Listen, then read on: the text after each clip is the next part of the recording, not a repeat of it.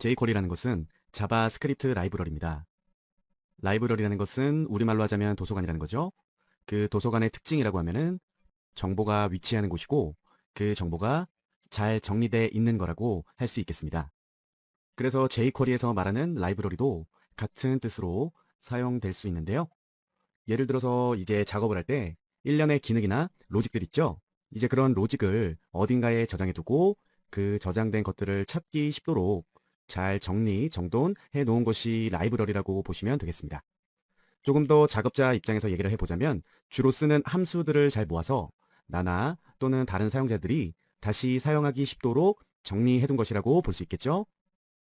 조금 더 쉽게 예를 들자면 웹사이트를 제작할 때 상단 메뉴를 마우스 오버하고 또 클릭을 하면 어떤 일정 결과값이 나오도록 제작해 두죠. CSS를 저장해 놓고 물론 제작을 다 한 다음에 그와 유사한 홈페이지를 제작할 때 이전에 작업한 메뉴라든가 이런 형식이 똑같은데 또 새롭게 제작하지는 않을 거 아닙니까? 처음부터 다시 만들려면 시간, 비용 이런 것들이 많이 낭비가 되니까 그럴 때 정형화된 메뉴를 다시 불러와서 재활용할 수 있도록 그렇게 만들어서 저장해 놓은 것이 라이브러리라고 보시면 되겠습니다. jQuery의 특징이자 장점을 간단하게 정리해 보자면 엘리먼트, 선택하는 방법이 탁월하다는 거죠. 자바스크립트가 HTML의 엘리먼트 요소들을 제어하고 변형시키고 이런 프로그램이죠. 그렇게 되려면 우선 엘리먼트들을 셀렉터로서 선택을 해 주어야겠죠. 바로 그럴 때 효율적이고 조금 더 쉽게 할 수 있도록 도와주는 것이 jQuery의 특성이라고 볼 수 있겠습니다. 자바스크립트보다 코딩 시간이나 노력이 좀 단축될 수 있다는 점도 있고 자바스크립트랑 비교를 해보자면 절차적 코딩을 자바스크립트는 해야 됩니다. 그래서 코드가 길어지고 복잡해집니다. 하지만 jQuery는 정말 간결하고요. 생산성 있는 코드로 결과를 바로바로 출력해낼 수가 있습니다. 근데 jQuery가 웹이라든가 이런 것에서 많이 부각되고 모바일 홈페이지 때문에 많이 사용된 이유가 스마트폰에는 플래시나 이런 아이폰 이런 것들은 안 되잖아요. 그리고 HTML5나 CSS3만으로는 100% 정적인 홈페이지를 만들 수밖에 없기 때문에 조금 더 동적이고 시시각각 변화적인 홈페이지를 개발하고 싶다. 모바일에 대한 웹 앱을 개발하고 싶다. 이런 경우에 가장 유용한 과목입니다. 그리고 선수학과를 미리 알아야 지금 보시는 것처럼 따라올 수가 있는데요. 선수학과도 CSS 같은 경우는 3까지 다 아셔야 됩니다. 지금부터 jQuery 실습을 조금씩 해드릴 텐데요. 당연히 브라우저는 웹킷 엔진이 되어 있는 크롬과 텍스트 에디터는 저는 에디트 플러스가 편해서 그 부분을 사용하도록 하겠습니다. 보시는 거는 에디트 플러스고 파일 하나 불러와 봤는데요. 보시면 두 개의 엘리먼트가 있죠. div, 물론 클래스명은 rgo입니다. 현재 보시는 것은 크롬 브라우저인데 아무 내용이 없죠? 아까 작업했던 이 내용이 분명히 있는데 아무 내용이 없을 수밖에 없죠. 왜냐하면 엘리먼트 내에 요소가 없으니까요. 그렇다면은 일단 이곳에 요소가 출력될 수 있도록 제가 내용을 붙여 넣겠습니다. 물론 설명은 해드릴 거고요. 요소가 들어간 다음에 새로 고침해서 보면 이렇게 레드 배경으로 해서 jQuery 강의를 진행 중입니다라고 해서 내용이 나오는 것을 확인할 수가 있죠. 이 부분의 역할이 여러분이 학습하실 jQuery입니다. div 아까 엘리먼트 아래에 스크립트를 지정해 주었기 때문에 출력되는 현상인 거죠. 근본적으로 얘가 혼자 알아서 한 부분이 아니라 구글의 개발자 사이트는 다들 아실 테고요. 요 파일 읽어왔죠? 이 파일에 jQuery 함수들이 담겨져 있는 장소라고 보시면 되겠습니다. 이 안에 이제 일련의 자바스크립트 함수들이 담겨 있고 이 jQuery 라이브러리는 그럼 도대체 어디에 오는 거냐? 그게 지금 제가 바로 알려드릴 내용인데 보시는 것처럼 화면이 바뀌었습니다. jQuery 공식 사이트고요. 여기서 jQuery를 다운받아 보실 수가 있죠. 엄청 많은 라이브러리들이 있는 곳이라고 볼 수 있고 사이트 여러분이 보시면 이해가 바로 되실 겁니다. 다운로드 버튼을 눌러볼게요. 다운받기 전에 두 가지 체크 항목에 대해서 간단히 설명해 드리자면은 하나는 압축 버전, 하나는 압축하지 않은 개발자 버전이라고 보면 되겠습니다. 그래서 저는 제일 최신 1.7.2였더라고요. 그것을 다운받아서 폴더에 넣어서 연동하는 것을 보여드릴게요. 압축을 풀고 맨 위에 있는 거 jQuery 다시 1.7.2.min이라고 해서 JS 파일이 있죠. 얘를 이 경로로 jQuery 파일을 불러드리는 겁니다. 그래서 제가 다운받은 파일을 연동을 했고요. 아까 구글이 아니죠? 주소가 바뀌었죠. 상대 경로로 내용 봐도 변함이 없습니다. 다운받아 설치해서 쓰나 구글 것을 바로 가져다 쓰나 상관은 없습니다. 아무래도 제가 권장하고 싶은 것은 가져다가 내 호스팅에 같이 연동을 해서 돌아갈 수 있는 것이 좋다고 봅니다. 왜냐면 구글 사이트가 잘 안 될 때도 있고 약간 버벅거릴 때가 있을 수도 있으니까요.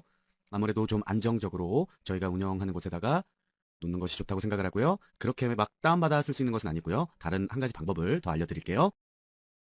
이 페이지로 들어가시면 jQuery라는 것이 있죠. jQuery라는 것을 클릭하면 최신 버전이 나올 겁니다. 그리고 아래에 링크가 나와 있잖아요. 구글에 등록된 jQuery 라이브러리 주소입니다. 그리고 패스에 보시면 같은 라이브러리 주소인데 민이 있죠. 저도 그 주소를 해 놓았죠. 미니멈의 약자입니다. 아까 말씀드렸던 압축 버전과 개발자 버전의 차이라고 보시면 될 것 같아요. 그래서 지금 주소와 연동 주소가 같습니다. 제가 처음에 장황하게 설명해 드렸던 것처럼 이 파일에 도서관에 많은 책들, 많은 함수들이 다 들어가 있는 내용이고 최신 버전이라는 겁니다. 아주 기본적인 것을 먼저 설명해 드리면요. 이 스크립트 태그는 어디에 작성해도 상관은 없는데 헤드 태그 안에 작성하는 것이 일반적이고요. 최근에는 바디 태그 닫기 전에만 작성하는 경우도 많습니다. 맨 아래만요. 그 이유는 HTML 문서 내용이나 CSS 출력을 먼저 하고 그 다음에 자바스크립트를 불러드리겠다. 뭐 그렇게 처리하기 위해 맨 밑에 두는 경우가 많습니다. 그리고 직접적인 jQuery 명령은요. 라이브러리에서 꺼내온 걸 갖다가 쓰는 건데 이렇게 문서에서 전체를 읽어드린 다음에 뽑아오는 거죠. 한마디로. 여러분이 할 수 있는 직접적인 jQuery 명령은 여기서부터입니다. 살펴보시면 jQuery 처음에 달러 표시로 시작이 되죠. 왜 하필 달러냐? 이 달러는 jQuery로 사용하는 것이 정석입니다. 그런데 코딩할 때마다 긴 영문을 써주기는 힘들잖아요. 그래서 이 달러의 사용은 jQuery를 편하게 사용하기 위해서 정해진 약속어 정도로 볼 수 있겠습니다. 그리고 이 가로들, 괄호 안에 이제 존재하는 문자열이 바로 적용을 받을 수 있는 선택자입니다. 여기서는 CSS 셀렉터를 그대로 사용을 했는데 이 선택된 RGO라는 클래스에 뭔가를 병가가 있을 거라는 얘기죠. 클래스는 점 찍고 RGO 이것을 얘기하는 거고요. 그리고 뒤에 HTML이라고 붙여줬죠, 지금. 이 부분에 대해서 설명을 해드리자면 RGO라는 클래스, 이 셀렉터에 HTML 메소드를 사용해서 jQuery 강의를 진행 중입니다. 라고 해서 내용을 출력해 준다는 겁니다. 그리고 다시 점을 찍고 구분해서 CSS라고 되어 있죠. 여기에 첫 번째 인자는 백그라운드 컬러, 두 번째 인자는 레드죠. 한마디로 RGO라는 클래스의 CSS 메소드를 이용해서 백그라운드 컬러를 레드로 바꿔 주어라 라는 것입니다. 그래서 지금 같은 경우에는 뭐 완전 기본도 아니고요. 저는 이렇게 보시면 되겠다고 생각을 해요. 일단 달러로서 jQuery를 선언해 주었고 선택자를 선언해 준 다음에 실행시켜 줄 메소드를 나열하는 거죠. 그리고 각 메소드들은 하나로서 끝마치는 게 아니라 점으로 구분을 해서 메소드가 하나만 있는 건 아니잖아요. 여러 개의 메소드를 동시다발적으로 적용해 줄 수가 있다는 거죠. 그래서 이게 jQuery의 가장 큰 특징 중에 하나고요. 이것이 체인이라고 하는 겁니다. 그래서 일단 안 쓸 거니까 참고로 자료 다운받은 다음에 보시라고 주석 처리를 해 놓을게요. jQuery를 마스터하기 위해서 가장 첫 걸음은요. 가장 먼저 셀렉터를 익히셔야 됩니다. 셀렉터란 우리나라 말로 불자면 선택자죠. 명령어 메소드를 직접적으로 적용받을 수 있는 주체가 된다는 거죠. 그래서 지금 다른 실습을 해볼 텐데요. 바로 이 부분입니다. 이렇게 반복으로 해서 여러 개가 아래에 나오고 있는데 지금 같은 경우에는 위에 거는 배제하고요. UL로 해서 이렇게 가져와 봤습니다. 그래서 아이들을 1, 2, 3, 4로 준 것을 확인할 수가 있죠. 거기다가 클래스를 이렇게 준 상태인데 아까 브라우저에서 보셨던 결과값입니다. 위에 내용 이후 내용인데 UL 목록이 있다면 이것은 CSS에서 제가 정의를 해놨고 글꼴이라든가 글자 크기는 이 CSS 파일로 기본적인 선언을 해 놓은 상태입니다. 물론 뭐 UL 목록에 볼릿기호를 없애는 거라든가 그런 건 이 파일에서 선언이 되어 있고 현재는요 함축되어 있죠. jQuery인데 이번엔 좀 달라요. 펑션으로 해서 함수란 얘기죠. 여기는 보시면 선택자는 뭡니까? 달러 표시만 보면 되잖아요. li 요소고요. CSS 메소드를 컬러 값을 레드로 변경해 주겠다. 이런 형식의 jQuery 명령을 정의해 주었죠. 그러니까 li로 정리되어 있는 내용들이 전부 빨간색 글씨로 출력되는 것을 확인할 수가 있고요. 현재 li라는 것은 클래스도 id도 아니죠. 이 li라는 것은 CSS 파일을 많이 작성해 보셨다면 뭐 body가 있다면 UL이 있다면 li가 있다면 이런 식의 계층 구조로 나가는 것을 아실 겁니다. 지금도 똑같은 겁니다. 그래서 이 문서에 li가 있다면 어떻게 해라. 컬러를 레드로 해주라는 거죠. 그래서 실습을 해야 되니까 이 li에 대한 주체자를 id로 한번 변경을 해볼게요. 샵 rgo1이라는 id로 변경을 해주었고 이렇게 제일 첫 줄에다가 그러면 전체 li가 있다면이 아니라 첫 줄만 레드로 변경이 되어야 되겠죠? 그래서 보면 이렇게 지금 제가 새로 고침을 했고요. 레드로 변경이 된 값입니다. 그래서 이 jQuery는 CSS 줄 정도가 되면은 금방 강의 따라올 수가 있습니다. 뭐 예를 들어서 클래스 셀렉터 역시 마찬가지겠죠? 제가 실습으로 하면은 세컨이라고 해서 이 내용을 한번 바꿔보겠습니다. 점이니까 클래스라는 건 아시겠고 클래스 값이 세컨드인 내용이 레드로 전해지겠죠? 그렇다면 얘는 id 값이 아니고요. 이렇게 정의를 한다면 두 번째가 레드로 바뀌게 되겠죠? 물론 완전 초보적인 내용입니다. 여러 개 그룹으로도 셀렉터 지정이 가능하다는 거죠. id도 한 번에 여러 가지를 지정할 수가 있듯이 여기서도 마찬가지로 가능하다는 겁니다. 그래서 원점으로 아까 argv1 id 기억하시죠? 콤마로 구분을 해서 다른 내용을 좀 더 넣어 보도록 할게요. 세컨드라고 하는 요 두 개의 값을 적용받는 것은 레드로 바뀌게 되겠죠. 이렇게 해서 두 가지를 지정해 주었고 이 두 가지는 무조건 컬러 값, 즉 텍스트 값이 레드여야 합니다. 브라우저를 보면 13번이 레드 값으로 변경이 된 것을 확인할 수가 있고요. 여기서 실제로 CSS2나 3에서 사용되는 모든 셀렉터들을 jQuery 셀렉터로 이용 가능합니다. 이 부분은 따로 강의를 하지 않아도 되겠죠? 왜냐면 지금 강의를 가만히 보시면 와 완전히 쉽구나 이해가 되실 겁니다. 그래서 지금 해드릴 내용은 이제 jQuery 자체에서 사용될 수 있는 필터에 대해서 가장 기본적인 내용부터 좀 알아보도록 할게요. 그래서 내용이 지금 바뀌었습니다. 제가 이 이전의 내용은 주석 처리했고 새로 할 내용을 여기에다가 만드는 상태고요. 그 내용은 바로 이 부분입니다. 다시 한번 말씀을 드리자면 이 모든 것은요. jQuery 라이브러리가 불러진 상태에서 가능하다는 거 알고 계시고요. 지금 내용은 맨 첫 줄과 맨 끝줄 LI가 있다면 그곳에 이 내용, 이 부분은 CSS 강의에서도 진행을 했던 부분입니다. 아마 CSS를 각자 학습을 하셨거나 조금 해보셨던 분들은 단번에 보면 아실 겁니다. 첫 번째로 퍼스트 필터, 그리고 라스트 필터 두 가지죠. 학습하셨던 셀렉터 내부에서 첫 태그를 테스트 필터, 마지막 태그를 라스트 필터로서 정의를 한 거죠. jQuery로 해서 분석을 해보자면 li에서 가장 처음에 있는 값을 선택해서 컬러를 레드로, 그리고 li에서 가장 마지막에 있는 값을 선택해서 또 그것도 레드로, 이런 명령이죠. 이번엔 조금 다르게 지정을 해볼게요. 이런 결과값이 나옵니다.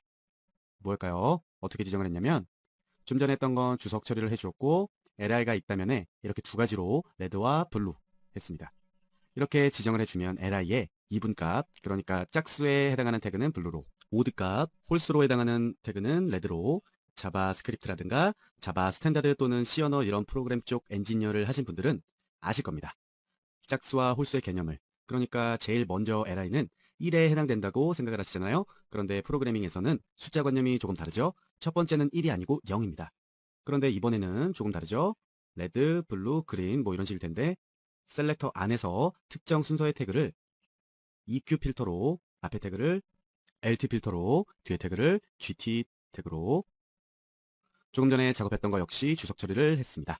말씀드린 것처럼 이렇게 jQuery 값을 변경해서 추가를 해보았는데 가장 먼저 여기서는 두 번째 이전 li 태그의 컬러 값을 레드로 한다는 것이고 이 부분은 두 번째 li 태그의 컬러를 블루로 지정한다는 것이고 얘는 두 번째 이후 li 태그에 대해서 컬러 값을 그린으로 자꾸 말씀드리지만 간과해서는 안 될 것은요. 자바스크립트의 시작은 우리가 생각하는 1이 아닌 0으로 기억하시면 가장 이해가 빠르시겠습니다. 기존의 내용도 주석 처리를 해 놓았고요. 이번에는 이렇게 jQuery라는 것이 있으면은 컬러를 레드로 해준다고 했어요. 그러면 여기에는 jQuery가 없는데 어떻게 될까요? 당연히 레드가 안 나오죠. 컬러가. 얘를 레드로 바꾸려면 일단 결과값을 먼저 보여드리고 설명을 해보겠습니다. jQuery 광자라고 해서 텍스트를 넣었습니다. 새로 고침했더니 레드로 얘가 주문한 대로 이렇게 내용이 변경이 되었습니다.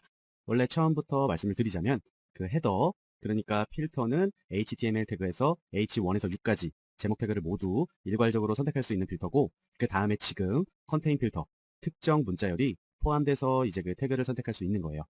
특정 문자열 li 요소 중에서 jQuery라는 문자열을 포함하고 있는 li 요소는 레드로, 그래서 맨 마지막에 제가 jQuery 광자라고 해서 jQuery라는 것이 일단 들어갔기 때문에 전반적으로 레드로, 결과값은 문자열이라는 것이니까 끝까지 나오는 것을 확인할 수가 있고요.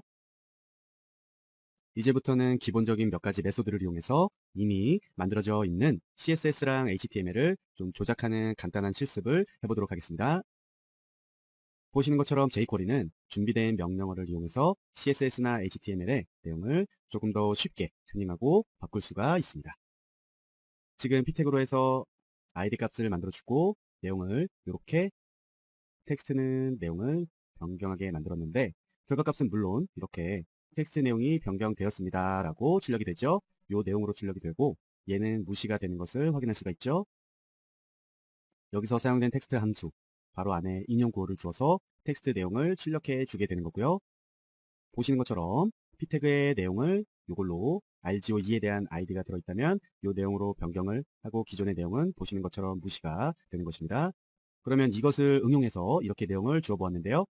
id 값이 RGO3과 4, 텍스트는 비어있고 보면 이렇게 조금 아까 했던 것은 그대로 놔두고요. 3과 4를 추가했고 조금 아까와 차이는 요거 있고 없고는 차이가 전혀 없습니다. 단지 그냥 샵으로 해서 id 값으로 해서 지정해 주어도 결과값은 같습니다. 근데 보시는 게 지금 RGO1인데 여기서도 3, 4는 어떻게 출력이 되는지 확인해 보도록 하죠. 자, 보시는 것처럼 RGO2로 해서 통일되게 나와버리죠. 이게 왜 이렇게 된 결과인가요? 결론적으로 말씀을 드리자면 얘가 적용되는 대상, 주체가 되는 거고요. 이번엔 텍스트 안에 두 가지 내용이 지금 들어가 있는 거죠. 결국은 이 내용이 직접적인 명령어가 되는 부분입니다.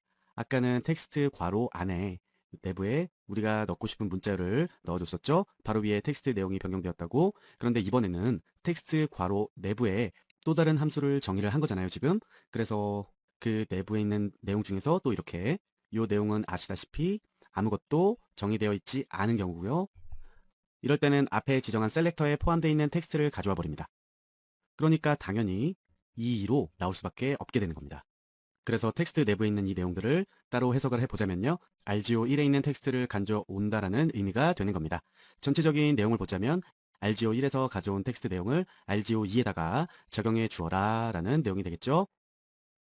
그런데 결과값은 왜 1, 1이 안 나오고 2, 2가 나올까요? 제가 설명은 그렇게 해드리고 순서를 잘 못 썼죠. 제 설명대로라면 이렇게 나와야 되죠. 3과 4가 그랬을 때 1, 1이 나오죠. 한번 내용을 보겠습니다. 이렇게 1, 1로 나온다는 걸 확인할 수가 있습니다. 그래서 혼란스러우실 수 있을 텐데요. 제가 이 부분을 다시 P를 제거하고 있으나 없으나 똑같습니다. 지금은요. 문서에 여러 내용이 있는 게 아니니까 보시는 것처럼 있으나 없으나 똑같아요. 현재 이렇게 되면은 요 내용 있죠? 이 내용 얘가 적용되는 대상의 주체가 되는 겁니다. 주체가 되니까 위에서 보면은 3번 이게 다 점유를 하고 있는 거고요. 그리고 직접적인 명령어는 이것이 되는 겁니다. 위에 있는 내용과의 차이는요. 텍스트 괄호 내부에 또 다른 함수를 정의를 한 겁니다. 예를 들어서 이렇게 텍스트 괄호 내부에 아무것도 정의되어 있지 않은 그런 경우에 앞에서 지정한 셀렉터에 포함되어 있는 텍스트를 가져오게 되는데 앞에 지정한 셀렉터라는 건 뭐죠? 3이 되겠고요. 지금은 아까 설명한 걸 다시 재설명을 하는 거예요. 뭐 새로운 설명을 하는 건 아닙니다. 아까도 이 설명을 했는데 이해를 해석하자면 RGO1에 있는 텍스트를 가져온다라는 의미가 되겠고 전체적으로도 보자면 RGO1의 텍스트를 가져와서 RGO2라고 되어 있는 데다가 적용해 주어라 라는 이야기죠. 얘를 가져와서 얘한테 적용하라는 이야기입니다. 응용을 해서 말씀을 드리자면 현재는 텍스트를 사용해 주었는데 텍스트만 사용할 수 있는 건 아니고요. HTML 명령어 태그를 조작하고 싶다면 여기 HTML이라고 해서 안에 명령어를 넣으면 되겠습니다. 그래서 HTML로 해서 주는 것 또한 제가 예제를 가지고 알려드리도록 하겠습니다. 보면 RGO 1, 2에서 텍스트는 그대로 들어가 있고요. 이렇게 결과값을 정의를 했습니다. 그렇다면 적용받을 주체는 RGO 1로 지정이 되어 있겠고 HTML 메소드를 사용해서 괄호 안에 변경될 HTML을 지금 기술해 주었죠. 변경될 내용은 스트롱, 텍스트를 변경해 줬습니다. HTML이니까 이 스트롱이 그대로 나오진 않겠죠? 내용을 보자면 굵은 RGO 1, 굵은이라고 들어가 있죠. 내용 보면 이 내용이 그대로 씌워져 있다는 걸 확인할 수가 있고 두껍게 태그니까 HTML 이용해서 작성이 된 부분입니다.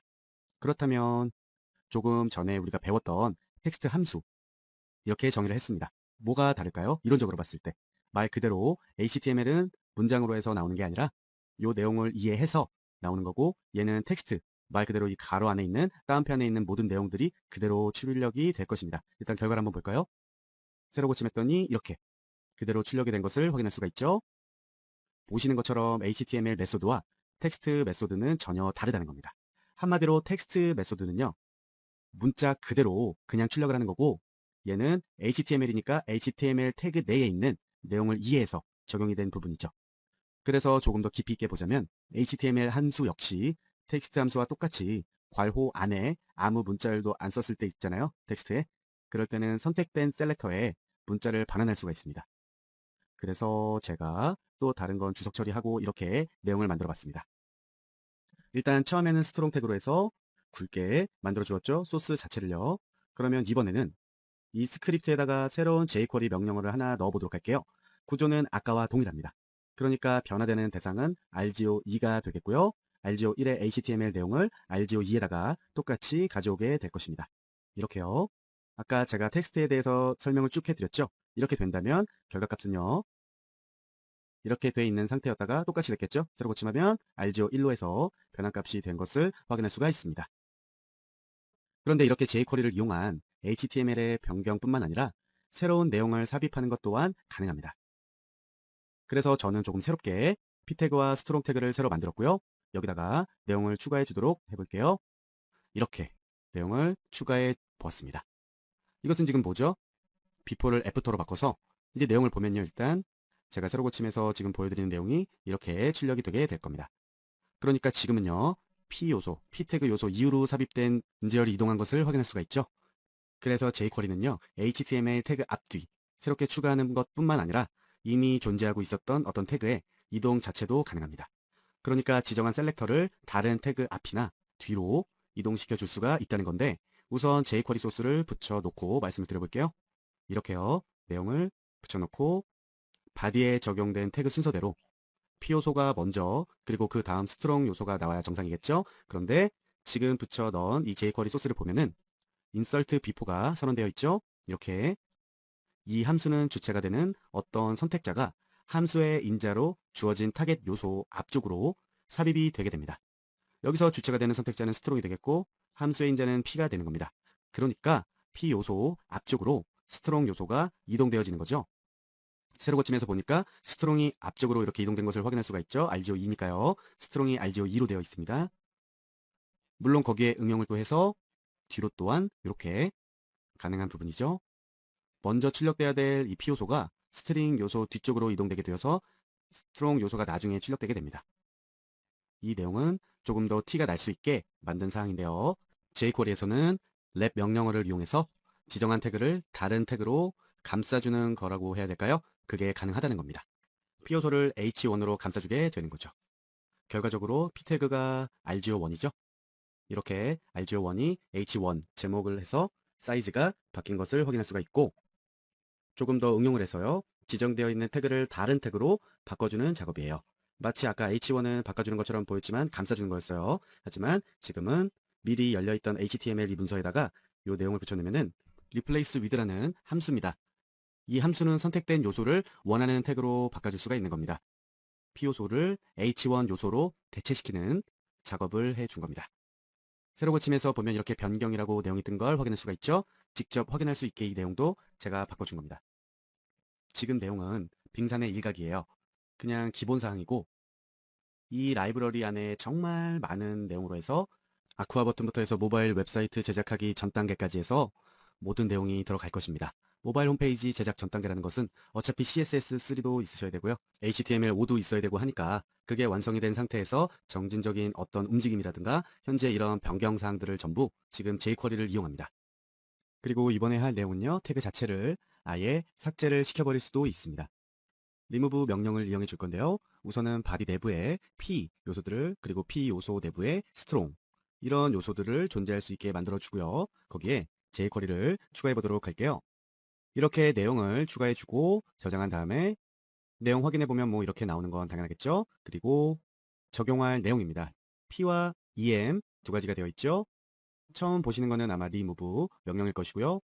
이 함수는 선택된 요소의 모든 데이터를 삭제시키는 그런 역할을 하게 됩니다. P 내부에 있는 EM 요소에 대해서는 완전하게 삭제를 시켜주라는 이야기죠. 그래서 내용을 저장하고 원래 이렇게 돼 있던 걸 새로 고침해 보면 EM이라는 게 remove로 인해서 삭제가 되었다는 걸 확인할 수가 있겠죠. 이렇게 jQuery는 HTML 엘리먼트들 거기에 대해서 변경, 삭제 이렇게 여러 가지 조작을 할 수가 있고요. 좀 더 나아가서 얘기를 해보자면 CSS의 클래스 속성에 대해서도 조작 또한 가능하게 됩니다. 하나하나 보여드리도록 할게요. 이렇게 p 태그에 클래스가 들어가는 게 있고 없는 게 있죠? 공교롭게도 스타일이라는 것을 하나 추가하게 되었는데요. 알지오 1, 2에 대해서 블루와 레드, 현재 2에 대해서 적용받고 있으니까 그러면 레드로 나와야겠죠? 출력이 되는데 이렇게 지금 주석 처리한 게 아니라 새로 만들어진 부분이죠. P 요소 중에서 첫 번째 있는 요소에 대해서 레드 클래스를 추가해 주겠다는 명령어죠. 그리고 추가해 준 클래스의 이름은 RGO1이 되겠습니다. 현재 RGO1에 대한 CSS 스타일이 이렇게 지금 적용이 되어 있죠. 그럼 당연히 새로 고침해 보면 RGO1에 대한 내용이 파랗게 변경된 것을 확인할 수가 있죠. 왜냐면 P 태그의 맨 앞에 있는 거니까 얘는 어떤 클래스를 주지 않았어도 여기서 클래스를 붙여준 상태이기 때문에 그렇다는 얘기죠. 물론 클래스를 뭐 이렇게 붙일 수 있다는 것은 삭제 또한 시켜줄 수가 있다는 이야기가 되겠죠. 지금 새롭게 추가된 이 부분 p 태그에 설정되어 있던 RGO2라는 클래스가 있다면 지워라 라는 의미가 되겠죠. 그렇다면 원래는 RGO2가 레드에 대해서 영향을 받아야 되는 거예요. 아까 봤던 것처럼. 그런데 jQuery에서 지우라고 해서 내용을 해주었습니다. 지웠을까요? 한번 확인해 보겠습니다. 레드가 아니라 검정으로 나오는 것을 확인할 수가 있습니다. 이번에는 스트롱 태그에서 RGO입니다 라고 해서 이렇게 내용을 넣어봤습니다. 지금 보시면 jQuery를 하나 추가해 주었죠? 스트롱에 대해서 CSS 메소드를 이용해서 컬러 값을 그린으로 변경을 하라는 값이죠. 그리고 CSS 괄호 내부에는 속성과 속성값이 존재하는데 여러 개 했을 때 각각 콤마로 구분을 해 보면 되겠고요. 인용부 안에 값을 적게 되면 됩니다. 그래서 중간에 내용을 확인해 보면 얘는 새로 고침했을 때 이렇게 그린으로 변경되는 건 당연하겠고요. 그런데 만약에 한 가지가 아니라 다중으로 복합적으로 좀 해주고 싶다라고 했을 때 이렇게 현재 스트롱에 대해서 컬러, 백그라운드, 폰트 사이즈까지 적용이 되어 있는 상태고요. 그러면 어떻게 되겠습니까? 컬러, 그린, 백그라운드 컬러, 그리고 폰트 사이즈 조금 커졌겠죠? 이렇게. 그런데 백그라운드 컬러가 똑같구나 생각을 하실 수가 있는데 그렇지 않습니다. 백그라운드 컬러를 보시면 CSS에서 사용했던 형식의 속성이 아닙니다. 백그라운드에서는 그냥 백그라운드만 해주고 컬러는 이렇게 써주시거나 아니면 없애주고 하면 컬러로 인식을 했죠. 물론 jQuery에서도 백그라운드에서 샵이 있으면 굳이 컬러라고 하지 않아도 보시면은 백그라운드 컬러가 붙습니다. 그런데 뭐가 다르냐면은 CSS에서는 백그라운드 컬러라고 했었잖아요. 컬러라고 붙여줄 때 그렇게 되면 이렇게 인식을 못하게 됩니다. 그러니까 써주려면 이렇게 붙여주고 아니면 컬러 값이다라고 한다면 이렇게 빼뜨려도 상관이 없다라는 거죠. 새로 고침했을 때 이렇게 적용되는 것을 확인할 수가 있고요. 그래서 여기다가 추가적으로 한 가지를 더 주고 보여드리도록 하겠습니다. 보면은 텍스트 CS 스트롱 이렇게 컬러 속성 값을 가져와서 그것을 스트롱 요소 내부에 텍스트로 변환을 해주는 겁니다. 예를 들어서 결과물을 확인해 보자면 RGB0, 1280 이렇게 나오는 게 정상입니다. 지금은 스트롱의 컬러, 내용이 텍스트로 출력이 된 거예요.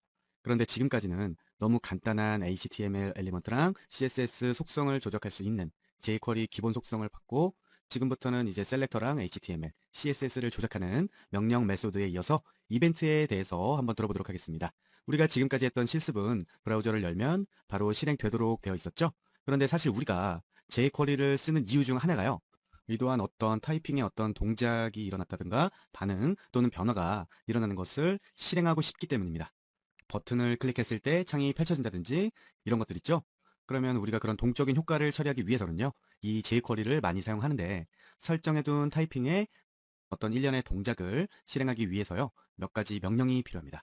이 필요한 몇 가지 이벤트 처리 명령어를 지금부터 살펴보도록 하겠습니다. 그래서 모두 주석 처리하고 RGO입니다 라고 해서 이렇게만 출력이 되는 완전히 기본 사항입니다. 그러면 jQuery에도 어떤 명령을 주어야 될 텐데요. 이렇게 했었던 거죠. 이런 거는 텍스트로 해서 로딩 후라는 문구가 출력되게끔 지정되었고 그런데 이 스크립트 내부 펑션의 실제 코드는 지금 내용인데 일단 지금 내용의 결과값을 먼저 이렇게 보고요. 로딩으로 당연히 바뀌겠죠. 지금도 같은 결과값인데 내용은 펑션이 아니라 더큐먼트로 해서 이렇게 출력이 됐었던 부분인데 펑션이라는 걸 대체로 사용했다는 거죠. 우리가 지금 사용했던 이 부분 있잖아요. 이 부분의 원 근본이 얘네라는 거죠. 그럼 어떻게 생각을 해야 될까요? 지금 이 명령어는 일단 주석 처리를 하고요. 좀 보기 편하게 해봤습니다. 그래서 우리가 지금 하는 거는 요거고요. 이것에 이 값을 주는 거고 그리고 원 근본은 이것이라는 거죠. 이것의 생략형이라고 생각을 하시면 될 것 같아요. 왜냐면 여기서 지금 이 사용된 레드라는 경우에는 HTML 페이지의 로딩 완료를 감지하는 이벤트예요.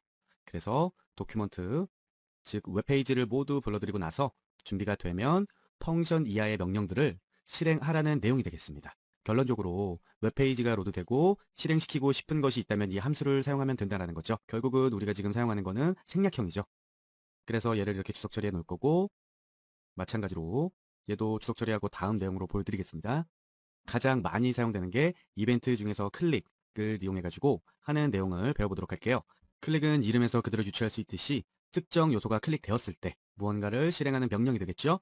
저는 우선 바디 내부에 3개의 P 요소를 만들어 놓은 다음에 jQuery 라이브러리를 불러온 상태고, 헤드 내부에 스타일을 좀 적용해 볼 거고요. 미리 P 태그에 RGO 클래스가 있다면 백그라운드를 어떻게 해라, 그렇게 해줘야겠죠. 그래서 스타일을 P 태그 RGO 클래스에서 내용을 넣어주었고요. 그냥 P 태그 3개 메뉴 보면은 이렇게 출력되는 거 완전히 당연한 거죠. 최종 결과는 뭘 할 거냐면 마우스 오버하면 이렇게 배경 컬러가 나오게 그렇게 해줄 내용인데, CSS보다 더 간단하다고 생각을 하시면 됩니다. 제일 먼저 틀을 잡아줘야 될 게 이런 이제 더큐먼트가 전부 로딩되었다는 그런 레디 이벤트의 생략형이라고 말씀을 드렸고, 바로 전에 이제 그 내부에 명령어를 써주면 되겠죠. 펑션 다음에 이렇게 내용을 추가했습니다. 그러니까 P 태그의 클릭이라는 이벤트가 감지되었을 때 펑션, 즉 다음에 나오는 함수를 실행시켜 줄 수 있도록 하는 명령어입니다. 펑션 이후에 중괄호 내부에 this라는 선택자 있죠? 이 this라는 거는 이제 명령 자체가 실행되는 주체입니다. 그래서 여기서는 사용자가 직접 클릭한 P 엘리먼트가 this가 되는 거죠. 즉 내가 첫 번째 P 태그를 선택했다면 첫 번째 P가 this가 되는 거고, 두 번째 this가 되고, 세 번째 this가 되는 거죠. 그 this가 슬라이더 업이 되는 겁니다. 프로그래밍 언어에서 지금 this, 자기 자신이라고 만약 가정했을 때 어떻게 해줄 건지, 널 값으로 없이 할 건지, 아무 상황 변화를 없게 한다든지, 슬라이드 업을 한다든지 여러 가지 사항이 있겠죠. 그 중에서 슬라이드 업을 하겠다는 겁니다. 슬라이드를 이용해서 요소를 클릭한 내용을 숨겨줄 수 있는 속성을 갖고 있다는 겁니다. 그래서 이렇게 되어 있는데 2를 클릭하면은, 클릭을 했으니까 2가 슬라이드 업을 해서 올라가서 이렇게 없어지는 거죠. 이렇게 없어지는 겁니다. 없어졌다고 사라진 게 아니라 숨겨졌다는 것쯤은 아시죠? 그리고 이렇게 되면은 좀 너무 심심하니까 다른 이벤트를 하나 더 사용해 보도록 할게요.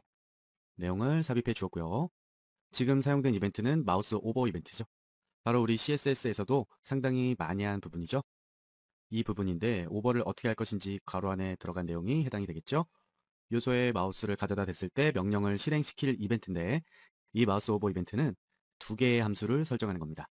첫 번째 마우스가 요소 내부에 오버됐을 때, 두 번째는 마우스가 요소 바깥으로 비껴 나갔을 때, 두 가지죠. 그런데 여기서는 P 태그에 마우스 오버를 했을 때 오버는 P라는, 그러니까 P는 RGO라는 클래스를 더해준 거고, add 클래스 값으로 해서 오버가 안 됐을 때 remove, 제거를 해주는 거죠. 자기 자신을. 그리고 얘네는 전체적으로 백그라운드를 오렌지라고 정의해 놓았죠. P가 RGO라는 클래스를 가지게 되면은요, 백그라운드 컬러를 지정해주면 CSS를 지정을 한 겁니다. 그래서 결국은 자기 자신을 붙여주는 거 RGO, 이렇게 백그라운드를 실행해주고, 마우스가 벗어났을 때, 그러니까 자기 자신을 벗어났을 때 remove 클래스, 있었던 클래스를 없애주는 거죠. 그래서 내용을 한번 보자면 이렇습니다.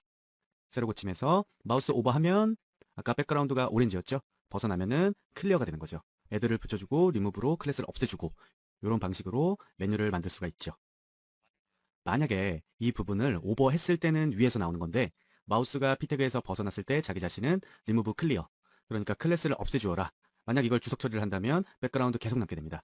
새로 고침해서 마우스 오버했을 때 나오는데 이렇게 원래 게 정상이잖아요. 그런데 일단 주석 처리하고 새로 고침해서 보면은 이렇게 마우스 아웃이 되어도 내용이 계속 남는 거죠. 이번에는 버튼이라는 걸 만들어 놓고 이미지를 아래 출력했는데, 터치했을 때 이미지가 바뀐다든가 그런 내용을 좀 해보려고 이렇게 버튼과 이미지를 만들어 보았습니다. 그래서 지금 할 거는 버튼이 터치되었을 때 이미지가 변경이 되도록 이렇게 jQuery를 지정해 주었습니다. 버튼이 클릭되면 이미지 태그의 src 속성 값을 다른 내용으로 체인지를 하는 겁니다. 이 함수에 대해서 간단하게 설명을 해드리자면요, 태그가 가지고 있는 속성 값을 받아나거나 변경하는 속성입니다. 여기서 직접적으로 변경되는 속성은 뭘까요? src죠. 그 src가 요 값으로 변경되도록 지정해 준 거고, 그래서 새로 고침해서 제가 내용을 한번 보면 이렇게 바뀌죠. 원래는 이게 기본사항이고 터치했을 때 다른 이미지로 바뀌는 것입니다. 이번에 내용은 출력된 사항은 이만큼입니다. 보시는 것처럼 이번엔 클릭할 수 있는 버튼이 여러 개 있고, 각각 버튼이 클릭되었을 때 이미지로 넘어갈 수 있도록 여러 개 이벤트를 설정해주는 작업을 해보겠습니다. 지금 내용은 보셔서 아시겠지만 클릭하면 클릭한 이미지 이렇게 넘어가는 걸 확인할 수가 있죠. 지금 알려드릴 부분은 출력 모양이 이런 방식이 아니라 상단 메뉴를 클릭하면 P 요소로서 지정되어 있는 이미지가 변하도록 그렇게 만들 겁니다. 이렇게 내용을 넣어봤는데요. 그런데 이것은 제대로 진행되지 않을 겁니다. 왜냐하면 링크는 하나마나 이걸 안 했을 때도 완전히 덮어버리는 그런 효과였잖아요. 그런데 이전에 버튼 실습할 때랑 비슷한 양식인데 조금 길죠. 그리고 적용받는 선택자를 보면 이퀄 선택자죠. 그러니까 이퀄 선택자가 0번째 A 해당하는 요소를 클릭하면 이미지 스크립트를 바꾸라는 거죠. 그리고 첫 번째, 두 번째, 세 번째로 해서 총 4개의 이벤트를 각각 실행해 준 겁니다. 이전에도 말씀드렸지만 프로그래밍에서는 첫 번째가 1이 아니라 0입니다. 그 설명은 왜 그렇게 했는지 알려드리는 부분이고요. 그런데 이 부분은 각각 클릭해 보면은 제가 설명한 대로 클릭되지가 않고 덮어버립니다. 아까처럼. 한마디로 링크로 이동을 해버리는 거죠. 원래 우리가 명령해준 jQuery 명령이 지금 실행이 됐어야 되는데 A 태그에 설정되어 있는 링크에 URL을 먼저 열어버리는 거 아닙니까? 이렇게 클릭 이벤트를 A 태그랑 같이 사용하려면요. 좀 이런 일이 발생이 많이 됩니다. 그래서 소스가 잘못됐나? 이렇게 걱정을 할 수가 있는데 아무 걱정하지 마십시오. 이런 문제 해결은 프레임이나 그런 것이 아니고요. 바로 리턴 함수입니다. 그럼 그 리턴 함수를 어디에 실행을 시켜야 될까요? 각각 요소에 실행을 시켜 줘야 되겠죠? 말 그대로 리턴 펄스고 추가하고 보여드리도록 할게요. 이렇게 총 4개를 작업을 해 주었고 새로 고침하면 그냥 이렇게 되면 안 되겠죠? 아래가 내용이 바뀌어야 되겠죠? 처음 부분은 얘니까 요 내용이 나올 거고 CI, 크리스마스, 먹거리 이런 식으로 해서 아래 내용이 변경되는 상황입니다. 그런데 우리가 짚고 넘어가야 될 부분은요. 왜 얼마 전에 디스를 썼었잖아요, 우리가? 디스라는 선택자를 사용하게 되면 지금보다 조금 더 간결하게 코드를 코딩할 수가 있게 됩니다.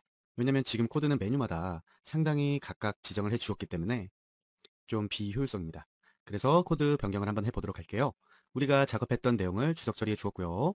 지금처럼 내용을 이렇게 추가해 준 상태죠. 여기 지금 보시면 디스라는 이벤트가 발생할 주체가 되는 태그를 취득할 수 있게 해주는 겁니다. 여기서는 A를 클릭하는 이벤트가 발생한다면 img는 클릭된 A 요소에 하이퍼링크를 src 여기로 불러드리고 마지막에 마찬가지로 return pulse 함수를 사용해서 A 태그 자체의 기본 속성을 무시해 주었고요. 이렇게 만들어주면 전체적으로 소스도 좀 간결해지고 작업이 좀 명료해지겠죠. 그래서 한 작업이 끝나면 다시 위로, 한 작업이 끝나면 또 다시 위로 린턴 값을 사용해 주게 되는 겁니다. 적용된 값은 이렇게 똑같이 효과가 나오는 것을 확인할 수가 있고요. 지금 이제 새롭게 할 내용은 여태까지 우리가 했던 클릭 이벤트랑은 조금 다르게 좀 세부적으로 이벤트를 처리를 해볼 수 있는 방법이 있더라고요. 바로 마우스 다운, 마우스 업 이런 이벤트입니다. 마우스 다운은 클릭한 순간 이벤트를 감지하게 되고 마우스 업은 눌렀다 떼는 순간 이벤트를 감지하게 됩니다. 우선은 내용을 좀 바디에 넣고 보여드리도록 할게요. 이렇게 버튼 내용을 제가 추가를 했고 왜냐면 클릭할 수 있게 상황을 만들어야 되니까 버튼밖에 없더라고요. jQuery를 지금 추가해 놓았죠. 지금 내용은요. 버튼을 마우스로 클릭하는 순간 이 버튼 뒤로 마우스 다운이라는 P 요소를 추가하게 되는 겁니다. 예를 들어서 P 요소가 이렇게 들어가 있고 블루로 이 내용이 아래에 출력이 되게 됩니다. 일단 새로 고침해서 터치해 보면은 이렇게 클릭해 보면 근데 계속 이렇게 증가하는 그런 문제가 좀 있겠죠. 그리고 내용이 바뀌었습니다. 보시는 것처럼 이번에는 업 클릭해서 떼는 순간이에요. 그랬을 때 이 내용은 위의 내용과 동일하게 컬러만 다르게 해서 출력이 될 것입니다. 좀 아까는 클릭했을 텐데 지금은 클릭했는데 내용이 출력되지 않아요. 마우스를 뗐을 때 이렇게 출력이 되는 걸 확인할 수가 있죠. 이번에는 다른 거 토글 함수라는 것을 배워보겠습니다. 토글은요. 클릭될 때마다 각각 다른 변화를 주고 싶을 경우에 좀 편하게 사용할 수 있는 jQuery 문법입니다. 제가 내부에 이 p 태그를 간단하게 rgo라고 넣어놨고요. 일단은 제가 긴 말 필요 없이 jQuery 내용을 추가해 보겠습니다. 이렇게 펑션 밑에 p에서 토글 해가지고 상황이 쭉 나오게 되는 것을 확인할 수가 있죠. 이 토글 함수는 클릭될 때마다 실행해 줄 여러 함수를 콤마로 구분을 해서 복수 지정을 해 줄 수가 있는 겁니다. 그러면 이제 순서를 지정해 준 순서대로 실행이 되는 건데요. 마지막 함수가 실행이 되면 다시 처음 함수로 돌아가서 반복을 하게 되겠죠. 일단 저장을 해서 내용을 한번 보자면 rgo라고 되어 있죠. 클릭할 때마다 내용이 이렇게 바뀌는 걸 확인할 수가 있죠. 상황별로. 여기서 보시면 새로 출력할 때마다 출력 값이 바뀝니다. 그 이론적인 개념은요. 처음에 클릭했을 때 CSS 스타일을 이렇게 주는 거고 적용될 내용을 클릭 1과 클릭 2와 RGO, 여기 RGO와는 다르죠? 그래서 소스를 다시 한번 이 이전처럼 재해석을 해드린다면 펑션으로 상황이 발생되면 자기 자신 디스로 해서 CSS를 주는데 어디에다 주느냐? p 태그가 있는 곳에 CSS를 주는 것입니다. 그러니까 p 태그가 여기에 있죠? 그러면 적용받을 건 얘라는 얘기예요. 얘인데 우리가 이 처음부터 했던 내용이에요. 컬러를 내도록 하고 출력할 내용을 텍스트가 아닌 HTML이죠. 클릭이란 내용이 출력이 될 수 있게, 그리고 E라는 내용이 출력이 되고 RGO라는 내용이 출력될 수 있게 반복을 해주는 거죠. 그래서 지금 보시는 거는 초기 값은 항상 RGO죠. 그리고 한 번 클릭하면은 얘가 나오겠고 두 번 클릭하면 얘가 나오겠죠. 블루로. 그래서 제가 세로 고침을 해보고 두 번 클릭해 보겠습니다. 그러면 블루로 내용이 순서적으로 나오는 거죠. 그리고 토글 함수에 대해서 또 들어가 보자면 조금 다른 내용으로 이번에는 이미지로 해보았습니다. p 태그에 이미지가 있다면 또 이런 식으로 내용이 전개가 되겠죠. 그런데 조금 더 명확하게 하기 위해서 상황을 발생해 줘야 되니까 발생해 줄 상황을 그냥 클릭이 아니라 버튼으로 진행을 해 보겠습니다. 그래서 내용을 보면 버튼이 지금 만들어졌고요. 내용은 이렇게 됩니다. 버튼에 토글을 했을 때 이미지 스크립트가 변화되도록 소스를 적용해 주는 겁니다. 그래서 지정해 준 함수 4개가 차례대로 반복돼서 돌아가도록 이렇게 할 건데, 소스를 보면은 토글이라고 해서 아까 제가 설명을 해드렸던 거 상황을 이렇게 결국은 순서대로 반복되면서 클릭할 때마다 이미지가 돌아가는 형태가 되겠죠. 내용을 보시면 클릭 클릭 클릭 할 때마다 4개의 이미지가 돌아가는 걸 확인할 수가 있습니다. 그럼 이제 클릭했을 때가 아니라 마우스 오버와 마우스 아웃을 감지하는 이벤트를 좀 알아보도록 할게요. 근데 오버 아웃은 CSS 스타일만으로도 구현이 가능한데요. jQuery에서도 구현 가능하니까 그 내용을 보여드리는 겁니다. 이렇게 추가를 해주면은 마우스 오버가 발생되었을 때 자기 자신은 아까 제가 이 설명은 다 해드렸죠. 이 내용으로 인해서 바뀌어진다는 거죠. 결론은 지금 얘는 이 주소를 보는 게 아니라 src 속성의 값을 이미지로 변경해 주게 되는 겁니다. 세로 고침해서 오버를 하면은 다른 내용이 나오죠. 근데 아웃하면은 또 그 전 내용이 나오게 하고 싶죠. 그럴 때는요. 현재 마우스 오버가 되었으니까 마우스 아웃에 대한 상황을 만들어 주면 되겠습니다. 이렇게 상황을 두 개를 만들었죠. 하나는 오버 시, 하나는 아웃 시 내용이 바뀔 수 있게끔 세로 고침해서 오버했을 때 요 이미지, 아웃했을 때 요 이미지 변경된 걸 확인할 수가 있고요. 내용이 바뀌었습니다. 마우스의 움직임은 감지할 수 있는 이벤트입니다. 뭘까요? 마우스 무브입니다. 이 마우스 무브는요, 어떤 요소 안에서 마우스가 움직일 때 발생하게 되는데 그 특성 때문인지는 모르겠지만 마우스의 좌표를 알아내기 위해서 이제 함수와 조합해서 사용을 할 수가 있습니다. 이 이전과 다른 것은 기존의 펑션에 괄호에 아무것도 없었지만 2라고 붙었죠. 이는 이벤트의 약자로요. 마우스 무브 이벤트가 발생했을 때 그 좌표 값을 얻어오는 겁니다. 근데 얻어오는데 얻어올 수 있게 함수가 있겠죠. 즉 뭐냐면 이벤트 페이지 x 함수랑 y 함수입니다. 현재 좌표 x, y 이렇게 되어 있는데 결과적으로 이것은 텍스트가 출력이 되는 거겠고 이 부분 그리고 y 이 부분이 되는 겁니다. 현재 줄바꿈이 되었죠. 내용을 한번 확인해 보도록 할게요. 그런데 이 내용이 보여줘야 될 거 아니에요. 어디에 보여주느냐? 버튼이라는 곳에 좌표 내용이 바뀝니다. 보시면 세로 고침했을 때 버튼이 지금 위에 나와 있죠. 이 마우스를 이미지에다가 가져다 대는 순간 이렇게 현재 좌표에서 이렇게 내용이 출력되는 걸 확인할 수가 있죠. 그래서 보시면은 현재 엑셀 좌표에서 요거는 그냥 텍스트를 붙여준 거예요. 보시는 것처럼 줄바꿈에서. 그런데 줄바꿈도 이 안에서 들어가야 텍스트 내용이 출력이 되는 것입니다. 그래서 지금 이 내용은요.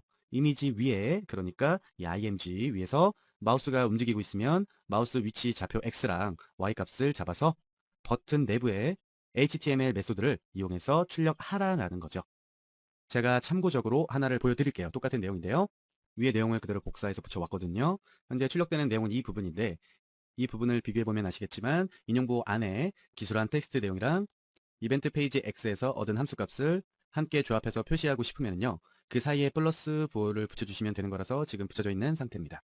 이번에는 이번트를 무조건 한 번만 처리하게 해주는 원 함수에 대해서 알아보도록 할게요. 보시는 것처럼 버튼만 하나 만들어 줄 겁니다. 그래서 저는 여러분의 이해를 돕기 위해서 먼저 원함수가 아닌 그냥 일반 클릭 이벤트로 해서 명령을 한번 해보겠습니다. 지금 내용이 만들어졌는데 여기서 사용된 alert 함수, 이 함수는 경고창을 띄워주는 자바스크립트 함수고 alert 함수 괄호 내부에 인용 보호를 해서 출력되게 해줄 텍스트를 지정한 겁니다. 어떤 형태인지 저장을 좀 먼저 해보겠습니다. 상황이 이제 버튼에 대해서 클릭했을 때 이렇게 출력이 되는 건데요. 지금 내용을 클릭하면 경고창이 나타납니다라고 해서 자바스크립트 알림이라고 나오는 게 맞고요. 한번 없애볼까요? 그리고 또 나오죠. 이건 뭐 당연 기본사항이죠. 그런데 지금 학습할 내용은 원함수를 이용해서 소스를 조금 고쳐보도록 할게요. 보시는 것처럼 바뀐 건 하나예요. 지금 클릭이라는 게 원으로 바뀌었습니다. 그리고 그 안에 내용이 들어가 있죠. 아까 말씀드린 것처럼 한 번만 하는 함수로서 원함수 내부에는요. 이벤트 내부 발생 조건을 기술해 주어야 됩니다. 그리고 그 뒤에 콤마, 그 다음으로 뭐 실행해줄 명령어 함수를 기술해주면 되겠죠. 그래서 이 내용도 새로 한번 고쳐보고요. 클릭하면 경고창이 나타나고 클릭 안 나타나죠? 한 번만 나오게 되는 겁니다. 그리고 이미 설정돼 있던 이벤트를 아예 없었던 것처럼 취급해주는 이벤트 취소 명령어도 존재합니다. 아까 클릭 이벤트랑 같이 사용했던 알럿 함수랑 같이 적용해 보도록 하겠습니다. 지금 이 내용인데 쿼리 코드를 보시면 버튼을 클릭하면은 경고창이 뜰 수 있는데 그 아래에서는요. 버튼에 대한 클릭 이벤트를 언바운딩 함수를 이용해서 삭제시켜 버렸습니다. 얘는 뜨게 했는데 이 이전에 했던 거잖아요. 바로 밑에 상황 전개를 언바운딩 함수를 이용해서 삭제가 되어 있는 상태예요. 이렇게 되면 위에 이벤트 자체를 감지하지 못하기 때문에 당연히 경고창이 안 떠야 정상입니다. 제가 지금 새로 고침했고 클릭을 몇 번 해봤지만 뜨지 않습니다. 뜨지 않는 게 지금 소스의 정답인 거죠. 저번 시간까지는 이 선택된 이 이벤트에 대한 몇 가지 기본 사항들을 실습을 통해서 바라보는 시간이었고요. 지금부터는 HTML의 폰태그 기능과 결합돼서 사용되는 이제 jQuery 기능들에 대해서 알아보도록 하겠습니다. 실제로 우리가 인터넷에서 회원 가입을 하죠. 그 부분에서 좀 많이 사용되는 jQuery 기능들에 대해서 실습을 해볼 텐데요. 이런 종류의 인풋 박스와 내용이 나오게 되겠죠. 적용된 내용을 보면은 이름 적고 확인 버튼 눌렀을 때 어떤 액션이 실행이 되겠고 바로 이게 폰 태그가 되겠죠. 타입은 텍스트, 네임은 네임 이렇게 지정을 해 놓았고 이 폰 태그를 조작하기 위해서는요. VAL 함수를 사용해야 됩니다. 지금 이 VAL 함수를 사용하면 우리가 전에 배웠던 애트리뷰트 기억하시죠? 이 애트리뷰트를 함수와 비슷하게 폰 태그 내부에 입력돼 가지고 있거나 선택되어 있는 밸류 값을 가져오거나 또는 변경할 수가 있습니다. 그래서 결론적으로는 VAL 함수를 이용해서 jQuery 소스를 작성을 한번 해보도록 하겠습니다. 지금 학습의 관건은 VAL 함수 괄호 내부에 아무 내용도 적지 않게 되면요. 인풋 내부에서 입력된 테스트 그 값을 이 안으로 불러오도록 되어 있습니다. 그래서 버튼을 클릭한 이벤트가 감지가 되면 함수가 실행이 되는데 그 함수는 div의 텍스트가 인풋의 밸류 값과 입니다 라는 텍스트로 결합돼서 나타날 거고요. 버튼의 텍스트는 확인해서 완료로 변하게 될 것입니다.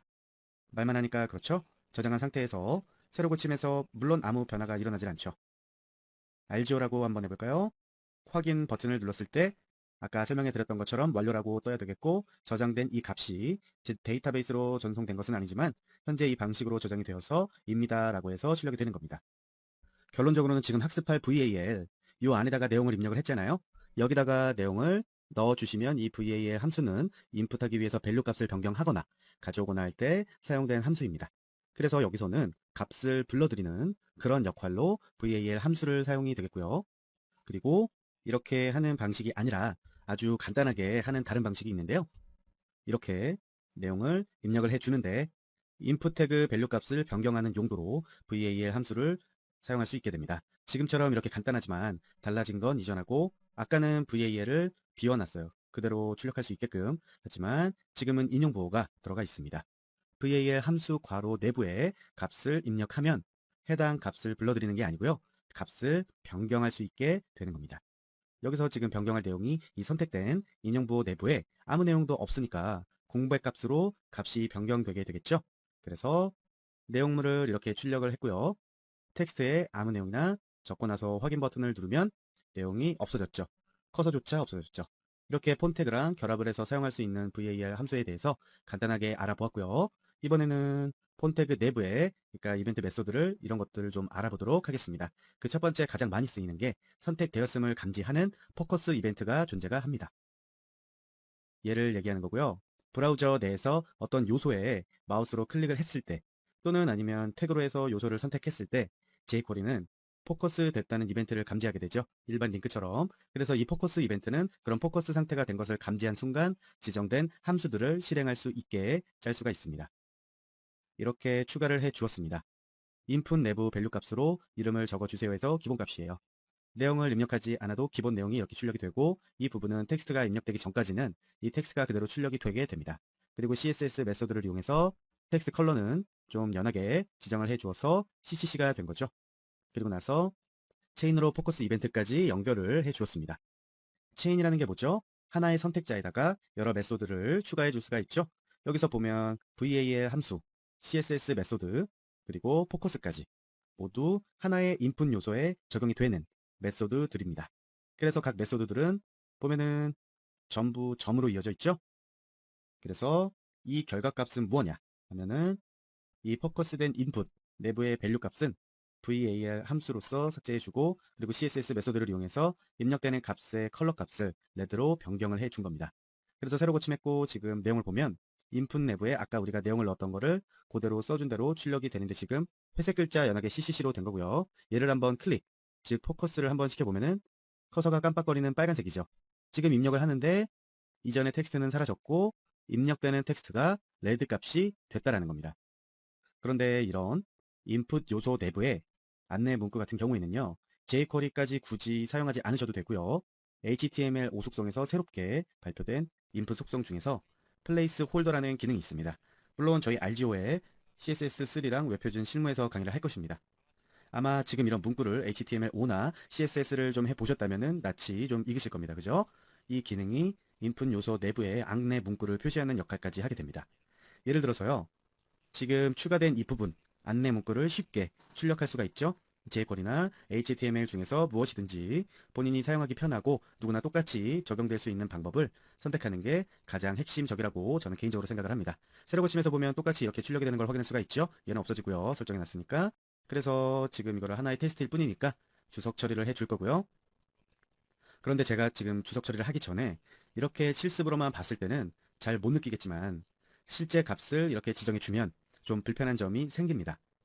인풋에 포커스가 될 때마다 인풋 내부 밸류 값을 강제로 삭제를 해주기 때문에 인풋 내부의 텍스트를 작성하는 도중에 뭐 다른 데를 클릭할 수 있거나 다시 인풋을 클릭하게 될 수도 있는데 작성 중이던 텍스트가 삭제가 되는 그런 현상이 일어나죠. 이럴 때 우리가 이전에 배웠던 원함수를 사용해 줄 수가 있겠죠. 원함수는 이벤트가 발생될 때 딱 한 번만 실행해주는 메소드입니다. 그래서 내용을 다 지우고 포커스로 지우겠습니다. 지금 소스를 그대로 붙여 넣었는데 지금 내용과 이전의 내용의 차이가 뭘까요? 바로 이 부분인데 포커스 이벤트를 원함수 내부에 인자로 사용을 한 거고 그래서 인풋 내부에 포커스를 주었을 때 내부 텍스트가 공백으로서 삭제가 되는 것은 딱 한 번만 실행되게 되는 부분이고요. 그래서 이 내용도 일단 주석 처리를 해 주었고 이번에는 포커스 이벤트와는 좀 반대로요. 포커스를 잃었을 때 타이밍을 감지하는 블러 이벤트에 대해서 알아보도록 하겠습니다. 현재로서는 인풋에 마우스를 클릭하면은요. 입력해 주세요라는 문구가 삭제가 되는 것까지는 했었죠.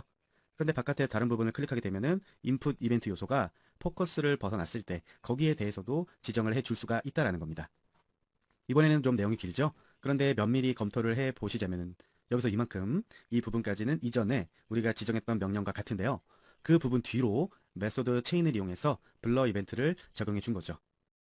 그래서 아까 처음에 제가 선택된 부분으로 인해서 인풋에 입력해 주세요 라는 문구가 출력되겠고 인풋이 포커스 되었을 때는 총 한 번만 값을 삭제하게 되겠죠.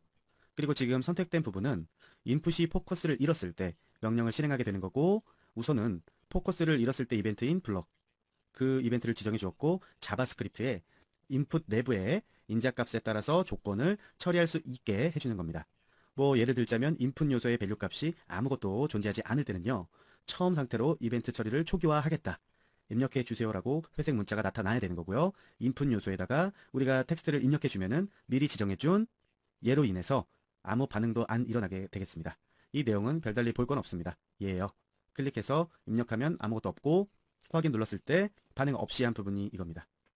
왜냐하면 VA의 값을 아까 우리가 했던 거 아무것도 안 넣겠다는 거죠. 이렇게 포커스 마우스 감지하는 블러 이벤트랑 자바스크립트의 이 부분과 결합해서 입력 폼의 입력, 미입력 상태를 판단하고요. 명령을 내리는 jQuery 실습을 진행해 보았고요. 이제는 폰 태그 내부에 변경을 감지하는 이벤트인 change 이벤트를 그리고 change 이벤트는 지정된 선택자의 값이 변경될 때 명령문을 실행시키게 됩니다. 그래서 제가 좀 다른 내용을 넣어보도록 할게요. 현재 jQuery 명령문을 이렇게 만들어 주었는데 지정해준 셀렉터에서 체인지 이벤트 감지될 때 스팬 요소는 선택된 셀렉터의 밸류 값을 텍스트로 출력하게 됩니다. 그러니 소스에도 체인지로 해서 펑션 함수가 일어나면은 스팬 값에 val 비교해줬죠? 텍스트는 자기 자신. 그래서 실제 봐도요. 기본 사항이고 얘가 바뀌겠죠? 얘에 따라서 2로 하면은 얘도 2가 되고 1로 하면 얘도 1이 되는 걸 확인할 수가 있죠? 이번엔 내용이 좀 깁니다. 폼으로 시작해서 폼으로 끝나는 거예요. 기본 사항이고 기본 사항을 출력을 해본다면 이렇게 내용이 나오겠죠? 폼에서 폼이라고 하는 거는 이 전송을 감지하는 이벤트, 서브밋이라는 이벤트에 대해서 들어가는 거고 지금 알아볼 것 또한 서브밋입니다. HTML 인풋하기 위해서 서브밋 타입은 해당 데이터를 전송하는 버튼 역할을 하게 되고 우선 우리는 바디 부분에 길게 지금처럼 내용을 만들어 주었고요. 제일 먼저 맨 아래 버튼을 보게 되면 인풋 타입이 서브밋으로 지정되어 있고 이 버튼에 이 서브밋을 전송해 주었을 때 액션은 어떤 거냐? 쭉 보면은 액션이 나오죠? 바로 폼 태그에 한번 전송이 취소 완료 이런 내용이 나와야 되겠죠? 그런데 그 상황일 때 확인 버튼을 누르게 되면 알럿 함수가 실행되기 직전에 어떠한 이벤트를 처리를 해주는 것이 바로 서브밋 이벤트입니다. 주로 어디서 사용되느냐? 홈페이지 회원가입할 때 그 전화번호 이름, 비번 이런 거 입력할 때 입력 안 하고 다음으로 넘어가면은요 경고 뜨죠? 그처럼 필수 입력 값을 잘못 입력했거나 입력이 안 됐을 때는 서브밋 이벤트를 추가해서 정보 전송에 대한 타이밍을 감지하고 예전에 우리가 사용했었던 리턴, 펄스 이런 값을 추가 사용해서 전송을 취소해 줄 수가 있다라는 겁니다. 근데 말로 하는 건 역시 한계가 있어요. 굉장히 복잡해 보이잖아요? 근데 일단은 우선 소스를 좀 보고 설명해 드릴게요. 현재 상황에서 전송 버튼을 누르면 인풋들 중에서 요것들이 다 인풋이죠. 속성이 메뉴 값인 태그. 그러니까 즉 id의 값을 val 함수를 이용해서 가져온 그러니까 만약 입력을 안 했다면 그 아래로 내려와서 css 메소드를 사용해 가지고 보더 값을 변경해 주고 그리고 애프터 함수 이용해서 id를 입력해 주세요 라는 스팸 값을 출력하게 되겠죠. 그럼 결과적으로 봤을 때 출력되는 스팸 값은 css 메소드를 이용해서 컬러 값이 무슨 색이죠? 레드가 되죠. 그리고 페이드 아웃이라는 함수를 이용해서 서서히 사라지게 해줄 겁니다. 그래서 이 페이드 아웃 함수는 서서히 사라지는 효과를 줄 수가 있는데 저는 그 인수값을 어떤 값을 써 주시던 천 단위, 천이 1초라는 건 기본으로 알고 계산해 주시면 되겠습니다. 그런데 아무래도 말만 이렇게 하니까 너무너무 복잡해 보이죠? 그래서 말만 하지 않고 붙여 넣도록 하겠습니다. 제가 준비한 내용을요. 폼이니까요. 이렇게 그리고 가장 중요한 거는요. return pulse입니다. 되돌려 주느냐 마느냐 얘를 해 주어야 전송이 취소가 됩니다. 이 return pulse에 대해서는 저번에 말씀드렸다시피 HTML 원래 태그의 기능을 막아줄 수도 있고요. true 같은 경우에는 보여주는 거고요. 전환 주기로 따지면 끝났으니까 더 이상 회전하지 말아라 라는 만약에 얘를 true로 해주잖아요. 끝나면 다시 한번 돌아가고 다시 한번 돌아가고 그게 계속 반복이 됩니다. 근데 지금은 다시 한번 돌아가고 다시 한번 돌아갈 이유가 없으니까 여기서 끝나는 겁니다. 얘까지만 하면 여기서 종료를 시키라는 거예요. 그러면 이 시나리오는 뭐냐? 아이디에 입력을 해주지 않으면 서브 및 전송이 취소되게 되고 취소됨과 동시에 텍스트 보더 이런 효과가 나타날 수 있도록 지정해 주었습니다. 내용을 한번 확인해 보자면 아무것도 입력을 하지 않은 상태에서는 이렇게 레드로 아이디를 입력하세요 라고 우리가 정해진 시간에 사라지죠. 만약에 얘를요 조금 늦게 사라지게 하고 싶다. 3초예요. 3초는. 그래서 새로 고침해서 확인 누르면 조금 더디게 사라지는 걸 확인할 수가 있죠. 정상적으로 입력을 해준다면 이렇게 스크립트 알림이라고 해서 전송 완료라고 팝업이 됩니다. 그래서 지금 폰태그 내에서 사용될 수 있는 이벤트 요소에 대해서 쭉 알아보았고요. 지금은 폰태그 내에서 특정 요소를 선택할 수 있는 jQuery 전용 필터에 대해서 좀 알아보도록 하겠습니다. 원래 jQuery에는 폰태그를 선택하는 전용 필터, 선택자들이 좀 많이 있습니다. 그래서 첫 번째로 알아보실 내용은요. 모든 입력 폰태그를 선택할 수 있는 인풋 필터라는 겁니다. 새로 내용을 추가를 했습니다. 인풋이라고 돼 있고 자기 자신의 어떻게 그런 내용이 되겠죠? 좀 명확히 알아보기 위해서 이렇게 지정을 해준 거고 인풋 필터에 해당하는 요소들에 대해서 포커스가 되면 포커스된 요소는 보더가 지금 보면은 레드로 변경되게 됐죠? 그리고 포커스가 아웃됐을 때 그 요소는 다시 원래대로 보더가 돌아갈 수 있도록 이렇게 jQuery 소스를 작성해 준 겁니다. 뭐 돌아간다는 거는 아무것도 없이 해주겠다라는 얘기죠. 그래서 이 내용을 저장을 하고 새로 고침해서 내용을 봤을 때 아무 반응은 물론 없죠. 지금 적용된 게 무엇입니까? 인풋이지 않습니까? 아까 인풋에 대해서 했으니까 3개에 해당하는 부분이 되겠고 보도가 2픽셀이었죠. 클릭하면은 라인이 레드로 해서 없어지면 다시 원점으로 해서 초기 상태 비워주는 거죠. 다른 데 클릭해도 마찬가지고요. 다음으로 이제 나올 내용을 제가 미리 붙여 넣었습니다. 텍스트 필터라고 있습니다. 지금 보시면 텍스트라고 되어 있는데 텍스트 필터는 기존의 인풋에 대한 타입을 텍스트로 지정을 해주는 요소만을 선택해 줄 수가 있습니다. 여기서 보시면은 이 텍스트라는 셀렉터에 대해서 포커스 되면 텍스트 셀렉터 위로 필수 항목입니다 라는 텍스트가 스트롱 진하게 출력이 되겠죠. 그리고 블러 얘로 인해서 포커스가 아웃됐을 때 스트롱으로 출력이 되었던 텍스트가 리무브 없어지게 만들어 주는 겁니다. 보시면 현재 아이디에만 해당이 되어야겠죠. 클릭했을 때 이렇게 필수 항목입니다 라고 다른데 클릭하면 사라지고, 기본 논리적으로 보면은 왜 아이디에만 되냐면 타입이 텍스트가 아이디만 있어요. 예를 들어서 텍스트 제가 선택을 해보면 이산 말고 지금 현재 아이디에만 텍스트가 있었다는 걸 확인할 수가 있죠. 이렇게 아이디의 타입이 텍스트예요. 그러면 타입이 텍스트가 몇 개가 있을까요? 하나밖에 없잖아요. 하나밖에 없으니까 당연히 아이디에만 해당이 되는 겁니다. 얘 타입은 패스워드가 되겠고 아까 타입이 인풋이라는 부분 있죠? 그 부분에 해당하는 내용도 같습니다. 타입이 아니라 인풋이라는 자체가 다 적용을 받는 겁니다. 그래서 지금 내용은 타입이라고 선언된 부분에 대한 내용만 적용을 받게 되는 겁니다. 그래서 지금은 또 타입이 패스워드로 된 부분, 이 셀렉터는 텍스트 셀렉터와 비슷합니다. 인풋의 타입 속성 값이 아까 말씀드렸던 대로 텍스트냐 패스워드냐 다 다르죠. 인풋이냐 이런 것들이요. 그런데 속성 값이 패스워드인 인풋 태그만을 선택하는 필터가 되겠습니다. 뭐 많은 설명은 필요 없겠죠. 지금은 소스를 지금 보시면은 먼저 실습한 텍스트와는 요 패스워드가 바뀌었다는 거, 물론 내용 문구가 바뀌었겠죠. 그 이외에는 전혀 바뀐 사항이 없습니다. 그래서 새로 고침해서 내용을 보도록 하죠. 숫자 영문 조합 이렇게 출력이 되는 걸 확인할 수가 있고요. 그리고 이 폼에 뭐가 있습니까? 라디오 버튼이 있죠. 원래 jQuery에서는 인풋 타입이 라디오인 인풋 태그만을 선택할 수가 있습니다. 우선 바디 내부에 적용되어 있는 라디오 버튼을 한번 살펴보도록 하죠. 예를 들어서 성별이라고 되어 있고 인풋 타입이 라디오 네임 또는 젠더라고 되어 있는 게 있을 겁니다. 직접 소스 저도 보고 설명을 해드리도록 할게요. 인풋 타입의 그 라디오 네임이 이렇게 되어 있는 경우 현재 2가지가 적용되어 있죠. 그리고 각각의 라디오 요소에 대해서 아이디를 맨과 우먼으로 지정됐다는 거 확인할 수가 있죠. 그리고 또 뭐가 있을까요? 인풋 요소 각각에 라벨을 추가해 줬습니다. 라벨은 원래 기본으로 있어야 돼요. 그리고 그 라벨에 폼을 사용해서 인풋의 아이디랑 연결을 해 주었습니다. 보시면 포의 맨, 포의 우먼 나온 걸 확인할 수가 있죠. 일반적으로는 라벨에 쓰여진 글자를 클릭해도요, 라디오 버튼이 따라서 클릭이 되지가 않아요. 하지만 이렇게 라벨의 포와 인풋의 아이디를 이어주면은 글자만 클릭해도 라디오 버튼이 클릭이 됩니다. 일단 지금 그거는 중요한 게 아니고요. jQuery로 넘어와서요. 우리는 라벨을 클릭해도 라디오 버튼이 선택되고 라디오 버튼을 클릭해서 버튼이 선택되기 때문에 지금 현재는 이 2가지 모드에 대해서 소스를 만들어 주어야 합니다. 이렇게 붙여 넣어 줬는데 소스가 정확히 2개입니다. 예를 들어서 제일 먼저 보여드릴 소스는 맨 끝에 있는 소스, 얘로 인해서 클릭된 라벨의 폰트가 굵게 되겠죠? 그리고 그 위에 소스 같은 경우에는요, 한마디로 하는 일이 라디오 버튼을 클릭하면 라벨의 폰트가 CSS 메소드로 인해서 굵게 변경되는데 여기서 적용받을 선택자는 라벨입니다. 그런데 여러 개의 라벨 중에서 어떤 라벨이 적용을 받느냐, 이 부분이죠. 포 이하의 문장이 결정되게 되고 라벨의 포 값을 가져오는데 그 포 값은요, 클릭된 라디오 버튼의 ID 값을 불러오도록 하게 됩니다.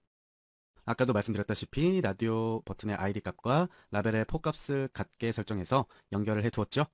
이렇게 지정을 해 주었기 때문에 클릭된 라벨의 버튼의 ID 값을 불러드리고 다시 그 값을 라벨의 포 값으로 불러들여서 해당하는 라벨의 마지막으로 CSS 메소드를 적용해 주게 되는 겁니다.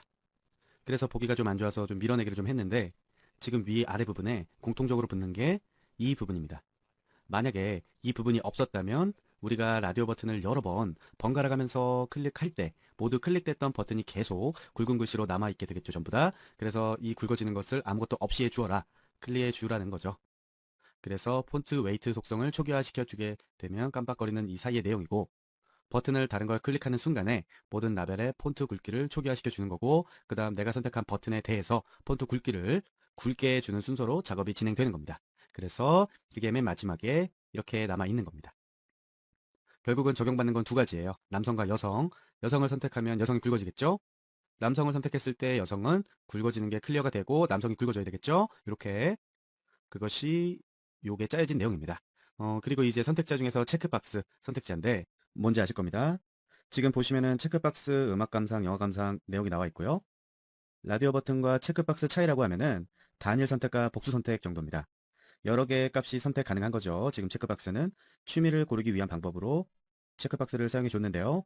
jQuery에서는 input 타입 속성 값이 체크박스 요소만 선택이 가능합니다. 뭐냐면 소스를 먼저 보여드릴게요. 지금 소스를 제가 새로 붙여 넣었죠. 버튼을 클릭할 이벤트가 감지되었을 때 체크박스에 해당하는 요소들의 체크드 속성 값은 체크드로 변경해 준다는 내용의 명령이죠.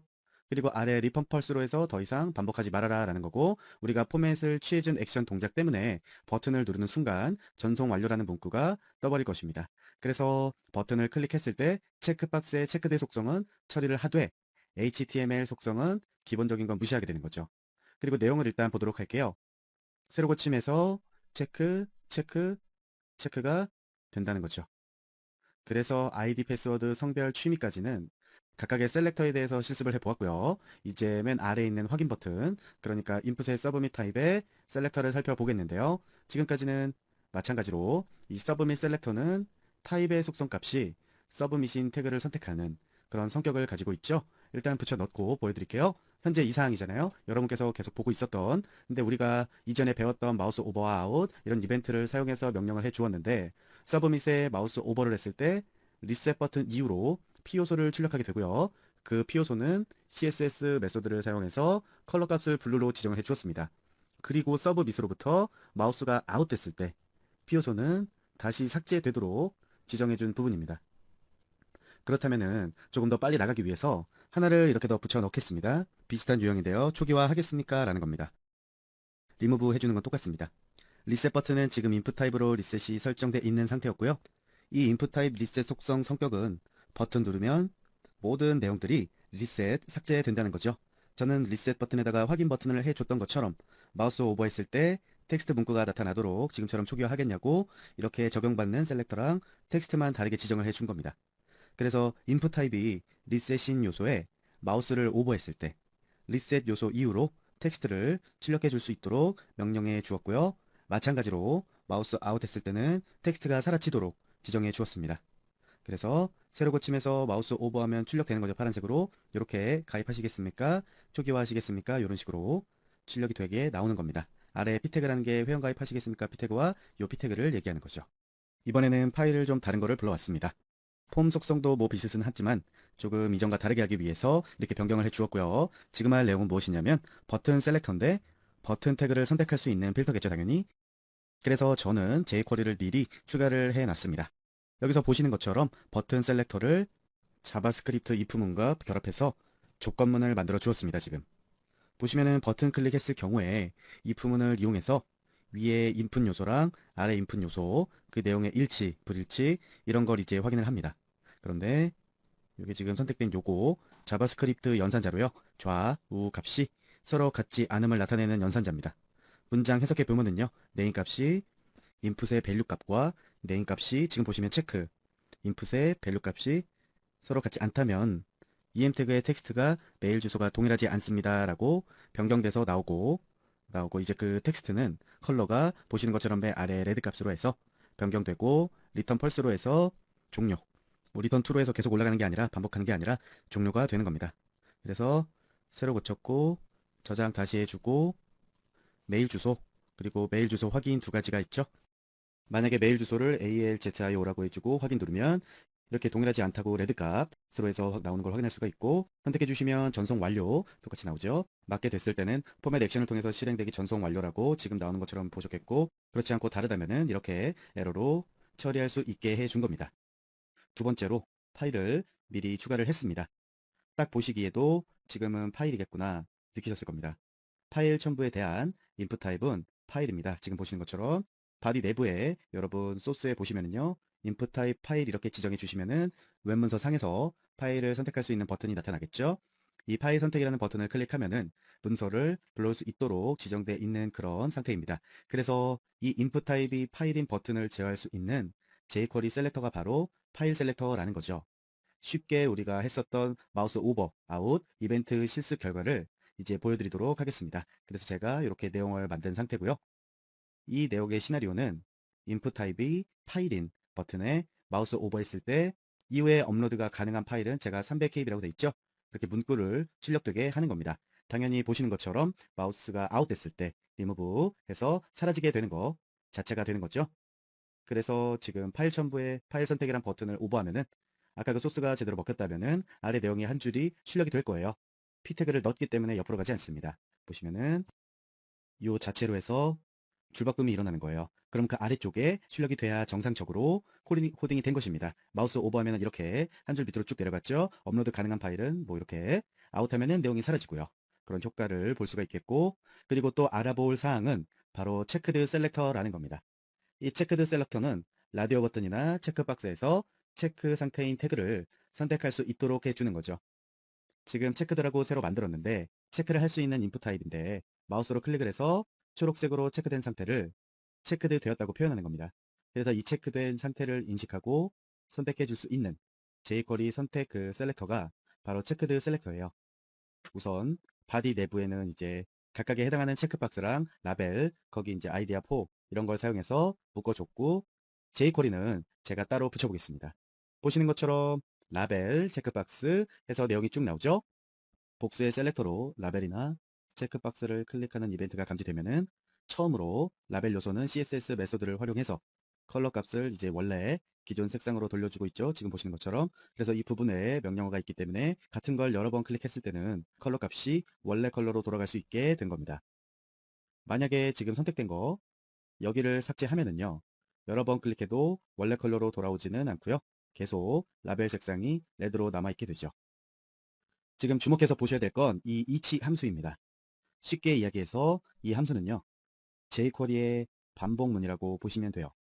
자바스크립트에서는 포문을 통해서 반복을 실행을 하잖아요. 그런데 jQuery에서는 이 each 메소드를 사용해서 반복문을 실현하게 되는 것입니다. 그래서 여러 개 엘리먼트들에 대해서 지금 우리가 해주려고 하는 CSS 변경값은 메소드를 적용하려면은 이제 여러 엘리먼트에 대해서 이제 각각 적용을 해 주어야 되는데요. 이 each 메소드를 이용하면은 반복문을 사용해서 손쉽게 작업이 된 거죠, 지금. 그래서 내용을 보시면은 이렇게 지금 보시면은 모든 체크된 요소에 대해서 CSS를 적용해 줄 수 있도록 이 치문을 지금 사용을 하는데 그리고 this를 함께 사용을 해서 체크된 박스의 id를 라벨의 폭값을 불러드리게 되는 겁니다. 그래서 셀렉터를 만들어 주고 그렇게 선택된 셀렉터에 CSS 메소드를 활용해서 컬러 값을 레드로 그렇게 하는 명령이 되겠죠. 그래서 내용은 어차피 얘네 연령부터 해서 10에서 40대인데 체크하면은 레드로 나오는 거죠. 반복으로. 하지만 한 번 더 체크하면은 체크가 사라지면서 클리어 되면서 이렇게 원점이 되는 걸 확인할 수가 있죠. 이제 설명해 드릴 내용은 셀렉터 박스에 선택되어진 이 엘리먼트들을 선택할 수가 있는 Selected Selector라는 거를 해보겠습니다. 좀 전까지 내용은 체크드 셀렉터는 체크박스 라디오 버튼에서 적용시켜 줄 수가 있었죠. 그래서 셀렉터 박스에서는 그런데 사용할 수가 없습니다. 이 셀렉터 박스는 셀렉티드 셀렉터를 이용해야 되는 겁니다. 셀렉터가 뭔지는 아실 거예요. 그래서 저는 내부에다가 미리 만들어서 보여드리겠습니다. 지금 셀렉트라고 해서 추가해 준 사항이고요. 먼저 셀렉트 값이 change, 그러니까 change라는 게 변화될 때를 감지하는 이벤트를 실행시켜 주고 그 아래 if 그리고 else를 같이 사용을 했죠. 그렇지 않다면 if로에서 이 else라고 해서 조건문을 해준 거고 그 아래로 조건이 참일 경우, true일 경우에는 실행시켜줄 명령어를 넣어주는 거고 그리고 else문 이하로는 조건이 거짓일 경우에 실행시켜줄 명령어를 적어주는 구조입니다.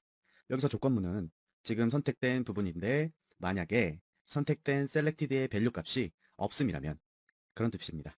그렇게 된다면 이 부분을 실행시켜 주게 되는 거겠죠.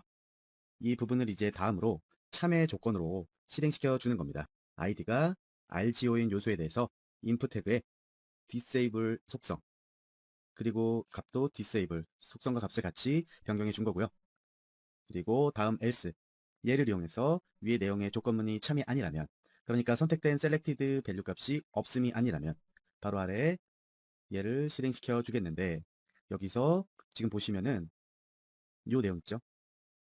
remove attribute 이 함수는 말 그대로 요소의 속성을 제거하는 그런 성격입니다. 그래서 id가 rgo라는 인풋 태그에 대해서 disable 속성을 제거해 주는 거죠, 얘가. 왜냐면 제거할 대상이 얘니까요.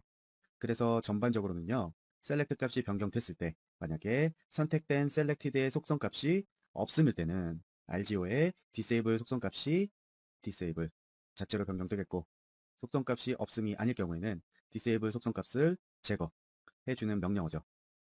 select는 하나밖에 없죠, 연락처. 내용을 없음으로 한번 해볼게요. 없음으로 했더니 세부사항의 텍스트를 작성할 수가 없게끔 disable 처리가 된 거예요. 그 외에 핸드폰, 집 전화, 기타 등 쭉 있죠? 얘를 선택했을 때는 세부사항이 이렇게 커서가 깜빡거려서 입력할 수 있게끔 된 사항을 볼 수가 있습니다. 지금부터는 보시는 것처럼 AJAX를 손쉽게 jQuery 명령을 해서 쉽게 사용할 수 있도록 하는 방법에 대해서 진행해 보도록 하겠습니다. 우선 이 AJAX는 저희 RGO에서도 AJAX가 있고 SML을 아셔야 되고요. 정의를 하자면 자바스크립트를 이용한 비동기 통신 처리 기술이라고 생각을 하시면 되겠습니다. 그래서 우리는 웹페이지를 읽을 때 뭐 HTML 파일을 가져와서 HTML 명령을 해석하고 그 해석된 내용을 화면에 출력하게 되는 거죠. 그리고 다음에 jQuery나 자바스크립트를 불러와서 명령어들을 처리해 주는데, 이렇게 자바스크립트를 처리해 줄 때 웹 문서 전체를 다 읽어 온 다음에 jQuery 명령들을 처리하게 되는 겁니다.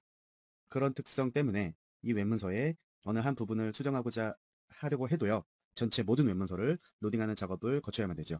근데 이 AJAX를 사용하게 되면은 전체 웹문서를 다 읽어드리지 않아요. 물론 다 읽어드리라고 하면 되겠지만 페이지의 특정 부분만 갱신이 가능합니다. 예를 들어서 뭐 네이버의 실시간 검색어 순위가 가만히 있어도 웹페이지는 그대로인데 순위는 계속 바뀌어요. 페이지를 계속 로드를 할 수도 있겠지만 현재 실시간 페이지 같은 경우에는 해당하는 부분만 데이터베이스 갱신이 되는 겁니다.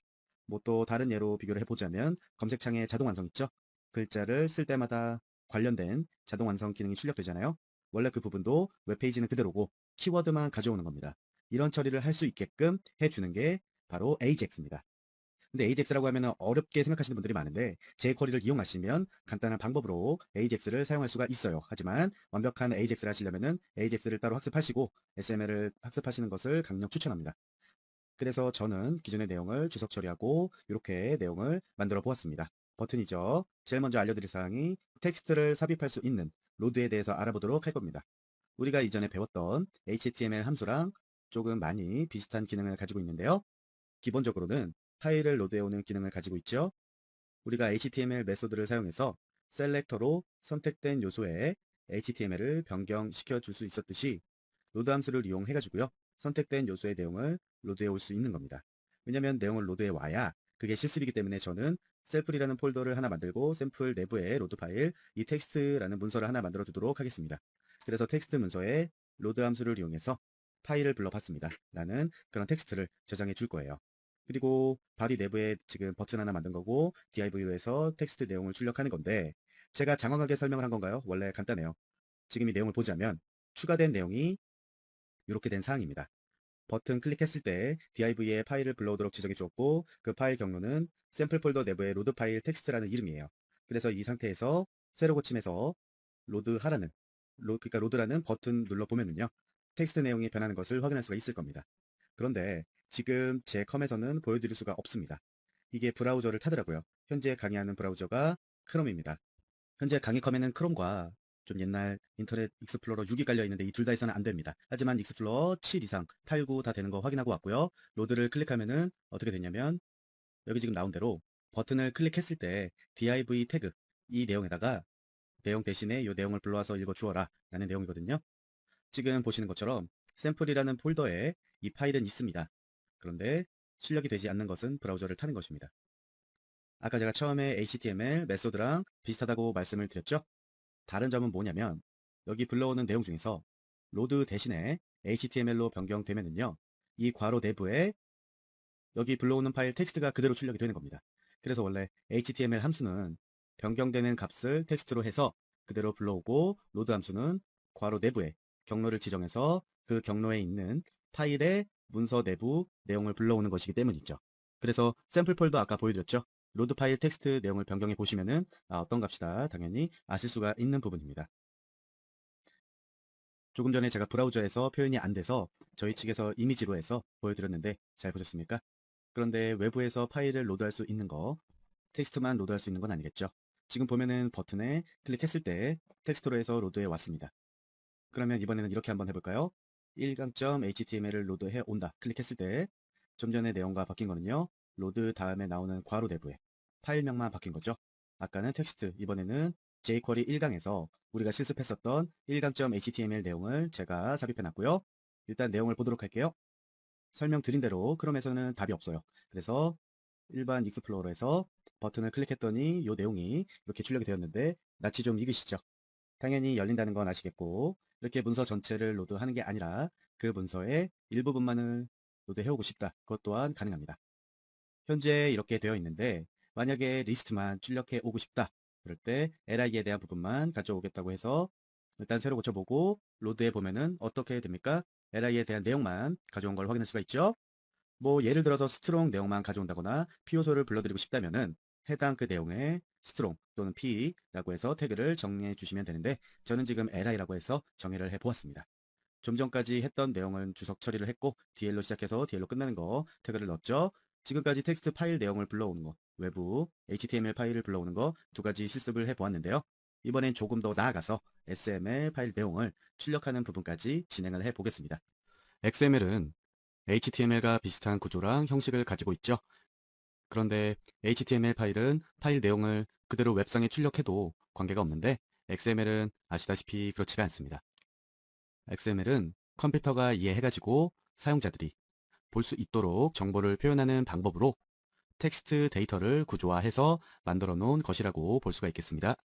XML은요, 가져온 데이터를 변환하지 않으면 아까 말씀드린 것처럼 전산상에서는 이미 읽혀요. 하지만 사용자, 뷰어상에서는 볼 수가 없어요. 그러려면 이제 브라우저가 HTML이나 PHP 뭐 이런 걸 인식을 해야 되는데 인식하지 않거든요. 그래서 그 내용을 반드시 HTML로 변환을 해 주어야 되는데 그 변환하는 것을 AJAX라는 명령을 이용해서 변환을 하거나 아니면 내용을 출력해 줄 수가 있습니다. 원래 이 AJAX 명령어 기존 사용은요. 우리가 뭐 했던 jQuery 명령이랑은 좀 다른 면이 있습니다. 그래서 어떤 형식인지 제가 붙여놓고 한번 보여드리도록 하겠습니다. 물론 이 내용을 그대로 쓸 건 아니고요. 여러분들이 보기 편하게 만들기 위해서 이렇게 내용을 붙여봤는데요. 기존 적용받을 셀렉터 대신에 jQuery.ajax라고 해서 명령으로 시작하고 있죠. 그리고 jQuery 명령 안에 중괄호가 들어갔죠. 이 중괄호 안에 그 옵션 상에 대해서 설정을 넣어주는 겁니다. 그리고 이제 내부에 옵션 항목을 넣어주고 콜론, 그리고 뭐 옵션 항목에 밸류 값을 적어주면 되거든요. 그런데 여러 개 옵션 항목을 사용하고 싶으실 때는 지금처럼 이제 콤마를 구분해서 지정을 하시면 된다는 겁니다. URL과 그리고 데이터 타입, 콤마로 해서 구분한 걸 확인할 수가 있고요. 뭐 URL 값으로는 불러올 파일명을 텍스트처럼 적어주시면 되겠고, 데이터 타입 같은 경우에는 불러올 파일이 XML 값을 적어주면 되겠습니다. 그리고 석세스, 완전히 성공적으로 불러왔을 때 실행될 명령어 자체를 적어준 겁니다. 그래서 지금 보여드린 형식 유형이에요. 그래서 이제 본격적으로 jQuery를 이용해서 AJAX 사용에 대해서 간단히 이렇게 봤으니까 외부 XML을 불러와서 변환을 하고 그것을 다시 HTML로 출력하기 위해서 소스를 정식적으로 붙여 넣어 보도록 하겠습니다. 내용이 이렇게 바뀌었습니다. 우리가 아까 봤듯이 셀렉터 대신에 jQuery.ajax를 처음부터 기술해 주었잖아요. 그래서 지금 자세히 보시면은 가져올 URL 경로를 샘플 내부에 ajax.html 파일로 지정을 해 주었고요. 이 파일은요, 저희 폴더에 있습니다. 보시면 이 XML 파일을 읽어오겠다고 해서 이렇게 한 거고, 이 XML 파일 내부 구조는 이렇게 됩니다. 간단하게 그냥 타이틀로 나오는 건데, 저희 XML에 대한 문서 구조는 저희 RGO에 XML 강의를 들으셔야 아무래도 나중에 유용하게 쓰실 수 있을 것 같고, 이렇게 해서 XML 파일을 가져오라고 URL로 지정을 했고, 데이터 타입은 XML이니까 이렇게 정의를 해 주었는데, 지금 보면은 크게 3개의 아이템으로 이루어져 있습니다. 각각 아이템 내부에는 타이틀, 링크, 디스크립션 이 세 목록이 존재하죠. 지금 말씀드린 아이템은 여기 써 있는 아이템 데이터 펑션에서 DL과 DT 요 내용이 있고, 이 중에서 그러니까 요 안에 표현을 하라는 건데, 타이틀은 말 그대로 제목 글에 대한 내용이 되겠고, 링크는 뭐 링크가 되겠고, 아까 디스크립션 당연히 제목 글의 하부 내용이 되겠습니다. 이렇게 꾸며있는 XML 문서를 어떻게 HTML 문서로 변환해서 가져올 거냐 계획을 세워야겠죠. 그래서 우선은 전체 내용에 대해서 큰 DL 리스트로 만들어 주기 위해서 아까 처음에 DL을 정의한 거고, 타이틀은 내부 내용은 이제 DT 탭으로 변환시켜주고, 링크 내부 내용 DT 태그 내부에 A 태그로 만들어 줄 것입니다. 그래서 마지막으로 디스크립션은 DD 탭으로 변환을 시켜주기 위해서 이렇게 하나로 들어가 있는 거고요. 그리고 이제 데이터 타입, 아까 XML, 데이터 파일의 확장자가 XML이니까 이렇게 되는 거고, 그래서 지금 설명해 드린 게 success 옵션 값을 이용해서 XML을 불러오는데 성공하게 되면은 불러 들어온 XML 내부 내용은 펑션 내부 괄호에 데이터로 해서 파라미터를 불러오게 됩니다. 그래서 문서 변환은 어떻게 주느냐? 뭐 결론은 success죠. success가 가져온 데이터를 참조해서 이것을 대상으로 변경 처리를 하게 되는 겁니다. 그리고 펑션 내부에 처리 내용을 좀 보게 되면은 아이템 데이터라고 돼 있죠. 지금 이 부분이요. 바로 셀렉터입니다. XML 데이터 내부의 아이템 태그, 그 내용을 가져오라는 형식의 셀렉터인데 직접적인 셀렉터는 보시는 것처럼 인용부호로 감싸서 앞에 그리고 위로 콤마 그리고 데이터라는 범위를 뒤에 지정해 주게 되는 겁니다. 뭐 이렇게 되면은 데이터 범위 안에서 존재하는 아이템 값을 변환하게 되는 거고 데이터라는 거는 XML 문서의 데이터를 얘기하는 거겠죠. 지금 보시는 아이템에 대해서는요. 이치 함수를 사용하고 있죠. 이 이치 함수는 자바스크립트의 포문이라고 말씀을 드린 적이 있어요. 셀렉터에 포함되어 있는 복수의 태그에 대해서 한 번씩 같은 처리를 자동적으로 리턴, 반복 실행해주는 명령어고 우리가 실습해주는 XML 문서에서는 총 3개의 아이템 엘리먼트가 있습니다. 아까 보신 것처럼 각 아이템 태그에 대해서 한 번씩 총 3번의 이치문이 실행되게 되어 있습니다. 그리고 그 이치문 이하에서 각 아이템에 대해서 실행시켜줄 함수를 나열하게 되는 거죠. 이 부분 보시면은 셀렉터는 DL 태그로 지정되어 있고 append 함수를 이용하고 있죠. 이 append 함수는 어떤 요소 내부에 마지막 자식 요소를 새로이 추가하는 함수입니다. 즉 어벤트 함수로서요. 추가된 내용들은 DL 태그 내부에서 가장 뒷부분에 삽입될 것들입니다. 그리고 추가하고 싶은 HTML 인용 부호 내부에 써주시면 됩니다. 어떤 내용이 삽입되냐 하면은요. 여기까지예요. 그런데 제일 먼저 첫 번째 인용 부호로 묶여진 거 여기죠. 이 부분을 보게 되면은 DT 태그가 추가되어 있고요. 다음으로 이제 A 태그 링크에 하이퍼링크 값을 가져오고 있습니다. 그 하이퍼링크는 XML 파일의 링크 태그 안에서 불러드리게 되겠고요. 그리고 텍스트 함수를 이용해서 그 값을 가져오고 있습니다. 여기 이치 함수 내부에서 사용된 this 용도는요. 현재 처리 중인 태그를 의미하는 겁니다. 첫 번째 아이템에 대한 처리를 진행할 때는 첫 번째 아이템 태그, 두 번째 아이템 처리할 때는 두 번째 아이템 태그를 자동으로 인식하게 되는 거죠. 그 다음에 플러스 연산자로 다음 텍스트 내용과 연결시켜 주는 거고요. 처음에도 말씀드린 것 같은데 플러스에 대한 연산자는요. 크게 두 가지입니다. 문자와 문자는 붙여주는 역할이고 숫자와 숫자는 계산해 주는 건데 하나라도 문자가 앞에나 뒤에 있으면 계산이 아니라 붙여주는 역할이 되는 겁니다. 그래서 지금 내용으로 보면은요. 붙여줄 내용 중에서 지금 이렇게 XML 파일의 해당 번째 아이템 내부에서 타이트 값을 텍스트로 반환하는 겁니다. 그래서 이 디스 값으로 인해서 해당 번째를 자동으로 인식해서 값을 가져올 수가 있는 거죠. 그 다음에 또 플러스 기호도 연산자 붙여주는 거고 그 붙여줄 다음 내용이 보시는 것처럼 요 내용입니다. 이렇게 인용보호를 인용해서 탭으로 해서 마무리를 시켜줬고요. 한 번에. 그래도 문자열을 붙여주죠. 붙여지는 이 내용은 타이틀을 불러왔을 때 마찬가지로 XML 파일의 해당 번째 아이템 내부에 디스크립션 값을 텍스트로 변환을 해주는 겁니다. 그래서 마지막으로 붙여주는 게 이 마무리 DD 태그를 닫는 탭으로 해준 거고 이렇게 설명을 듣기에는 플러스 부호도 많고 텍스트로 변환되는 값도 많고 굉장히 복잡한 구조처럼 보이는데 우리가 해준 작업은 말이죠. 되게 간단합니다. XML 내용에 보면은 이렇게 내용이 간단하게 들어가 있는 게 보이시죠? 지금 내용입니다. XML 파일을 읽어왔고 어떤 파일을 읽어온지는 아까 보셨겠고요. 뭐 별거는 아니지만 XML 파일은 그대로 뷰가 안 뜨잖아요. 그래서 뷰가 될 수 있게 브라우저에서 HTML로 변환해서 보여주는 모습입니다. 그래서 보시는 것처럼 DL과 DL 요 안에 내용들이 다 들어가 있는 사항을 확인할 수가 있죠. 이번에 들어갈 사항 중에서 최초 내용입니다. 이제부터는 웹페이지에 애니메이션 효과를 줄 수 있는 몇 가지 그 함수를 배우고 또 실습을 해볼 텐데요. 애니메이션 효과라는 거는 간단히 말씀드리자면 크기, 컬러 이렇게 변하고 사라지고 움직이고 그러니까 있는 듯이 보여주는 거죠. 그래서 웹페이지에 애니메이션 효과가 들어가게 되면요. 정적인 홈페이지를 벗어나서 조금 더 역동적인 그런 홈페이지를 제작할 수 있게 되는 겁니다. 애니메이션 관련 함수들을 실습을 좀 해보겠습니다. 처음으로 알려드릴 게 애니메이션 함수 중에서 show라는 게 있습니다. 지금 보이시죠? 이 show 함수를 배워볼 텐데요.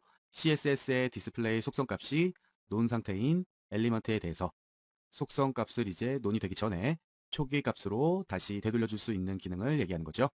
이 얘기를 이해가 만약에 안 되시면은 CSS3에서 설명을 참 많이 했습니다. CSS3에서도 애니메이션 효과를 많이 트랜스폼을 이용해서 활용을 했기 때문에 CSS 속성값이 논인 상태는 화면상에 출력되지 않은 상태를 이야기하죠. 만약 뭐 디스플레이 논도 마찬가지고 그런 상태의 요소에 대해서 어떤 반응이 생기면 다시 나타나게 하는 효과를 줄 수 있는 게 바로 show 함수입니다. 이렇게 이루어지는데 선택될 셀렉터를 기본으로 지정해 주었고 점 이후에 show 함수를 지정해 주는 겁니다. 그리고 그 이후 괄호에 대해서 두 가지 인수값을 전달받을 수 있게 되겠죠. 그 중에 첫 번째 인수가 속도라고 써있죠. 그리고 두 번째 값을 콜백 함수를 사용해 주실 수가 있는 거죠. 써있는 그대로. 우선 작성법이 이렇다라는 것만 먼저 알아두시고요. 그래서 제가 이렇게 텍스트로 보여드린 거고요. 기본으로 이제 이미지를 불러오게 남아있는데 헤드 부분 내부에 이렇게 지정을 하죠. 이것은 CSS를 제대로 아신다면 단박에 아셔야 되겠죠. 논값으로 해준 거고요. 숨겨놨으니까 show라는 것을 이용해서 나오게 해줘야겠죠. 이렇게 내부를 버튼을 클릭했을 때 div show 돼 있죠. 딱 보면 버튼 클릭을 하면 디스플레이 논값으로 숨겨있던 div 요소를 show 함수를 통해서 보여지게 만들어주는 거구나. 단박에 알 수가 있죠. 여기서는 show 내부로 아무런 인자도 적용해주지 않았어요. 그러면 브라우저는 어떻게 적용할까요? 일단 한번 볼게요. 이렇게 버튼이 있고 출력을 하면은 디스플레이 논값으로 숨겨져 있던 내용을 show라는 것을 이용해서 출력을 해준 겁니다. 이제 jQuery 함수의 show 있죠? 그 기능이 무엇인지 본격적으로 알아보도록 하겠습니다. 이전에는 우리가 show 함수를 이용해서 버튼 클릭하면 이미지가 그냥 바로 쫙 출력될 수 있도록 지정을 해 주었었죠. 근데 제가 show 함수에 대해서 간단하게 설명을 해 드릴 때 그 show 함수 내부에 두 개의 인자가 들어갈 수 있다고 말씀드렸던 거 기억나시나요? 그런데 그 알려드릴 때 첫 번째 인자는요, 속도, 두 번째 인자는 콜백 함수라고 말씀을 드렸었습니다. 그래서 지금부터는 그 인자들을 하나하나 추가해서 그 변화를 실행시켜 보도록 할 텐데요. 제일 먼저 속도 값부터 넣어줄 겁니다. 그래서 출력이라는 버튼이 나오면은 클릭했을 때 이 이미지가 출력될 수 있게끔 해줄 거고요. 이렇게 디스플레이는 논값으로, div는 처음에 나오지 않게 작업을 해줄 거고요. 제일 먼저 버튼이 클릭되었을 때 div에 대해서 show라고 해서 1000이라고 돼 있죠. 전산에서 1000은 1초입니다. 1초 안에 div 태그를 보이게 만들 수 있다는 거죠. 즉 이미지를 1초 동안에 나오게 한다는 겁니다. 한 번에 쭉 나오는 게 아니고요. 그래서 지금 버튼만 나와 있고 마우스를 클릭한 순간 한 번에 쭉 내용이 나온 게 아니라 1초 동안에 약간 스르륵 하면서 투명이 불투명으로 그리고 좌측 위부터 우측 아래로 조금씩 확대되면서 이미지가 출력이 되게 되죠. 나머지는 여러분의 몫입니다. 더 빨리 나오게 하고 싶으시면 1000보다 적은 숫자, 더 천천히 나오게 하고 싶다면 1000보다 더 큰 숫자를 지정하시면 될 거고요. 숫자만 그런 게 아니라 이 속도 인자 값에는요. 정수가 아닌 키워드 값으로도 반응이 가능합니다. 지금 보시는 슬로우, 노멀, 패스트 이 중에서 하나를 사용할 수가 있는데 주의를 해 주셔야 될 부분은요. 숫자로 할 때는 인용구어가 필요 없었잖아요. 그런데 슬로우, 노멀, 패스트 같은 경우에는 이 키워드 값을 적어 주실 때에는 인용부 반드시 있어야 합니다. 그리고 이제 두 번째 인자에는 콜백 함수였죠. 쇼에서 사용되는 콜백 함수의 의미는요. 쇼의 애니메이션 효과가 모두 끝난 후에 바로 다음에 실행될 함수를 의미하는 겁니다. 첫 번째 인자에는 속도값에 맞춰서 엘리먼트 그 요소의 모든 부분이 출력이 끝나면 그 다음 바로 콜백 함수가 실행이 되게 되는 겁니다. 그래서 키워드로 만들었을 때는 반드시 인용 부호를 넣어 주셔야 된다는 의미로 show라고 해줬고 두 번째 인자잖아요. 지금 콜백 함수 어디서부터냐면요. 이 부분인데요. 두 번째 인자 중에 제일 처음에 펑션으로 함수가 지정되어 있고 펑션 이하로 함수에 대한 세부 사항이 지정이 되어 있죠. 그래서 img를 셀렉터로 불러와서 이미지의 src 속성값을 정해서 경로를 정의를 해준 겁니다. 그래서 이 src 속성값을 rgocijpg라고 값을 변경을 시킨 겁니다. 무엇보다도 세로 고침해서 출력 완료된 이후에 슬로우로 해서 천천히 출력되고 나서 출력이 끝나자마자 두 번째 인자 펑션 이하 내용의 콜백 함수로 인해서 이미지가 지금 걸로 변경이 된 걸 확인할 수가 있죠. 이제 숨겨진 이미지를 보이게 하는 쇼 함수에 대해서는 첫 번째, 두 번째 모두 알아봤고요. 이미지를 보이게 했으면 반대로 숨기게 하는 기능도 있을 수가 있겠죠. 이 숨기는 기능을 해주는 함수가 바로 지금 제가 알려드릴 hide 함수입니다. 그래서 이 hide 함수의 문법 역시 쇼 함수와 동일합니다. 이렇게 지정을 할 수가 있는데 쇼 함수 애니메이션 형태와는 좀 반대로 오른쪽 아래에서 왼쪽 위로 조금씩 축소되고요. 점점 투명도를 더해가서 엘리먼트가 숨겨지게 되는 겁니다. 그래서 본문도요. 기존의 내용을 주석 처리하고 현재 온오프라고 해서 버튼을 두 개를 만들어준 상태입니다. 딱 보셔도 각각 버튼의 아이디 할당을 온오프 해줬구나 라고 알 수 있으실 테고요. 그것에 해당하는 이 소스가 버튼 온, 오프 두 가지 상황이 만들어진 걸 확인할 수가 있죠. 아이디 속성값이 온인 그 출력 버튼을 클릭하게 되면요. div는 슬로우, 속도로 해가지고 쇼 함수를 실행하게 됩니다. 그래서 아이디 속성값이 오프인, 숨기기 버튼을 클릭하게 되면은 또 div는 슬로우, 그 속도로 해서 바로 하이드 함수를 실행하게 되겠죠. 여기서 우리는 하이드 속도 인자값을 슬로우로 했는데 느리거나 빠르거나 얼마든지 변경할 수 있다는 점은 알고 계실 거고요. 아예 속도 인자값을 사용하지 않으면요. 애니메이션 효과 없이 그냥 일반적으로 사라지게 됩니다. 자, 그런데 제가 이미지를 잘못 없앴군요. 이미지가 있어야 나오게 하고 숨기게 하겠죠. 이 버튼을 위로 만드셔도 되고 아래로 만드셔도 되는데 이번에는 밑에다가 좀 만들고 작업을 해보도록 하겠습니다. 이렇게 출력 누르면 이미지가 위에서부터 쭉 나오겠죠.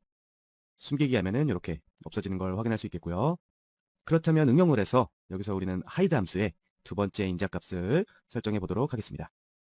지금 붙여놓은 상태고요. 어차피 조금 전에 했던 내용과 지금 내용의 차이점은 요 내용이 추가됐다라는 차이밖에는 없습니다. 지금 두 번째 인자값으로는 alert 함수를 호출하고 있죠. 온 버튼을 클릭했을 때는 div가 슬로우 속도로 쇼되고 그리고 오프 버튼을 클릭했을 때는 div가 슬로우 속도로 하이드 됩니다. 그리고 하이드 애니메이션이 전부 완료됐을 때는 콜백 함수로서 알럿 함수를 호출하게 되는데 하이드 속성을 실습 중입니다 라고 해서 메시지를 알림창으로 출력하게 되겠죠. 그래서 콜백 함수는요 연속적으로 다른 애니메이션 효과를 추가할 때 유용하게 사용하실 수가 있습니다. 지금 내용인데 출력은 기존처럼 되겠고 숨기기는 팝업이 뜨겠죠. 완료되면 이렇게. 그런데 지금 사용한 게 제일 많이 쓰는 겁니다. 쇼랑 하이드 거의 대부분이 함께 사용될 거고요. 출력하는 버튼이 있으면은 다시 원래대로 숨겨줘야 하는 버튼도 있어야 되니까 그래서 아마도 보여주기만 하거나 또는 숨겨주기만 하거나 이런 특정한 작업이 아니라면 이 쇼랑 하이드 함수를 각각 사용해 주는 것보다는 숨겨주기랑 출력하기를 같이 사용할 수 있는 함수가 있었죠. 뭐죠? 토글 함수죠. 그 부분을 조금 더 많이 사용하게 될 것입니다. 지금 여러분들에게 새로 이 부분을 알려드릴 건데 토글 함수는요 한마디로 지금 배운 쇼하이드 이 함수를 함께 섞어 놓은 함수라고 보면 되겠습니다. 원래 엘리먼트의 출력과 숨김 이런 거 이제 반복해서 명령을 해주는데 이 숨김 상태일 때는 출력을 해주고 출력 상태일 때는 숨겨줄 수가 있게 되는 거죠. 그래서 이 토글 함수 역시 보시는 것처럼 쇼랑 하이드 함수랑 똑같은 문법을 가지고 있는 것입니다. 첫 번째로 이제 변화에 걸리는 시간을 지정해 줄 수가 있고요. 둘째로 요소가 전부 다 변경된 후에 실행될 콜백 함수에 대해서는요. 지정을 할 수가 있습니다. 뭐 어려운 내용은 없죠? 바로 실습을 하기 위해서 버튼이라고 해서 내용을 만들어 놓았고 요거를 클릭했을 때는 내용이 출력되고 또 버튼을 눌렀으면 닫히게 그렇게 만들어주는 내용이죠. 그래서 이번에는 쇼랑 하이드를 실행하기 위해서는 각각이 아닌 하나만 만든 겁니다. 거기에 보시면 토글 닫힘으로 되어 있죠. 아무것도 없으니까. 결론은 버튼 클릭했을 때 div는 토글 함수로 태그의 표시랑 비표시 이 상태를 반복하게 될 겁니다. 그리고 토글 함수 내부에는 어떤 인제도 없이 그냥 닫힘으로 아무것도 없는 상태가 되겠고요. 그래서 일단 기본사항으로는요. 새로 고침에서 버튼 했을 때 나오고 클릭했을 때 들어가고 그런데 아무런 애니메이션 반응 효과가 전혀 없죠. 내용을 안 줬으니까요. 그런데 기존 내용에서 이 내용이 추가가 되었습니다. 보면은 토글 내부의 속도값과 콜백 함수를 각각 지정을 해 주었고요. div 요소가 나타나고 사라지는 변화 그 값은 보시는 것처럼 1000, 즉 1초죠. 콜백 함수로서 이제 alert 함수를 호출해 주고 있습니다. 근데 알아두셔야 될 점은요. 이 토글 함수는 요소가 사라질 때는 인자값을 전달하고요. 요소가 나타날 때에도 인자값을 전달하게 됩니다. 즉 나타낼 때랑 알림창이 뜨고 없어질 때도 알림창이 뜨게 되는 겁니다. 그래서 토글 함수는 사용할 때 이런 점을 좀 고려를 해 주셔야 됩니다. 변경된 값을 보면은요. 일단 터치를 하면 이렇게 나와서 이런 팝업이 뜨죠. 그리고 확인 눌렀을 때 이렇게 되고 다시 접고 이렇게 출력이 되는 것을 확인할 수가 있습니다. 이게 장점일 수도 있고 단점일 수도 있겠죠. 쓰는 상황에 따라서 다르겠죠. 그리고 또 알아볼 사항이 애니메이션 효과로 중에서는 이제 슬라이딩 효과를 알아볼 텐데요. 이 슬라이딩 효과 역시나 쇼, 하이드처럼 요소를 출력하고 숨길 수는 있어요. 근데 변화 효과가 조금 다릅니다. 쇼랑 하이드 함수는 왼쪽 상단 모서리를 기준으로 해서 오른쪽 하단 모서리까지 쭉 펼쳐지고 또 접혀졌죠. 거기다가 투명도라든가 이런 게 가미가 되었는데 슬라이딩 효과를 줄 수 있는 슬라이드 업이나 다운이 있습니다. 근데 그 효과가 조금 다릅니다. 학습할 부분은 이 부분이고요. 일반적으로 우리가 생활에서 사용되는 블라인드 아시죠? 윗부분이 고정되어 있고 아래 내용이 쭉 펼쳐지는 그런 형식의 애니메이션 효과를 보여줄 수가 있다고 생각을 하시면 됩니다. 다운했을 때 내려가고 업했을 때 올라가고 뭐 이런 개념이 되겠죠? 그런데 이전에 배운 것과 비교를 해보면 슬라이드 다운 함수는 show랑 동일한 성격이고 슬라이드 up은 hide와 동일한 성격을 가지고 있겠죠? 그리고 각각 함수에다가 역시 내부 인재로 변화 속도, 콜백 함수 지정해 줄 수가 있게 됩니다. 그래서 기본 내용을 이렇게 제가 한 번에 넣어 봤습니다. 전체적인 이 소스 내용을 살펴보자면요. 버튼을 클릭했을 때 어떤 변화가 일어나게 되겠고 그 다음으로는 보시는 것처럼 if, else를 사용해 주었습니다. if, else문은 어떠한 조건문을 전체로 참일 때 실행값과 거짓일 때 실행값을 각각 지정해 줄 수 있는 내용이죠. 여기서 두 가지가 있죠. 이 내용을 지금 알려드릴 텐데 지금 현재 서로 같다면이라고 표현하는 내용이고 왼쪽과 오른쪽 값이 현재 연산자 얘기하는 겁니다. 선택된 거. 만약에 div 셀렉터의 css 메소드 중에 디스플레이 속성값이 블록이라면 그런 조건이 성립이 되는 거죠. 맞다면 이 부분이 바로 if 조건문이 참일 때 실행되는 명령이죠. 참이라면 div를 슬라이더 업으로 숨겨주는데 슬로우 인자의 영향을 받아서 그 속도가 좀 느리게 처리가 되겠죠. 그래서 이 전반적으로 이 내용 조건문에서 디스플레이 블록이라는 거는요. 결국 이미지가 출력이 되고 있는 상태라는 걸 말하는 거고 만약에 div 이미지가 출력되고 있는 상태라면 슬라이드 업 함수로 인해서 숨겨줘라 라는 명령이 되겠죠. 그 부분 조건문이 일치하지 않을 때 여기가 같지 않다면 else 그렇지 않다면에서 들어가죠. 전체적으로 쉽게 알려드린다면 div가 웹페이지에 출력되고 있는 상태라면은 슬라이드 업 함수를 사용해 주고 출력되지 않은 값이라면 슬라이드 다운 함수를 해 주어라 라는 내용입니다. 이 내용을 제가 새로 고치면서 블라인드 효과라고 했죠. 이렇게 쭉쭉 아니라 아래로 내려갔다가 이렇게 올라가는 버튼. 지금 현재 상황은 div가 있는 상태잖아요. 또 터치를 하면은 div가 없으니까 다운으로 해준 거고요. 그래서 지금 슬라이드 업 함수 그리고 if 그렇지 않다면 else 이렇게 좀 복잡하게 기능을 실행시켜 봤는데요.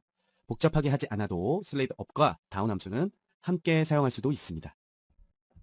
지금 내용을 주석 처리를 했고 요거 클릭했을 때 토글 500이라고 되어 있죠. 제가 말한 게 맞다면 조금 전과 동일해요. 클릭, 클릭, 클릭 이렇게 아까와 다를 거 거의 없잖아요. 여기서 사용될 이 슬라이드 토글 요거 이 기본 토글 함수의 슬라이딩 효과 버전이라고 생각을 하시면 이해가 가장 빠르실 것 같습니다.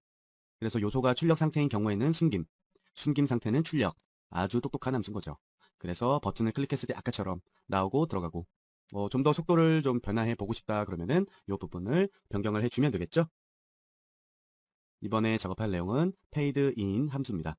fade in 그러니까 말 그대로 어두운 상태에서 점점 밝아지는 그런 상태를 이야기하는데요. 왜 드라마 아니면 영화 왜 화면이 바뀔 때 서서히 밝아지면서 화면이 나타나는 거 네, 그렇게 생각하시면 될 것 같고요. 그래서 이 fade in 함수는요. 선택된 셀렉터의 투명도를 조절해서 애니메이션 효과를 만들어낼 수 있는 성격을 가지고 있죠. 그래서 뭐 숨김 요소에 페이드인 함수가 적용이 되었다면 서서히 투명해지면서 이제 불투명으로 바뀌면서 요소들이 출력되게 되겠죠. 그래서 지금 바디 내부에 버튼 두 개의 ID 값 줘서 출력 숨기기를 만들어 주었고 그리고 바디 하단에 jQuery를 줘야겠죠. 보시는 것처럼 간단한 내용이죠.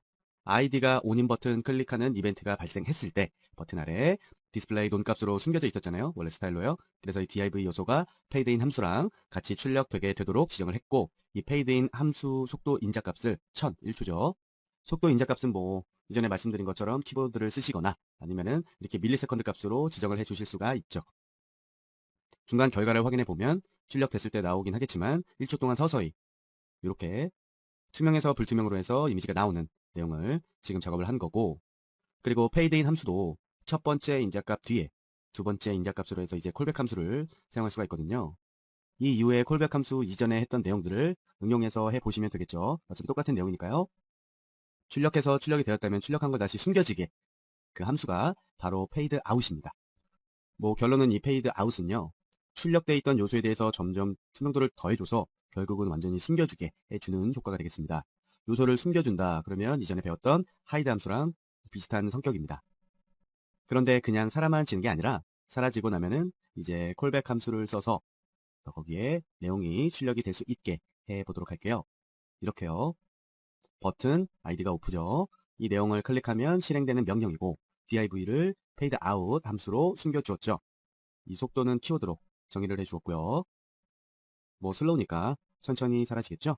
그래서 이번에 두 번째 인자값을 이용해서 이미지가 모두 사라지고 난 후에 실행될 콜백 함수를 지정해 준 게 요 내용입니다. 팝업이 되는 거죠.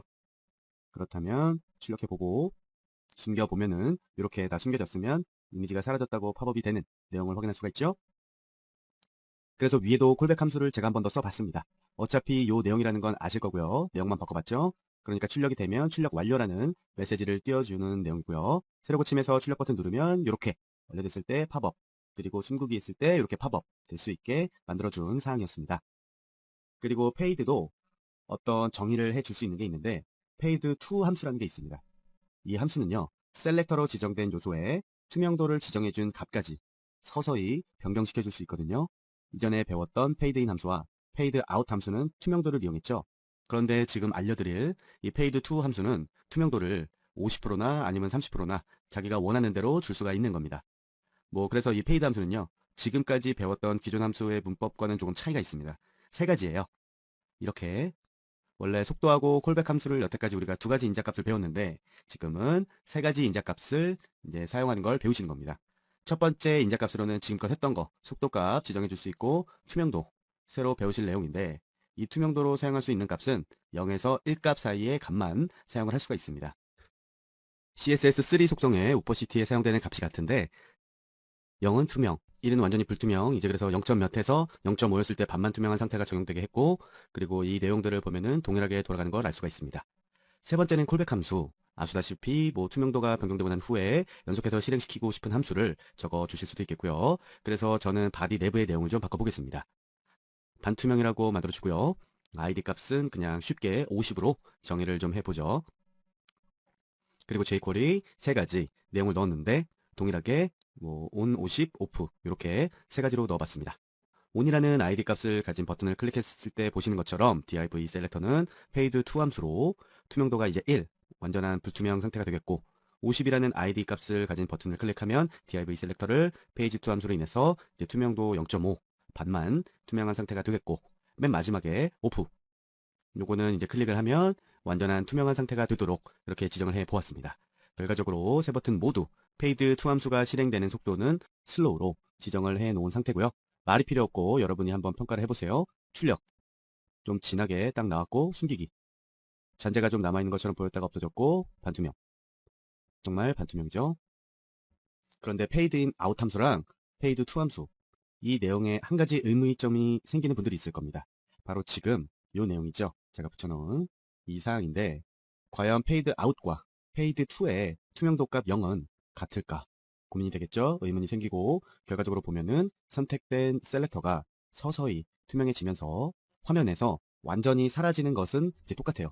근데 이걸 설명하기에 앞서서 CSS 속성을 이야기를 안 할 수가 없습니다. CSS 속성 중에서 디스플레이 논값 그러니까 모두 아시는 분이라고 생각해서 저는 설명을 하겠습니다. 왜냐면 jQuery 들으시는 분들 중에 웹표준 퍼블리셔 아닌 분들 없고요. 웹표준을 다 아는 상태에서 그리고 자바스크립트를 다 아는 상태에서 강의를 듣기 때문에 좀 수월하게 이해가 되실 것 같습니다. 디스플레이 논값과 또 하나 있죠. 지금 추가된 비저빌리티 히든 두 가지 생각해보면 딱 답이 나옵니다. 다 해당 내용이 안 나오지만 공통점은 이제 안 나오는 거지만 다르죠. 디스플레이 논값은 요소와 함께 요소가 존재했던 영역까지 전부 삭제. 처음부터 그 자리에 아무것도 없던 것처럼 되는 거고 비저빌리티 히든은 그 자리는 그대로 유지가 됩니다. 눈에 보이지만 않을 뿐이죠. 그것과 동일하다고 생각을 하시면 되겠습니다. 지금 내용이 이해가 안 가신다면 웹표준 퍼블리셔의 웹표준 CSS 2.1과 3의 이론 강의를 들으시면 도움이 될 겁니다. 그래서 이 페이드 아웃 함수는요. 요소를 점점 투명하게 만들어 주다가 요소가 전부 투명해지면은 마지막 디스플레이 값은 논값으로 변경시켜가지고요. 요소의 모든 내용을 삭제하는 겁니다. 그런데 그 반면에 페이드 to 함수의 투명도를 0으로 준 거는요. 요소를 서서히 투명하게 만들어서 우리 눈에 보이지 않게 숨겨줄 뿐이고 그 요소는 그 자리에 그대로 존재한다는 차이입니다. 그래서 말로만 지금 설명을 하면 이해가 어려울 것 같아서 여러분 이해를 돕기 위해서 제가 실습을 준비를 했습니다. 이번에 배치는 이렇게 됩니다. 출력 버튼이 있고 차이는 p태그로 해서 RGO라는 그 문구를 이렇게 나오게 해보았습니다. 지금 이 p태그 요소의 역할은요. div 영역이 완전히 사라지는지 아닌지 판단을 돕기 위해서 사용될 거라고 생각을 하시면 될 거고요. 만약에 div 영역이 디스플레이 논 값으로 완전히 사라졌다면 이 p 요소는 버튼 바로 아래로 이동을 해서 출력이 될 거고 div 영역은 그대로 있고 div가 숨겨진 것 뿐이라면은 p 요소는 있던 그 자리에 출력이 돼야 되겠죠. 일단 1차적으로 버튼 클릭했을 때 show로 해서 보시는 것처럼 페이드 아웃이죠? 뭘까요? 사라지는 거죠? 그러면 우리가 좀 전에 테스트했던 거를 없애야겠죠? 디스플레이 논값으로 된 것을 이렇게 주석 처리를 해서 없애주도록 하겠습니다. 기본 출력이 되게 한 다음에 클릭하면 사라지게 만들어 줘야겠죠? 새로 고침에서 이렇게 출력 버튼이 있는데 클릭했더니 사라지고 RGO가 위로 올라오죠. 뭐죠? 이게 바로 이미지가 차지하고 있던 공간이 통째로 사라진 겁니다. 그러니까 디스플레이 논 속성이 적용됐다고 보면 아주 깔끔하게 이해가 되실 겁니다. 이번에는 페이드 2죠. 투명도를 0으로 주었고 내용을 한번 봅시다. 저장해서 새로 고침해서 출력. 내용은 없어졌는데 텍스트는 위로 안 올라가죠? 이미지만 그냥 그 자리에서 사라진 겁니다. 그 자리에 유지가 되는 거죠. 이게 바로 페이드 아웃을 사용하는 것과 페이드 2를 0값으로 주는 것과의 차이점이라고 할 수 있겠습니다. 그래서 여러분들은 상황에 따라서 함수를 필요 적절히 사용을 하시면 되겠습니다. 그래서 지금 내용이 바뀌었죠. 버튼 아이디가 RGO1로 돼 있고 버튼 2 RGO2로 돼 있고 지금 배워볼 내용은 애니메이트 함수라는 겁니다. 이 애니메이트 함수는 CSS 속성들을 이용해서 독자적인 애니메이션 효과를 만들어줄 수가 있게 되죠. 일단 이 애니메이트 함수의 기본 문법을 확인해 보면은요. 붙여 넣어줬는데 이런 형식의 명령을 해줄 수가 있어요. 자, 지금 느끼시는 게 가면 갈수록 복잡해지는구나 느끼시겠지만 맞습니다. 복잡할수록 좋은 내용이 나오겠죠. 첫 번째 인자로 변경될 CSS 속성이라는 거 있죠. 요거를 지정해 줄 수가 있는데 괄호 내부에 변화를 주고 싶은 효과에 대해서 CSS 속성을 입력해 주면 돼요. 근데 여기서 제한이 하나 있죠. 변경될 CSS 속성으로 사용될 수 있는 값으로는요. 밸류 값들이 이제 수치로 입력을 할 수 있는 속성이어야 됩니다. 키워드가 아니라 예를 들어서 수치를 그 밸류 값으로 가지는 위드, 하이드 탑, 오퍼시티 폰트 사이즈 이런 거 적용해 줄 수가 있겠고 밸류 값을 문자로 입력해야 되는 컬러, 백그라운드 컬러 이런 거는요. 애니메이터 인자 값으로는 사용할 수가 없습니다. 저번에 말씀드렸지만 jQuery CSS 속성을 줘야 할 때는요. 밸류 값은 콜론을 이용해서 연결해 주고 속성 값에 이제 하이픈이 있다면 제거해 줘야 되는 거 말씀드렸을 겁니다. 이해가 잘 안 되신다 그러시면은 제가 하나를 붙여넣어서 보여드릴게요. 이렇게 적용해 주는 게 맞다는 겁니다. 그리고 두 번째 인자는 속도를 제가 써놨는데 변화에 걸리는 시간을 지정할 수 있다는 거고 동작 형태, 움직임이 어떻게 진행이 될 건가 거기에 대해서 지정해 줄 수 있는 건데요. 이제 값으로는요. 두 가지 값이 지정이 가능합니다. 예를 든다면 리니어 값이 있겠고 스윙 값이 있겠죠. 그 두 가지 값이 지정이 가능하게 됩니다.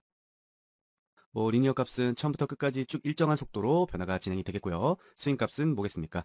처음엔 느리게 끝으로 갈수록 점점 더 증가돼서 빨라지는 속도로 변화가 진행이 되겠죠. 마지막 인자 네 번째 하도 많이 썼죠. 속도와 콜백 함수 중에서 콜백 함수가 나왔죠. 참고로 이 jQuery의 애니메이터 함수는요. CSS를 완벽히 이해하고 있다면은 좀 무궁무진한 애니메이션 효과를 적용시켜 줄 수가 있습니다. 그래서 백문이 불여일견이라고 저희가 이 애니메이션 실습 자료를 만들어 봤습니다. 내용이 있는데 RGO1이라는 버튼 아이디를 클릭했을 때 P 요소에 대해서 애니메이트 효과가 일어날 수 있도록 지정을 해주었죠. 지금 이 중괄호 첫 번째 값이 변화될 CSS 속성이고 왼쪽으로 마진을 200, 폰트 크기는 50픽셀이죠. 그래서 여기서 지정해준 속성명처럼 하이픈 삭제해주고 그 뒤에 이어지는 첫 알파벳은 이제 대문자로 표기를 해주었고 밸류 값은 인용 부호로 감싸 주었습니다. 그리고 이제 여러 개 CSS를 적용해 주려면은 콤마로 구분을 해줘야 된다는 건 기본사항이고요. 두 번째 1초죠. 한마디로 변화되는 속도고 세 번째 스윙 값에 대한 건 설명해 드렸죠. 그리고 마지막으로 들어가야 될 콜백 함수는 생략돼 있는 상태입니다. 그래서 이 RGO1을 클릭했을 때 RGO가 어떻게 변하는지 지금 보시면 이동돼서 움직이는 걸 확인할 수가 있죠. 점점 커지면서 오른쪽으로. 그렇다면은 얘를 좀 더해서 제자리로 갈 수 있게 해줘야겠죠. 이렇게 2를 눌렀을 때는 마진을 레프트로 해서 갈 수 있게 넣어줬죠. 그런데 값이 아무것도 없어요. 그러면 제일 초기 값으로 돌아가겠죠. 그리고 이 부분 패스트 다시 돌아오는 속도를 빠르게 얘는요. 처음부터 끝까지 일정한 속도로 돌아올 수 있도록 동작 형태를 지금 리니어 값으로 준 거고요. 일단 뭐 내용 확인해 보도록 하죠. 새로 고침에서 클릭, 클릭.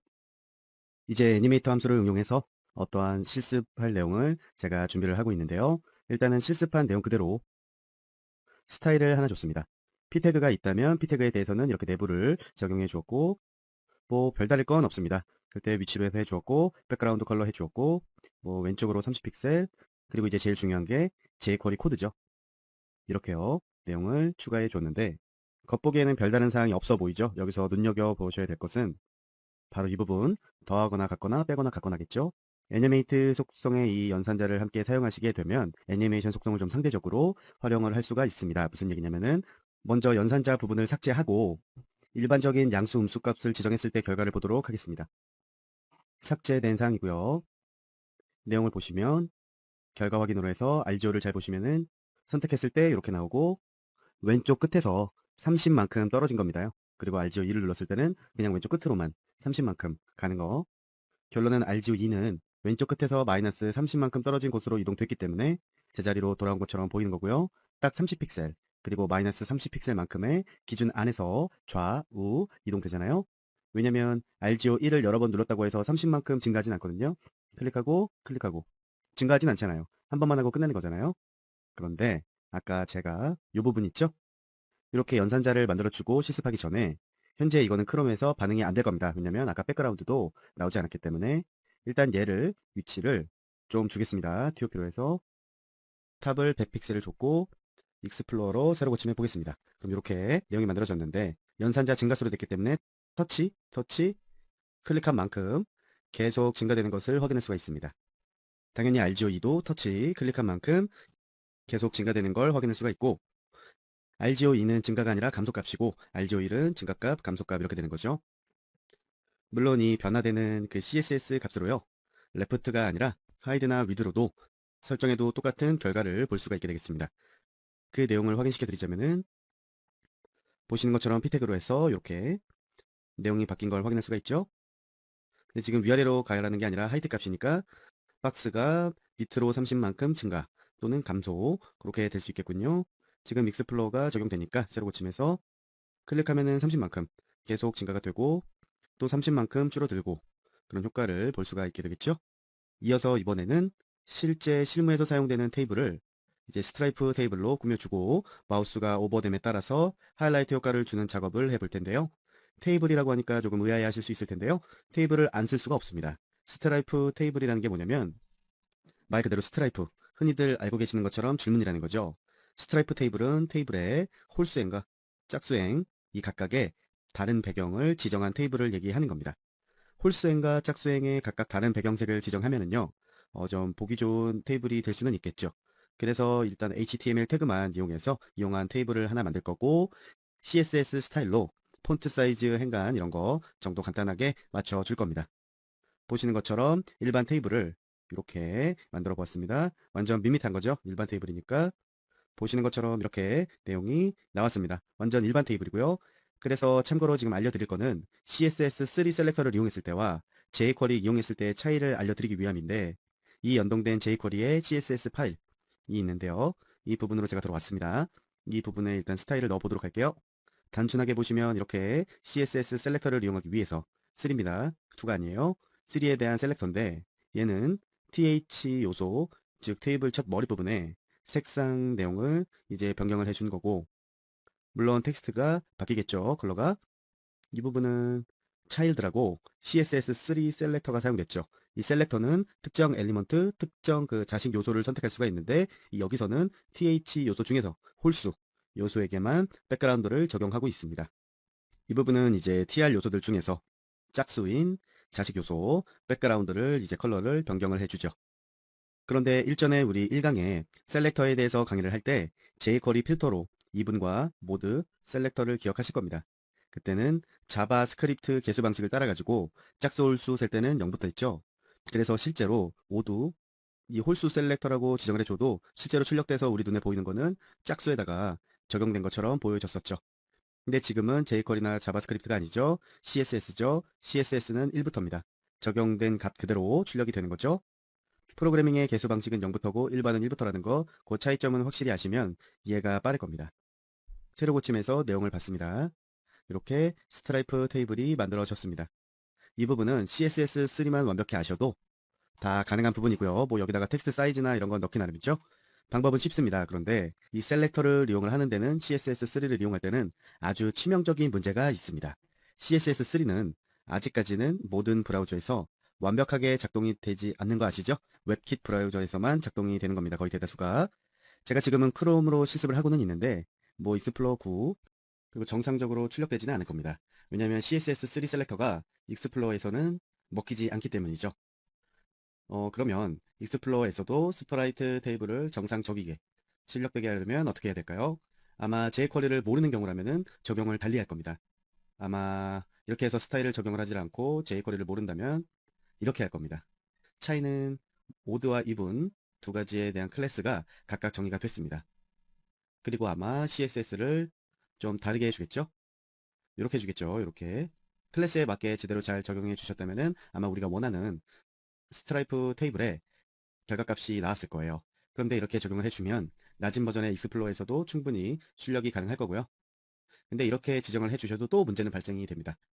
일단 손이 많이 가니까 아무래도 손이 많이 가는 거는 미스도 있을 수 있고 이후에 업데이트나 갱신에 필요한 유지보수라고 하죠. 그럴 때 상당히 골치 아픕니다. 엔지니어가 한 사람이 붙어서 하는 거면 몰라도 수시로 바뀔 수 있으니까요. 그래서 이후에 행이나 열을 중간에 삽입하거나 순서를 바꾸거나 그런 일이 생길지도 모르는데 그렇게 되면 이런 방식의 디자인은 대대적인 수정을 해야 되거든요. 아주.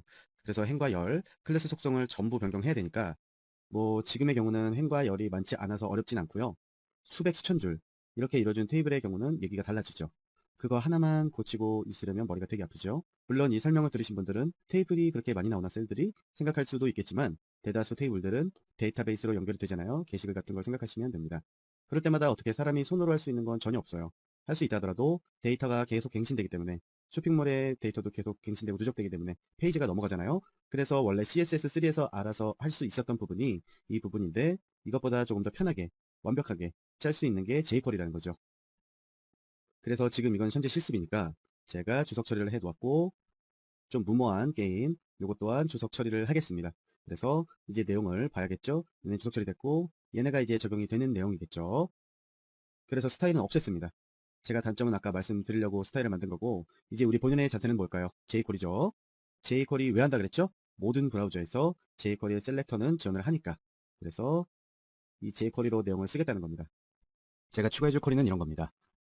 완전히 기본 중에 기본이라고 얘기할 수 있죠. 보시는 것처럼 add 클래스 함수를 이용해서 셀렉터에다가 클래스 값을 추가해 줬고 그리고 볼 거는요.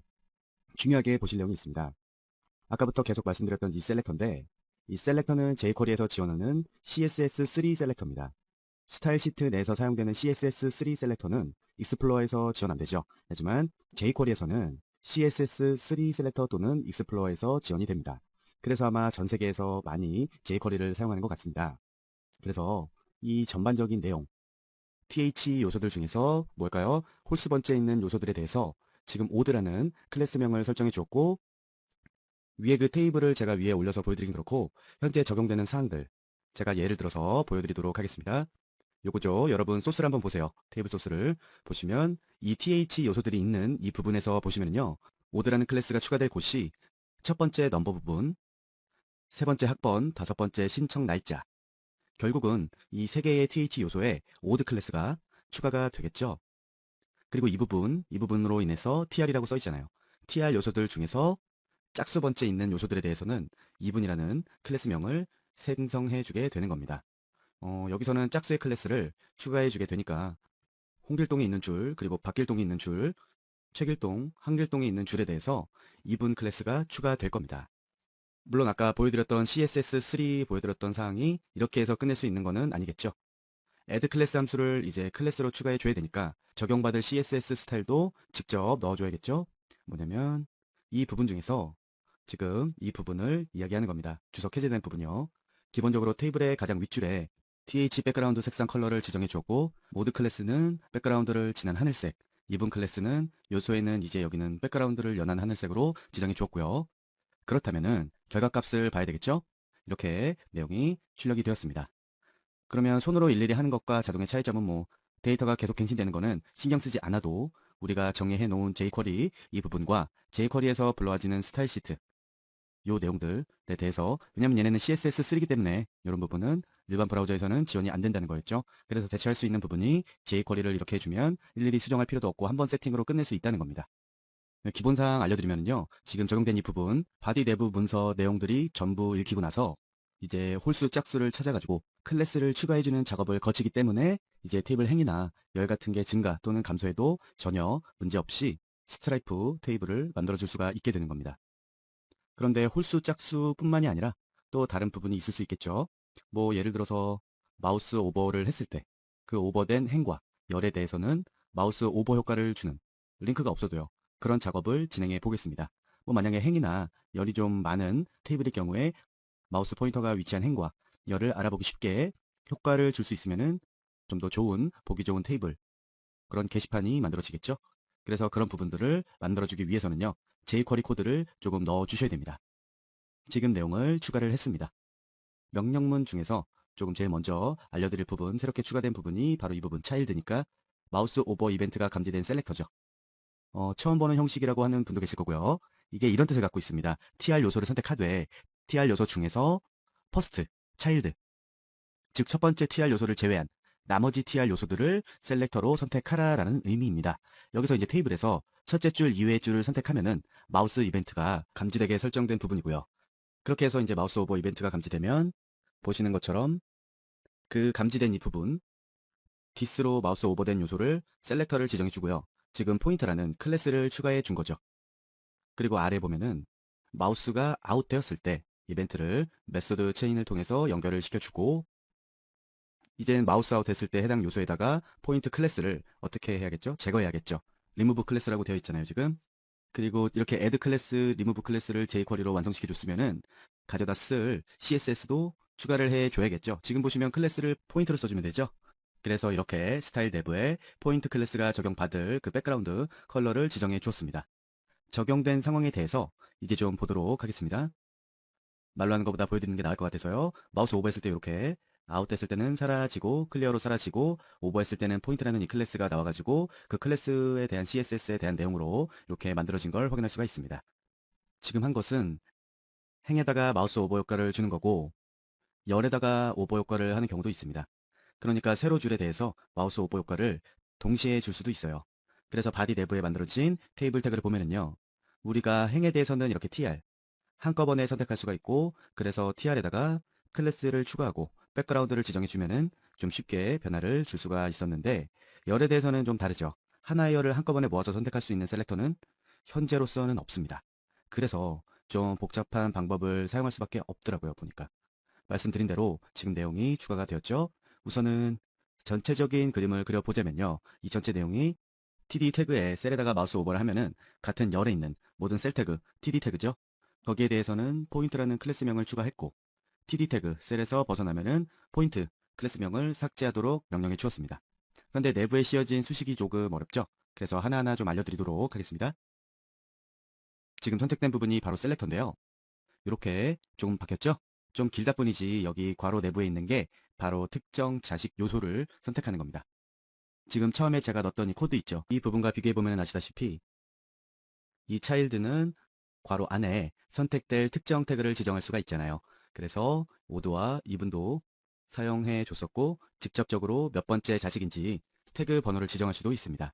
그러니까 여기서는요.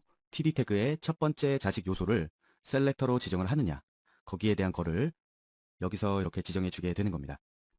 이 부분 인덱스는요. 번호 그러니까 요소의 정렬된 순서를 찾아주는 명령입니다. 그런데 td가 많잖아요 지금. 이 부분요. 이 많은 td들 중에서 현재 마우스가 오버되는 디스 자기 자신 요소는 몇 번째 위치하고 있는가 그것을 알아내는 명령인 거죠. 그래서 바디 내부에서 td 즉 셀 태그를 찾아보면은요. 굉장히 많은 td 태그들이 있는 것을 확인할 수가 있을 겁니다. 그래서 이 모든 td 태그에서는요. 인덱스 값이 있습니다. 최초의 td 요소, 최초의 셀 요소 1은 인덱스 번호가 0이 되겠죠. 이것은 CSS가 아니라 자바스크립트의 jQuery 프로그램 쪽이니까 1이 아니라 0입니다. 그래서 홍길동이라고 여러분 보시면 그 홍길동에 대한 인덱스 번호가 1입니다. 이렇게 0부터 1, 2, 3, 4 쭉 나가고 다시 줄이 바뀌어서 2는 인덱스 번호가 5가 되는 겁니다. 이렇게 정해진 인덱스 값을 여기서 불러오게 되고 지금 선택된 거는 사이즈를 명령하고 있습니다. 사이즈는 셀렉터로 지정한 태그가 몇 개인지 알려주는 함수고요. 여기서는 th 요소를 셀렉터로 지정을 하고 있기 때문에 5라는 값을 불러오고 있죠. 그래서 이 5 값을 바로 테이블 열의 개수를 뜻하는 것이기도 하고요. 그리고 지금 여기 경계 여기서 사용된 이 퍼센트 기호는 좌우 값을 나눠서 그 나머지 값을 불러오는 연산자죠. 그러니까 여기서는 보면은요. 이 내용으로 나누고 그 나머지 값을 어떻게 하겠습니까? 반환합니다. 해석해 보면 마우스가 위치한 요소의 인덱스 번호를 열의 개수 5로 나눠서 그 나머지 값을 가져오고 있죠. 뭐 예를 들자면 마우스가 김길동 위에 있으면 인덱스 번호는 6, 그리고 그것을 5로 나눠서 나머지 값이 1이죠. 그 1을 불러오게 되는 겁니다. 하나를 더 계산해 보자면 박길동일 때는 인덱스 번호는 11, 그리고 11로 해서 5를 나눈 나머지 값, 그럼 1이 되는 겁니다. 이렇게 해서 모든 TD 요소에 대해서 나머지 이 값들을 구해 보시면 첫 번째 열에 존재하는 모든 TD 셀의 나머지 값은 전부 0이고 두 번째 열에 대해서는 모두 나머지 값이 1, 세 번째 열에서는 2, 네 번째 열은 3, 다섯 번째는 4. 이렇게 나머지 값들이 구해지게 되죠. 같은 열끼리 같은 나머지 값을 공유하게 되는 겁니다. 그래서 이렇게 전반적으로 이 부분으로 나머지 값을 구했다면은 플러스 1이라고 돼 있죠. 지금 선택된 이 값으로 인해서 나머지 값에 1을 더해주는 겁니다. 이렇게 더해주면은 각각 열은 0, 1, 2, 3, 4가 아니라 1이 더해진 값인 1, 2, 3, 4, 5죠. 그래서 1, 2, 3, 4, 5의 값을 불러오게 되어 있는 겁니다. 그래서 전반적으로 이렇게 복잡한 명령을 이용해서 이런 셀렉터를 만들어 주는 거고 운용이 되고 있는 겁니다. 근데 여기서 세 개의 부분을 연결하고 있습니다. 처음에 이제 이 부분은 문자열로서 반환하기 위해서 인용부호로 묶어준 거고, 이 부분은 이제 취득한 결과값을 반환해 주어야 하기 때문에 응용부호는 생략해 준 거죠. 그리고 이제 마지막으로 이렇게 이 부분을 문자열로 반환해서 괄호를 닫아준 겁니다. 이렇게 전체적인 내용을 보자면 TD에 마우스가 오버됐을 때 마우스가 어디에 위치하건 간에 같은 열을 셀렉터로서 선택하고 포인트라는 클래스 명을 추가해 줄 수 있게 되는 겁니다. 또 같은 방법으로는 이제 TD 셀부터 마우스가 아웃됐을 때 포인트라는 클래스 명은 어떻게 되죠? 리무브 제거를 해주도록 지정이 된 거죠. 세로 한번 볼까요? 이렇게 지금 세로가 이렇게 나오는 걸 확인할 수가 있죠? 이런 식으로. 그래서 참 복잡하지만 이런 방법으로 해줄 수도 있다는 겁니다. 저번 실습에서는 실제 실무에서 사용하는 테이블에다가 jQuery 셀렉터를 사용해서 손쉽게 스트라이프 테이프를 만들어 보았는데요. 또 거기다가 행과 열에 마우스 오버 효과를 주는 것까지 진행을 해 보았습니다. 이번 시간에는 썸네일 이미지를 클릭하면 메인 이미지가 변하는 이미지 갤러리를 제작해 보도록 할 텐데요. 네이버나 타 검색 사이트의 이미지 검색 등에서도 많이 사용되는 방법이기도 합니다. 우선은 이번 실습을 위해서 저번 시간까지 강의한 내용은 모두 주석 처리해 두었고요. 우선 제가 미리 만들어둔 갤러리 보시면은요. 왼쪽으로 6개의 썸네일 이미지가 위치하고 있고요. 오른쪽으로는 썸네일 메뉴를 클릭했을 때 보여지는 메인 이미지가 자리를 잡고 있습니다. 그리고 각각의 이미지 클릭하면 각각의 하이퍼링크로 이동되고 있는 상태이고요. 이렇게 만들어진 웹페이지의 HTML과 CSS는 이렇게 눈으로 한번 확인해 보시면 됩니다. 바디 부분에요. 썸네일 메뉴의 리스트는 각각 UL과 LI로 이루어져 있고요. 그 내부에 A 링크가 존재합니다. 그리고 그 내부에 이미지가 있는 그런 형태로 지금 만들어져 있는 상태고요. 각각 사이즈 조정해 주시는 거 볼 수 있으시고요. 그리고 아래로 내려와서 메인 이미지는 div 내부로 해서 이미지만 삽입해 준 상태이고요.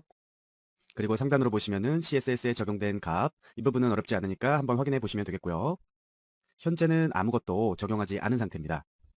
여기에서 이 왼쪽 메뉴 클릭하면 A링크에 걸어둔 링크 경로 때문에 이렇게 해당 이미지로 이동해 버리죠. 하지만 우리는 이렇게가 아니라 이 메뉴 이미지를 변경해 줄 건데요. 혹시 저번에 리턴 펄스를 사용해서 이미지 출력되게 했던 실습 기억하시나요? 그것과 같은 방식입니다. 에디트 플러스로 돌아와서요. 이렇게 제가 jQuery 명령어를 붙여준 부분입니다. 이 부분에서 썸네일 메뉴 이미지를 감싸는 A 요소에 대해서 클릭을 사용해서 클릭 이벤트를 설정해 두었고요. 메뉴가 이 클릭이 된 순간 이벤트를 감지해서 이 함수를 실행시키게 되는 거죠. 메인에 있는 이미지의 src 속성을 클릭된 해당 메뉴 이미지의 하이퍼링크 속성으로 변경하는 명령문인데요. 그 변경을 실행하도록 도와주는 함수가 바로 이 attribute 함수죠. 그리고 마지막으로 return pulse 값, 뭔지 아시죠? 이 값을 사용해서 본래의 A 요소의 성격을 무효화 시켜주는 겁니다. 이렇게 해주면 A 링크로 인해서 페이지가 이동해버리는 거, 링크해버리는 것을 막아버릴 수가 있고요. jQuery 값으로 인한 우리가 지금 해준 jQuery 값, 이것이 제대로 먹힐 수 있게 해줄 수가 있는 거고요. 이 부분 저장하고요. 이 부분 새로 고침해서 이 이미지 눌러보시면요. 이렇게 링크로 이동되어지는 게 아니라 오른쪽 이미지가 변하도록 이렇게 만들어준 부분이죠. 자, 이렇게 우리가 배운 것들을 통해서 손쉽게 썸네일 이미지를 클릭했을 때 정상적으로 이미지 갤러리가 작동하도록 만들어준 부분이고요. 여기에다가 우리가 배웠던 애니메이션 효과를 좀 넣어서 좀 동적이고 퀄리티 있는 페이지를 제작해 보도록 하겠습니다. 에디트 플러스로 와서요. 스크립트 내부에서 소스를 조금 고쳐볼게요. 기존에 있던 소스 주석 처리해 주었고요. 새롭게 소스를 하나 붙여 넣었습니다. 이 부분은 아까와 같죠? 메뉴 내부에 있는 A 요소의 클릭을 사용했을 때 이 이벤트, 클릭 이벤트를 설정해 둔 상태고요. 이 부분 때문에 메뉴가 클릭되어지면 이 비포 함수가 일어나게 되는 거죠. 비포 함수는 어떠한 선택된 요소의 요소 앞부분에 이 뒤에 주어진 인자 부분을 삽입하게 되는데요. 이 인자가 굉장히 복잡해 보이지만 더하기 기호를 이용한 수식과 텍스트의 결합 배우셨죠? 그것을 살펴보시면서 하나하나 분석해 보시면 어떻게 결합되어 있는지 확인하실 수가 있습니다. 우선 제일 먼저 이 부분을 통해서 이미지 스크립트를 열어주고 있죠. 그리고 는의 인용부 여는 것까지 텍스트까지 출력해주고 있고요. 바로 이 부분을 통해서 불러올 스크립트의 이미지 경로를 지정하고 있습니다. 여기서는 클릭된 해당 이미지를 this로 선택을 해서 그 해당 이미지의 하이퍼링크 값을 이렇게 애트리뷰트 속성으로 인해서 가져오고 있죠. 그리고 다음 이 부분을 통해서 여기 닫는 따옴표 가져오고 있고요. 그리고 닫는 태그, 이 여는 태그가 있으면 닫는 태그도 필요하니까요. 닫는 태그를 텍스트로서 반환을 해주고 있습니다. 이렇게 이 부분, 이 전체적인 그 요소로 인해서 메뉴 이미지가 클릭되었을 때 클릭된 이미지의 링크 값을 메인에 출력된 이미지의 하이퍼 링크 값으로 가져올 수가 있게 되었고요. 스타일 시트 보신 분은 아시겠지만 메인 이미지의 위치값, 포지션 값이죠. 그것을 앱솔루트 절대값으로 지정을 해 주었기 때문에 이렇게 비포로 가져온 이미지와 기존에 있던 메인 이미지가 똑같은 위치에 겹쳐지는 상태가 출력이 되는데요. 이렇게 두 이미지가 겹쳐져 있다는 거 우선 알고 계시면 되고요. 이제는 그 겹쳐진 상태의 이미지에서 기존에 존재했던 이미지를 제거해주는 코드가 바로 이 부분입니다. 이 페이드아웃 함수를 사용해서 기존 메인에 있던 이미지를 서서히 사라지게 해주는 건데요. 속도는 패스트로 빠르게 지정해준 상태입니다. 여기서 셀렉터가 메인 이미지 라스트라고 되어 있는데요. 이렇게 지정해준 이유는 썸네일을 클릭해서 메인에 새롭게 추가될 이미지는 비포 함수로 들어가기 때문이죠. 즉 기존 이미지보다 비포로 들어가기 때문에 더 전에 위치하게 됩니다.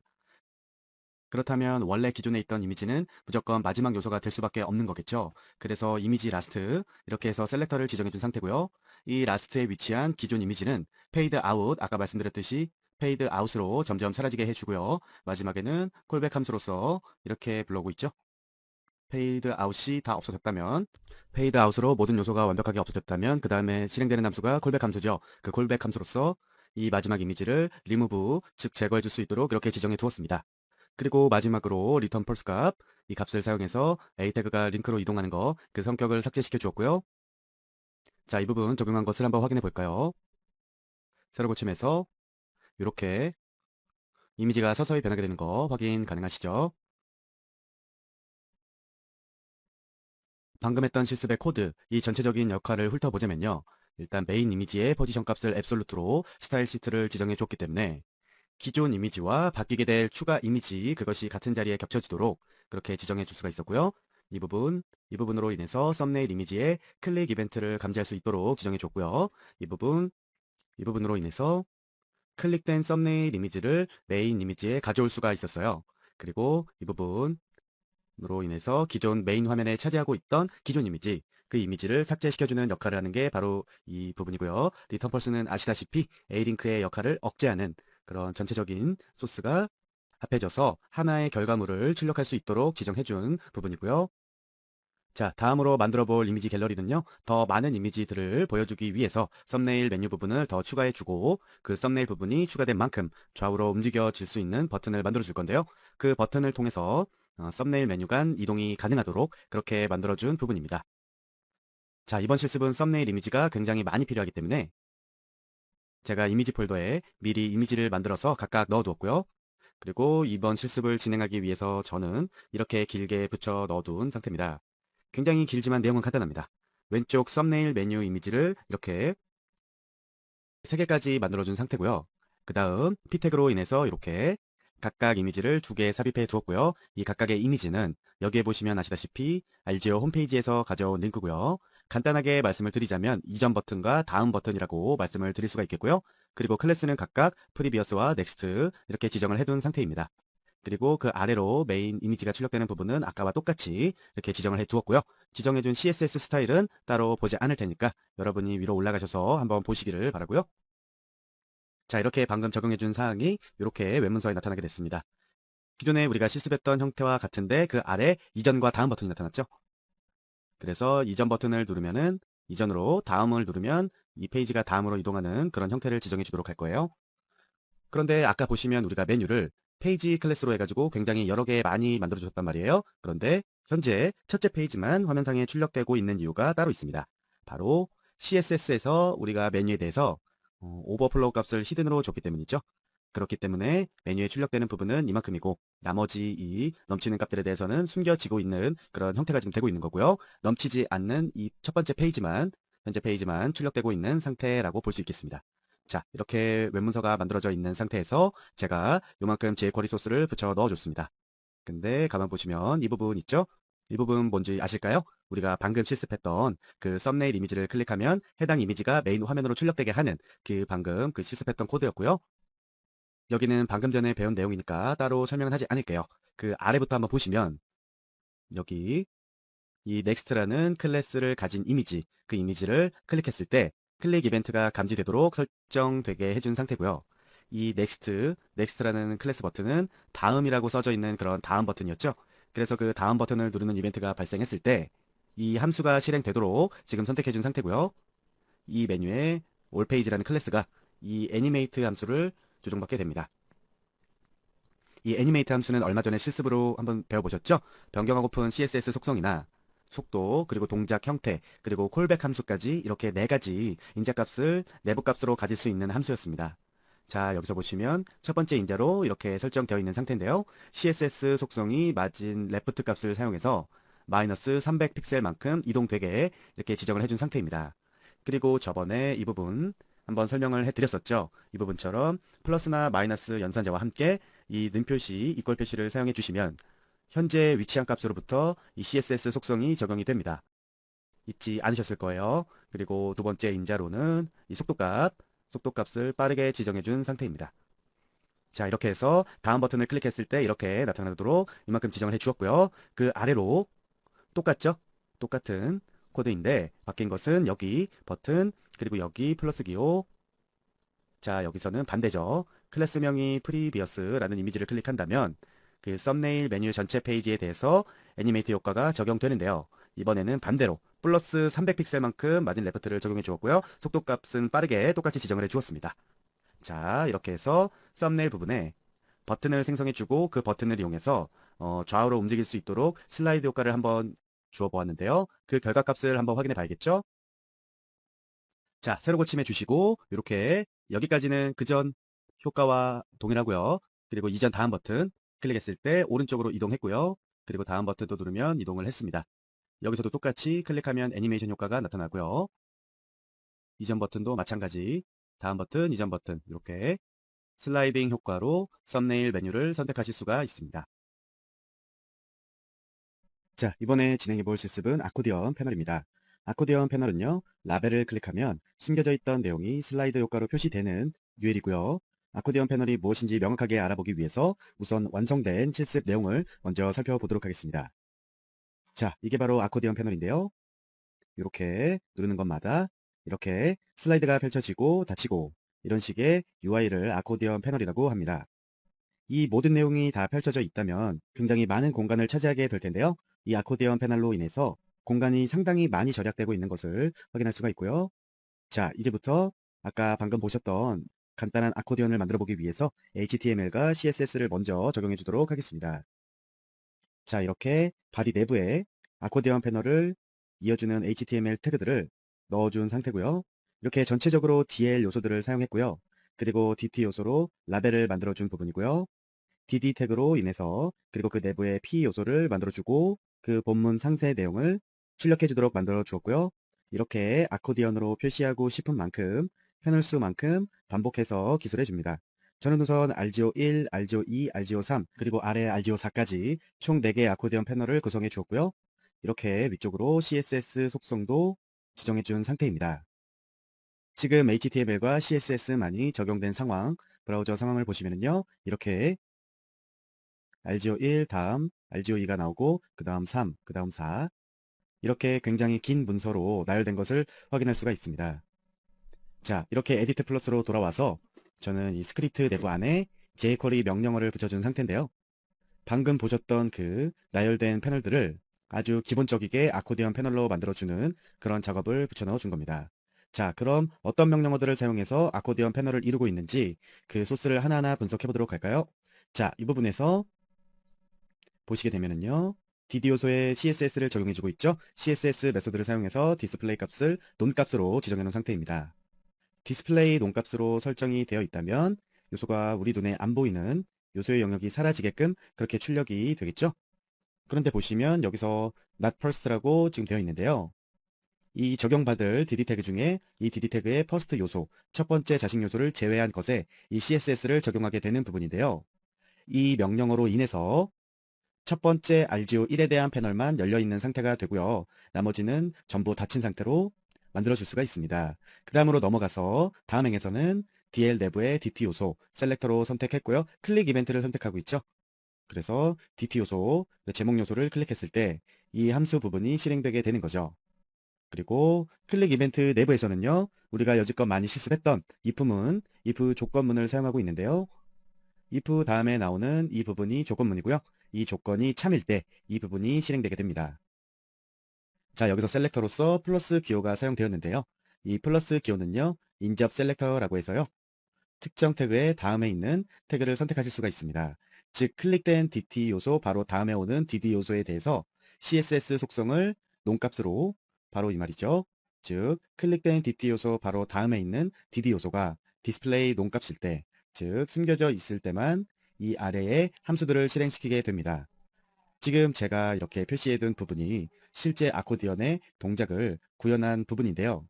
이 DD 요소가 보이지 않고 있는 요소라면 이 DD 요소에 대해서 슬라이드 다운 함수를 사용해서 요소를 표시하게 됩니다. 그리고 이 슬라이드 다운을 실행해 주기 전에 모든 DD 요소, 열리거나 닫히거나 모든 DD 요소에 대해서 슬라이드 업 함수를 이용해서 요소를 숨겨주게 됩니다. 만약 지금 선택된 이 부분이 없다면 패널이 닫히지는 않고 열리기만 해서 아코디언 패널의 의미가 없어질 것입니다. 자, 이렇게 해서 아코디언 패널을 구현해주는 소스를 붙여 넣어 주었었는데요. 한번 실행 결과값을 확인해 보도록 할까요? 지금 제가 새로 고침해서 브라우저가 출력된 상태인데요. 저희가 아까 첫 번째 패널을 제외한 모든 요소에 대해서 다 디스플레이 논값을 적용해 주었기 때문에 첫 화면이 이렇게 첫 패널만 열려진 상태로 출력되게 되는 거고요. 한번 클릭해 볼게요. 자, 이렇게 슬라이드로 열리게 되는 것을 확인할 수가 있죠. 아까 만약 이 부분 지워준다고 했을 때 저장해서 한번 보면요. 이렇게 열리기만 하고 닫히지는 않는 상태가 되겠죠. 이상하게 출력이 되는 걸 보실 수가 있습니다. 자, 이렇게 해서 아주 기본적인 간단한 아코디언 패널을 구성을 한번 해보았고요. 거기에다가 조금 더 보기 좋고 사용하기 편리하게 그렇게 만들어주기 위해서 몇 가지를 더 추가해서 만들어 보도록 하겠습니다. 이전에 만들어 두었던 코드는 지금 주석 처리가 되어 있는 상태고요. 새롭게 코드를 하나 더 붙여 넣어 주도록 하겠습니다. 이렇게 지금 붙여 넣어 준 상황이고요. 눈치채셨을 수도 있겠지만 이 부분, 그리고 이 부분은 아까 밑에서 실습했던 바로 이 내용이죠. 이 내용에다가 이 부분 추가해 주었고, 그리고 이 부분 추가해 주었고요. 지금 저희가 하고 있는 이 작업은요. 선택된 아코디언 패널에 대해서 다른 아코디언 패널과 뭔가 다른 차별을 주기 위해서 DT 태그, 즉 라벨 부분에 백그라운드 효과를 주고 있습니다. 선택된 요소에 한해서요. 그런데 우리가 아까 해봤다시피 이 부분에서 아코디언 패널의 초기 상태를 지정해 주었었죠. 모든 DD 요소에 대해서 디스플레이 논값을 숨겨주고, 그러나 그 첫 번째 요소에 대해서는 그 디스플레이 논값을 적용시키지 않는다라는 내용이었는데요.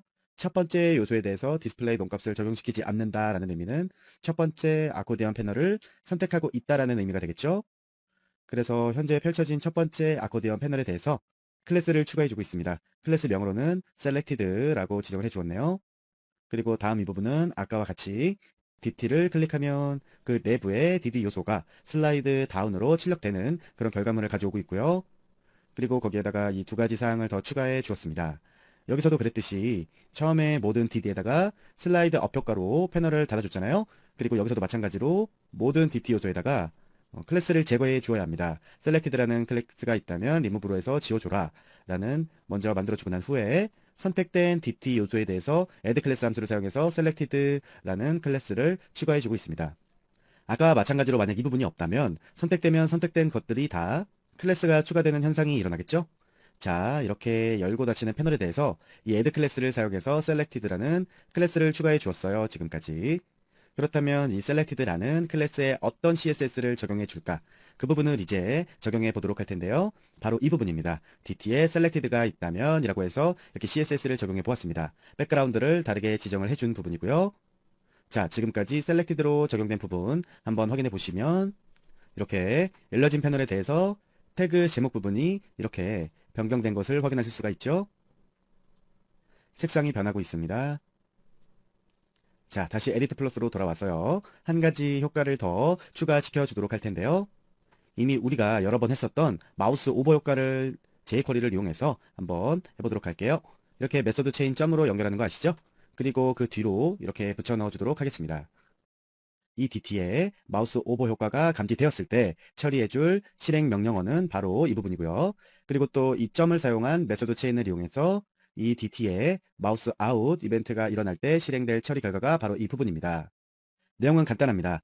DT에 마우스 오버하는 이벤트가 발생했을 때 이 DT에 대해서 클래스를 추가해 주게 되는데요. 그 클래스의 이름은 바로 오버가 되겠고요. 아래로 내려와서 이 DT에 마우스 아웃이 되었을 때 그 DT에 대해서는 클래스가 리무브 된 그런 함수를 가져와서 오버라는 클래스를 없애주고 있는 형태죠. 그리고 이렇게 지정해주고 나서 언제나 그랬듯이 스타일 시트로 올라가서 이 오버라는 클래스에 대한 CSS 속성을 적용해 줄 겁니다. 지금 바로 선택되어진 이 부분인데요. DT에 오버라는 클래스가 있다면 백그라운드 설정을 해준 부분이고요. 이 오버의 위치를 왜 selected 위로 올렸냐? 이미 selected로서 선택되어진 아코디언 패널에 대해서는요. 이 마우스 오버가 적용되지 않도록 하기 위해서 마우스 오버를 위쪽으로 올려준 형태입니다. CSS에서는 이렇게 똑같이 적용을 해 주었더라도요. 이 나중에 이 뒤쪽에 적용된 이 사항이 앞에 적용된 사항보다 우선시됩니다. 그렇기 때문에 이미 selected로서 백그라운드가 변경된 사항에 대해서는 이 마우스 오버 효과를 주지 않겠다라는 의미로 이렇게 selected를 뒤쪽에 기술한 거고요. 자, 이렇게 해서 기본 아코디언에 조금 더 업그레이드를 한 그렇게 사용하기 좋은 아코디언 패널이 완성이 되었습니다. 결과값을 한번 볼까요? 세로 고침하셔서 이렇게 마우스 오버를 했을 때는 색깔이 변하도록 지정을 해 주었고요. 이미 셀렉터로서 배경이 변한 것에 대해서는 마우스 오버를 아무리 해도 변하지 않게 이렇게 만들어준 상태고요. 이렇게 하나씩 클릭해 보시면 어떤 형식으로 아코디언 패널이 이루어져 있는지 확인을 해 보실 수가 있습니다. 현재 보시고 있는 이 웹페이지는요. 다음에 실습해 볼 가로 아코디언 패널의 완성본입니다. 이렇게 가로로 펼쳐질 수 있는 아코디언이 지금 만들어졌고요. 아까 우리가 했던 것처럼 셀렉터가 선택된 것에 한해서 이렇게 색상이 들어가는 걸 만들어 보았고요. 그리고 마우스 오버를 했을 때 색상이 변하도록 이렇게 지정을 해준 상태이고요. 자, 이제부터 이것을 만들어 보는 실습을 진행을 해 보도록 할게요, 여러분. 자, 에디트 플러스로 돌아와서요. 기존에 했던 아코디언 패널은 주석 처리를 제가 해준 상태고요. 새롭게 만들어 볼 가로 형식의 아코디언 패널을 한번 붙여보도록 하겠습니다. 이렇게 바디 내부에 새로운 내용을 붙여 넣었는데요. 아까는 그냥 DL, DT, DD 태그로만 이루어져 있었는데 지금은 div 태그가 감싸고 있고요. 그리고 내부에 스팬 요소도 존재하고요. P 요소도 존재합니다. 그리고 저는 지정해준 HTML 태그 밖에 스타일 시트 내부에도 CSS 속성을 이렇게 변경시켜 주었는데요. 좀 길죠? 우리가 나중에 효과를 줄 selected 그리고 마우스 오버 효과 이 부분까지 전부 붙여 넣어준 상태입니다. 현재 적용될 이 CSS와 HTML 문서 확인해 보시면요. 이런 형태로 아무것도 없이 이렇게 나타나게 되고요. 이제부터 이 상태에서 점점 아코디언 패널 모습을 찾아볼 수 있도록 그렇게 jQuery 명령어를 붙여 넣어주도록 하겠습니다. 자, 이렇게 에디트 플러스로 돌아와서 저는 이미 이렇게 jQuery 코드를 붙여 놓은 상태이고요. 아코디언 UI의 복습 차원으로 진행하는 내용이니까 간단하게만 설명을 해보도록 하겠습니다. 우선 여기서 눈여겨보셔야 할 것은 바로 이 애니메이터인데요. 아까와 같은 정상적인 아코디언 패널의 같은 경우에는 우리가 슬라이드 효과를 주어서 내용을 닫고 표시하고 나타나게 하고 이렇게 해준 부분이잖아요. 그런데 이렇게 가로로 되어 있는 아코디언 패널의 경우에는요. 슬라이드 업다운을 사용하실 수가 없죠. 이 가로 아코디언 같은 경우에는 좌우로 펼쳐져야 되는데 슬라이드 업은 위아래로 펼쳐지는 효과잖아요. 그래서 여기서는 슬라이드 업 대신 애니메이트 효과를 사용해 주는 겁니다. 애니메이트 효과의 위드 값을 사용해서 CSS 속성이죠. 사용해서 넓이를 줄였다, 늘렸다 하는 방식으로 아코디언 패널을 열어주게 되는 건데요. 자, 가장 먼저 이 첫 번째 줄에서 모든 DD 요소에 대해서 CSS 메소드를 사용해 넓이를 0으로 만들어 주게 되는 겁니다. 단 DD 요소 중에 이 첫 번째 자식 요소는 제외하는 겁니다. 이렇게 지정을 해 주었으면 브라우저를 처음 딱 열었을 때 초기 값은 첫 번째 패널이 열려져 있는 상태로 지정되게 되는데요. 아까 전 실습에서와 마찬가지로 그 열려진 첫 번째 패널, 그 선택된 패널에 대해서 클래스를 추가해 주도록 합니다. 클래스명은 selected로 아까와 같이 똑같이 설정을 해 주었고요. 그래서 이렇게 모든 DD, 즉 내용 부분이 모두 닫혀 있는 상태에서 이 DT 요소를 클릭하는 이벤트를 만들어 준 거죠. 그리고 그 내부에 아까와 같이 if문을 이용해서 조건문을 만들어 준 상태입니다. 이 클릭한 DT 요소 바로 다음에 DD 요소가 있다면, 그리고 그 DD 요소가 넓이 값이 0이라면 이라는 조건을 지금 붙여 주었고요. 이 조건문이 참일 경우 이 네 가지 명령문이 실행이 되는 겁니다. 첫 번째 명령문에서 보시는 이 해지 필터는 특정 태그가 포함되어 있는 태그를 선택하실 수 있는 그런 jQuery 필터인데요. 여기서는 selected라는 클래스를 포함하고 있는 DT에 대해서 DT 뒤에 존재한 DD 요소의 애니메이트 효과를 적용해 주도록 하는데요. 어떤 애니메이트 효과냐? 넓이 값을 0으로 해라. 넓이 값을 0으로 한다는 것은 패널을 닫히게 한다는 말이겠죠? 즉 selected를 포함하고 있는 DT라 함은 결국 클릭되어서 선택되어진 그 패널에 대해서 얘기를 하는 거고요. 그 패널에 대해서 위드 값을 0으로 다시 닫아라 라는 명령이 되겠죠. 그리고 클릭된 DT 요소, 다음 DD 요소가 인접 셀렉터로 존재한다면 애니메이트 함수를 적용시켜 주는데 그 값으로는 위드 값을 500픽셀만큼 적용해 줍니다. 위드 값을 500만큼 적용해 준다는 의미 자체가 내용을 보이게 하겠다라는 의미가 되겠죠? 왜 500픽셀이냐 하시는 분들이 있으실 텐데요. 상단으로 쭉 올라가서 보시면 이 부분 있죠? DD 요소의 넓이가 500픽셀이기 때문에 500픽셀만큼 넓이 값을 지정해 준 거죠. 이 DD 태그의 넓이가 만약에 800이었다면 그러면 아래에서도 800만큼 넓이를 주시면 DD 요소가 출력이 되는 것이고요. 자, 그리고 다시 아래로 내려와서요. 제목 부분이 클릭되어졌을 때 클릭된 제목이 어떤 변화를 받을 수 있게 한 부분이 바로 이 부분인데요. 현재 클릭된 부분에 대해서만 selected 값을 적용해 줘야 되기 때문에요. 이렇게 모든 태그에 대해서는, 모든 DT에 대해서는 remove 클래스를 사용해서 selected 값을 없애주고요. 그 다음으로 클릭된 DT 내부에 있는 스팬 요소, 그 스팬 요소에 대해서는 클래스를 추가해 주도록 합니다. selected를요. 자, 이 부분 전체적으로 보자면요. 우선 이렇게 초기 값을 설정해 준 부분이고요. 여기서 DT를 클릭했다면 그러한 이벤트를 설정해 주었고요. if문을 사용해서 만약 패널이 닫혀 있다면 이라는 조건문을 만들어 준 상태고요. 그리고 패널이 닫혀져 있다면 이렇게 위드값 애니메이트를 사용해서 패널을 열어주도록 하고요. 그리고 클릭된 패널마다 전부 열리면 아코디언 패널의 의미가 없어지니까 이렇게 현재 열려져 있는 패널에 대해서는 닫아주는 값을 설정해 준 부분입니다. 그리고 아래로 내려와서 그 클릭된 DT 값을 다른 것과 다른 특별한 효과를 주기 위해서 selected라고 지금 add class, remove class 이렇게 지정해 준 상태고요. 현재까지 적용된 사항 한번 살펴보시면요. 이렇게 만들어져 있습니다. 이렇게 클릭을 하면 옆으로 슬라이드 되면서 내용이 바뀌죠. 그리고 선택된 값에 이렇게 백그라운드가 다르게 설정이 되어 있고요. 자, 그리고 마지막으로 여기에다가 우리가 배웠던 마우스 오버 효과까지 집어 넣어 주는 걸로 완성을 시켜보도록 하겠습니다. 이렇게 현재 제가 요만큼 붙여놓은 상태고요. 메서드 체인을 통해서 마우스 오버 이벤트와 마우스 아웃 이벤트를 각각 적용해 주었습니다. 자, 이 부분까지 완성된 거 확인해 보시면요. 이렇게 마우스 오버하면 색상이 변하는, 클릭하면 이렇게 백그라운드가 변하고 이렇게 확인해 보실 수가 있겠습니다. 이번에 만들어 볼 실습 작품의 완성본입니다. 보시면 아시겠지만 탭 패널로 이루어져 있죠. 이렇게 상단의 탭을 클릭하면 하단의 탭이 변경되는 형태의 UI고요. 이 탭 패널도 아코디언, 그 전에 배웠던 아코디언 패널과 마찬가지로 이렇게 공간을 절약하는 데 아주 적합한 UI죠.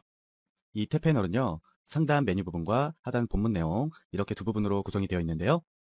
이 부분이 어떻게 구성이 되어 있는지 HTML 구성을 통해서 한번 알아보도록 하겠습니다. 이렇게 바디 내부에 제가 탭 패널을 이룰 수 있는 HTML 요소들을 나열해 놓은 상태이고요.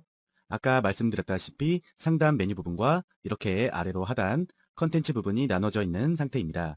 각각 UL 클래스와 LI로 이루어져 있는 상태고요. 상단 메뉴에는 A 요소 하이퍼링크로 이렇게 샵 RGOE라는 링크 값을 설정해 준 상태이고요. 이 링크 값은 하단 컨텐트 부분, 이 ID 값과 일치하는 값으로 각각 지정을 해준 상태입니다. 그리고 탭 패널의 초기 값을 설정해 주기 위해서 제일 첫 번째 메뉴에는 셀렉트로 클래스를 지정해 준 상태이고요. 자, 여기까지 모두 지정을 해 주셨다면 조금 올려서 스타일 시트 내부에 이렇게 디자인과 레이아웃에 관련된 여러 가지 설정들을 지정해 주도록 하겠습니다. 자, 이렇게 HTML과 CSS 적용된 상황 한번 보시게 되면은요. 현재 이렇게 출력된 상태가 됩니다. 각각의 탭 메뉴들이 존재하고요. 이렇게 그 아래 본문 내용이 한 덩어리로 출력되고 있습니다. 이제 이 부분 아까 보신 것처럼 탭 패널로 만들어준 작업을 해보도록 할 건데요. 다시 에디트 플러스로 돌아오셔서 jQuery 코드를 하나하나 붙여주도록 하겠습니다. 자, 이렇게 제일 먼저 이렇게 첫 번째 소스를 붙여주었는데요. 컨텐트, 즉 본문 내용의 모든 li에 대해서 이 hide 값을 지금 설정해 주고 있는데요. 거기에 not selector를 사용해서요. 이 괄호 내부에 있는 li 값을 제외한 다른 모든 li 값에 대해서 hide를 지금 설정해 주고 있는 상태입니다. 지금 이 전체적인 셀렉터 보시면 아시겠지만 항상 하듯이 이렇게 더하기 연산자 사용해서 문자와 수식을 연결해 주고 있고요. 이 양쪽 문자열 부분 제외하고 이 가운데 수식 부분을 먼저 해석해 보도록 하겠습니다. 자, 이 부분에서는요. selected가 설정되어 있는 a 태그에 관련된 하이퍼링크 속성을 애트리뷰트로 불러오고 있습니다. 아까 전에 HTML에서는 메뉴 중에 최초의 메뉴, 최초의 li 태그 안에 selected라는 클래스 명을 붙여주었던 거 기억나시나요? 그래서 첫 번째 메뉴가 선택되어 있는 상태고요. 현재는 여기서는 현재 선택된 메뉴에 하이퍼링크를 가져오는 거기 때문에 결과적으로 이 윗부분, 이 부분을 가져오게 되는 거죠. selected가 위치한 하이퍼링크 바로 알죠? 1이요. 이렇게 브라우저 적용된 사항 새로 고침해서 눌러보시면 첫 번째 셀렉티드 된 첫 번째 메뉴의 li 빼고서는 모두 다 사라진 걸 확인할 수가 있죠. 자, 다음으로는요. 탭의 A가 클릭되었을 때 발생하는 클릭 이벤트를 설정해 주었습니다. 그리고 다음으로 제가 이렇게 붙여 넣어 줬는데요. 이 탭이 클릭되면은 탭에 적용되어 있던 모든 셀렉티드 클래스 값이 제거되는 명령을 붙여 넣어 주었습니다. 그리고 모든 셀렉티드 값이 사라졌으면 해당 선택된 탭 메뉴에 대해서만 클래스가 설정되도록 셀렉티드를 추가해 주었습니다. 자, 이렇게 두 가지 값으로 인해서 클릭된 탭만을 선택된 상태의 셀렉티드 클래스로 변경해 줄 수가 있는 겁니다. 그리고 또 이렇게 제가 두 줄을 더 붙여 넣어 줬는데요. 각각 탭을 선택할 때마다 그 선택된 탭에 맞춰 그 내부 컨텐트 패널의 표시를 이 hide와 show 함수로 설정해 주고 있습니다. 이 탭이 클릭된 순간 우선 컨텐츠의 모든 li 요소를 숨겨주고요. 그 클릭된 a 태그의 하이퍼링크 속성을 가져와서요. 그 하이퍼링크에 해당하는 id 값을 show 함수로 인해서 출력해 주게 되는 거죠. 이 두 줄의 코드로 인해서 상단 탭 메뉴가 클릭된다면 그 아래의 모든 컨텐트 내용이 우선 숨기기를 해주고요. 그 다음 그 선택된 탭 메뉴의 하이퍼링크 속성에 따라서 각각의 그 하부 컨텐트 내용을 쇼함수로 출력해 주는 겁니다. 그래서 이 부분에서 중요한 거는요. 바로 이 부분이죠. A 태그의 하이퍼링크 값 안에 이 샵을 붙여서 ID 값과 같은 값으로 설정을 해주는 거고요. 그리고 그 안에 본문 내용의 ID 값과 일치하게 이렇게 붙여주는 게 중요합니다. 그래야 이 상단 부분에 하이퍼링크를 불러왔을 때 정상적으로 이 하단에 컨텐트 내용이 출력되게 될 수가 있고요.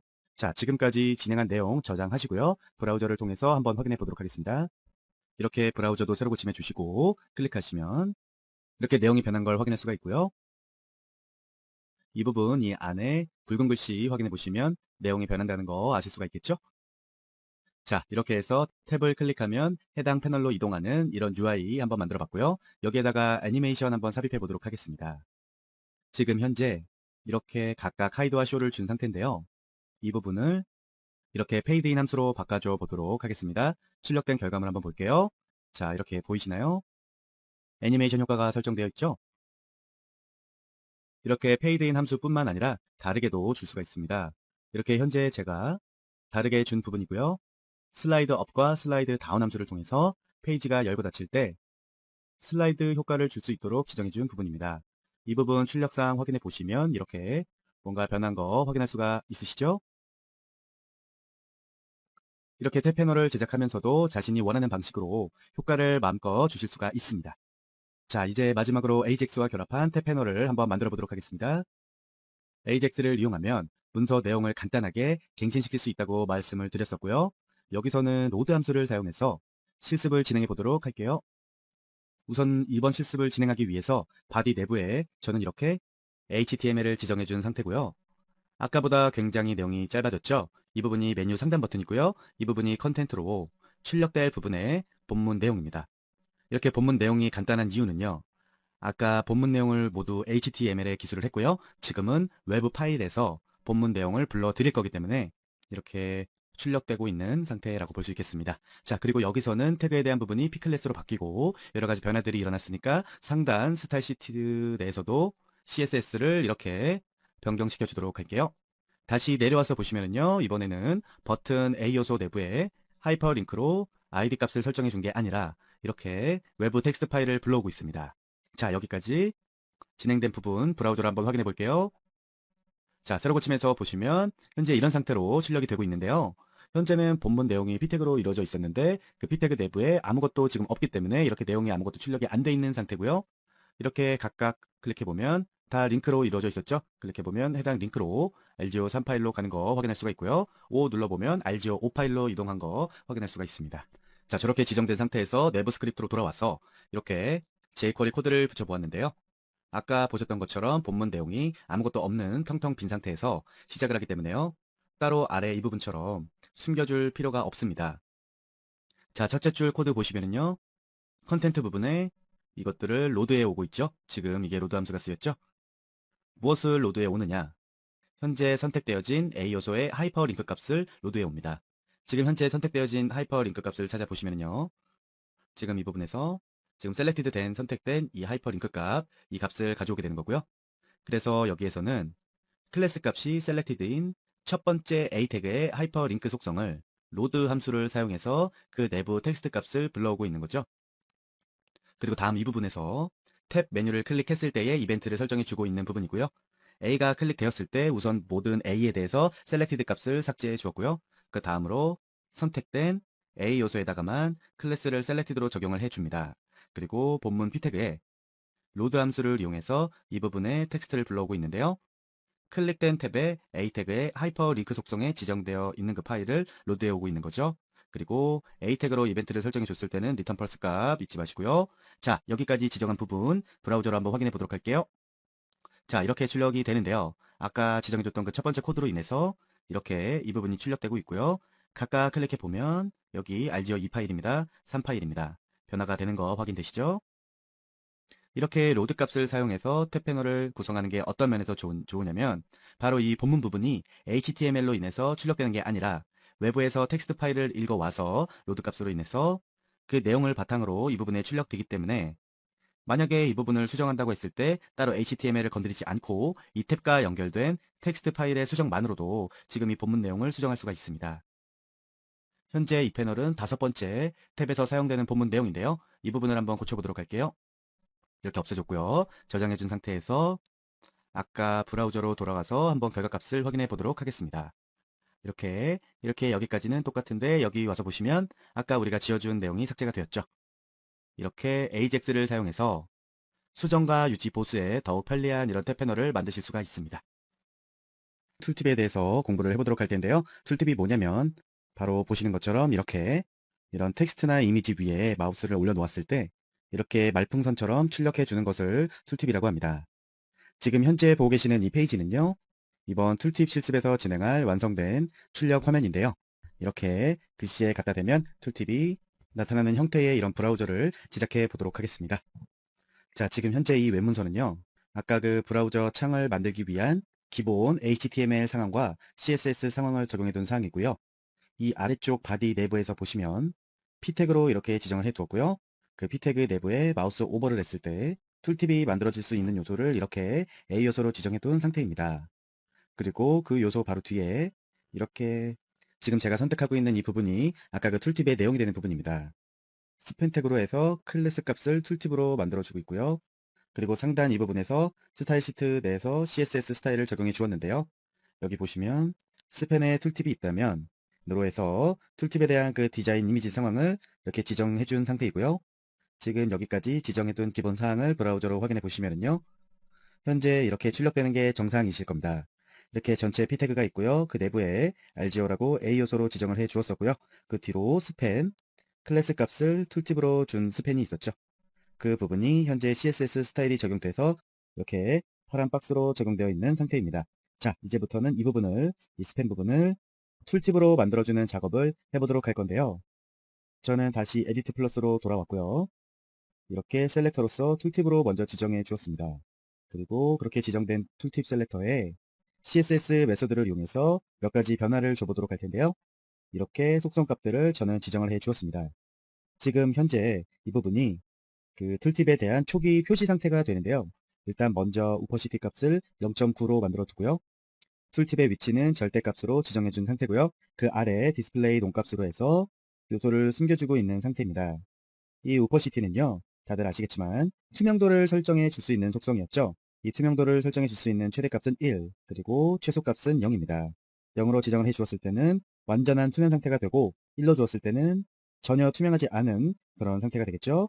그래서 지금까지 적용된 사항 한번 확인을 해 보시면요. 저장하시고 이렇게 브라우저로 돌아와서 새로 고침하는 순간 스팬 요소로 지정되어 있던 툴팁이 사라졌죠. 자, 이렇게 해서 초기 값을 설정해 준 상태고요. 아직 아무것도 설정을 해주지 않았기 때문에 마우스 오버를 해도 아무런 변화가 없고요. 자, 이제부터 그 변화 값을 주어 보도록 하겠습니다. 현재 이 부분이 제가 지정해 준 상황이고요. A 요소에 마우스 오버 이벤트를 설정해 주고 있고요.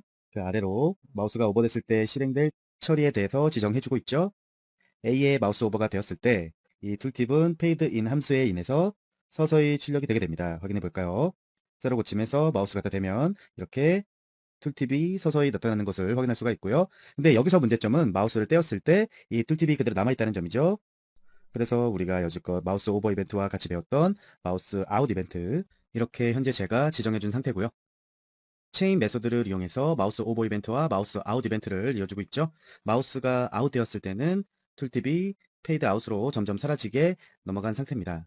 현재 마우스 아웃 이벤트 실행해준 결과값 새로 고침해서 한번 확인해 보시면요. 마우스 갖다 댔을 때 서서히 나타나고요. 뗐을 때는 서서히 없어지는 거 확인하실 수가 있습니다. 그런데 여기서 한 가지 고쳐주고 싶은 점이 있으실 거예요. 이렇게 마우스 오버했을 때 이 툴팁의 위치가 마음에 정말 안 들거든요. 저는 이 툴팁의 위치를 한번 정의해 보도록 하겠습니다. 현재 제가 선택하고 있는 이 부분이요. 툴팁의 위치 값을 설정해 주고 있는 부분인데요. 여기서 사용되는 이벤트는 마우스 무브 이벤트입니다. 펑션 대신 펑션 내부에 이 2라는 값을 사용해 주게 되면요.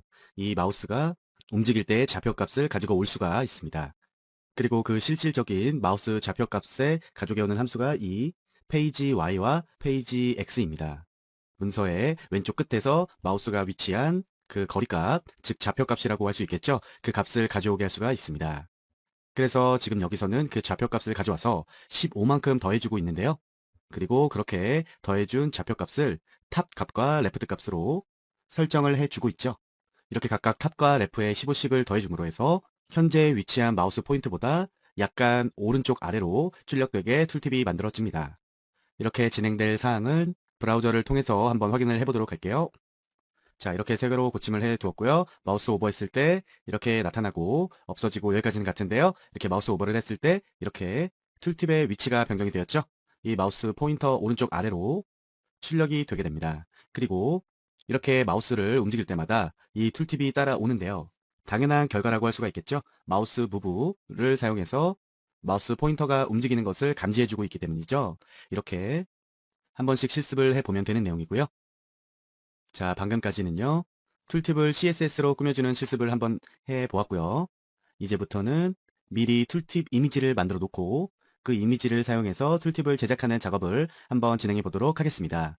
저는 현재 툴팁으로 사용될 이미지 파일을요. 이미지 폴더 안에 미리 넣어둔 상태고요. 빠르게 진행하기 위해서 이미 바디 내부에다가 HTML 태그 구성해둔 상태고요. 상단으로 스타일 시트 또한 적용을 해둔 상태입니다. 바디 내부에서 보시면 P태그로 내용이 쭉 이렇게 있고요. 마우스 오버를 하면 툴팁이 나타날 그 A 링크 또한 똑같이 만들어 둔 상태인데 아까와는 다르게 툴팁 내용은 제일 끝에 div 요소로 해서 넣어 두었습니다. 아까는 이 A 요소 다음 이 부분에다가 스팬 태그를 추가해서 툴팁을 만들어 주었었죠. 여기서는 div 클래스를 툴팁으로 지정을 해 주어서 여기서 툴팁을 만들어내고 있습니다. 자, 그리고 또 한 가지 다른 점은 툴팁은 이미지로 사용을 해줄 거니까 이 부분 보시면은요. 툴팁의 백그라운드로 이렇게 이미지를 제가 미리 만들어 두었던 이미지의 경로를 지정해 두었습니다. 자, 이렇게 해서 jQuery 코드를 붙여주기 전 HTML 태그와 CSS 속성을 모두 추가해 주었는데요. 이 부분 한번 확인을 해보도록 할게요. 바로 이렇게 출력이 됩니다. 마우스 오버할 요소는 그대로 여기에 있고 툴팁으로 사용될 이 div와 이미지가 이렇게 아래쪽에 출력이 되는 것을 확인하실 수가 있고요. 이제부터 이 툴팁을 숨겨주고 이쪽으로 이동시켜주는 작업을 한번 해보도록 하겠습니다. 가장 먼저 이렇게 스크립트 내부에 붙여 넣어 주도록 할 건데요. 툴팁 요소에 대해서 CSS 스타일을 적용해주고 있죠. 아까와 마찬가지로 오퍼시티 값은 0.9로 약간 투명하게 지정을 해준 상태고요. 이 메소드 체인을 이용해서 하이드 값 함께 사용했죠. 툴팁을 숨겨주고 있는 상태로 만들어줍니다. 방금 전 한 실습에서는요. 이 CSS 메소드 내부에다가 쭉 적어뒀었죠. 이 하이드 값이 아닌 디스플레이 논값을 이 안쪽에 사용해서 숨겨주었었는데요. 여기서는 이 하이드 함수를 사용해서 툴팁을 비표시 상태로 만들고 있습니다. 그리고 다음으로는요. 이렇게 한꺼번에 붙여 넣어 줬는데요. A 요소에 대해서 마우스 오버 이벤트를 처리하고 있죠. 이렇게 A의 마우스 오버가 감지되면은요. 이 툴팁에 대해서 페이드 인 함수가 적용이 됩니다. 즉 다시 말해서 A의 마우스 오버를 했을 때 툴팁이 페이드 인 함수로 인해서 서서히 나타나게 되는 거죠. 그리고 그 이하 내용을 살펴보시면은요. CSS 메소드를 사용해서 툴팁이 표시될 위치를 지정하고 있습니다. 이 부분에서 보시면 새롭게 오프셋 함수가 사용이 되었는데요. 이 오프셋 함수는 문서상의 상대적인 좌표값을 구해주는 함수인데요. 여기서처럼 이렇게 오프셋 레프트라고 지정을 해주면 선택된 요소의 X좌표를 가져올 수가 있습니다. 그리고 이 위에 오프셋 탑에서는 선택된 요소의 Y좌표를 가져올 수가 있겠죠. 반대로. 그래서 결론적으로 A의 마우스 오버가 되었을 때 그 A 요소의 Y좌표와 X좌표를 반환하고 있습니다. 그리고 각각 반환한 값을 CSS 속성의 탑 값과 레프트 값으로 설정을 하고 있죠. 그리고 우선 저는 여기에서 다 계산을 해서 마이너스 55만큼, 마이너스 95만큼 해둔 상태인데요. 이 부분을 지우고 이렇게 A의 좌표값만을 가져와서 위치를 지정해 보도록 하겠습니다. 저장을 해주시고 브라우저로 와서 새로 고침해 주시고요. 이렇게 돼 보면 이 A 요소의 좌표값에 맞춰서 툴팁이 출력이 되고 있죠. 바로 아까 설명드린 오프셋 함수로 이 좌표를 불러드리고 있는 부분입니다. 다시 돌아가서요. 아까와 같이 마이너스 55, 마이너스 95만큼 좌표값을 이동해 주었고요. 이 세로 고침해서 다시 한번 보시면 이렇게 이동된 걸 확인할 수가 있습니다. 이 이동값은 여러분 마음대로 아래에 넣고 싶으시다 하시면 아래로, 왼쪽으로 하고 싶으면 왼쪽으로 이 값 알아서 수정하셔서 지정해 주실 수가 있는 부분이고요. 이렇게 해서 대부분 모든 값이 끝났고요. 마지막으로 마우스 아웃 이벤트를 설정해 보도록 하겠습니다. 따로 설명은 안 해도 될 정도로 쉽죠. 툴팁을 페이드 아웃 시키는 거죠.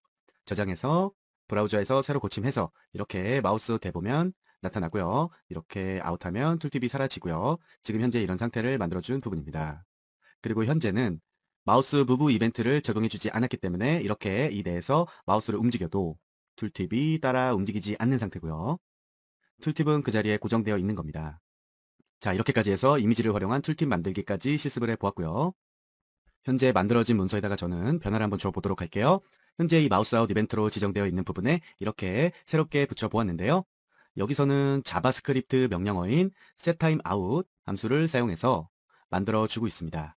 이 setTimeOut 함수는요. 특정 시간 뒤에 예약된 어떠한 함수를 한 번만 실행시켜주는 명령어라고 할 수 있겠습니다.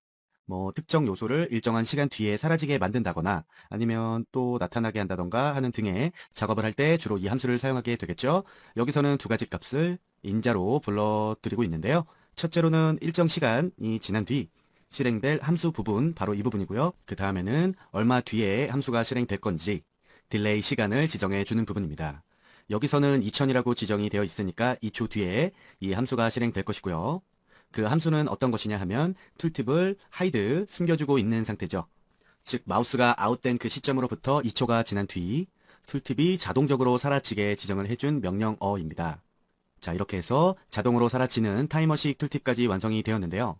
결과값 안 보고 넘어갈 수가 없겠죠? 자, 브라우저로 와서 새로 고침해 보면 이렇게 마우스 떼면 2초 뒤에 자동적으로 사라집니다. 다시 한번 볼까요? 마우스 되었다 떼면 2초 뒤에 사라지는 거 확인이 되시죠? 자, 이제부터 배울 내용은요. 마우스 오버를 하면 드롭 다운하는 그런 메뉴에 대해서 실습을 해보도록 하겠습니다. 웹사이트 돌아다니시다 보면은요. 이렇게 마우스를 오버했을 때 하부 메뉴가 출력되는 형태의 메뉴 많이 보신 적 있으실 겁니다. 지금 이 부분 제가 다 jQuery로 코드를 만들어서 출력을 해준 결과물인데요. 지금 우리가 만들어 볼 것 또한 이런 드롭다운 메뉴입니다. 자, 지금 보시는 이 부분은요. 현재 메인 메뉴와 서브 메뉴를 만들어 놓은 부분이고요. 간단히 살펴보시면요. 이렇게 큰 메뉴 내부에 각각의 메인 메뉴가 이렇게 세 개가 지정이 되어 있습니다. 그리고 그 메뉴 내부로 클래스는 서브라고 지정이 되어 있는 하부 메뉴가 각각 이렇게 종속되어서 지정되어 있는 상태라고 볼 수 있겠습니다. 그리고 상단의 CSS 또한 제가 미리 지정을 해 둔 부분인데요. 제 마음대로 디자인을 한번 꾸며본 사항이고요. 여기서는 jQuery 코드를 이용해서 마우스 오버 효과를 주는 게 아니라 이 부분 CSS 속성 자체로 마우스 오버 효과를 미리 주고 시작을 하고 있습니다. 현재까지 진행된 사항 확인해 보시면요. 이렇게 각각의 메인 메뉴 3개가 출력이 되고 있고요. 그 아래로 서브 메뉴들이 이렇게 출력이 되고 있는 사항입니다. 그리고 아까 스타일 시트 내부에서 지정을 해준 마우스 오버 효과로 인해서 이렇게 마우스 오버된데 색상이 변하고 있죠. 지금까지 지정해둔 사항이었고요. 다시 에디트 플러스 내부의 스크립트로 와서요. 드롭다운 메뉴를 만들어줄 수 있는 jQuery 코드를 붙여 넣어보도록 하겠습니다. 자, 이렇게 우선 출력되고 있는 서브 메뉴에 대해서 hide 함수를 사용해 주었습니다. 이렇게 해서 초기 설정으로는 서브 메뉴에 UL 태그들이 보이지 않게 미리 지정해둔 사항이고요. 다음으로 이렇게 한 번에 붙여 넣어주도록 했는데요.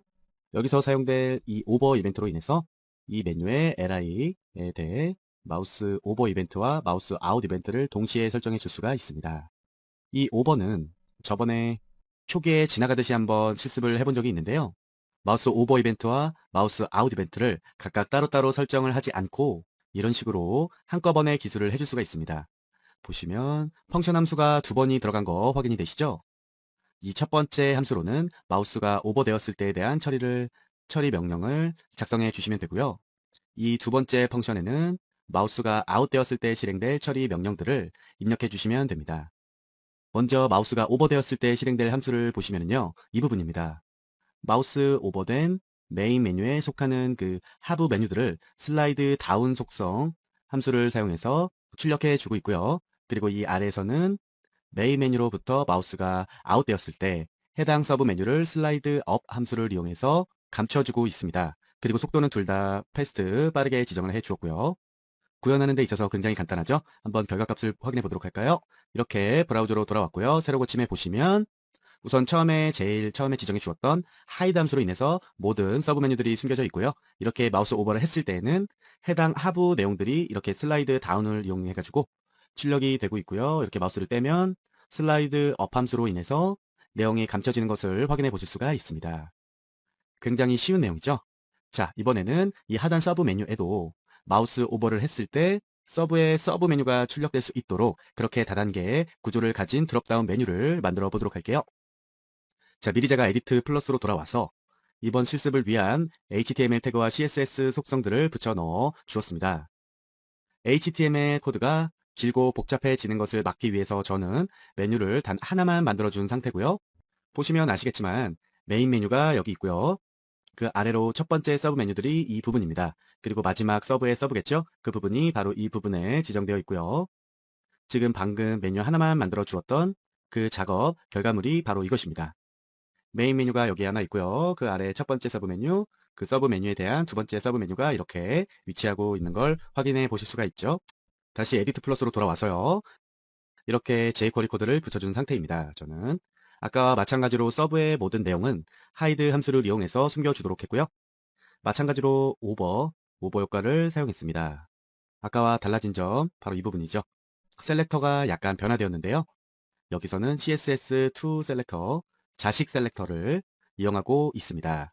이 자식 셀렉터는요, 특정 태그의 바로 아래에 위치한 태그를 선택하는 것이 가능합니다. 즉 여기서는요, 메뉴의 li, 바로 다음에 위치할 UL 태그에 대해서만 슬라이드 다운 함수를 이용해서 보여지게 만들어주는 겁니다. 아래에도 마찬가지로요, 마우스 오버 li에 바로 다음번에 위치한 UL 태그에만 이 슬라이드 업 함수가 적용이 되는 거죠. 위로 올라가서 보시면요, 메뉴 내부 이 li 다음에 자식 요소로서 UL 태그가 존재하죠. 존재하기 때문에 이 li에 마우스 오버를 했을 경우에 이 아래의 UL이 표시가 될 것이고요. 그리고 또 자식 요소로서 UL 태그를 가지고 있는 게 바로 얘죠. 이 요소에 마우스 오버를 했을 때 그 아래에 자식 요소의 이 UL 태그가 출력이 되게 될 것입니다. 한번 결과값 볼까요? 브라우저 와서 새로 고침하셔서 보면 우선 하이드 함수로 인해서 모든 서브 메뉴들이 숨겨져 있고요. 마우스 오버를 했을 때 이렇게 자식 요소인 하부 메뉴가 출력이 되고요. 아래로 내려와서 여기에 마우스 오버 했을 때 이 li의 자식 요소인 이 서브의 서브인 UL 태그가 출력이 되는 거죠. 그리고 만약 나는 슬라이드 업, 슬라이드 다운 함수가 아닌 다른 애니메이션 효과를 주고 싶다. 저는 지금 페이드 인, 페이드 아웃 함수로 변경을 해둔 상태고요. 애니메이션 효과의 속도는 노말로 지정을 해 주었습니다. 지금 이 부분 확인해 보시면은 이렇게 마우스 오버했을 때 서서히 나타나는 효과 보실 수가 있죠. 지난 실습에서는 메뉴에 마우스 오버를 했을 때 서브 메뉴가 출력되고 또 그 서브 메뉴에 마우스 오버했을 때 서브의 서브 메뉴가 출력되는 그런 다단계 형식의 드롭다운 메뉴를 한번 배워보았습니다. 이번 시간에는 현재 보시는 화면처럼 롤오버 형식의 메뉴를 한번 만들어 볼 건데요. 롤오버가 무엇이냐? 이렇게 마우스에 포인터를 올려놓았을 때 이렇게 무언가 변화가 보이시죠? 이런 효과를 바로 롤오버 효과라고 하는 겁니다. CSS를 이용해서 메뉴를 제작하는 거, 현재 많이 보편화되어 있다고 해도 이렇게 메뉴에 이미지를 삽입해서 만드시는 경우도 상당히 많은데요. 이렇게 메뉴 각각 이미지를 만들어 놓고 마우스 오버했을 때 변화되는 이미지를 하나씩 더 제작하는 겁니다. 그래서 이렇게 가만히 있을 때는 일반적인 메뉴를 불러오고요. 이렇게 마우스 오버를 했을 때는 자동으로 다른 이미지로 바꿔주는 그런 작업을 많이 사용을 합니다. 드롭다운 메뉴 실습하실 때처럼 그냥 CSS의 오버를 사용해서 만들어 주실 수도 있는데요. jQuery를 사용한 롤오버 형식 또한 가능합니다. 이제부터 실습을 진행해 보도록 할 건데요. 이 각각의 이미지는 제가 알지오 홈페이지에서 가져온 이미지들이고요. 실습하실 땐 이미지 폴더에 넣어놨으니까 그 부분 활용해서 실습을 해보시면 될 것 같습니다. 자, 에디트 플러스로 와서요. 가장 먼저 저는 롤오버 메뉴를 만들기 위한 가장 기본적인 HTML 태그와 CSS들을 적용해둔 상태입니다. 이 바디 내부에서 보시면 전체적으로 UL을 하나 만들어 두고요. 각각의 li에 이미지를 넣어둔 상태입니다. 이렇게 해서 총 3개의 메뉴를 불러온 상태고요. 각각의 클래스명은 오버 이렇게 똑같이 지정해준 상태입니다. 이렇게 간단히 메뉴를 불러와 준 부분이고요.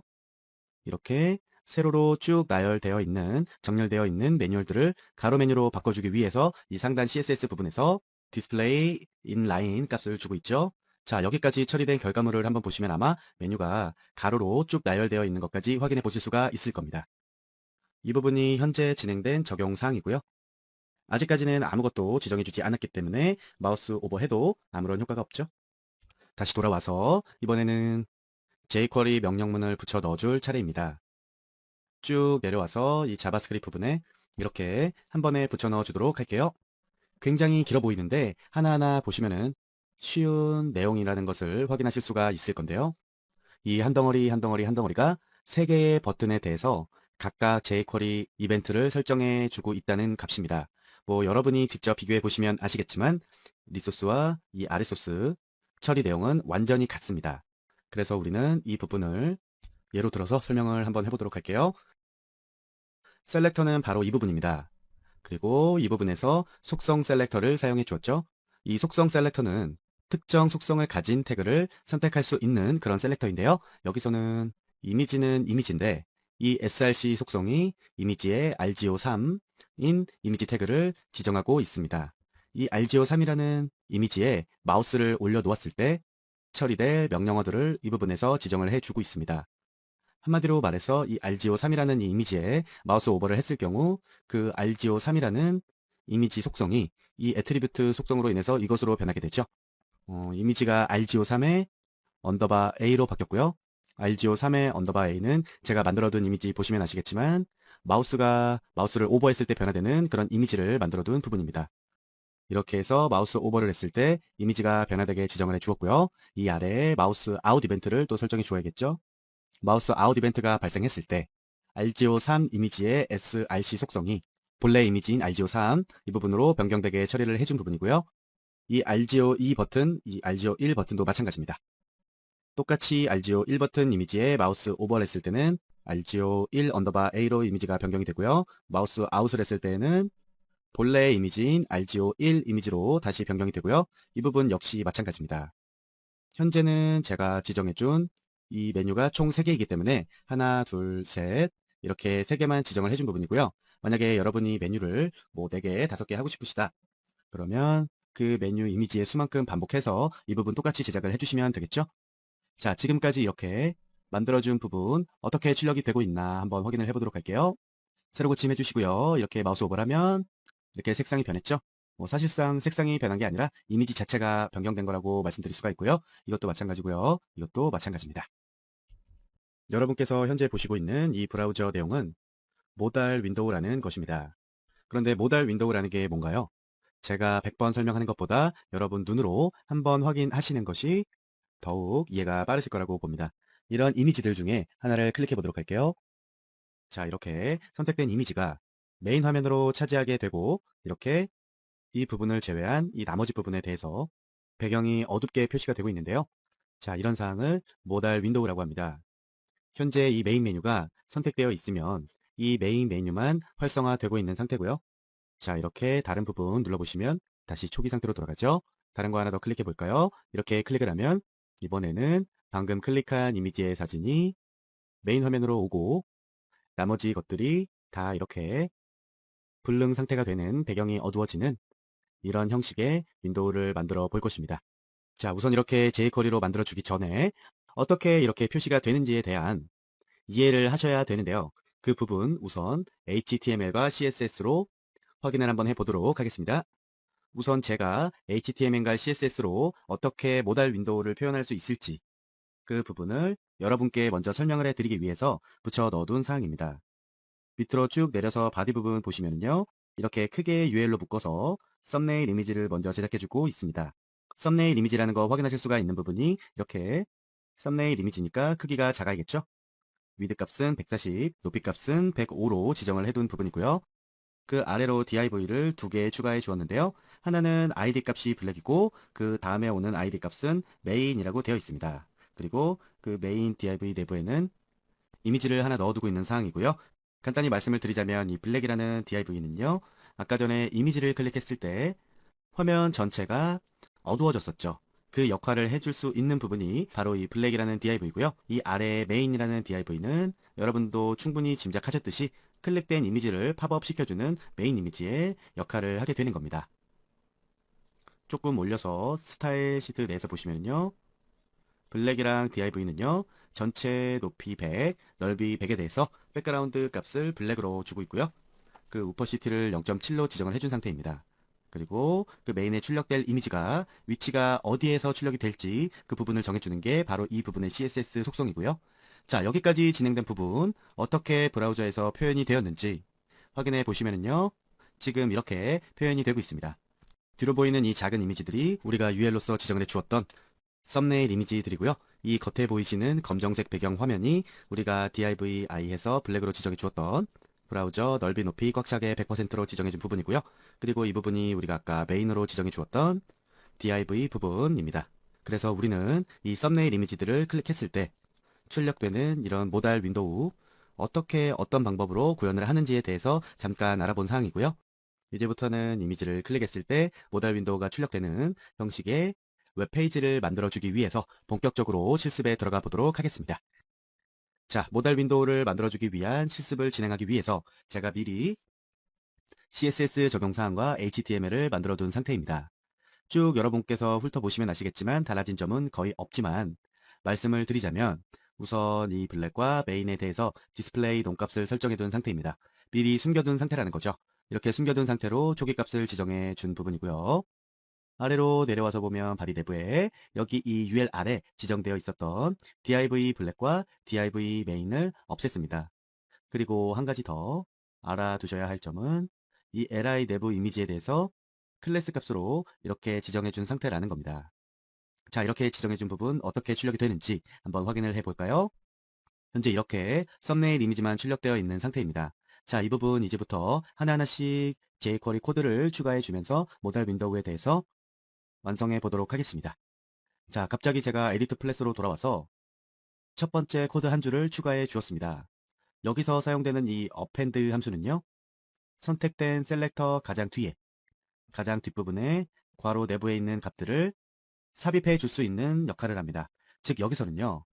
바디 태그 가장 마지막에 div 블랙 요소와 div 메인 요소를 추가해 주고 있습니다.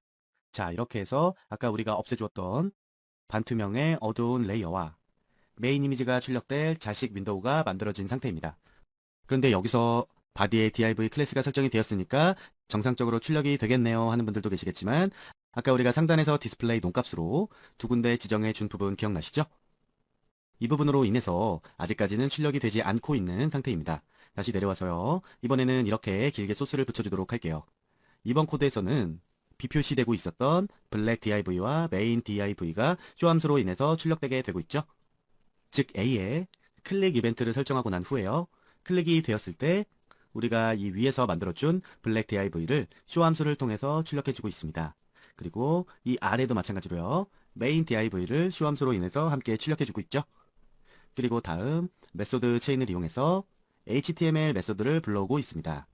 이 HTML 내용은 HTML 내용 내부의 내용들을 변경하거나 가져올 수가 있었는데요. 괄호 내부에 아무것도 지정해 주지 않았다면 가져오고, 괄호 내부에 이렇게 내부에 무언가가 적혀 있다면 이 내용은 불러드리게 됩니다. 이 불러올 값들은 이 더하기 연산자를 사용해서 텍스트와 수식의 결합을 불러오고 있습니다. 처음으로 이미지 src를 불러오고 있고요. 그 다음 이 수식과 결합해 준 부분이고요. 그 다음 이미지에 닿는 태그를 불러오고 있는데요. 이 부분으로 인해서 클릭된 A 링크의 하이퍼링크 값이 이 이미지 태그의 src 속성으로 들어오게 됩니다. 즉, 이 부분을 통해서 썸네일 이미지를 클릭하면 아까처럼 메인에 확대된 이미지를 표시하는 그런 처리를 해주는 부분입니다. 자, 현재까지 진행된 부분 확인해 보시면요. 이렇게 브라우저 새로 고침하시고 클릭하시면 이렇게 클릭된 썸네일 이미지가 메인 이미지로 출력되고, 이 바탕 화면은 어둡게 만들어주는 출력 결과를 가져옵니다. 그런데 우리는 현재 A링크를 클릭했을 때 이 모달 윈도우를 가져오는 작업만 해주었기 때문에 그 어디를 클릭해도 다시 이 화면으로 돌아가기가 안 됩니다. 이 화면으로 멈춰 있을 수밖에 없어요. 그래서 아까 그 썸네일 이미지 선택 창으로 돌아가기 위해서 jQuery 코드를 하나 더 붙여 넣어주도록 하겠습니다. 바로 지금 제가 선택하고 있는 이 부분이 새로 붙여 넣어줄 코드인데요. 이 부분이 바로 모달 윈도우가 열렸을 때 그 모달 윈도우를 닫고 다시 원래 상태로 되돌리는 처리를 하고 있습니다. 가장 먼저 블랙 div에 클릭 이벤트를 선택해 주고요. 그리고 이 부분 처리로 인해서 블랙이라는 div를 숨겨주고 있습니다. 블랙이라는 div만 숨겨주면 안 되겠죠? 그래서 함께 지정해 준 부분이 이 부분, 메인도 함께 숨겨줄 수 있도록 지정해 주고요. 자, 이렇게 해서 원상태까지 돌아가는 거 모든 소스 만들어 주었고요. 정상적으로 출력이 되는지 한번 확인을 해봐야겠죠? 브라우저 오신 다음 새로 고침하시고 이렇게 클릭해 보시면 정상적으로 이미지가 출력되고요. 이렇게 블랙 div 클릭했을 때는 초기 화면으로 돌아갈 수 있게 정상적으로 출력이 되네요. 자, 다른 거 클릭해도 마찬가지고요. 자, 이렇게 해서 썸네일 이미지를 클릭했을 때 그 클릭된 이미지를 확대된 이미지로 표시할 수 있는 그런 모달 윈도우가 완성이 되었습니다. 그런데 이렇게 모달 윈도우 제작에 있어서 이런 이미지만 가능한 것이 아닙니다. 뭐 이런 썸네일 이미지들이 하나의 텍스트가 될 수도 있고요. 버튼이 될 수도 있습니다. 그래서 저는 이렇게 이미지가 아닌 텍스트를 모달 윈도우로서 한번 표시해 보도록 할게요. 현재 보고 계시는 이것이 이미지를 텍스트로 대체한 모달 윈도우 실습의 결과 값인데요. 이미지 대신 이렇게 텍스트를 클릭할 수 있게 만들어 두었고요. 각각의 텍스트를 클릭했을 때 이렇게 안내 문구 텍스트가 뜰 수 있도록 이렇게 만들어 줄 수가 있습니다. 저는 에디트 플러스로 돌아와서요. 기존 이미지로 작업했던 부분 모두 주석 처리해준 상태고요. 새롭게 실습을 하기 위해서 새로운 CSS와 새로운 HTML 태그를 붙여 넣어준 상태입니다. 붙여 넣어줄 CSS 내용들을 쭉 살펴보시면 되고요. 이 부분, 블랙과 메인 부분에는 똑같이 디스플레이 논값을 사용해서 초기 상태를 비표시로 만들어주고 있습니다. 그리고 더 쭉 내려와서 이 바디 부분, DL과 DT, 그리고 DD 요소로 각각 구성을 해주고 있는데요. 초기 화면에 출력되는 버튼이 되어줄 부분, 바로 이렇게 DT 요소로 각각 지정을 해주었고요. 그리고 이 DT 요소를 클릭했을 때 모달 윈도우로 해서 출력될 메인 내용을 DD 요소로 지정해준 부분입니다. 출력될 메인 값으로 이렇게 텍스트가 들어가는 DD 요소를 썼을 때와 이미지를 썼을 때는 한 가지 차이점이 있습니다. 위로 올라가시면 이 부분, 여기서는 DT 태그의 위드 값을 설정해주고 있죠. 이전 실습에서 한 이미지의 경우에는 이미 정해진 넓이와 높이 값이 있기 때문에 이 부분 따로 지정을 해주지 않으셔도 되지만 저렇게 텍스트의 경우에는 이미의 HTML인 경우에는 이렇게 정해진 넓이가 없으면 굉장히 길어져요. 사이즈가 제멋대로란 말입니다. 그래서 이렇게 DT 요소로 텍스트를 출력해 줄 때에는 이렇게 넓이값 지정해 주셔야 하고요. 현재까지 적용된 사항 브라우저로 한번 확인해 볼까요? 이렇게 DT 요소로 버튼 비슷하게 만들어져 있고요. 1, 2, 3 해서 그리고 그 아래로 DT 요소로 지정해준 텍스트가 출력되고 있습니다. 이제부터는 이 DT 요소를 클릭했을 때는 이 DD 요소가 팝업으로 출력이 되고 이 RGO 2를 클릭했을 때는 이 아래 DT 요소가 팝업으로 출력이 될 수 있도록 그런 작업을 진행해 보도록 하겠습니다. 현재 에디트 플러스로 돌아와서요. 선택되어 있는 부분이 제가 추가해준 J코드 코드입니다. 제일 먼저 DT 버튼 요소 아래에 아무렇게나 출력되어 있었던 DD 요소를 숨겨주고 있습니다. 이렇게 DD 태그를 비표시로 변경해주는 부분이 브라우저상의 초기 표시 상태가 될 것이고요. 다음에는 이전과 마찬가지로 이렇게 바디 요소의 append 함수를 사용해서 div 블랙과 div 메인을 각각 추가해주고 있습니다. 그리고 다음으로 이렇게 붙여 넣어주도록 하겠습니다. 제일 먼저 DT 태그에 대해서 클릭 이벤트를 실행해 주고 있는데요. 그 클릭 이벤트가 실행되었을 때 처리될 명령어가 바로 이 부분입니다.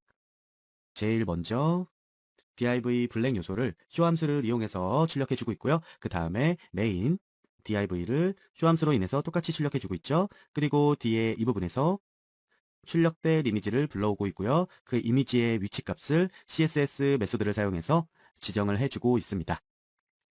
자, 여기서는요, 클릭된 DT 요소에 바로 다음에 위치할 이 DD 요소, 인접 셀렉터를 사용해서 이 DD 요소를 셀렉터로 지정을 하고 있고요. 그 DD 요소 내부에 HTML 내용을 가져오고 있습니다. 그리고 그렇게 해서 가져온 DD 요소 내용을 이 HTML 함수를 한 번 더 사용해서 이 메인에다가 출력해주고 있는 사항인 거죠. 그리고 다음이 체인 메소드로 연결한 CSS 메소드로 출력되는 DD 요소의 내용의 위치를 잡아주고 있습니다. CSS 속성의 마진 탑 그리고 마진 레프트 속성을 이용해서 위치 값을 잡아주고 있는데요. 현재 이 위치 값을 잡아주는 이 부분이 없다면 어떻게 출력이 될 것인지 한번 보도록 하겠습니다. 저장해주고요. 현재 브라우저로 와서 새로 고침을 해준 상태이고요. 맨 처음 붙여준 코드로 인해서 모든 DD 요소가 숨겨져 있는 상태입니다. 그리고 그 다음 우리가 클릭해 주었을 때 블랙 div와 메인 div가 출력되게 해준 상태였죠. 한번 클릭해 볼까요? 클릭했을 때 이렇게 출력이 됩니다. 근데 지금 위치가 너무 제멋대로죠? 이 위치를 여기 가운데로 옮기기 위해서 아까 그 CSS 메소드를 추가해 준 부분이고요. 다시 돌아와서 이렇게 아까처럼 CSS 메소드를 사용해서 위치 값을 지정해 주도록 하겠습니다. 아까 말씀드렸듯이 마진 탑과 마진 레프트를 이용해서 위치를 적용해 주고 있는 상태고요. 여기서도 수식과 텍스트를 결합하기 위해서 이 더하기 연산자를 사용하고 있습니다. 총 세 부분으로 나누어져 있는데요. 처음은 이 마이너스에 대한 텍스트를 문자로 출력해 주고 있고요. 여기서는 픽셀에 대한 내용을 텍스트로 출력해 주고 있습니다. 그리고 이 가운데에서 수식을 연결해 주고 있는데요. 여기서는 메인 div를 불러와서 그 메인 div의 높이를 계산한 후에 나누기 2를 한 값을 불러오고 있습니다. 여기서는 마찬가지로 메인 이미지를 가져와서 그 넓이에 대한 반값으로 수식을 불러오고 있습니다. 그래서 여기 이렇게 불러온 수식을 마이너스 픽셀만큼 현재 위치에서 이동을 시키고 있습니다. 즉 여기서 이 메인의 넓이 값을 우리가 아까 위에서 400으로 지정을 해 주었습니다. 그 400을 불러와서 나누기 2한 값 200이겠죠? 그 200 앞뒤로 마이너스와 픽셀을 붙여서 결과적으로 마이너스 200픽셀만큼의 값을 갖게 되는 거고요. 그 마이너스 200픽셀이 마이진 레프트 값으로 적용이 되겠죠. 그리고 마지막 마무리는 리턴 펄스 값으로 지정을 해주고요. 여기까지 진행된 사항 확인해 보도록 하겠습니다. 자, 현재 위치가 여기였어요. 새로 고침해서 클릭해 볼게요. 위치가 중앙으로 바뀌었죠? 자, 그리고 여기까지 진행했다면 우리가 아까와 똑같이 초기 설정으로 돌아가는 값도 줘야겠죠? 그 설정을 해준 부분이 바로 지금 제가 선택하고 있는 바로 이 부분입니다. 블랙 요소를 클릭했을 때 발생할 이벤트 처리를 만들어주고 있고요. 블랙 요소를 클릭했을 때 그 블랙 요소 자체는 하이드로서 숨겨주고 또한 메인 자체도 하이드로서 숨겨주는 역할을 하게 됩니다. 자, 이로써 모두 완성이 되었고요. 모두 완성이 된 그 실행 결과값을 한번 함께 보시죠. 자, 새로 고침했고요. 이렇게 클릭하면 모달 윈도우로 대화 상자가 뜨고요. 바깥쪽 클릭하게 되면 대화 상자가 사라지고요. 다른 거 클릭해도 마찬가지로 이런 형식의 모달 윈도우를 만드실 수가 있습니다. 자, 지금부터 배워보실 건요. 플로팅 윈도우라는 것입니다. 플로팅 윈도우가 어떤 것인지 먼저 눈으로 보여드리도록 하겠습니다. 바로 이 부분인데요. 이 떠있는 윈도우를 플로팅 윈도우라고 합니다. 기본 윈도우 내에 자식 윈도우로서 존재하게 되는 윈도우인데요. 우리가 기존 브라우저 이동하는 것과 같이 얘도 이렇게 이동이 가능합니다. 그리고 또한 오른쪽에 이렇게 X 버튼을 삽입해서 이 버튼을 클릭하면 윈도우가 사라지도록 만들어준 부분이고요. 클릭했을 때 나타나고 드래그 앤 드롭으로 이동할 수 있고 X 버튼 누르면 윈도우가 사라지는 이런 작업을 이제부터 진행해 보도록 하겠습니다. 방금과 같은 플로팅 윈도우를 만들기 위한 사전 작업을 제가 미리 해 두었는데요. 지금 보시는 이 부분은 제가 미리 지정해둔 HTML입니다. 가장 먼저 플로팅 윈도우라는 A 요소를 만들고요. 클래스 값을 오픈으로 줬습니다. 지금 현재 이 태그는요. 나중에 jQuery 명령어를 사용해서 플로팅 윈도우를 여는데 사용할 태그입니다. 그리고 아래에 이렇게 보이는 DI 탭 내부 내용들이 실제로 플로팅 되는 자식 윈도우의 구성 내용입니다. div id를 윈도우로 준 상태고요. 제일 위에 있는 A 클래스 클로스 이 부분이 아까 우리가 보았던 닫힘 버튼을 만들어주기 위한 이미지고요. 그리고 그 아래로 dl, dt, dd 태그를 사용해서 실제로 윈도우 안에 표시한 내용을 적어주도록 했습니다. 현재 보시는 이 dt 태그가 보시는 이 파란 부분, 이 플로팅 윈도우 만들기라고 적혀있던 부분이 되는 것이고요. 이 아래 dd 요소가 이 아래에 본문 내용이 들어있는 그러한 내용이 되겠습니다. 자, 그리고 보시면 클릭 이벤트로서 사용해줄 이 A 태그의 하이퍼 링크 값이 윈도우고요. 아래 본문 내용의 div id가 윈도우입니다. 이렇게 해서 이 하이퍼 링크 값과 플로팅 될 윈도우의 자식 윈도우 값을 연결해 주기 위해서 이렇게 각각 윈도우라는 이름으로 같게 지정을 해준 부분입니다. 자, 그리고 적용해줄 CSS 사항 간단하게 살펴보시면요. 윈도우의 자식 윈도우로서 쓰여질 플로팅 윈도우는요. 초기 상태를 디스플레이 논값으로 설정해서 비표시 상태로 만들어주고요. 이 포지션 값과 탑과 레프트 값을 이용해서 초기 표시 위치를 설정해 주고 있습니다. 그리고 위드 값과 하이드 값으로 넓이와 높이를 각각 지정해 주고 있고요. 그리고 닫힘 버튼 또한 마찬가지입니다. 앱솔루트 절대값을 사용해서 각각 위치를 지정해 주고 있고요. 바로 이 부분에서 플로팅 윈도우로 사용될 자식 윈도우에 이미지를 설정해 준 부분입니다. 제가 직접 떠 있는 윈도우에 이미지를 만들어 놓아서 이미지 폴더에 윈도우라는 이름으로 지정해 둔 상태이고요. 그 부분을 이렇게 백그라운드 URL로 불러와서 이미지로서 사용하고 있는 부분입니다. 자, 이렇게 적용된 부분 새로 고침해서 보시면 현재 이런 모양으로 출력되고 있고요. 지금은 플로팅 될 윈도우 값을 디스플레이 논값으로 지정을 해준 상태이기 때문에 아무리 A 버튼 클릭을 해도 나타나지가 않습니다. 자, 이 상태에서 이 버튼을 눌렀을 때 윈도우가 플로팅 되도록 그런 jQuery 명령어를 하나하나씩 붙여 넣어주도록 할게요. 자, 스크립트로 들어와서요. 지금 선택되어 있는 이 부분이 제가 현재 붙여 넣어준 부분입니다. 오픈이라는 클래스명을 가진 요소에 클릭 이벤트를 설정해 둔 상태인데요. 오픈 클래스를 가진 요소가 무엇냐? 바로 이 부분이죠. 가장 먼저 지정해준 A 요소의 클래스를 오픈이라고 지정해둔 상태였습니다. 다시 내려와서요. 그 부분 클릭을 하게 되면 윈도우라는 아이디를 가진 div가 즉 우리가 dl, dt, dd 요소로 지정해준 플로팅 윈도우 부분이죠. 그 윈도우라는 아이디를 가진 div 요소를 padein 함수로 불러내고 있습니다. padein 되는 속도는 패스트로 빠르게 지정해둔 상태이고요. A 태그에 대해서 클릭 이벤트를 설정했을 때 이 return pulse 값 적어주시는 거 잊지 마시고요. 자, 클릭했을 때 어떻게 출력이 되는지 저장하고 확인을 해보도록 할게요. 새로 고침해주고요. 클릭했을 때 이렇게 플로팅 윈도우가 출력이 됩니다. 그리고 X 버튼을 누르면 이 윈도우 버튼이 꺼져야 되는데 현재는 꺼주기 위한 명령을 해주지 않았기 때문에 아무 반응이 없고요. 이 부분 만들어주기 위해서 이렇게 붙여 넣어 주도록 하겠습니다. 윈도우 내부에 close라는 클래스를 클릭했을 때 처리되는 이벤트를 설정해주고 있는데요. 바로 이 부분이죠. 윈도우 내부에 close라는 A 클래스를 선택했을 때 처리되는 명령들이 바로 이 부분입니다. 플로팅된 윈도우를 페이드 아웃으로 없어지게 만들어주고 있죠. 그리고 마찬가지로 리턴 펄스 값을 이용해서 A 태그의 본래 역할을 막아주도록 지정을 하고 있고요. 이렇게 된 부분 한번 확인해 보시면 새로 고침 한번 해주시고요. 눌렀을 때 나타나고 X표 누르면 사라지고 현재 이런 상태로 만들어졌습니다. 이렇게 눌렀을 때 이 플로팅 윈도우가 바로 이 부분에 출력이 되게 되는데요. 어째서 이 자리에 출력이 되냐 하는 보시는 분 없으시겠죠? 아까 제가 말씀을 드렸듯이 스타일 시트 내부에서 탑 값과 레프트 값 그리고 포지션 앱솔루트를 이용해서 플로팅 되는 윈도우의 초기 값을 설정해 주었잖아요. 바로 그 부분 때문에 지금 이 자리에 플로팅 윈도우가 만들어진 상태인 것입니다.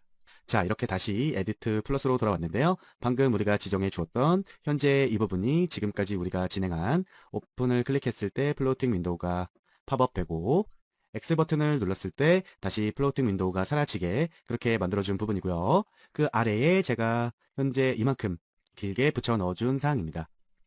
바로 현재 붙여 넣어준 이 부분을 통해서 플로팅된 윈도우의 위치를 이동시키고 변경해 줄 수가 있습니다. 가장 먼저 큰 그림으로 보자면 DT 요소의 마우스 다운 이벤트와 마우스 업 이벤트를 설정해 주고 있죠. 마우스 다운 이벤트는 마우스를 누른 순간 이벤트가 실행되는 것을 말하고요. 마우스 업 이벤트는 마우스가 띄어지는 순간 실행될 이벤트 처리를 말하고 있죠. 여러분이 이렇게 아무 윈도우나 이렇게 이동시켜 보시면 아시겠지만 마우스를 누른 상태에서 드래그가 일어나고요. 이렇게 이동시키다가 마우스를 띄면 마우스를 띈 그 자리에서 이동이 멈추게 되죠. 그것과 마찬가지로 이 부분에서도 마우스 다운 이벤트를 사용해서 마우스를 클릭했을 때 처리될 그 드래그 모션을 지정해 준 상태고요. 마우스를 뗐을 때 처리해 줄 드래그 제거 이벤트를 여기서 처리해 주고 있습니다. 자, 가장 먼저 이 부분에서 플로팅된 윈도우 내부에서 마우스 버튼이 어디에서 눌렸느냐 마우스 버튼이 눌린 위치를 계산해 주고 있습니다. 저번에 배우셨다시피 펑션 내부에 이렇게 E를 사용해 주시면 이 이벤트 페이지 X와 페이지 Y에 마우스 포인터의 위치, 즉 좌표를 가져올 수 있다고 설명을 드렸었는데요. 제가 방금도 말씀을 드렸다시피 이 부분에서 구하고 있는 값은요. 플로팅 윈도우 내부에서의 마우스 위치 값을 구하는 겁니다. 그리고 이 페이지 X와 페이지 Y에서는 이 전체 문서에 대한 마우스 포인터의 위치를 가져오고 있고요. 그리고 이 부분 오프셋은 저번에도 배우셨다시피 셀렉터로 지정한 태그에 위치 값을 가져올 수 있다고 했었죠. 즉 여기서는 셀렉터가 윈도우로 지정되어 있으니까 플로팅 되는 윈도우가 이 전체 요소에서 얼만큼 위치에 떨어져 있느냐 이 부분을 계산해 주고 있겠죠. 그래서 이 부분을 전체적으로 보시면 현재 마우스가 위치하고 있는 이 위치 값에서 플로팅 된 윈도우의 거리 값을 빼주고 있습니다. 즉 실제적으로 보시면 마우스 포인터가 만약에 여기 있다고 치면 페이지 X로 마우스 포인터의 위치 이만큼을 X좌표로 구해오고요. 그리고 오프셋 함수를 이용해서 이 플로팅 윈도우가 얼마만큼 떨어져 있는지 이 값을 구해오게 됩니다. 그래서 결과적으로 마우스 포인터가 위치한 이 위치에서 이만큼을 뺀 값, 즉 여기서 실질적으로 구하는 값은 이 플로팅 윈도우에서 아까 마우스 포인터가 위치했던 이 거리만큼을 구하게 되는 것이죠. 이렇게 해서 각각 X값과 이렇게 해서 플로팅 윈도우 내에서의 각각 X값과 Y값, 마우스 포인터가 위치한 X값과 Y값을 구해주게 되고요. 여기 이 데이터를 이용해서 그 값을 클릭 포인트 Y, 클릭 포인트 X라는 변수에 집어넣게 됩니다. 즉 여기서 구한 값은 여기에 들어가 있게 되고요. 여기에서 구한 값은 여기로 들어가 있게 되는 그런 형태가 되는 거죠. 자, 이렇게 계산된 플로팅 윈도우 위에 마우스 포인터 좌표는 데이터를 사용해서 임시로 보관을 해둔 상태이고요. 그 다음 도큐멘트에 대해서 마우스 무브 이벤트를 실행하고 있습니다. 마우스 무브 이벤트는 아시다시피 웹페이지 위에서 마우스가 움직일 때마다 그것을 감지하게 되죠. 그리고 여기서는 마우스 무브 이벤트가 발생할 때마다 CSS 속성으로 인해 이 윈도우 창의 탑값과 레프트가 변경됩니다. 여기서도 마찬가지로 페이지 x, y 값을 가져와야 되기 때문에 펑션 내부에 이를 사용해 주었고요. 그리고 여기 윈도우에다가 설정해준 탑과 레프트 값은요. 페이지 x와 y에서 가져온 현재 마우스 좌표로부터 아까 우리가 구해줬던 그 데이터 값을 뺀 값을 가져오고 있습니다.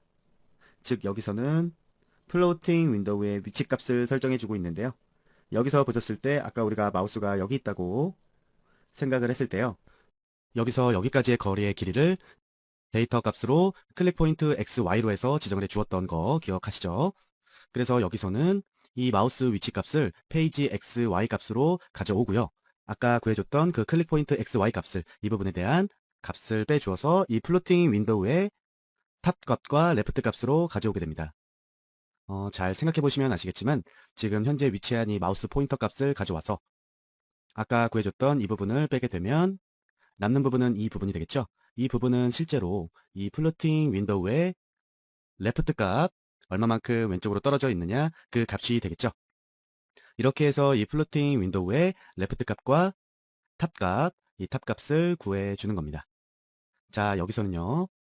현재 마우스 위치의 Y좌표를 구해서 플로팅 윈도우 내부에서의 마우스 포인터 값을 빼줘서 탑 값을 구하고 있고요. 이 부분에서는 전체 페이지에 대한 마우스 위치 값을 가져와서 플로팅 윈도우 내부의 포인터 위치 값을 빼준 상태를 레프트 값으로 지정하고 있는 겁니다. 좀 계산이 복잡하지만 이렇게 해서 마우스가 이동한 만큼 플로팅 윈도우도 이동할 수 있도록 그렇게 지정해 준 부분입니다. 자, 이렇게 이 부분에서 마우스를 클릭한 상태에서 드래그하는 그런 설정을 해준 부분이고요. 만약에 이렇게만 지정을 해 주었다면 마우스 버튼이 떨어져도 마우스 업 이벤트가 일어나도 드래그 처리가 끝나지 않기 때문에 마우스를 계속 따라다니면서 플로팅 윈도우 위치가 변하게 됩니다. 그렇기 때문에 마우스 업 이벤트로 인해서 버튼이 떨어지면 드래그도 끝나게 해주는 그런 처리를 해주고 있는 부분이고요. 여기서 사용된 이 언바인드는요. 기존에 설정되어 있던 이벤트 처리를 취소하는 명령이었죠. 즉 여기서는 도큐먼트에 적용되어 있던 마우스 무브 이벤트를 언바인드 해주고 있는 부분이고요. 이렇게 지정해주면 마우스를 떼었을 때 마우스 무브 이벤트로 드래그 처리되던 윈도우가 언바인딩 상태가 되는 거죠. 자, 이렇게 지정한 부분 어떻게 적용이 되었는지 확인을 해볼게요. 새로 고침을 하고 눌러주시면 플로팅 윈도우가 출력이 되고요. 이렇게 마우스 클릭한 상태에서 움직여주시면 이렇게 마우스를 따라 이동이 되고요. 이렇게 마우스를 뗐을 때 그 자리에 멈춰 있죠. 그리고 X 버튼 클릭하면 다시 사라지도록 만들어준 부분이고요. 자, 이렇게 플로팅 윈도우에 대한 실습이 끝 마쳤는데요. 이 플로팅 윈도우 같은 경우에는요. 이렇게 기존 화면에 윈도우처럼 표시될 뿐이므로 팝업 기능에 속하지 않습니다. 그래서 팝업 차단돼 있으셔도 이 부분 문제 없이 출력이 되실 거고요. 기존 페이지는 그대로 유지한 채 이렇게 플로팅될 윈도우에 내용을 작성해 주시는 거라서 이 기존 문서의 레이아웃을 흐트러뜨릴 염려도 없고요. 더구나 이렇게 이동이 되니까 참 편리하죠. 이렇게 여러모로 편리한 기능을 가진 플로팅 윈도우 여러분도 한 번씩 실습을 통해 만들어 보도록 하길 바라겠습니다. 자, 이번 jQuery 강의에서 배워볼 기능은 밸리데이션이라는 기능이 되겠습니다. 밸리데이션이란 유효성 검증, 허가, 이런 기능을 하는 작업을 말하는데요. 현재 보시는 이 웹페이지 같은 정보를 입력하는 페이지, 회원 가입란이라던가 정보 수정란, 뭐 이런 것들을 예로 들 수가 있겠죠. 현재 이런 폼 데이터들이 있는데 이런 입력사항에 입력된 데이터가 오류가 있는지 없는지에 대해 판단을 하는 게 바로 이 밸리데이션이라는 기능입니다. 뭐 예를 들자면 이름은 필수사항인데 안 적어 주었다던가 아니면 연락처에는 숫자만 적어야 되는데 한글이나 영어를 사용하였다던가 아니면 이메일과 이메일 확인을 같은 사용을 해 주어야 되는데 다른 내용이 기재가 되어 있다던가 뭐 이런 검사를 해주는 그런 시스템이라고 볼 수가 있겠습니다. 현재 보이시는 이 페이지가 제가 이번 실습을 위해 만들어둔 페이지인데요. 이름, 연락처, 이메일, 이메일 확인란, 그리고 재학 유무, 희망 수강 과목은 각각 라디오 버튼과 체크박스, 그리고 아래 보면 건의사항까지 해서 현재 만들어둔 상태입니다. 그리고 이 모든 것을 다 작성했을 때 이 제출 버튼을 누르게 되면 서브밋 타입으로 인해서 제출이 완료가 되는 그런 형태로 만들어 두었고요. 그리고 정상적으로 제출이 되었을 때 행해지는 폼 액션은 제가 자바스크립트에 alert 함수를 불러와서요. 이렇게 전송 완료라는 문구가 뜨도록 지정을 해둔 상태입니다. 전체적인 페이지의 구성은 이렇다고 보시면 되겠고요. 이전 강의에서 제가 폼 태그 내부에서 유용하게 사용될 수 있는 jQuery 셀렉터에 대해서 강의를 했었던 적이 있습니다. 그 셀렉터를 적극 활용을 해서 이번 실습 진행을 해보도록 하겠습니다. 지금 현재 보시는 이 부분이요. 아까 보신 문서의 양식을 이루는 CSS들과 HTML 태그들입니다. 여기서 아까 설명드렸던 폼 액션을 자바스크립트에 alert 함수를 불러와서 출력을 하고 있고요. 그 내부에 내부 폼들을 각각 이렇게 지정을 해둔 상태입니다.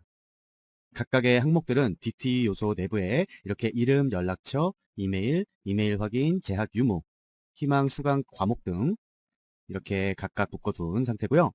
그 내부 입력 폼들은 DD 태그 안에 이렇게 넣어둔 상태입니다. 각각이요. 자, 어떻게 이루어져 있는지 쭉 여러분이 살펴보시면 되겠고요. 여기서 중요하게 보셔야 될 점은 바로 인풋 타입이 무엇인지 그리고 각각의 클래스가 어떤 것으로 구성이 되어 있는지를 보시면 되겠습니다. 이 인풋 타입과 클래스를 잘 숙지하고 계셔야 조금 이따가 jQuery 명령을 줄 때 덜 헷갈릴 수 있습니다. 여기서는 텍스트 타입, 연락처도 텍스트 타입, 이메일도 텍스트 타입, 이메일 확인도 텍스트 타입으로 이루어져 있고요. 그리고 그 아래는 라디오 타입, 그리고 희망 수강 과목에서는 인풋 타입이 체크박스고요. 그리고 맨 아래 건의사항에 대해서는 텍스트 에리어로 설정이 되어 있습니다. 아까 지정해둔 브라우저 문서를 한번 보시면요. 이 부분은 텍스트 타입, 연락처도 텍스트 타입, 이 두 부분도 텍스트고요. 이 부분은 라디오 타입, 여기는 체크박스 타입, 여기는 텍스트 에리어로 이루어진 영역이라고 볼 수가 있겠습니다. 그리고 제일 마지막에 이 제출 버튼은 여기서 이 부분, p 태그 내부의 서브밋 타입으로 밸류 값은 제출이라고 되어 있습니다. 그리고 각각 붙어있는 클래스 명들도 한 번씩 눈여겨 확인해 보시도록 하고요. 이렇게 한번 위로 올라가 볼까요? 바로 이 부분, CSS 내부에서 바로 이 부분은 유효성 검사에서 오류가 있을 때 출력될 경고 문구가 표시가 되는 곳입니다. 에러가 있을 때 인풋 타입이나 텍스트 에리아나 라벨에 대해서 어디가 에러가 있는지 알아볼 수 있게 백그라운드 색상을 지정을 해준 부분이고요. 이 아래에 에러가 발생이 되었을 때 출력이 될 P 요소의 스타일을 지정한 부분이 바로 이 아래 여기 부분입니다. 컬러 값은 레드로 주고요. 폰트 굵기는 볼드, 굵게 준 부분이고요. 현재 보시는 이 에러라는 클래스는요. 이 HTML 내부에는 존재하지 않습니다. 아직까지는. 나중에 jQuery 명령어를 통해서 이 에러라는 명령어를 추가해주고 그 부분이 출력되게 만들어줄 부분이라서 그런 거고요.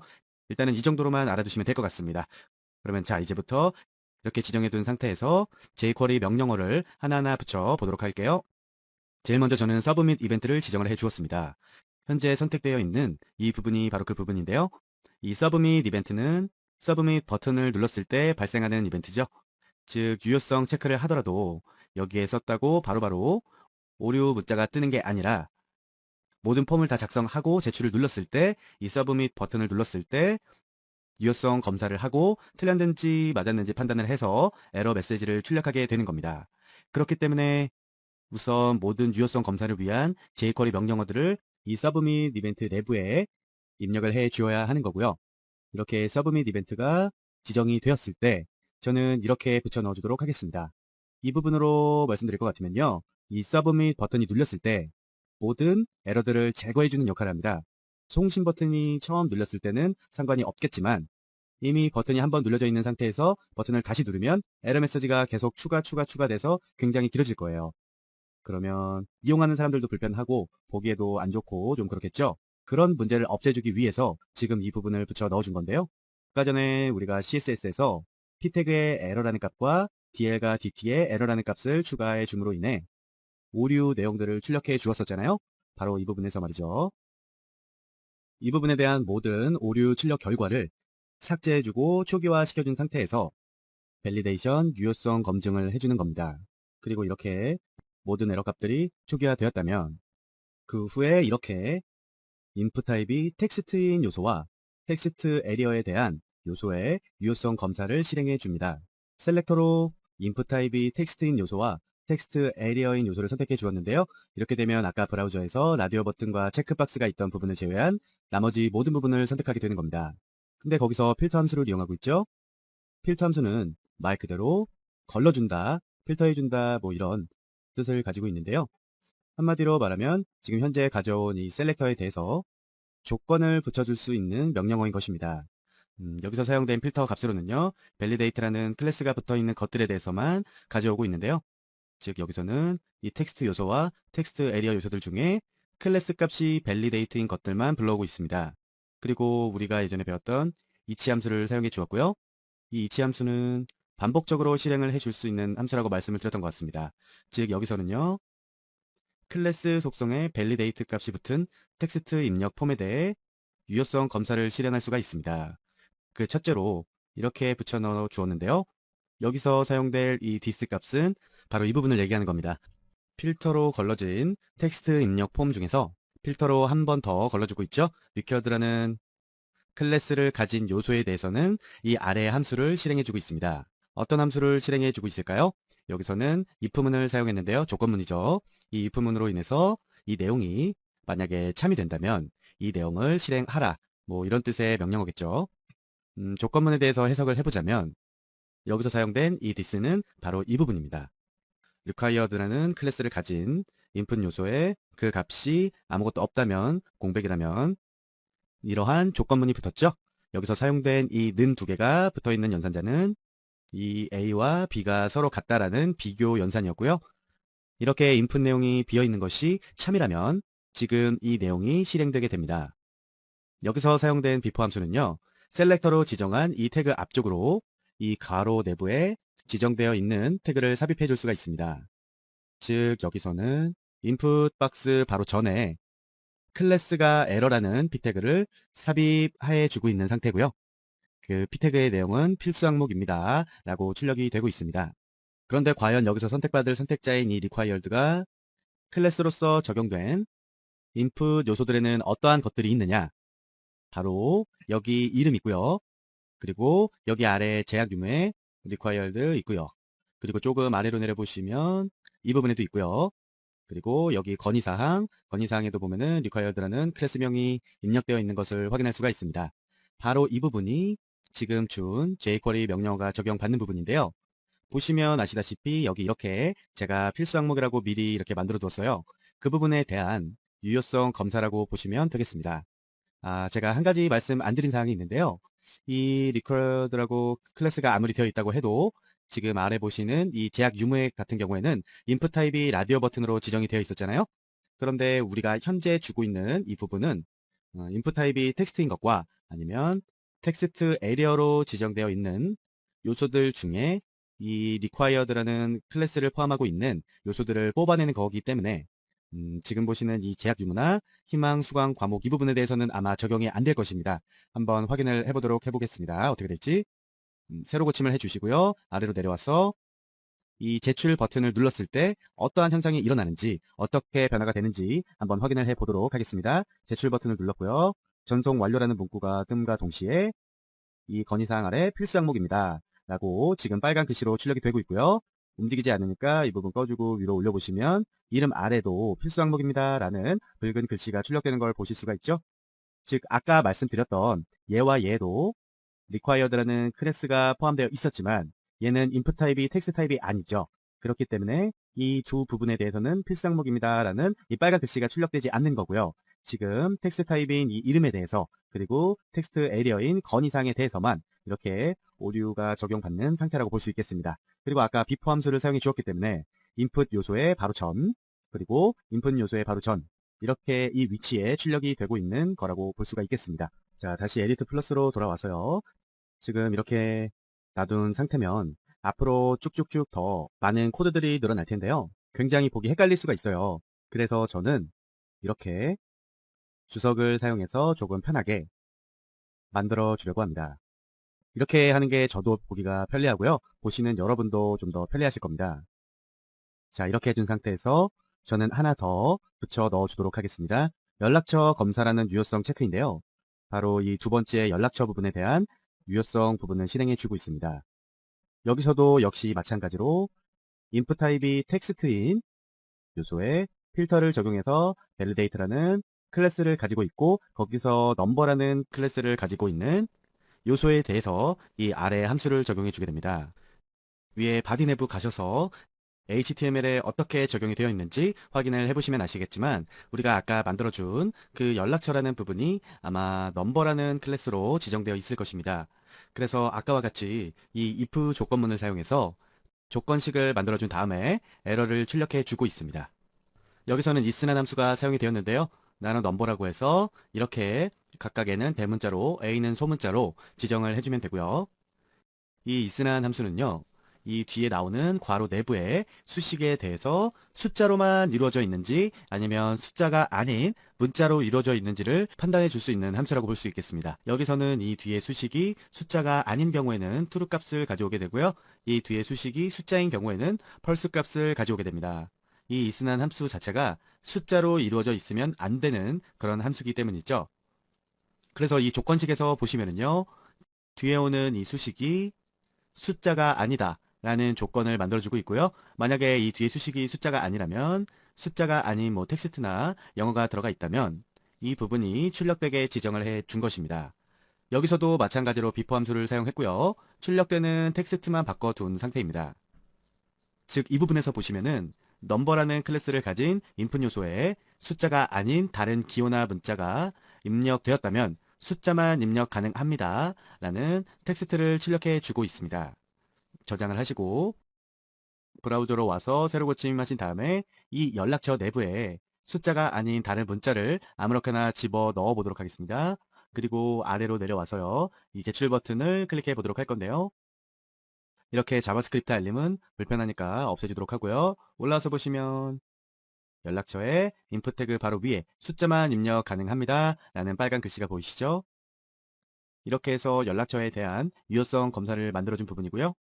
만약에 지금 이 오류로 나타난 부분 다 수정을 해서 이렇게 넣어주시고 제출 한번 눌러보면요. 전송 완료 버튼 없애버리고 확인을 해보시면 어떠한 오류 메시지도 나타나지 않는 걸 확인해 보실 수가 있습니다. 왜냐면 유효성 검사에 다 맞거든요. 지금까지 지정해준 유효성 검사가 바로 이 부분에 대해서 이 이름과 건의사항에 대해서 내용이 빠졌을 때 아무 내용도 없다고 할 때 에러가 발생하게 되는 것이고 이 연락처에 숫자가 아닌 다른 문자가 들어갔을 때 에러가 출력되게 되는 것이기 때문에 지금 현재 이 상태는 다 맞게 입력을 해준 부분이기 때문에 오류 메시지가 발생하지 않는 것이고요. 자, 다시 에디트 플러스로 돌아와서 바로 이 부분이 제가 이번에 새로 붙여준 부분입니다. 자, 이 부분에 대해서는요. 이메일 형식이 올바른지 아닌지에 대해서 검사를 해주고 있는 부분인데요. 여기서는 조금 복잡한 수식이 사용이 되었습니다. 우선 필터를 사용해서요. 메일이라는 클래스를 가진 요소에 셀렉터를 가져오고요. 그 함수에 대해서 조건문과 이렇게 에러 출력 메시지를 지정하고 있습니다. 조건문은 바로 이 부분입니다. 여러분도 메일을 써보셔서 아시겠지만 대부분의 메일은 이런 형식으로 지정이 되어 있죠. 어떤 문자가 나오고 그 다음 골뱅이, 그 다음 어떤 문자가 나오고 점이 생기고 그 다음 어떤 문자가 또 있고 이런 형식으로 대부분의 메일이 이루어져 있을 것입니다. 그래서 여기서는 자바스크립트의 정규식을 사용해서 그 패턴을 지정해 주고 있습니다. 메일을 입력해 넣는 창에 입력한 값이 바로 이 값과 매치가 되어야 한다는 그런 jQuery 명령어인데요. 이 매치라는 것은 방금 말씀드렸다시피 이 괄호 내부에 지정한 패턴과 내용이 일치하고 있는가를 확인하고 있는 함수라고 볼 수 있겠습니다. 그러면 어떤 내용과 매치가 되어야 하느냐 궁금하실 텐데요. 바로 이 부분입니다. 자바스크립트를 알고 계신 분들은 하시겠고요. 이 내부에서 사용된 이 슬러시 형태, 이 슬러시는 정규식의 처음과 끝을 선언해 주고 있는 부분이고요. 여기서 사용된 이 점과 더하기 표시는 한 개 이상의 문자열이 나열되었다는 뜻입니다. 그리고 다음에는 골뱅이가 존재하고요. 그리고 다음에 또 한 개 이상의 문자열이 나열되고 있습니다. 그리고 다음엔 여기서 보시면 아시겠지만 점이 와야 되는데요. 정규식에서 점을 사용할 때는 이 앞에 원화 표시를 함께 사용을 해 주어야 합니다. 그래서 이 부분이 여기서 사용되는 점에 내용을 불러올 수 있는 내용이고요. 그 다음에 그 다음 점 다음에 또 하나 이상의 문자열이 이렇게 오고 있습니다. 바로 지금 여기서 보시는 이 부분이 RGO라는 부분이 되겠고요. 이 골뱅이가 여기 골뱅이, 그리고 여기 하나 이상의 문자열 이 부분이 이 네이버라는 문자열 패턴이 되겠고요. 그리고 여기 사용된 이 원화 표시와 함께 이 점 사용은 바로 이 부분의 점, 그리고 마지막으로 여기서 사용된 이 부분 한 개 이상의 문자열이 바로 여기서 사용하는 컴이 되겠습니다. 이 자바스크립트 정규식 같은 경우에는요, 굉장히 어려울 수가 있어요. 그런데 이 부분 프로그래밍 사용해서 이용하니까 따로 학습 한번 해보시기를 바라겠고요. 그래서 이 부분에서 이메일의 형식이 어떻게 이루어져야 하는지를 지정해주고 있습니다. 어떤 문자 다음 골뱅이가 들어가야 되고, 그리고 또 점이 들어가야 되고, 그리고 어떤 문자가 들어가야 된다는 그런 메일 형식을 지정해주고 있고요. 그 앞에 이 느낌표가 붙었는데요. 이 느낌표는 부정 연산자, 단한 연산자라고도 하죠. 거짓을 참으로, 참을 거짓으로 바꾸는 성격을 가지고 있습니다.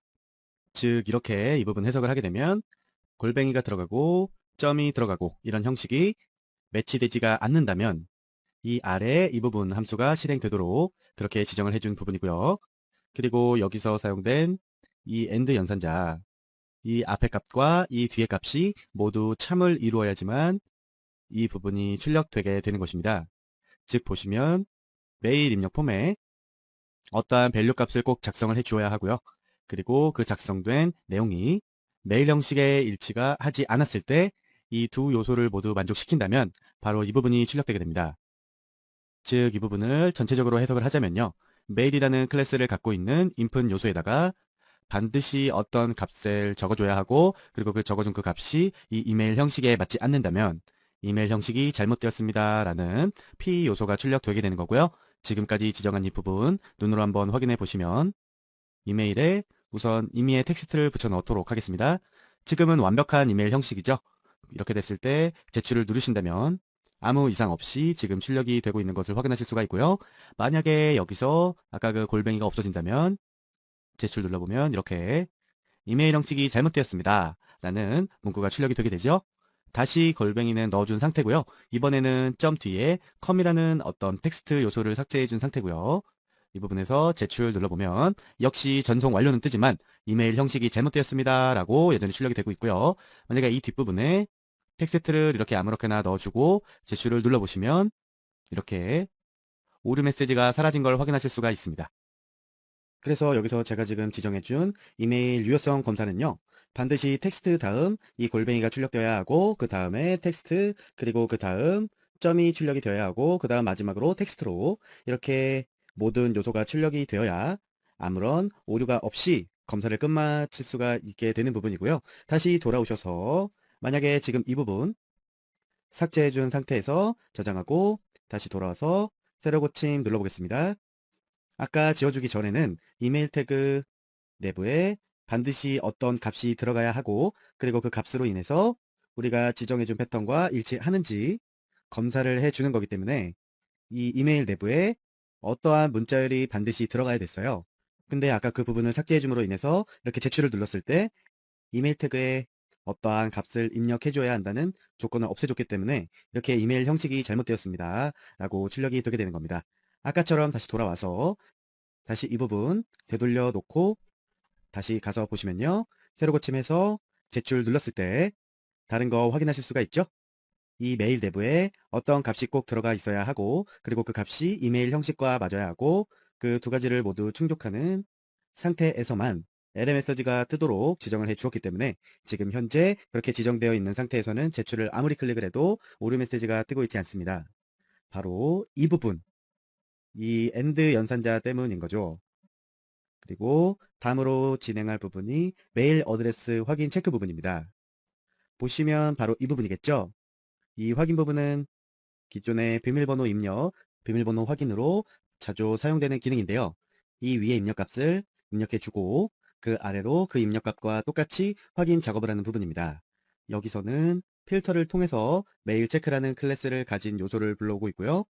여기서도 마찬가지로 if문의 첫 번째 조건으로 입력 폼 내부에 값이 사용되었느냐 라고 지정을 해준 상태입니다. 그리고 아까 마찬가지로 이 AND 연산자로 방금 지정해준 이 부분과 이 부분이 모두 만족될 때 바로 이 함수가 실행이 되도록 지정을 해 주었습니다. 그럼 바로 두 번째 조건이 어느 내용인지 확인을 해 봐야겠죠? 그것이 바로 현재 보시는 이 부분인데요. 여기서 보시면 이 메일 값과 이 이메일 확인 값이 서로 같아야지 유효성 검사에 통과할 수가 있겠죠? 그렇기 때문에 이메일 확인란과 그리고 기존 이메일란 그 값을 서로 비교해서 같지 않다면 이 아래의 결과를 출력되게 하고 있습니다. 이메일 확인란의 값을 이렇게 불러오고 있고요. 이 이메일 확인란과 비교될 본래의 이메일란을 이렇게 불러오고 있습니다. 수식이 조금 길고 복잡하기 때문에 어려우실 수도 있는데요. 여기서 이 더하기를 통해서 각각 수식과 텍스트가 결합되어 있는 것을 확인해 보시면 훨씬 쉽게 이해가 하실 수가 있겠습니다. 여기서 input에 name이라는 텍스트를 불러오고 있고요. 마지막 여기에서 닫는 괄호를 텍스트로서 설정해 주고 있죠. 그럼 문제는 바로 이 부분이 되겠는데요. 이 부분에서 비교될 요소의 name 값을 불러드리고 있습니다. 여기서 사용되는 이 replace 함수는요, 문자열을 치환해 줄 수 있는, 즉 문자열을 바꿔줄 수 있는 자바스크립트 함수라고 할 수 있겠습니다. replace 함수를 사용한 다음 이 괄호 내부에 컴마를 이용해서 두 가지 값을 넣어줘야 되는데요. 이 컴마 앞쪽에 이 부분은 바꿀 문자열의 패턴을 입력해 줄 수가 있습니다. 그리고 컴마 뒤에 이 부분에 대해서는 바뀔 문자열을 지정해 주고 있고요. 즉 여기서는 정규식을 사용했죠.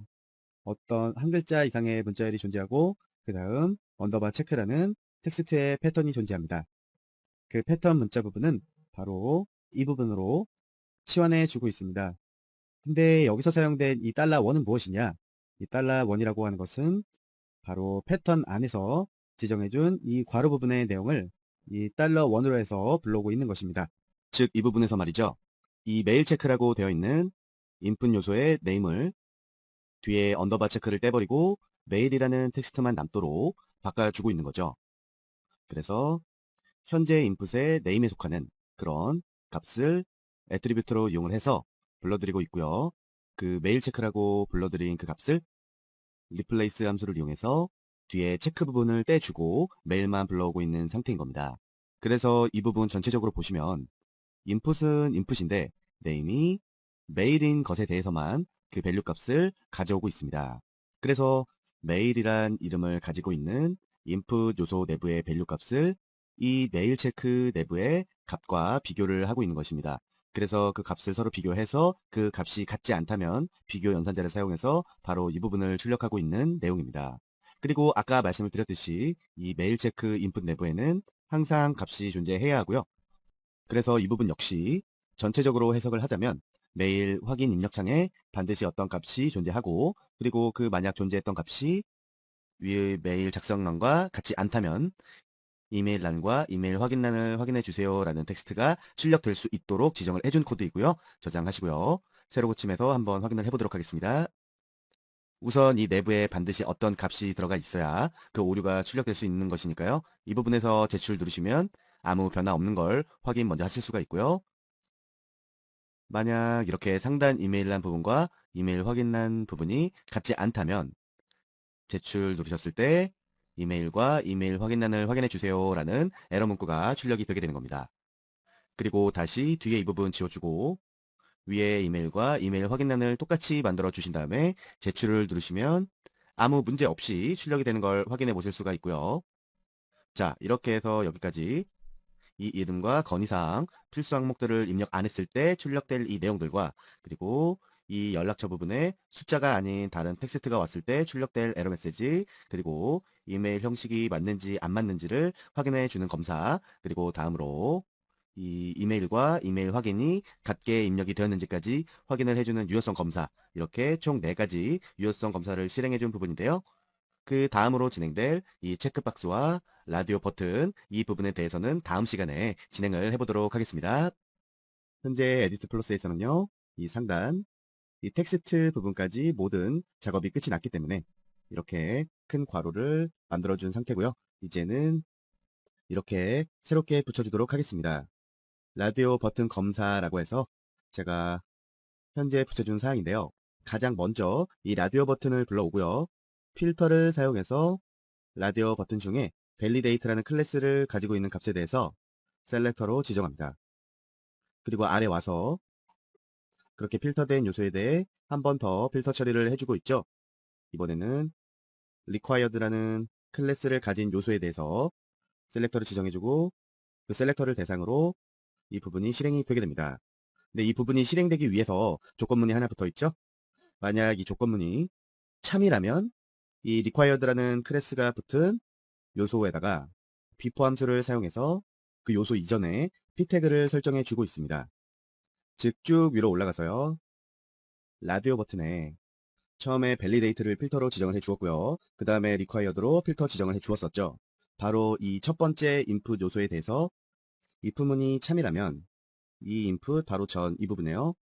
p 태그가 출력되고 그 p 태그로 인해서 우리가 여지껏 보았던 붉은색 글씨의 에러 메시지가 출력이 되게 될 것입니다. 다시 돌아와서요. 어떤 조건문을 전제로 에러 메시지가 출력되는지 확인해 보도록 할까요? 조건문은 바로 보시는 이 부분인데요. 보시는 것과 같이 이 부분에서 라디오 버튼과 그 네임 값에 대한 텍스트를 불러오고 있고 바로 또 이 부분에서 닫는 괄호와 체크드 셀렉터를 선택하고 있습니다. 체크드 셀렉터는 라디오 버튼이나 체크박스에서 체크 상태인 태그를 선택할 수 있도록 하는 그런 셀렉터였죠. 그리고 이 부분에서 this로 지정된 요소의 네임 값을 불러오고 있습니다. 이 this라는 요소는 바로 이 필터된 부분을 말하는 거겠죠. 이 required라는 클래스가 존재하는 태그 요소의 네임 값을 확인해 보자면요. 여기 있죠. required가 존재하는 태그의 메인 값은 바로 스쿨입니다. 그런데 보시면 여기서는 라디오 버튼이 총 2개가 있어요. 라디오 버튼 총 2개가 있는데 이 각각의 라디오 버튼이 같은 네임으로 묶여져 있습니다. 여기도 스쿨 확인을 하실 수가 있죠. 이렇게 같은 네임으로 각 라디오 요소들이 묶여져 있었습니다. 그래서 만약에 이 부분에 이 네임 값인 스쿨을 불러오게 되면은요. 2개의 라디오 버튼을 선택한 셈이 되겠죠? 그 2개의 모든 라디오 버튼 중에 이 체크된 사항은 여기서 사이즈 값으로 불러오고 있습니다. 이 사이즈 값은 저번에도 말씀을 드렸듯이 길이를 잰다 뭐 이런 사이즈가 아니고요. 셀렉터로 선택된 요소가 몇 개인지를 불러오고 있죠. 즉 이 부분에서 네임 값이 스쿨인 모든 라디오 버튼에 대해서 체크된 항목이 있다면 그 항목이 몇 개인지 불러오고 있습니다. 그리고 이 0과 같은지 아닌지를 비교하고 있죠. 그러므로 체크된 라디오 버튼이 0개라면 이 조건문이 참이 되고요. 이 참이 된 순간 이 부분에다가 비포 함수를 이용해서 p 요소를 추가해주고 있는 겁니다. 이 부분까지 설명드린 내용 저장하시고 브라우저로 돌아와서 한번 확인을 해보도록 하겠습니다. 이곳 라디오 버튼에 아무것도 체크가 되어 있지 않다면 어떤 결과가 나타날지 제출을 눌러보시고요. 보시면 필수 선택 항목입니다 라고 우리가 지정해 주었던 P 요소가 지금 이 위치에 나타나고 있는 것을 확인하실 수가 있습니다. 왜 얘는 이 위치에 나타났느냐? 이 부분은 여기를 보시면 아시겠죠? 이 부분이 전체적인 셀렉터인데요. required라는 클래스를 가진 태그의 바로 직전 비포 함수를 이용해서 바로 직전에 텍스트를 출력하기 때문이죠. 보시면 2개의 라디오 버튼 중에 첫 번째 라디오 버튼이 required가 포함된 버튼이었습니다. 그렇기 때문에 이 버튼 바로 이 부분에 텍스트가 출력되고 있는 것이고요. 자, 이렇게 둘 중 아무 버튼 하나 클릭한 다음 제출 눌렀을 때 에러 메시지가 사라진 거 확인해 보실 수가 있습니다. 자, 이렇게 이 부분 라디오 버튼까지 유효성 검사가 끝이 났고요. 자, 이제 이 부분 체크박스에 대한 유효성 검사를 실행해 보도록 하겠습니다. 에디트 플러스로 돌아가서요. 제가 이미 라디오 버튼 유효성 체크 다음에 이렇게 체크박스에 대한 유효성 검사를 해줄 jQuery 코드를 붙여 넣은 상태입니다.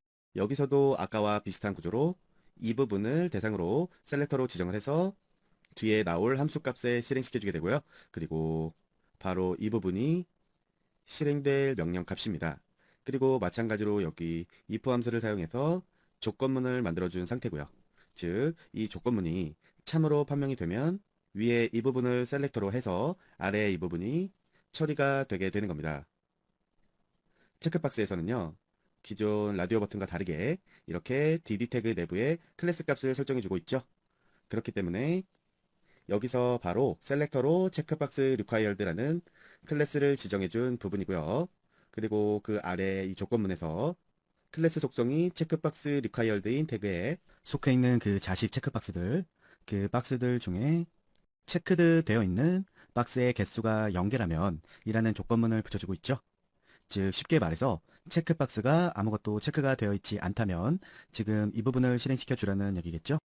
그리고 그 조건문이 참이라면 프리펜드 함수를 이용해서 p 태그 요소를 출력해 주도록 합니다.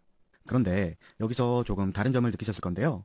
여기까지는 p 태그를 붙여 넣어 줄 때 모두 비포 요소를 사용해 주었는데요. 여기서는 왜 프리펜드 함수를 사용했을까요? 이 두 함수 모두 다 특정한 요소 앞쪽에 내용을 붙여 넣어주는 그런 함수라고 볼 수 있겠습니다. 그런데 가장 큰 차이점이라고 하는 건 이 여지껏 썼던 비포 함수는 요소의 내부가 아닌 외부에 이 해당 태그가 삽입이 되고요. 그리고 반대로 이 프리펜드 함수의 경우에는요. 요소 내부에 내부 앞쪽에 이 지정된 태그를 붙여 넣습니다. 비포 함수는 이 선택해준 셀렉터 앞쪽으로 동일한 자식 요소로서 추가가 되는 거고요. 이 프리펜드 함수는 선택된 셀렉터의 내부 자식 요소로서 추가가 되는 것이 다른 점이라고 할 수가 있겠습니다. 올라가서 한번 보시면 아까 전에 진행했던 실습인 이 라디오 버튼에서는요. 이 DD 태그 내부에 이 인풋 요소를 셀렉터로 선택해 줬기 때문에 에러 메시지가 이 인풋 요소와 동일한 자식 요소로서 추가가 되는 비포 함수를 사용해 준 거고요. 비포 함수를 사용했기 때문에 이 같은 위치에 이 부분에 결과물이 출력이 될 수가 있고요. 아까 말했던 이 체크박스에서는요. DD 내부에 인풋 요소를 셀렉터로 선택을 해준 게 아니라 DD 요소 자체를 셀렉터로 선택을 해주고 있었죠. 그렇기 때문에 만약에 여기에도 똑같이 비포 함수를 적용해 줬다 하면은 바로 이 부분에 밑에 들어가게 될 거예요. 지금까지는 모두 DD 함수 다음 내부에 p 태그가 들어가 줬는데 여기만 DD 요소를 벗어나서 이 부분에 p 태그가 출력이 되게 되잖아요. 그렇기 때문에 이 부분에서는 비포 함수를 사용해 준 게 아니라 프리펜드 함수를 사용해 준 겁니다. 프리펜드 함수는요. 이 셀렉터로 지정한 DD 태그의 이 내부 내용 중의 앞부분에 바로 지금 띄어쓰기 한 이 부분에 P 요소가 들어가게 됩니다. 즉 비포 함수를 썼을 때와 프리펜드 함수를 썼을 때 이 부분에 에러 메시지가 들어갈 것이냐, 이 부분에 에러 메시지가 들어갈 거냐, 그 결과값이 다르게 나오게 되는데요. 우리가 기존에 줬었던 이 DD 요소 내부에 에러 메시지가 들어갈 수 있도록 우리는 이 체크박스에서는 기존의 비포 함수가 아닌 프리펜더 함수를 사용해 준 부분이라고 할 수가 있겠습니다. 이렇게 생각하시는 분들도 있을 거예요. 에러 메시지를 출력만 해주면 됐지 왜 하필이면 꼭 DD 요소 내부에 에러 메시지 P 요소를 넣어야 하느냐? 왜 그런가 하면 바로 이 부분 때문이죠. 우리가 CSS로 지정해준 바로 이 부분 때문입니다. DD 내부에 있는 P 요소에 대한 에러 값을 CSS 스타일로 정해주었기 때문이죠. 그렇기 때문에 DD 요소 내부에 이 에러 메시지가 들어가야지 컬러 값이 레드로 나오고 굵게 나오는 등 정상적인 우리가 지정해준 대로 출력이 가능합니다. 내려와서 만약에 이 프리펜드 함수가 아니라 비포 함수를 썼을 때는 어떻게 변하냐 이렇게 저장을 해주시고요. 새로 고침 해주시고 제출을 눌렀을 때 다른 건 다 필수 선택 항목입니다. 필수 항목입니다. 붉은색의 굵은 글씨로 출력이 되었는데요. 바로 이 부분만 지금 DD 태그를 벗어나 있기 때문에 미리 지정된 CSS를 적용받지 못하고 있는 거죠. 그렇기 때문에 바로 이 부분 비포가 아닌 프리펜더로 지정을 해주셔야 하고요. 정상적인 출력과 확인해 보시면 새로 고침하셔서 자 이번에는 필수 선택 항목입니다. 굵은색의 굵은 글씨로 정상적이게 나온 것을 확인하실 수가 있습니다. 여러분도 이렇게 셀렉터를 사용하실 때 부모와 자식 간의 위치 잘 생각을 하셔서요. 코드를 작성해 주시기 바라겠습니다. 자 이렇게 해서 각각 하나하나 모든 유효성 검사에 대한 실행 코드를 붙여 넣어 주었고요. 그 실습이 끝났습니다. 자 그런데 제가 보기에는 이렇게 LMS지만 포기해 주는 건 너무 밋밋해 보입니다. 그래서 이렇게 에러 난 곳에는 뭔가 눈에 딱 띌 수 있는 그런 표시를 해줄 거고요. 그리고 한 가지 더 어떠한 요소에 에러가 났을 경우에 그 요소가 바로 보일 수 있도록 화면에 그렇게 스크롤을 움직여 줄 것입니다. 만약에 이 부분 다 에러가 안 나고 이 위에서 에러가 났어요. 제출 눌렀을 때 어느 부분에서 에러가 났는지 한 번에 여기로 이동을 해줄 수 있는 그런 장치를 만들어 보도록 하겠습니다. 현재 제가 선택해준 부분으로 전체 에러 처리라고 해서 코드를 붙여놓은 상태입니다. 만약 어느 한 요소에서라도 유효성 검사가 에러로서 처리가 되면 DD 요소 내부에 에러라는 클래스에 P 태그가 추가되어 있잖아요. 그 추가된 P 요소가 있느냐 없느냐에 따라 에러가 있는지 없는지를 검사해 주고 있습니다. 에러라는 P 요소의 사이즈가 즉 개수가 0보다 클 때 하나 이상이라는 말이죠. 즉 이 부분에서는 에러가 출력된 부분이 하나라도 있다면 이라는 전제 조건이 붙게 된 겁니다. 그리고 그 에러가 있다면 HTML과 바디 내부에 애니메이트 함수를 사용하고 있습니다. 애니메이트 함수에는 여러 가지 인자값이 들어갈 수 있다고 말씀을 드렸었죠. 바로 이 중괄호 부분이 첫 번째 인자값, 그리고 이 슬로우라는 부분이 두 번째 인자값입니다. 첫 번째 인자값으로 주고 있는 이 스크롤 탑은요.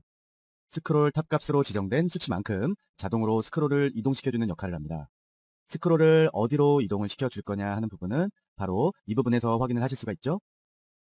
제출을 눌렀을 때 여기저기에서 에러가 발생할 수가 있는데 그 에러들 중 최초에 발생한 에러의 오프셋 탑 값을 이용해서 Y 좌표의 값을 구하고 있습니다. Y 좌표함은 이 위에서 아래 이 부분을 말하는 거죠.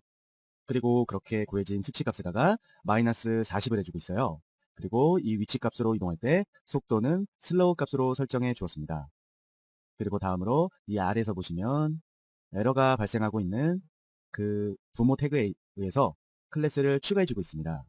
제가 아까 에러로 출력될 P 요소가 바로 이 부분과 이 부분에 출력이 될 것이라고 말씀을 드렸는데요. 이 부분에 출력되는 P 요소의 부모 요소라 함은 바로 이 DD 요소를 말하는 거죠. 이 DD 요소의 클래스로 에러라는 클래스 명을 추가해주고 있는 겁니다. CSS에서 보시면요. 바로 이 부분에 해당이 되겠죠. DD 태그에 에러라는 클래스명이 추가가 되면 백그라운드로서 이렇게 표시를 해두고 있는 부분입니다. 어떻게 변화가 되었는지 한번 확인을 해보시면요. 바로 이렇게 에러가 떠 있는 항목에 대해서 배경 색깔이 바뀐 것을 확인하실 수가 있죠. 이 필수 항목에만 배경이 지정이 되느냐? 아닙니다. 연락처, 이렇게 문자를 사용해서 에러가 출력이 되게 해보면 이렇게 연락처에도 배경 색상이 생겼죠. 이메일 또한 마찬가지고 이메일 확인 또한 마찬가지입니다.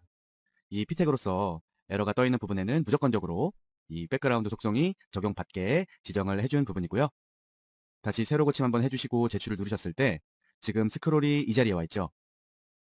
우리가 아까 지정해준 내용이 에러로서 출력되는 여러 P태그들 중에 가장 첫 번째 항목에 대해서 그 항목의 위치값을 오프셋으로 불러오고 그 위치값에서 마이너스 40을 한 값에 스크롤을 이동시키도록 만들어 주었잖아요. 그렇기 때문에 이 출력되는 에러 P태그 위로 40픽셀만큼 내려와서 출력이 되고 있는 것이고요. 이렇게 40픽셀만큼 내려와서 출력이 되기 때문에 어떤 항목에서 에러가 생겼나, 지금 현재는 이름 항목이죠.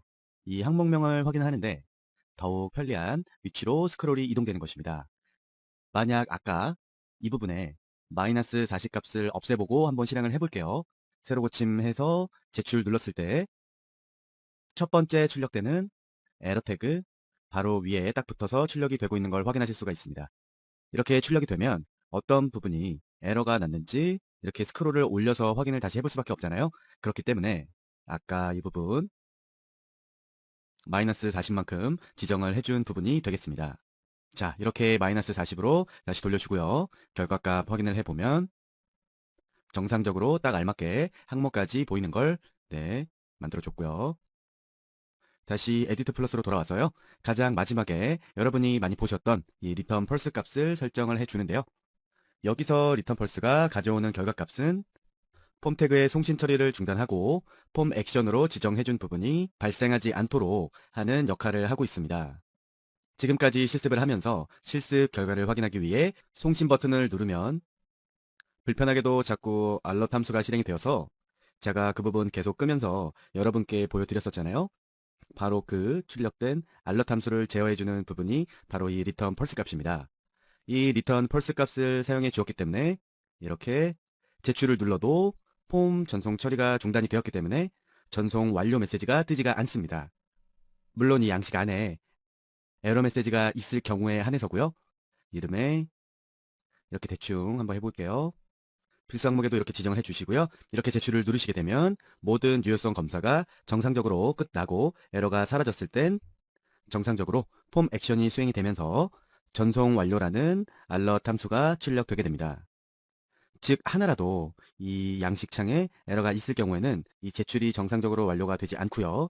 에러가 하나도 없이 모든 것이 완벽하게 작성되었을 때만 이렇게 전송이 완료되고 그 알림 창으로 사용자에게 알려주고 있습니다. 자, 이렇게 현재까지 진행해본 밸리데이션, 즉 유효성 검사 같은 경우에는요. 데이터에 오류가 있는지 정확한 정보를 입력했는지 판단하는 데 아주 유용하지만 이 유효성의 과정이 너무 복잡하면 오히려 사용자가 불편함을 느끼게 되는 그런 단점이 있을 수가 있습니다. 그러므로 이러한 유효성 검사 같은 경우에는요. 어디까지나 유저의 사용성을 향상시키려는 목적으로 간단하고 유저가 알기 쉽고 보기 쉽게 그렇게 유연하게 사용을 하셔야 되는 부분입니다. 자, 설명을 끝으로 유효성 검사에 대한 실습은 여기서 마치도록 하겠습니다. 감사합니다. 이번에 진행해 볼 실습은 슬라이딩 윈도우라는 겁니다. 슬라이딩 윈도우라는 거는 이미지 등의 컨텐츠를 나열한 패널을 좌우로 슬라이딩 시키면 다른 이미지로 변경되는 UI라고 볼 수가 있겠는데요. 예전에 우리가 이미지 페이지들을 각각 만들어 놓고 다음 버튼을 누르면 다음 페이지로, 이전 버튼을 누르면 이전 페이지로 이동되는 그런 실습을 잠깐 진행해 보았던 걸 기억합니다. 자, 이번에는 그것보다 조금 세부적이고 제대로 된 슬라이딩 윈도우를 만들어 보도록 할 텐데요. 자, 지금 바로 현재 보시는 이 부분이 이번 실습에서 만들어 볼 슬라이딩 윈도우입니다. 자, 이렇게 이미지 페이지가 있고요. 이런 틀 안에서 이전 버튼과 다음 버튼을 만들어 놓았고요. 이 다음 버튼을 누르면 다음 페이지로 이렇게 이동이 되고요. 이 마지막 페이지인 4페이지에서 버튼을 한 번 더 누르면 다시 1페이지로 무한 반복해서 돌 수 있도록 만들어 줄 것이고요. 반대로 이전 버튼을 눌렀을 때는 4, 3, 2, 1 이렇게 거꾸로 이동을 하는 이런 현재 슬라이딩 윈도우 페이지를 제작해 보도록 하겠습니다. 현재 저는 그러한 큰 틀을 만들어주기 위해서 이렇게 HTML 부분을 미리 만들어 두었고요. 간단히 살펴보시자면 큰 div 틀 안에 각각의 버튼 요소와 페이지 요소들이 있습니다. 그리고 큰 div는 id를 all이라고 지정을 해둔 상태고요. 그 내부에 바로 버튼 두 개를 삽입을 했죠. p택으로 해서 각각 id는 previous와 next 이렇게 지정을 해준 상태입니다. 그리고 그 내부로 출력해줄 이미지 페이지들의 나열, 바로 이 부분이죠. 우선 가장 먼저 현재 보이는 페이지를 실제로 표시하는 영역으로 이 컨텐트라고 이름을 지어준 부분이고요. 그리고 그 컨텐트의 안쪽으로 모든 페이지가 존재하는 div를 하나 만들어 주었습니다. 그리고 이 페이지 안에는요, 각각 1페이지, 2페이지, 3페이지, 4페이지라는 각각의 요소들을 페이지라는 클래스로 묶어서 그룹화 해주고 있습니다. 아까 보셨듯이 우리는 총 4페이지로 구성된 이미지 슬라이드를 만들 건데요. 그렇기 때문에 하나, 둘, 셋, 4개의 UL이 존재하는 겁니다. 그리고 그 UL 내부로 각각 LI를 만들어줘서 이미지를 하나하나씩 삽입해주고 있고 그 이미지에 대한 넓이와 높이 값을 설정을 해둔 상태입니다. 이 바디 내부에 HTML 요소들이 어떻게 배열이 되고 어디에 종속이 되어 있느냐를 잘 살펴보셔야 나중에 jQuery로 작업을 해 주실 때 조금 더 편리한 작업이 되실 것 같고요. 상단 미리 지정해준 스타일 시트 부분에서요. 모든 div 요소들을 포함하고 있는 이 all이라는 아이디에 대해서는요. 전체적인 슬라이딩 윈도우에 대한 배경 색상이라든지 위치값, 디자인 등을 설정해 주고 있습니다. 그리고 이 프리비어스와 넥스트 버튼에 대한 위치값, 이 부분을 설정해 주고 있는 거고요. 실제적으로 표시될 이 컨텐트에 대해서는 위에 이 all에서 준 표시 영역과 같은 사이즈가 될 수 있도록 위드값, 하이트값 모두 100%로 준 상태입니다. 그리고 지금 현재 오버플로우 히든 이 부분이 중요한데요. 이 컨텐트 요소, 즉 이 창 화면 부분을 벗어나는 이미지 페이지들에 대해서는 모두 숨겨주도록 지정하게 한 부분이고요. 만약 아까처럼 이렇게 숨겨주지 않았다면 어떻게 되는지 한번 결과를 볼까요? 바로 이런 상태로 이 부분을 벗어난 페이지에 대해서도 모두 이렇게 출력이 되게 되어 있습니다. 그래서 바로 지금 이 부분만 출력해주기 위해서 이 부분을 아까처럼 오버플로우 히든 값으로 다시 되돌려놓도록 하고요. 그 아래에서 보면 각각의 페이지들에 대한 여러 가지 설정을 해주고 있고요. 그 각각 4개의 페이지들이 일렬로 출력이 될 수 있도록 플루트 레프트 값을 주었고요. 그 아래에서도 역시 페이지 내부 그 하나하나의 이미지들이 가로 요소로 출력될 수 있도록 여기도 마찬가지로 플루트 레프트 값을 주었습니다. 이 페이지라는 영역은요. 바로 지금 현재 보시는 이 부분, 이 겉에 검정 테두리를 제외한 이 이미지의 테두리 부분을 페이지의 넓이 값으로 보시면 되겠습니다. 물론 보시면 아시겠지만 패딩 값으로 이 부분 여백을 주고 있긴 하지만 우리가 눈으로 실질적으로 보이는 건 이 부분이잖아요. 그리고 아까 말씀드렸다시피 li에 각각 플로트의 레프트 값을 설정해 주었기 때문에 이렇게 이미지가 옆으로 표시가 되고 있고요. 아까 보셨다시피 각각의 페이지들에 대해서도 플로트 레프트 값을 설정해 주었기 때문에 이렇게 일렬로 쭉 페이지들이 정렬되어야 정상이지만 지금 이만큼이라는 넓이에 대한 틀에 갇혀 있는 상태이기 때문에 일렬로 출력이 되지 않고 넓이만큼 와서 이렇게 밑으로 출력이 되는 상태라고 보시면 되겠습니다. 제가 아까 오버플로우 히든 값을 정상으로 돌려놓고 세로 고침을 안 했기 때문에 밑에 이렇게 출력이 되고 있는 부분이고요. 세로 고침하시면 이렇게 정상적으로 숨겨져서 나오는 거 확인하실 수가 있습니다. 근데 우선 결과적으로는 히든 값으로 숨겨주고 출력해 줄 거지만 여러분이 실습을 하는데 더욱 이해가 빠르게 쉽고 빠르게 이해하실 수 있도록 방금 이 오버플로우 히든 값을요, 이렇게 주석 처리로 만들어준 상태에서 실습을 진행해 보도록 하겠습니다. 그러면 방금 보셨듯이 이런 형태로 이미지가 어디에 위치하고 어떻게 변화가 되는지 한눈에 파악하실 수 있는 이러한 형태로 출력이 되게 됩니다. 이 상태에서 저는 실습을 진행해 보도록 하겠습니다. 본격적인 이미지 슬라이딩을 만들어 보기 위해서 에디트 플러스로 현재 돌아온 상태고요. 가장 먼저 이 부분 초기 설정이라고 해서 코드를 붙여 넣어 주고 있습니다. 여기 주석에서 보시는 것처럼 말 그대로 초기 설정에 대한 부분인데요. 올페이지라는 아이디를 가지고 있는 요소에 대해서 CSS 메소드를 적용시켜 주고 있습니다. 그 값으로는 위드 값을 설정하고 있는데요. 이 올페이지의 위드 값을 얼마만큼 설정할 거냐 하는 부분은 바로 이 뒤에서 지정하고 있습니다. 자, 우리가 처음에 의도했던 대로 이 각각의 페이지들이 일렬로 쭉 나열되게 하려면 얼마만큼의 넓이가 필요하냐 그 부분을 바로 여기에서 지정을 해주고 있는 겁니다. 위에 CSS에서 지정해준 것과 같이 각각 페이지의 표시 영역은 620 픽셀이었습니다. 그렇기 때문에 바로 이 부분에서 620이라고 지정을 해주었고요. 이 별 표시가 곱하기인 거는 다들 아실 거고요. 곱하기 페이지의 개수를 불러오고 있습니다. 사이즈는 개수를 가져오는 거라고 했죠. 페이지의 개수는 총 4개였었어요. 그래서 이 부분에서는 620 곱하기 4 거기에다가 픽셀 값을 붙여서 총 2480이라는 넓이 값을 가져오게 됩니다. 만약에 여러분이 아까 페이지의 개수가 5개고 6개다 하셨으면 여기서 620 곱하기 5 또는 6 이렇게 지정이 되어야겠죠. 이렇게 해서 현재 이 올 페이지 모든 페이지에 대한 넓이 값이 2480 픽셀로 지정이 되어 있습니다. 넓이 값이 2480으로 쭉 늘어났는데요. 이렇게 늘어나면 페이지로 어떻게 출력이 되는지 확인을 해 보시면요.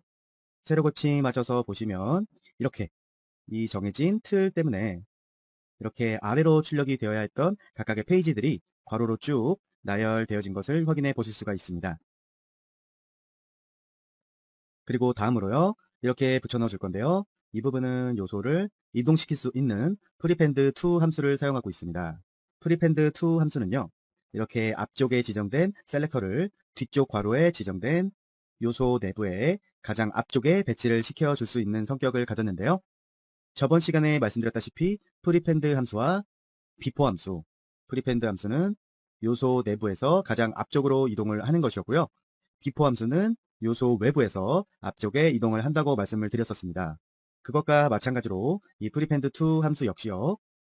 페이지들 중에 가장 마지막 페이지, 즉 네 번째 페이지가 되겠죠. 그 네 번째 페이지를 이 올 페이지라는 요소 내부에서 가장 앞쪽으로 이동시켜주고 있는 겁니다. 즉 보시면요. 이 여러 개의 페이지들 중에 가장 마지막 페이지 요소, 이 페이지를 이 올 페이지 내부의 가장 첫 번째 이 부분에 불러오게 되는 거죠. 자, 그렇다면 페이지의 순서가 바뀌게 되겠죠? 세로 고침해 보시면 가장 첫 번째 자리에 페이지 1이 아닌 페이지 4가 불러들여 왔고요. 그리고 페이지 1, 2, 3 이렇게 순차적으로 한 칸씩 밀려난 거 확인해 보실 수가 있습니다. 다시 돌아와서요. 이렇게 하나 더 붙여 넣어주도록 하겠습니다. 이번에도 역시 셀렉터는 올 페이지로 지정이 되었는데요. 이 올 페이지라는 요소에 대해 CSS 메소드를 이용해주고 있습니다. 왼쪽에 대한 마진을 마이너스 620만큼으로 주고 있는데요. 이렇게 마진은 왼쪽 마진을 마이너스 620만큼 주었다면 어떤 변화가 일어나는지 눈으로 먼저 확인을 해보도록 하겠습니다. 세로 고침해 보시면 이 페이지 전체에 대한 요소가 왼쪽으로 쭉 당겨지면서 원래 있던 페이지 1이 본문 컨텐트에 표시되는 그런 형태로 나타나고 있습니다. 지금 이쪽 왼쪽 부분은 브라우저에 잘려서 보이지가 않지만 아까 이 자리에 있던 페이지 4 요소가 왼쪽으로 밀려난 겁니다. 자, 이렇게 해서 지금 순서는 페이지 4, 페이지 1, 그리고 페이지 2, 그리고 페이지 3 이런 순서로 위치하게 되고 있습니다. 자, 이렇게 여기까지 지정을 해준 것이 바로 초기 설정입니다. 이렇게까지 지정해 준 상태에서 이제 이 각각의 버튼을 누르면 왼쪽으로 이동하고 이 버튼을 누르면 오른쪽으로 이동을 하고 그러한 작업을 진행해 주도록 할 텐데요. 지금 현재 이 초기 설정에서 지정해 준 원리만 이해를 하고 계신다면요. 어렵지 않으실 겁니다. 자, 먼저 프리비어스 버튼, 이전 버튼이죠. 이전 버튼에 대한 설정 먼저 해주도록 하겠습니다. 이렇게 먼저 붙여 넣어준 사항이고요. 구분하기 쉽게 이렇게 주석으로 프리비어스 버튼이라고 구분을 해둔 상태고요. 그리고 그 아래로 프리비어스 버튼에 대한 클릭 이벤트를 설정해 준 상태입니다. 이 이전 버튼을 클릭하게 되면은 가장 먼저 어떤 값을 실행해 줄까요? 저는 이렇게 넥스트 버튼과 프리비어스 버튼을 하이드로 숨겨주는 작업을 진행해 주었습니다. 여기서 왜 꼭 하이드 처리를 해 주어야 하느냐? 뭐 사실은 하이드 처리는 안 해줘도 상관이 없는데요. 만약에 이 부분에서 버튼을 눌렀을 때 저는 이 이미지가 슬라이딩 효과처럼 이렇게 나타나도록 만들어줄 거기 때문에 그 슬라이딩 처리 도중에 또다시 버튼이 클릭된다면 이 스크립트 내부에서 위치 표시 계산이 굉장히 어려워지는 부분이 생길 수도 있습니다. 그렇기 때문에 이게 슬라이딩 되는 도중에는 이 버튼이 잠시 사라지도록 그렇게 만들어주기 위해서 바로 이 부분 하이드 값을 사용하고 있는 거고요. 그리고 클릭이 된 순간 버튼을 하이드로 숨겨줌과 동시에 이렇게 애니메이트 함수를 구현해 주고 있습니다. 이 올 페이지에 대해서 그러니까 즉 4개의 페이지가 쭉 나열돼서 붙여져 있는 그런 올 페이지에 대해서 이 애니메이트 함수를 실행시켜 주고 있는데요. 이 애니메이트 함수 내부에서 사용된 각각의 인자값, 첫째로 CSS 속성, 즉 변화시켜줄 CSS 속성이죠. 그리고 두 번째 속도값, 그리고 세 번째로는 동작 형태, 그리고 마지막으로 콜백 함수까지 이렇게 4개의 인자를 불러드리고 있습니다. 그리고 적용해줄 CSS 값으로는요, 바로 마진 레프트 속성이 실행되고 있는데요. 여러분이 조금만 생각을 해보시면 아시겠지만 이 이전 버튼을 눌렀을 때 이 이전 페이지가 이 중앙 컨텐트 내용으로 표시가 되게 되잖아요. 그렇게 표시가 되려면 이 페이지 전체가 오른쪽으로 이렇게 밀려나야 하게 되잖아요. 그래서 여기 있던 요소가 여기로 오게끔 이만큼 밀어주려면 마진 레프트 값을 플러스로 줘야 하나요? 아니면 마이너스로 줘야 할까요? 바로 플러스 값으로 줘야 하는 거죠. 그래야 이 마진 레프트, 즉 이 왼쪽으로 여백이 생기면서 이 여기에 위치하는 이 이전 페이지를 여기까지 쭉 밀어줄 수가 있기 때문이죠. 그리고 그 밀어주는 값은 얼마만큼 밀어줘야 하느냐? 바로 이 페이지 요소를 구성하는 넓이의 값만큼 밀어줘야 하는 거겠죠? 그렇기 때문에 여기서는 620만큼 플러스로 값을 지정해 주고 있습니다. 그리고 이 앞에 붙어 있는 플러스와 이꼴이 결합된 연산자 같은 경우에는 제가 여러 번을 두고 설명을 했습니다. 버튼을 몇 번을 눌러서 몇 번을 이동을 했던 간에 상관하지 않고요. 현재 요소가 위치하고 있는 그 자리에서 값을 더해주고 빼준다는 그런 내용의 연산자였죠. 그래서 이렇게 해서 현재 위치에서 플러스 620픽셀만큼 마진 레프트 값을 적용받게 되고요. 그리고 그 마진 레프트 값으로 인해서 각각의 페이지들이 한 칸씩 오른쪽으로 밀려나는 그런 현상이 발생하게 될 겁니다. 그리고 애니메이트의 두 번째 인자값으로 이 슬로우 함수를 주었죠. 그렇기 때문에 마진 레프트 값으로 인해서 페이지가 이동할 때 그 속도는 천천히 슬로우 값으로 이동하게 되고요. 그리고 세 번째 인자값인 이 동작 형태 같은 경우에는요. 저는 스윙으로 지정을 해둔 상태입니다. 그리고 마지막에 와서 네 번째 인자로 콜백 함수를 불러드리고 있는데요. 콜백 함수는 이전에도 말씀을 드렸다시피 이 이전 애니메이트 함수가 모두 완료가 된 시점에 발생하게 될 함수를 말하는데요. 그러니까 이 애니메이트로 인해서 마진 레프트 값으로 이미지가 모두 슬라이딩 된 후에 바로 이 부분이 실행이 되게 되는 겁니다. 위에서 우리가 이미지가 슬라이드 될 동안 버튼이 클릭될 수 없도록 이렇게 하이드 값으로 버튼을 숨겨줬었죠. 그러면 슬라이드가 모두 다 끝난 후에는 버튼을 다시 만들어줘야 되잖아요. 그래서 바로 이 부분 콜백 함수를 이용해서 다시 버튼을 불러드리고 있습니다. 그런데 제가 여기서 실수를 한 부분이 있네요. 바로 이 부분이죠. 이 부분이 여기 있으면 안 되고 바로 여기에 있어야 되는 겁니다. 왜냐하면 이 요소들은 모두 이 클릭 이벤트에 묶여 있어야 하니까요. 그래서 이렇게 보기 쉽게 다시 정리를 해주고요. 새로 고침한 상태에서 한번 결과값을 확인해 보도록 하겠습니다. 이러한 초기 상태에서 이전 버튼을 누르면 어떻게 변화가 되는지 한번 확인을 해 보시죠. 자, 이렇게 이전 버튼을 눌렀을 때 마진 레프트 값이 620만큼 적용을 받게 되면서 이 구석 부분에 있던 페이지 4번이 이쪽으로 이렇게 밀려온 거 확인하실 수가 있죠. 새로 고침해서 다시 이번엔 이 버튼을 한번 주의 깊게 살펴보도록 할까요? 버튼을 누른 순간 버튼이 숨어버리게 되고 그리고 그 슬라이드가 모두 끝난 후에야 버튼이 다시 생성되는 거 눈으로 한번 확인해 보시기 바랍니다. 누르겠습니다. 보셨나요? 버튼이 사라졌다가 슬라이드가 모두 끝난 후에 다시 버튼이 생성되는 거 여기까지 모두 진행해 준 사항이고요. 그런데 아마 문제점이 좀 보이실 겁니다. 아까 새로 고침을 했을 때 이 페이지 1 이전에는 페이지 4라는 게 초기 설정에 우리가 지정해 준 부분으로 인해서 이 부분에 지금 존재하고 있어요. 그래서 이 버튼을 눌렀을 때 이 페이지가 나타나게 되는 건데요. 여기서 만약에 다시 한번 누르시면 아무것도 없는 상태가 됩니다. 이 페이지 4라는 요소 이전에는 아무것도 없기 때문이죠. 자, 이 부분 문제 해결해 주기 위해서요. 저는 이 콜백 함수 내부에다가 이렇게 붙여 넣어 주도록 할 건데요. 지금 방금 붙여 넣어준 이 소스 어디에서 많이 본 듯 싶으시지 않으신가요? 바로 우리가 초기 설정에서 지정했던 바로 이 두 코드와 같죠. 페이지의 가장 마지막에 있는 페이지를 올 페이지 내부의 가장 첫 번째 요소로 불러들이고 있고요. 그리고 전체 올 페이지에다가 다시 마이너스 620픽셀만큼 마진 레프트 값을 적용해 주고 있습니다. 자, 이 부분에서 보시면요. 아까 실행했던 값입니다. 이 왼쪽 버튼을 한번 누르게 되면 이 왼쪽으로 존재했던 페이지 4가 이쪽으로 슬라이딩이 됐죠. 그런데 현재는 이 왼쪽으로 준비되고 불러들였던 페이지가 아무것도 없기 때문에 이 버튼을 한 번 더 누르면 페이지가 이렇게 밀리기만 할 뿐 아무것도 이 컨텐트 내부에는 출력되는 게 없습니다. 그렇기 때문에 아까 방금 우리 이 부분에서요. 지금 현재 페이지에서 가장 마지막에 있는 이 3번 페이지를 이 위치로 불러오고 여기에 불려진 3번 페이지의 위치가 이 왼쪽으로 당겨질 수 있도록 마진 레프트 값을 620만큼 이렇게 주고 있는 명령문인 것입니다. 자, 이렇게 준 값 새로 고침을 한번 해서 보시면 어떻게 달라졌는지 확인이 가능하실 겁니다. 이전 버튼을 눌렀을 때 페이지 4가 불러오고요. 아까는 분명히 여기에 아무것도 없었는데 지금은 페이지 3이 프리펜드2 함수로 인해서 가장 앞으로 불려와져 있는 상태이죠. 뒤에 보시면 3페이지가 여기 있었어야 되는데 지금 앞으로 불려져 갔기 때문에 가장 끝에 지금 보이지 않는 상태고요. 다시 한번 눌렀을 때는 페이지 3이 나타났고요. 이번에도 여기 페이지 2가 불러왔기 때문에 여기서 지금 대기를 하고 있는 상태고 뒤로 갔을 때 페이지 2는 없고 페이지 1이 존재하는 상태가 되는 겁니다. 자, 이렇게 해서 이전 버튼을 눌렀을 때 페이지들이 무한 반복적으로 이렇게 출력되고 있는 형태를 만들어 주었고요. 이제는 이 다음 버튼에 대해서도 똑같이 만들어 주어야겠죠? 자, 이렇게 제가 이 부분 현재 지정을 해준 상태입니다. 이 다음 버튼은요, 이 프리비어스 버튼과 다를 것이 하나도 없어요. 그냥 위치값만 약간 바뀐다고 생각을 해주시면 되는데요. 이 넥스트 버튼을 클릭했을 때에 실행될 처리 명령문들을 이 내부에 정해둔 상태고요. 똑같이 하이드 값과 쇼 값으로 슬라이드 되는 도중에는 슬라이드가 모두 끝났을 때 버튼이 다시 출력이 되도록 이렇게 만들어준 사항이고요. 똑같이 올 페이지라는 셀렉터의 애니메이터 함수를 적용을 해주고 있습니다. 대신 여기서는 플러스 기호였는데 대신 마이너스 기호로 바뀌었죠.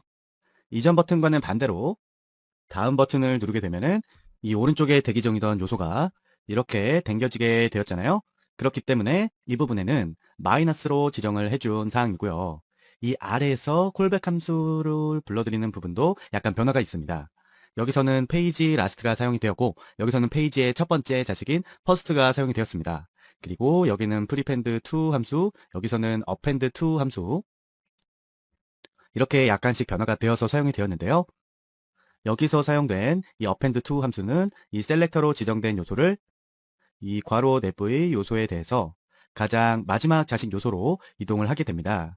즉 여기서는 이 페이지의 가장 첫 번째 자식 요소를 이 4개의 페이지들 중에 가장 끝에 위치하도록 그렇게 만들어주는 함수인 것입니다.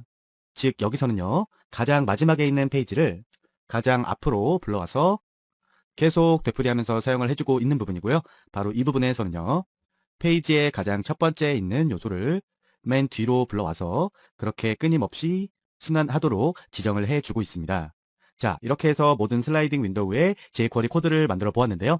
이 부분 어떻게 결과적으로 출력이 되는지 한번 브라우저로 와서 새로 고침하신 다음에 넥스트 버튼 눌렀을 때 정상적으로 버튼 없어졌다가 나타나고 없어졌다가 나타나고 페이지 순서대로 1번, 2번, 3번, 4번 움직이는 거 확인하실 수가 있고요. 반대쪽도 마찬가지로 이렇게 정상적으로 움직이는 거 확인하실 수가 있습니다. 이렇게까지 모두 다 끝이 나셨다면 다시 에디트 플러스 돌아오셔서요. 우리 상단에 오버플로우 히든 값을 주석 처리해준 부분 있잖아요. 이 부분을 삭제해보고 다시 새로 고침해서 보시면 이렇게 이 컨텐트를 벗어난 모든 요소들에 대해서는 숨겨주고 있습니다. 이렇게 해주면 더 깔끔한 슬라이딩 윈도우를 제작하실 수가 있습니다. 이번에 보실 실습은 페이징 효과입니다. 페이징 효과란 듣기에는 생소해 보이실지 몰라도 인터넷 사이트 어디에서나 이 기능을 사용하고 있습니다. 물론 저희 알지오 홈페이지에서도 사용을 하고 있는데요. 자, 눈으로 한번 확인을 해 보시자면 알지오 홈페이지에 있습니다. 밑으로 내려보시면 바로 이 부분 1번, 2번, 3번, 4번, 5번 이런 각각 페이지가 번호에 매겨져서 나열되어 있죠. 이렇게 검색 결과가 매우 긴 리스트 항목들을 이렇게 각각의 여러 페이지에 나눠서 표시하는 것을 바로 페이징이라고 합니다. 보시면 1번 페이지는 이렇게 2번 페이지로 가면 2번 페이지로 이동을 하고 3번을 누르면 3번 페이지로 이동을 하는 바로 이런 기능을 말하죠. 지금 현재 보시는 이 페이지는 제가 이번 페이징 실습을 위해 미리 만들어 둔 완성작인데요. 이 페이지 아랫부분에는 내비게이션이 될 번호 목록들을 이렇게 쭉 나열을 해둔 상태고요. 이 각각의 번호를 클릭했을 때 해당 페이지로 넘어가는 그런 형식의 페이징 효과를 구현해 주고 있습니다. 그런데 만약 우리가 이렇게 클릭을 각각 해주었을 때 이 문서 전체의 내용을 읽어오려면 시간이 조금 걸리게 될 거예요. 그런데 우리가 이전에 배웠던 AJAX의 로드 함수를 이용을 해서 갱신이 필요한 부분, 바로 이 부분만 외부에서 읽어오는 그런 처리를 해줄 건데요. 즉, 이 부분적인 변경으로 인해서 이 전체 페이지를 읽어와야 하는 수고를 덜고 있는 거죠. 즉, 이렇게 AJAX를 사용을 하면 부분적으로 페이지를 읽어오게 되니까 브라우저가 웹문서를 읽어오는 그 로딩 시간을 훨씬 단축시켜줄 수가 있는 겁니다. 자, 현재 지금 보시는 이런 문서의 전체적인 레이아웃을 만들어주기 위해서 현재 보시는 이 문서의 틀을 먼저 잡아 주셔야 되고요. 그리고 각각 여러 페이지에 분할되어 있는 이 컨텐트 내용들, 그 부분에 대한 HTML 작성도 만들어 주셔야 합니다. 즉, 여기서는요, 이 전체 문서를 담고 있는 전체 페이지 하나, 그리고 1번에 이 내용을 담고 있는 1번 페이지, 그리고 2번에 이 내용을 담고 있는 2번 페이지, 그리고 3번에 이 내용을 담고 있는 3번 페이지, 이렇게 해서 총 4개의 문서를 만들어 주실 필요가 있습니다. 현재 제가 지정해준 이 CSS 스타일과 아래 바디 내부의 태그들은 아까 보시던 이 페이지에 레이아웃을 지정해 준 거라고 이해를 하시면 될 것 같습니다. 각각의 데이터를 읽어드려서 표시하는 전체 HTML은 바로 이런 형태로 만들어 주었는데요. 우선 문서 전체를 all이라는 id로 해서 div로 잡아둔 상태고요. 그 아래 질문 답변이라고 해서 큰 글씨 하나 만들어 두었습니다. 그리고 아래 이 컨텐트 부분 있죠? 이 컨텐트 부분이 바로 아까 보셨던 이 내용들이 표시된 영역이라고 보시면 되겠습니다. 그리고 그 영역에는 우선 로딩이라는 클래스로 해서 p태그를 하나 만들어 두었고요. 그 p태그 내부에 이미지를 하나 넣어주고 있습니다. 이 이미지는요, 각각의 데이터를 가져오는 도중에 표시할 로딩 아이콘이라고 보시면 되겠고요. 그리고 그 아래에 이렇게 UL 태그로 해서 클래스 명은 넘버 지정을 해둔 상태고요. 이 UL 태그 부분이 바로 아까 보시던 이 부분이 이루어지는 요소라고 보시면 됩니다. 다시 돌아와서 이 A 태그의 하이퍼링크 속성으로는 바로 이렇게 각각 페이지 1, 2, 페이지 3 이라는 HTML로 연결이 되도록 만들어 두고 있습니다. 그리고 언제나 그랬듯이 CSS 부분 간단하게 짚어보고 넘어가도록 할 텐데요. 가장 먼저 이 all이라는 전체 div에 대해서 넓이값과 가운데 정렬 만들어 주고 있고요. 그 아래로 쭉 내려와서요. p태그의 로딩이라는 클래스, 이 내부에는 우리가 아까 로딩이라는 gif 이미지를 넣어둔 상태였습니다. 그 로딩이라는 이미지의 위치 값을 이 부분에서 바로 지정을 해주고 있고요. 그리고 이 아래 넘버값이 뭐였는지 기억이 나시나요? 페이지 아래에 1번, 2번, 3번이라고 선택되어진 부분 있죠? 바로 그 부분이 넘버값이었습니다. 그 넘버값에 대한 위치값과 정렬, 그리고 여러 가지 디자인, 색상, 뭐 이런 부분을 지정해 주고 있고요. 그리고 이 부분, 우리가 나중에 jQuery 코드로 선택된 A 요소에 대해서 selected라는 클래스 값을 add 클래스로 추가를 해줄 거예요. 그 부분 여러 번 실습을 해봤기 때문에 어렵지 않으시죠? 그래서 선택된 그 A 요소 값이 selected라는 클래스를 가졌을 때 백그라운드 값을 이렇게 변경해 준 사항이고요. 자, 이렇게 진행된 사항 어떻게 변했는지 한번 확인을 해보시면요. 지금 현재 보시는 이런 페이지로 상단으로 질문 답변이라고 되어 있고요. 그리고 아래에 페이징 처리를 해줄 1번, 2번, 3번 각각의 버튼이 이렇게 이쁘게 색깔이 들어가서 출력이 되고 있고요. 그리고 이 내부 가운데로 컨텐트 내용이 들어갈 건데 우리가 아까 컨텐트 내용 내부에서는 이 로딩 이미지를 불러오고 있었죠. 그래서 보시는 여기까지가 현재 제가 만들어준 문서 내용입니다. 자, 에디트 플러스로 다시 돌아와서요. 이 아래 바디 내부에서 보시면 각각의 UL 내부 A 요소에 대해 링크 값이 이렇게 설정이 되어 있었죠. 바로 여기서 보시는 이 링크 값이요. 각각 이 컨텐트 내용으로 불러드릴 페이지의 내용들이라고 보시면 될 것 같습니다. 즉 여기서는 이 첫 번째 A 링크 값을 눌렀을 때 이 페이지와 연동될 수 있도록 페이지 1.html이라는 문서를 만들어줘야 되겠고요. 그리고 2번을 눌렀을 때는 페이지 2라는 HTML 문서와 연동이 될 수 있도록 페이지 2라는 문서를 만들어줘야겠고요. 똑같이 그 아래에서는 페이지 3이라는 문서를 제작해주.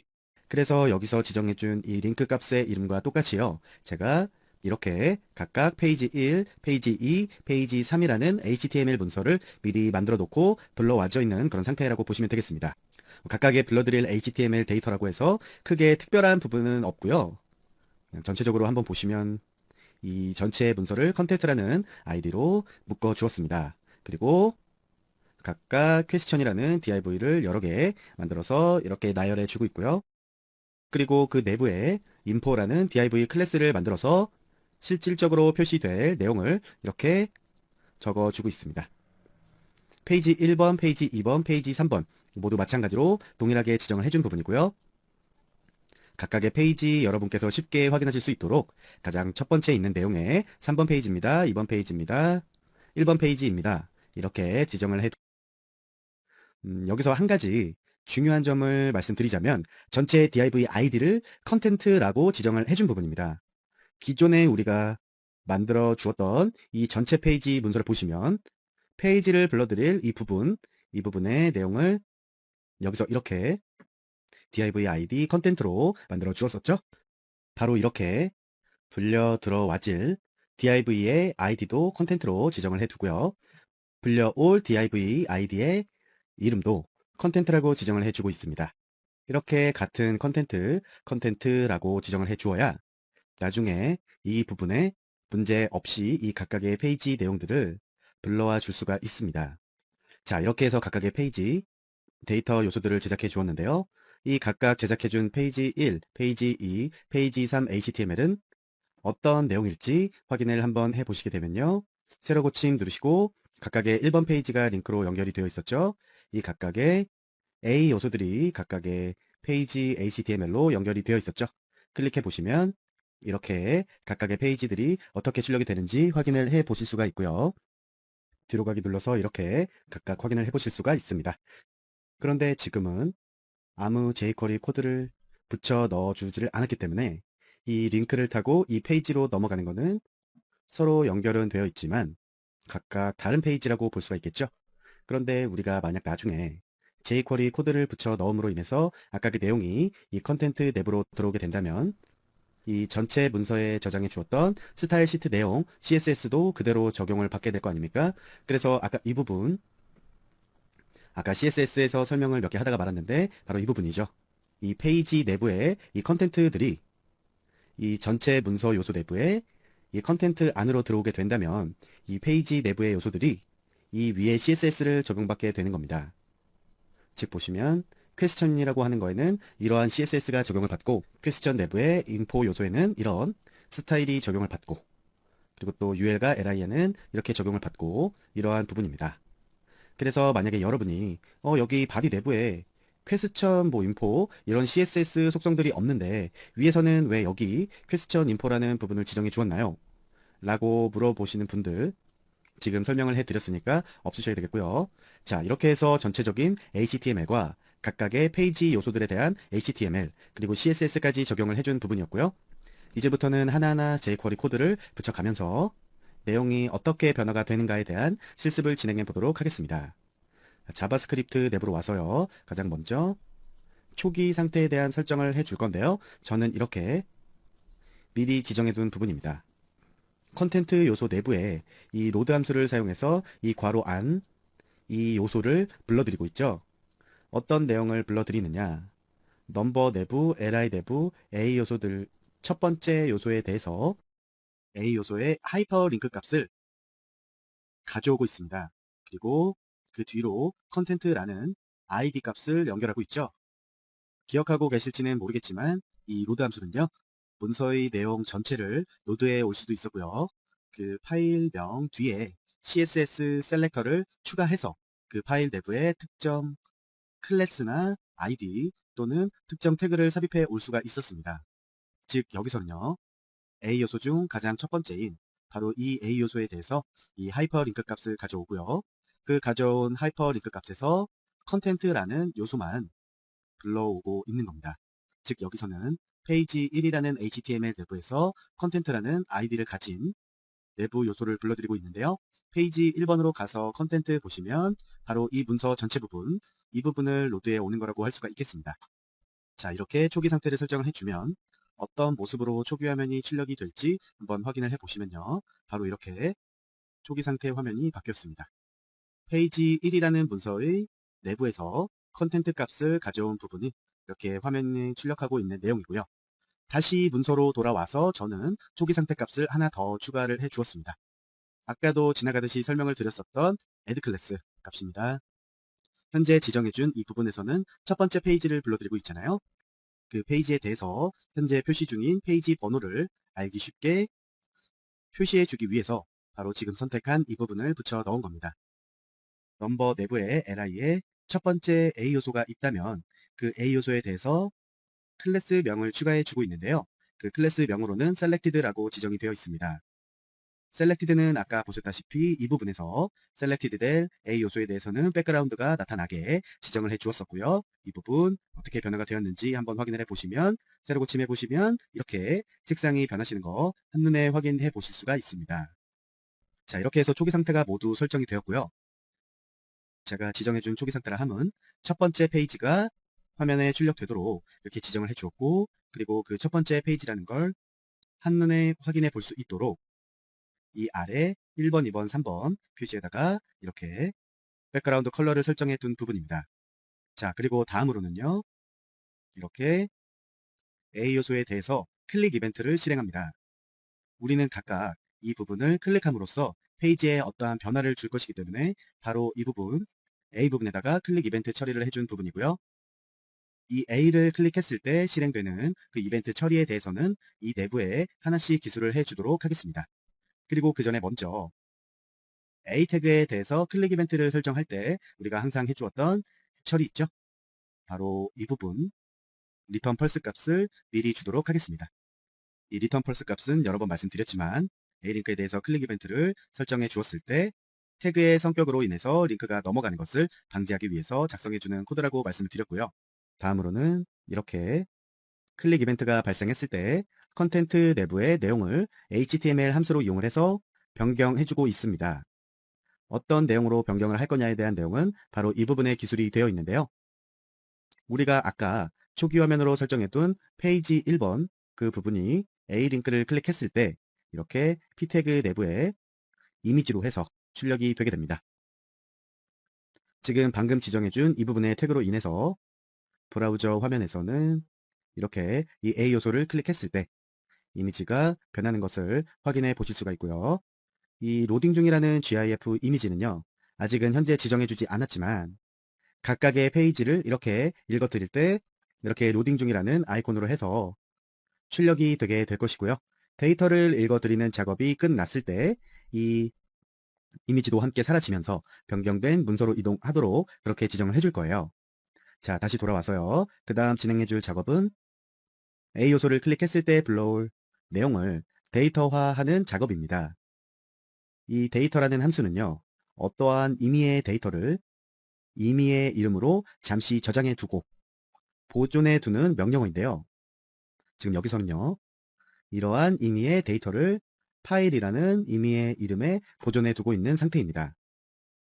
넘버 내부에 어떠한 A 값이 클릭되었다고 했을 때 그 클릭된 A 요소의 하이퍼링크 값을 애트리뷰트 함수로 불러와서요. 그 하이퍼링크 값을 파일이라는 임의의 이름에 보관을 해 두고 있는 겁니다.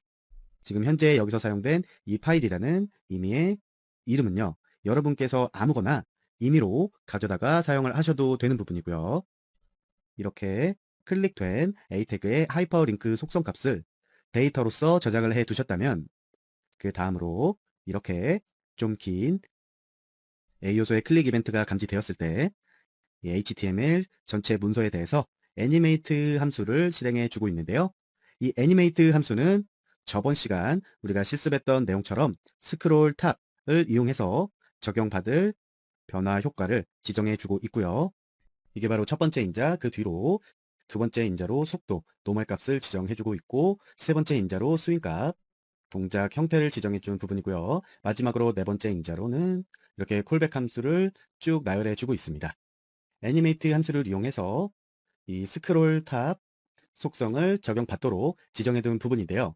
이 스크롤 탑은 이 오른쪽에 보시는 이 스크롤 바의 위치를 이동시켜주는 그런 성격을 가지고 있다고 말씀을 드렸습니다. 어느 위치로 스크롤을 이동시켜 줄 것이냐 하는 부분에 대해서는 이 부분에서 찾아보실 수가 있겠죠. H1에 대해서 오프셋 탑 값을 구하고 그 구해진 값에서 마이너스 20만큼 위치한 곳에 스크롤을 가져가고 있습니다. 여기서 사용된 오프셋 탑 값은요. 셀렉터로 지정된 요소의 Y선상의 위치값을 구할 수가 있다고 말씀을 드렸습니다. X선상의 위치값은 오프셋 레프트 값으로 구해주면 되겠고요.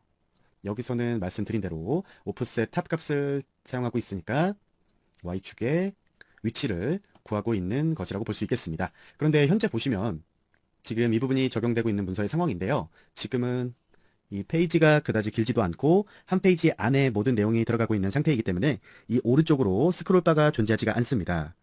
그럴 때에는 이 스크롤의 경우 아무 작용도 하지 않는다고 보시면 되겠고요. 만약에 우리가 이 부분에서 스크롤이 굉장히 길다 했을 때는 이 A 요소를 클릭했을 때 우리가 방금 지정해 주었던 애니메이트 함수로 인해서 이 H1의 위치 값에서 마이너스 20만큼 올라간 값으로 스크롤바가 정상적이게 이동을 하게 될 것입니다. 이 부분을 한마디로 페이지 위쪽으로 화면을 이동시키는 역할을 하는 건데요. 여기에서는 스크롤이 존재하지 않기 때문에 그냥 이 콜백 함수를 실행하기 전까지 이 지정된 속도값을 속도값만큼 딜레이 해주는 역할로 이 애니메이트 함수를 사용했다고 보시면 되겠습니다. 그러니까 이 애니메이트 함수에서 중요한 것은요. 이 앞부분에 이 내용이 아니라 우리가 노말로 지정을 해준 시간이 지난 후에 콜백 함수로서 어떤 함수가 어떻게 실행이 되느냐 그 부분이 더욱 중요한 내용입니다. 바로 지금 제가 선택하고 있는 이 부분인데요. 바로 로드 함수를 사용하고 있습니다. 이 셀렉터로 지정된 컨텐츠에 로드 이하 괄호 내부에 방금 이 부분의 내용을 불러오고 있습니다. 어떤 내용인가 보니까 데이터로서 파일 값을 불러왔죠. 우리가 아까 이 부분에서 데이터 함수를 이용해 파일이라는 임의의 공간에다가 클릭된 A 태그의 하이퍼링크 속성 값을 저장하고 있었습니다. 여기서 저장된 이 파일 값이 바로 이 부분에서 사용되었는데요. 클릭된 A 태그의 하이퍼링크 속성 값, 즉 1번을 클릭했다면 페이지 1, 2번을 클릭했다면 페이지 2, 3번을 클릭했다면 페이지 3를 불러올 수 있는 그 링크 값을 가져오고요. 그 파일 이름에 컨텐트 값으로 연결을 해주고 있습니다. 아까 말씀을 드렸다시피 로드 함수는 파일 이름을 사용해서 문서 전체를 불러올 수도 있었지만 파일 이름 뒤에 특정 요소 이름을 붙여줌으로써 어느 한 부분만을 부분적으로 불러올 수가 있었죠.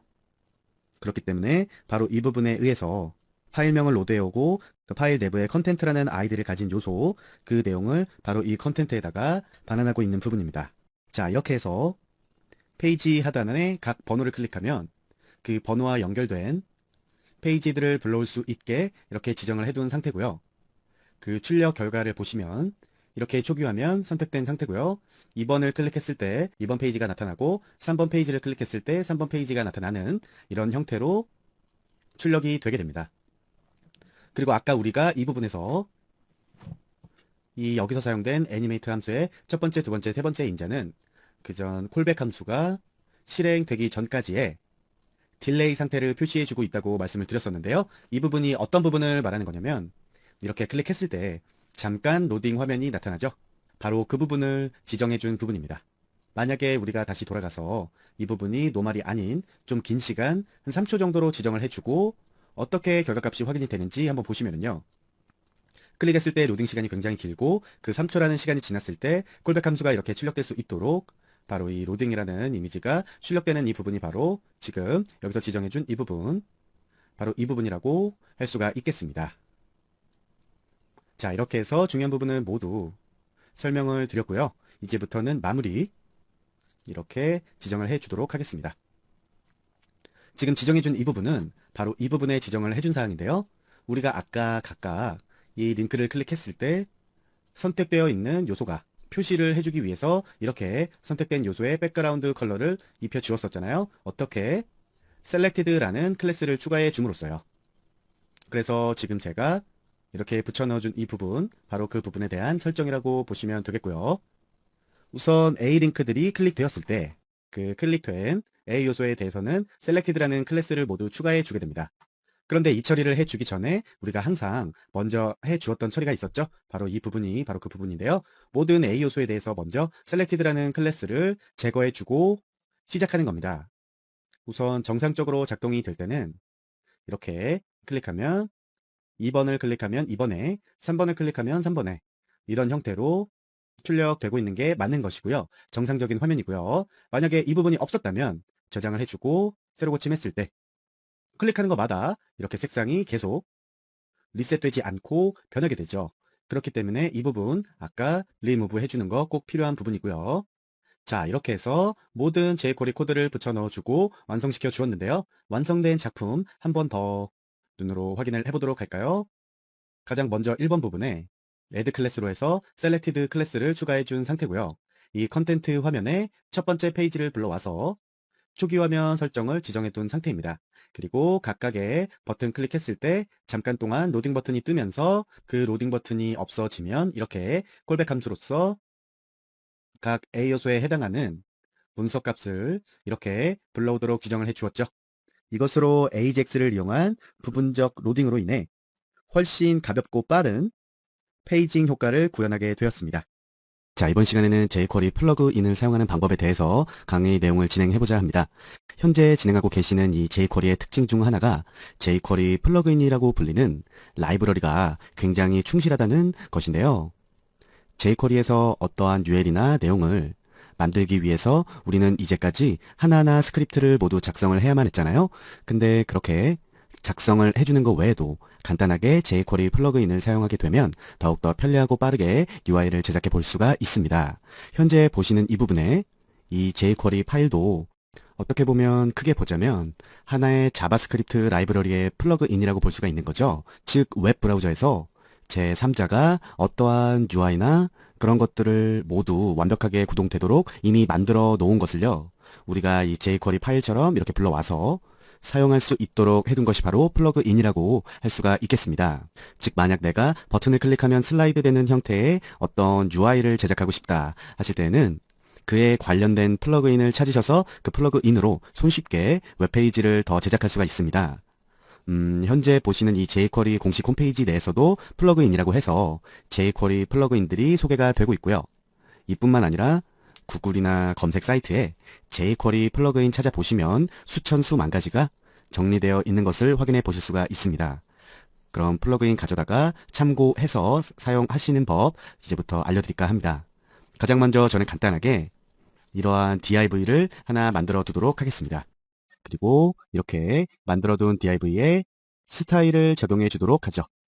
이렇게 간단하게 바디 내부 HTML과 스타일 시트 내부 스타일들을 정의를 해 주었는데요. 지금 이 문서의 형태를 보시면 이렇게 간단하게 직사각형 네모 모양이 하나 출력되어 있는 것을 눈으로 확인해 보실 수가 있습니다. 자, 우리는 이렇게 직사각형 도형에 대해서 이 모서리에 어떤 둥글기를 줄 수 있는 그런 jQuery 플러그인 작업을 한번 진행해 보도록 할 건데요. 사실 이 모서리 부분을 둥글게 만들고자 한다면 다른 여러 가지 방법을 사용하실 수도 있는데요. 포토샵 작업으로 이미지 자체를 수정해서 HTML로 배치를 한다거나 아니면 보더 레디오스를 사용해서 CSS 스타일을 준다거나 뭐 이런 방식도 사용하셔도 되지만 이미지의 편집 같은 경우에는 손이 굉장히 많이 가게 되고요. 배치하는 것 자체도 약간 어려움이 있을 수 있습니다. 그리고 CSS 보더 레디오 속성은 CSS3 속성이기 때문에 이 특정 브라우저에서는 구동이 안 되거나 하는 그런 문제점을 가져올 수가 있습니다.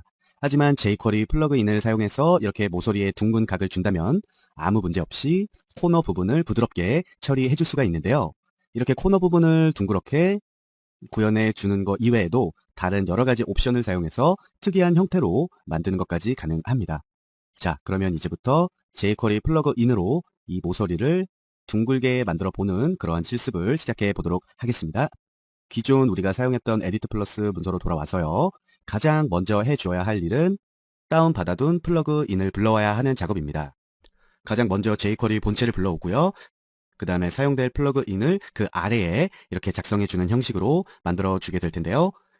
현재 저는 이 샘플1이라는 HTML 파일과 같은 폴더 안에 이 jQuery 본체 파일과 jQuery 코너 파일 이렇게 모두 한 자리에 저장을 해 두었기 때문에 이 부분을 삭제를 시켜주도록 하고요. 여기서 한 가지 주의해야 할 사항은 뭐냐면 우리가 여기서 사용할 이 코너 플러그인은 꼭 이 jQuery 뒤로 가서 붙어야 한다는 겁니다. 이 코너라는 플러그인을 앞에 지정해주면 제대로 작동하지 않는다는 거 확실히 기억을 해 두셨으면 좋겠고요. 그리고 이 jQuery 코더라는 플러그인은 제가 미리 다운을 받아 놓은 요소고요. 14강 강의 자료를 통해서 여러분도 이렇게 불러들여서 사용을 하실 수가 있습니다. 자, 이렇게만 지정을 해주면 우선 이 코너라는 플러그인을 사용하기 위한 준비는 모두 끝이 났다고 보시면 되는데요. 지금 이 부분 하나 불러왔다고 해서 저장을 하시고 보셔도 아무런 변화가 없습니다. 우리는 바로 이 부분을 통해서 코너를 사용할 준비만 완료를 해준 상태고요.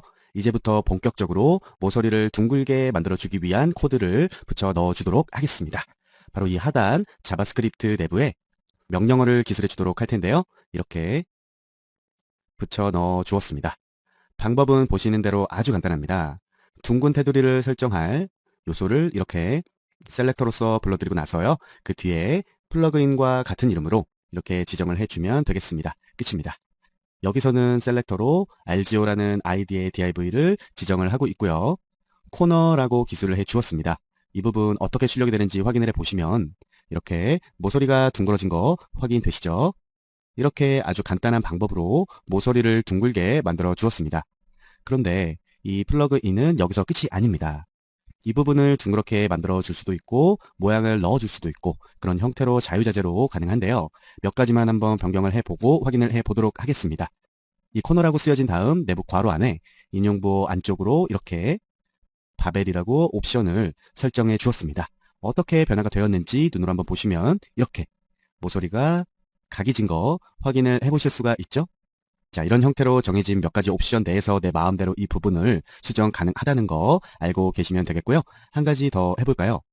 이 부분 대신에 이렇게 바꿔서 저장을 해주도록 하겠습니다. 보시면 tier이라고 되어 있는데 찢다 이런 형태의 모형으로 출력이 되겠죠? 색으로 고침을 해보시면 신기한 형태로 모서리가 바뀌어 있는 걸 확인해 보실 수가 있습니다. 자, 이 코너라는 플러그인에서 사용할 수 있는 여러 가지 옵션 값에 대해서 제가 이렇게 따로 주석 처리를 해 두었으니까요. 이 부분 하나하나 적용해 가면서 필요한 대로 골라 쓰시면 되는 부분이고요. 뿐만 아니라 새로운 옵션을 통해서 내 모서리 중 적용될 모서리를 따로따로 각각 선택을 해 주실 수도 있습니다. 지금 지정되어 있는 이 인용부호 내부에 한 칸 띄고 탑이라고 지정을 해 보겠는데요. 세로 고침에서 보시면 아래쪽에는 아무것도 설정이 되어 있지 않고 탑 쪽에만 위쪽에만 이렇게 모서리 부분이 변화한 거 보실 수가 있고요. 오른쪽만 변화를 주고 싶다 하시면 이렇게 라이트로 바꾸시고 확인을 해보시면 오른쪽으로 이렇게 방향이 바뀌었고요. 이렇게 상하 좌우 이런 부분만 선택하실 수 있는 건 아닙니다. 다르게 지정을 해볼까요? BR이라고 지정을 해보았는데요. BR이라 함은 bottom right 줄여놓은 말이라고 할 수 있겠습니다. 세로 고침에서 한번 보시면 bottom right 아래 오른쪽으로만 이렇게 적용되신 걸 눈으로 확인해 보실 수가 있습니다. 내 모서리에 대한 각각의 적용 위치 값은 탑과 바텀, 레프트, 라이트, 그리고 탑, 라이트, 탑, 레프트, 바텀, 라이트, 바텀, 레프트 이렇게 각각의 값으로 지정을 해 주실 수가 있고요. 뿐만 아니라 여기에 사이즈까지 적용이 가능합니다. 지금 현재 아래 오른쪽에 찍혀진 모양으로 코너에 적용이 되어 있는데요. 이 부분 하나 더 추가를 해서 30픽셀이라고 만들어 주겠습니다. 적용된 사항 세로 고침에서 보시면 30픽셀만큼 모양이 커졌죠. 이렇게 해서 사이즈까지 조정을 해줄 수가 있고요. 굉장히 여러 가지 옵션을 통해서 모양을 변화시킬 수가 있습니다. 그리고 또 한 가지 메소드 체인을 이용한 복수 지정 또한 가능합니다. 지금 현재 이 부분을 제가 이렇게 바꿔주도록 하겠습니다. 지금 현재 이 메소드 체인을 이용해서 코너 두 개를 이어 붙여주고 있죠. 하나는 둥근 모서리로 아래쪽에만 적용을 해주고 있고요. 하나는 위쪽으로 각이 진 모서리를 지정을 해주고 있습니다. 저장해서 확인해 보시면 보이시죠? 아래쪽으로는 둥근 모서리가 위쪽으로는 각이 진 모서리가 출력되는 화면 확인해 보실 수가 있습니다. 자, 이렇게 해서 코너라는 플러그인을 사용해 보셨고요. 그 코너라는 플러그인 내부의 여러 가지 옵션을 통해서 모양을 변경하는 법, 위치를 지정하는 법, 그리고 사이즈, 여러 가지 복수 지정까지 굉장히 다양한 기능을 이 코너 플러그인 하나로 구현을 할 수가 있었는데요. 이 각각의 코너라는 옵션은 누가 이 코너라는 플러그인을 만들었고 옵션 값을 어떻게 설정해 주었느냐에 따라서 실제 이 사용법과 옵션 값이 달라질 수가 있습니다. 지금 현재 이 코너라는 플러그인을 만든 사람은 이 값을 사용하면 이렇게 지정을 해주겠다라는 것을 미리 이 파일 안에 기술을 해 두었기 때문에 지금 우리가 이렇게 편리하게 사용을 해 줄 수 있는 부분이었고요. 이 코너라는 옵션들이 어떻게 구동이 되는지 이 코너라는 파일을 열어보시면 확인을 해보실 수가 있습니다. 자, 이렇게 해서 코너라는 플러그인을 사용해서 간단하게 jQuery 플러그인을 이용하는 방법에 대해 알아보았고요. 몇 가지 실습을 통해서 jQuery 플러그인에 대해 더욱 심화적이게 내용을 알아보도록 하겠습니다. jQuery를 이용한 플러그인은요, 실제로 실무에서 사용할 수 있는 그런 실용적인 그런 UI부터 시작해서 뭐 독특한 디자인이나 애니메이션 방법을 실현하는 것까지 그리고 여러 가지 플러그인 종류가 있는데요. 이번에 실습에서 진행할 플러그인은 테이블 솔트라는 플러그입니다. 테이블은 이미 만들어져 있는 테이블 표에 솔트 기능, 즉 정렬할 수 있는 기능을 추가할 수 있는 것이 바로 테이블 솔트입니다. 뭐 예를 들자면 기억, 니은, 디귿, 리을 이름 순으로 정렬하고 싶다 할 때 이런 테이블 솔트를 이용하실 수가 있는 거겠죠. 저는 미리 테이블 솔트에 필요한 jQuery 플러그인을 다운받아서 저장해 둔 상태이고요. 그 테이블 솔트를 만들기 위한 하나하나의 준비 작업들 먼저 진행을 해보도록 하겠습니다. 가장 먼저 테이블 솔트를 사용하기 위해서 아까 전에 해주었던 것처럼 HTML 문서 헤드 태그 내부에 이런 다운받아 놓은 플러그인을 포함시켜 두겠습니다. 아까도 말씀드렸던 것처럼 jQuery 라이브러리 다음으로 이 테이블 솔트를 설정해 준 부분이고요. 자, 그런데 테이블 솔트 플러그인을 사용하기 위해서는 이 스크립트 부분만 필요한 것이 아닌데요. 몇 가지 추가로 지정해 주어야 할 필수 사항이 있습니다. 이 테이블 솔트 플러그인은요, 테이블이 존재를 해야지만 그 정렬 기능을 문제없이 작동시킬 수가 있겠죠. 그렇기 때문에 이 HTML 태그로서 이 바디 내부에 테이블을 만들어 주셔야 합니다. 거기서 끝이 아니고 그 테이블 내부에 테이블 헤더와 테이블 바디 태그를 꼭 포함해 주셔야 됩니다. 어떻게 해주냐면요. 붙여 넣어 보도록 하겠습니다. 지금 이 부분이 바디 내부에 HTML 태그로 붙여 넣어준 부분인데요. 테이블이 존재하고요. 그 테이블 안으로 테이블 헤드 부분과 그 아래 테이블 바디 부분 이렇게 꼭 지정을 해 줘야 한다는 말이겠죠. 이 테이블 헤드 부분은 테이블 표의 가장 윗줄 제목열이라고 보시면 될 것 같고요. 이 아래에 지정된 테이블 바디에 속한 내용으로는 이 각각의 그 제목에 해당되는 본문 내용들 이렇게 지정을 해준 상태입니다. 그리고 테이블 아이디로는 임의로 제가 RGO라고 지정을 해두었고요. 클래스명은 그냥 테이블 솔트라고 간단하게 만들어 주었습니다. 자, 이렇게 상단 스크립트를 지정해주고 그 아래 바디 내부에 테이블과 테이블 헤드, 테이블 바디 각각 만들어준 것까지 해서 테이블 소터 플러그인을 사용하기 위한 필수 사항들을 모두 지정해 주었습니다. 지금 이렇게 현재 만들어둔 테이블 어떤 형식으로 출력되고 있는지 확인을 해보시면요. 지금 이렇게 아무 꾸며진 디자인 없이 밋밋한 테이블이 출력되는 걸 확인해 보실 수가 있고요. 이 부분에 어떤 배경 색상도 변경해주고 이렇게 해주기 위해서 스타일 시트, CSS 속성 변경을 해주도록 할 거예요. 상단으로 올라와서 이 타이틀 아래에다가 이렇게 붙여 넣어 주도록 하겠습니다. CSS 파일을 링크로 해서 불러오고 있죠. 저는 외부 파일로서 이렇게 적용될 CSS 속성들을 지정을 해 두었습니다.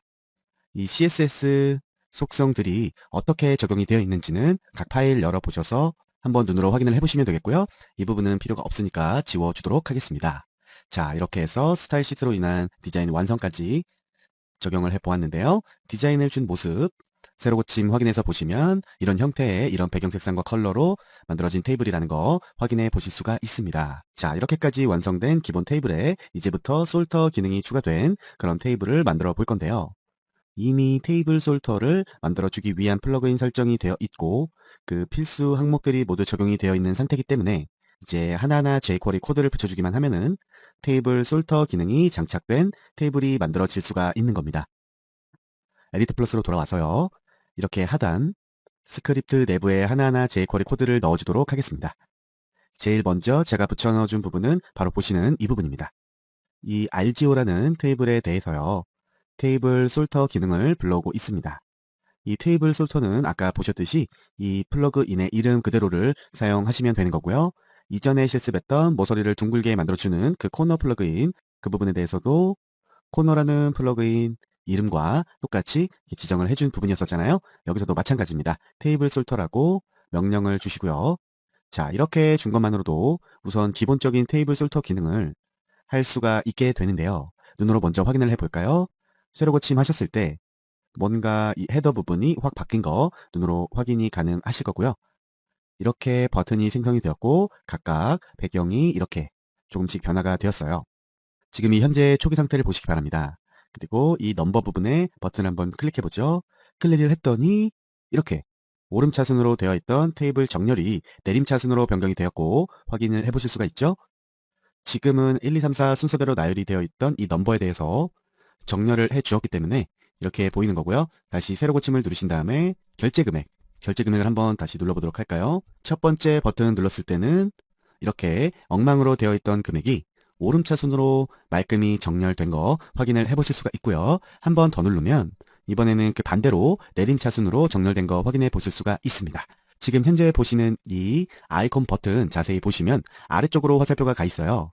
아래쪽으로 화살표가 가 있으니까 내림차순이라고 이해를 해주시면 되고요. 한 번 더 눌렀을 때는 위로 향하는 화살표가 표시가 되니까 오름차순 이렇게 확인을 해주시면 될 것 같습니다.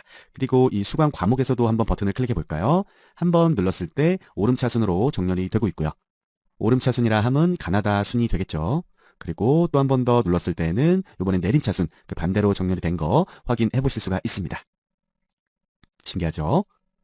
자, 이렇게 해서 테이블 솔터 플러그인으로 간단하게 테이블 정렬하는 방법까지 알아보았고요. 이 테이블 솔터 플러그인에서도 아까 보셨던 그 코너 플러그인과 마찬가지로 여러 가지 옵션을 사용해 줄 수가 있습니다. 지금 지정해 준 기본 테이블 솔터 기능에 대해서는요. 이렇게 제가 방금 주석 처리와 함께 만들어 둔 사항이고요. 그 아래에 이번에는 좀 다르게 옵션을 추가해 보도록 하겠습니다. 자, 지금 제가 내용을 붙여 넣어 줬는데요. 정렬 해제라고 제가 정의를 해 두었습니다. 미리. 자, 보시게 되면 이 부분까지는 똑같아요. 위에 기본 테이블 정렬과 똑같이 코드를 붙여 넣어준 상황인데 그 안에 중괄호로 이렇게 이 부분이 추가되었죠. 헤더 땡땡 하고 다시 중괄호를 한번 쳐주고요. 그 내부에 솔터 폴스라고 지정을 해주고 그 앞에 이렇게 기호 번호가 이렇게 나열되어 있네요. 이 부분은 특정 열에 대해서 정렬을 해제하는 그러한 용도로 사용되는 옵션이고요. 눈으로 한번 확인을 해보시는 게 훨씬 이해가 빠르실 테니까 한번 세로 고침해서 보도록 할까요? 지금 세로 고침을 한 순간 여기에 있던 정렬 기능이 사라졌죠. 보시는 것처럼 이거 1번, 2번, 4번 부분에 솔터 기능을 해제해 주었기 때문이죠. 1번, 2번, 4번 기능이었어요. 그런데 여러분이 충분히 생각하시는 1번, 2번, 4번 이 순서가 아니죠. 자바스크립트에서는요. 1로 숫자를 시작하는 게 아니라 0으로 시작한다고 저번에도 한번 말씀을 드렸었습니다. 그래서 여기가 0, 1, 2, 3, 4라고 생각을 해주시면 되겠습니다. 1번, 2번, 4번이 정렬이 해제가 되고 있는 게 맞죠. 자, 이렇게 해서 이런 방법으로 특정 부분만 콕 집어서 정렬을 해 줄 수가 있도록 만들어 주실 수가 있고요. 다음으로 한 가지 더 알아볼 옵션은 바로 강제 정렬이라는 겁니다. 여기서도 역시 마찬가지로 RGO라는 선택자를 선택해 두고요. 테이블 솔트를 불러오는 것까지는 똑같습니다. 그리고 이 내부에서 옵션을 지정을 해주고 있는데 여기서 사용되는 값으로는 솔트 포스라는 옵션 값입니다. 아까 말씀드렸듯이 강제로 정렬을 해주는 그러한 방법인데요. 이 괄호 내부에 3과 0이라는 숫자가 있는데 이 첫 번째 3이라는 숫자는 3에 해당하는 열에 대해 강제로 정렬을 시켜주는 옵션입니다. 이 부분 먼저 눈으로 확인을 해 보시기 위해서 자, 이렇게 주석 처리해 두었고요. 이 부분 세로 고침해서 한번 보도록 할게요. 자, 겉보기에는 똑같아요. 그런데 무언가 하나의 버튼을 눌렀을 때 어떻게 변화가 되는지 눈여겨보시기 바라겠습니다. 버튼을 눌렀어요. 분명히 넘버 부분에서 버튼을 눌렀는데도 불구하고 제대로 넘버 부분이 정렬이 안 되어 있죠. 우리가 아까 이 부분에서 3에 해당하는 열에 대해서 강제로 정렬을 시켜준다고 말씀을 드렸는데요. 이 3에 해당되는 부분이 바로 0, 1, 2, 3, 이 결제 금액이라는 부분이 되겠습니다. 그래서 어떤 버튼을 누르던 간에 이 3회에 해당되는 결제 금액열에 대해서만 강제로 정렬이 되고 있는 부분이고요. 지금 여기서는 오름차순으로서 이렇게 정렬이 되어 있잖아요. 이 오름차순으로 정렬이 되어 있는 이 부분은 바로 이 뒤에 숫자 0에서 지정해 준 부분이라고 할 수가 있겠습니다. 0이라고 지정을 해주었을 때는 아까 보시는 것처럼 오름차순으로 쭉쭉 정렬이 되는 거고요. 여기에 0이 아닌 다른 숫자, 뭐 1이나 2나 3이나 그런 값이 있는 숫자를 적어 주셨을 때에는 세로 고침하시고 한번 눌렀을 때 내림차순으로 변경이 된 거 눈으로 직접 확인해 보실 수가 있으시겠습니다. 이렇게 해서 어떤 버튼을 눌러도 어떤 열에 대해서만 강제로 정렬이 되게끔 그렇게 지정을 해줄 수 있는 부분이 바로 이 Sort False라는 강제 정렬 옵션이고요. 자, 이렇게 해서 간단하게 테이블을 꾸며보고 그리고 그 테이블에 정렬 기능까지 추가해주는 그런 작업을 jQuery 플러그인을 통해서 실행해 보았는데요. 어떻습니까? 이 부분을 하나하나 손으로 코드를 붙여넣어 준다고 생각을 해본다면 굉장히 복잡한 작업이 될 거예요. 그런데 우리는 이 짜여진 플러그인을 가지고 이렇게 손쉽게 실용성 있는 요소들을 만들어 볼 수가 있었습니다. 자, 이번에는 플러그인의 마지막 실습으로 샘플 3번이라는 파일을 만들어 봤고요. 실제로 jQuery 플러그인을 통해서 만들 기능은 PCI 메뉴라는 겁니다. PCI라는 거는 맥을 써보신 분이라면 한 번쯤은 보셨을 거예요. 이렇게 아이콘들이 쭉 나열되어 있고 그 아이콘에 마우스를 가져다 대면 그 아이콘이 확대되면서 표시될 수 있는 그러한 형태의 아이콘, 그런 형태의 UI입니다. 그런 플러그인을 사용하기 위해서 제일 먼저 해야 될 것은 이렇게 스크립트를 이용해서 플러그인을 준비시켜 놓는 것이고요. 그리고 바디 내부에는 이러한 HTML의 문서 선언을 해 놓도록 하겠습니다. 방금 전에 실습한 테이블 솔터 플러그인에서는 테이블과 테이블 헤드, 테이블 바디 각각 이러한 요소들이 필요했었는데요. 지금 구성하고자 하는 PCI 같은 경우에는 모든 문서 전체를 포함하고 있는 div가 하나 필요하고요. 그리고 그 안에 또 내부 div, 그리고 각각의 메뉴 아이콘으로서 표시될 내용은 A 태그로서 명령을 해 주어야 하는 부분입니다. 이 각각의 이미지에 삽입된 src 속성을 보시면 아시겠지만 저는 알지오 홈페이지 내부에서 이미지를 불러드리고 있고요. 그리고 그 이미지에 마우스를 가져다 대서 확대가 되었을 때 표시될 그 텍스트는요. 바로 이 안에 스팬 태그로서 지정을 해주고 있는 상태입니다. 자, 이렇게까지 지정을 해주셨다면 이제는 스타일 시트 내부의 CSS 속성을 적용해 줄 차례인데요. 적용해 줄 스타일 속성이 그렇게 길지 않으니까 저는 따로 링크로 불러오는 게 아니라 이 부분에다가 바로 지정을 해 주도록 하겠습니다. 자, 이렇게 해서 스타일을 모두 적용을 해 주었고요.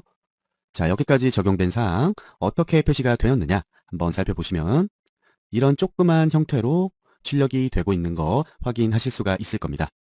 자, 여기까지 보셨다면 다시 돌아오셔서 스크립트 내부에 PCI를 만들어 주기 위한 코드를 하나 둘씩 붙여 넣어 주도록 하겠습니다.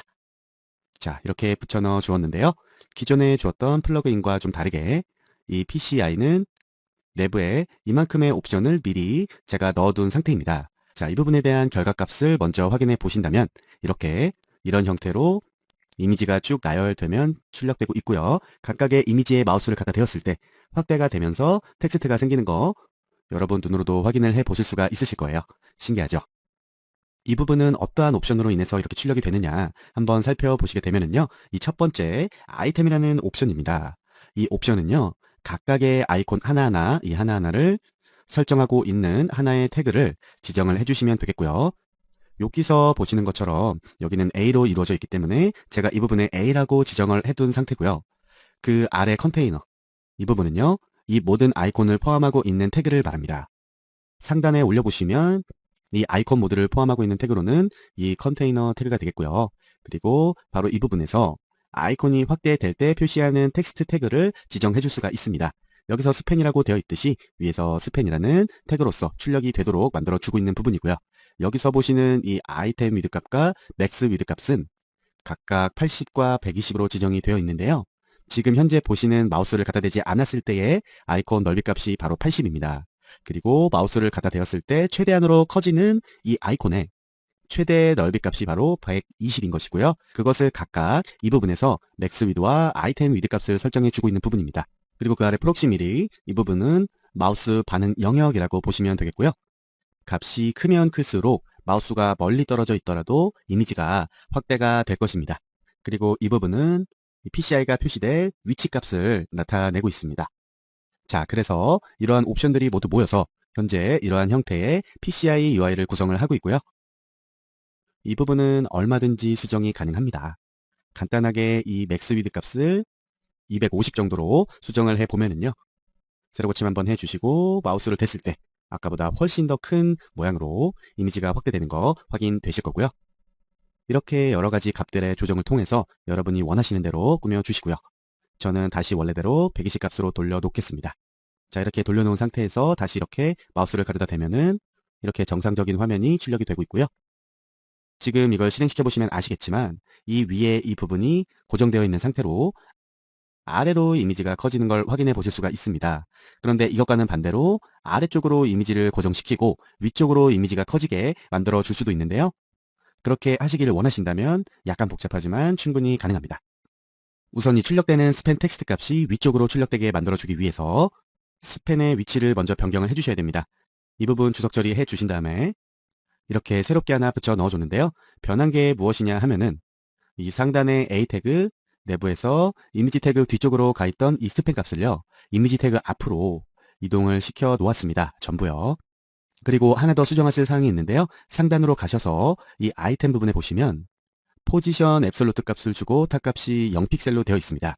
이 부분을 바텀 0픽셀로 한번 만든 다음에 결과값을 보시게 되면은요. 세로 고침하시고 무언가 바뀐 거 확인해 보실 수가 있죠.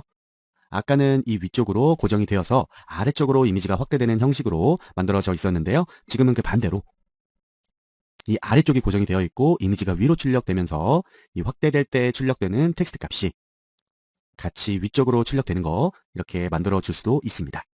방향 같은 경우에는 여러분이 원하시는 대로 스팬 값 이동하시고 여기서 사용된 이 바텀 값과 탑 값을 자유자재로 이동하시면서 설정해 주시면 되는 부분이고요. 자, 이렇게 해서 총 3가지의 jQuery 플러그인 실습을 진행해 보았습니다. 자, 이렇게 현재 나에게 필요한 플러그인을 찾아서 쉽게 어떤 기능이나 UI들을 만들어주는 실습을 진행했는데요.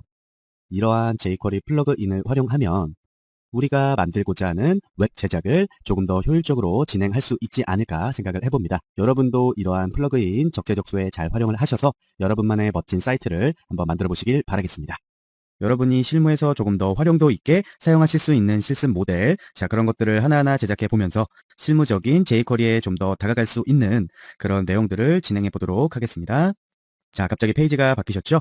자, 현재 보시는 이 화면이 바로 실무 실습의 완성본이라고 할 수 있겠습니다. 자, 굉장히 간단한 모양으로 구성이 되어 있죠? 이렇게 총 9개의 네모 박스들이 가로셋, 세로셋 3개의 형태로 현재 나열이 되어 있고요. 이 각각의 박스에 마우스를 올려두시면 이런 식으로 겉으로 이렇게 검정색 필터가 생기면서 텍스트가 함께 출력이 되고 있죠? 자, 그리고 자세히 보시면 아시겠지만 마우스를 갖다 대면은 이렇게 필터와 텍스트가 출력되는 것과 동시에 이렇게 출력되고 있는 이미지의 사이즈도 약간 변화가 있습니다. 자, 보이시나요?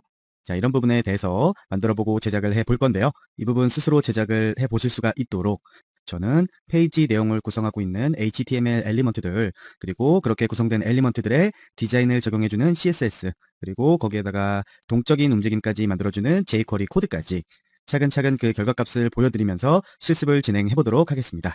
자, 텍스트 파일로 다시 돌아왔고요. 저는 이번 실습을 위해 jQuery 15라는 파일을 만들어 두었습니다. 가장 먼저 해주셔야 할 일은 역시 바디 내부에 HTML 요소들을 구성해주는 일이겠죠. 그래서 저는 이렇게 붙여 넣어줬습니다. 굉장히 긴 내용을 붙여주었는데요. 내용은 길지만 하나하나 보시면 뭐 별거 없는 그런 내용이라고 판단을 하시게 될 겁니다. 자, 아까 완성본에서 보셨듯이 총 9개의 네모 박스로 구성이 되어 있죠. 각각의 네모 박스에 대해서 저는 이렇게 아이템이라는 클래스 명을 부여해 주고 있습니다. 이 아이템이라는 클래스 명이 붙은 div가 이렇게 한 통이 되어서 만들어지고 있는데요. 이 부분이 총 9개가 존재하게 되겠죠. 자, 이렇게 총 9개를 만들어 주고요. 그 내부에 랭커 요소를 하나 생성을 해서 또 그 내부에다가 이미지를 넣어주고 있습니다. 여기서 지정된 바로 이 부분이 우리가 현재 이 부분에서 볼 수 있는 출력되는 이미지 내용이겠죠. 자, 그리고 그 다음으로는 div를 하나 더 만들어주고 있어요. 클래스명은 제가 텍스트로 임의로 부여를 해주고 있고요. 그 내부에 마우스 오버를 했을 때 갖다 보여줬던 그런 P 요소의 내용들이 바로 이 부분에서 구성되어지고 있습니다. 하지만 우리가 한 가지 알아두어야 할 점은 바로 이 텍스트라는 부분은요. 마우스를 이미지 오버했을 때 출력되는 부분이었죠. 그렇기 때문에 텍스트라는 이름의 div 자체는 디스플레이 논값으로 숨겨주셔야 한다는 점입니다. 자, 그 부분에 대한 내용은 나중에 CSS 적용을 하실 때 차차 확인해 보시면 되겠고요. 자, 현재까지 이렇게 쭉 HTML 요소들을 구성을 해준 내용을 페이지를 통해서 확인을 해보도록 하겠습니다. 새로 고침하시면 이러한 내용이 출력되는 거 확인해 보실 수가 있을 거예요. 바로 이 부분이 우리가 여기서 아이템이라고 지정을 해 주었던 div의 한 통이 되는 거겠죠. 그 내부에 이미지가 출력이 되고 있고 그 아래에 이렇게 텍스트들이 존재하고 있죠. 자, 이렇게 해서 기본적인 HTML 내용을 모두 꾸며 보았고요. 이 부분에다가 CSS 스타일을 적용을 해서 디자인적인 요소들을 만들어 주어야겠죠. 자, 가장 먼저 저는 이 스타일 내부에다가 바디에 대한 정의를 먼저 주도록 하겠습니다. 폰트 패밀리 값을 사용해서 모든 바디 내부 요소에 대한 텍스트들을 변경시켜주고 있죠. 자, 이런 글씨체였는데 새로 고침을 하면 우리가 아까 지정해 주었던 이런 도둠체로 텍스트들이 변경된 거 확인하실 수가 있고요. 그 다음으로는 이 전체 통인 아이템에 대해서 한번 값을 줘보도록 할게요. 자, 이렇게 아이템이라는 클래스에 대해서 가장 먼저 높이와 넓이 값을 설정해 주고 있죠. 이 넓이와 높이 값이 사용될 이 숫자는 바로 이 부분에서 보실 수가 있죠. 사용된 이미지의 넓이와 높이 값 자체를 아이템의 전체 크기로 지정을 해 두고 있습니다.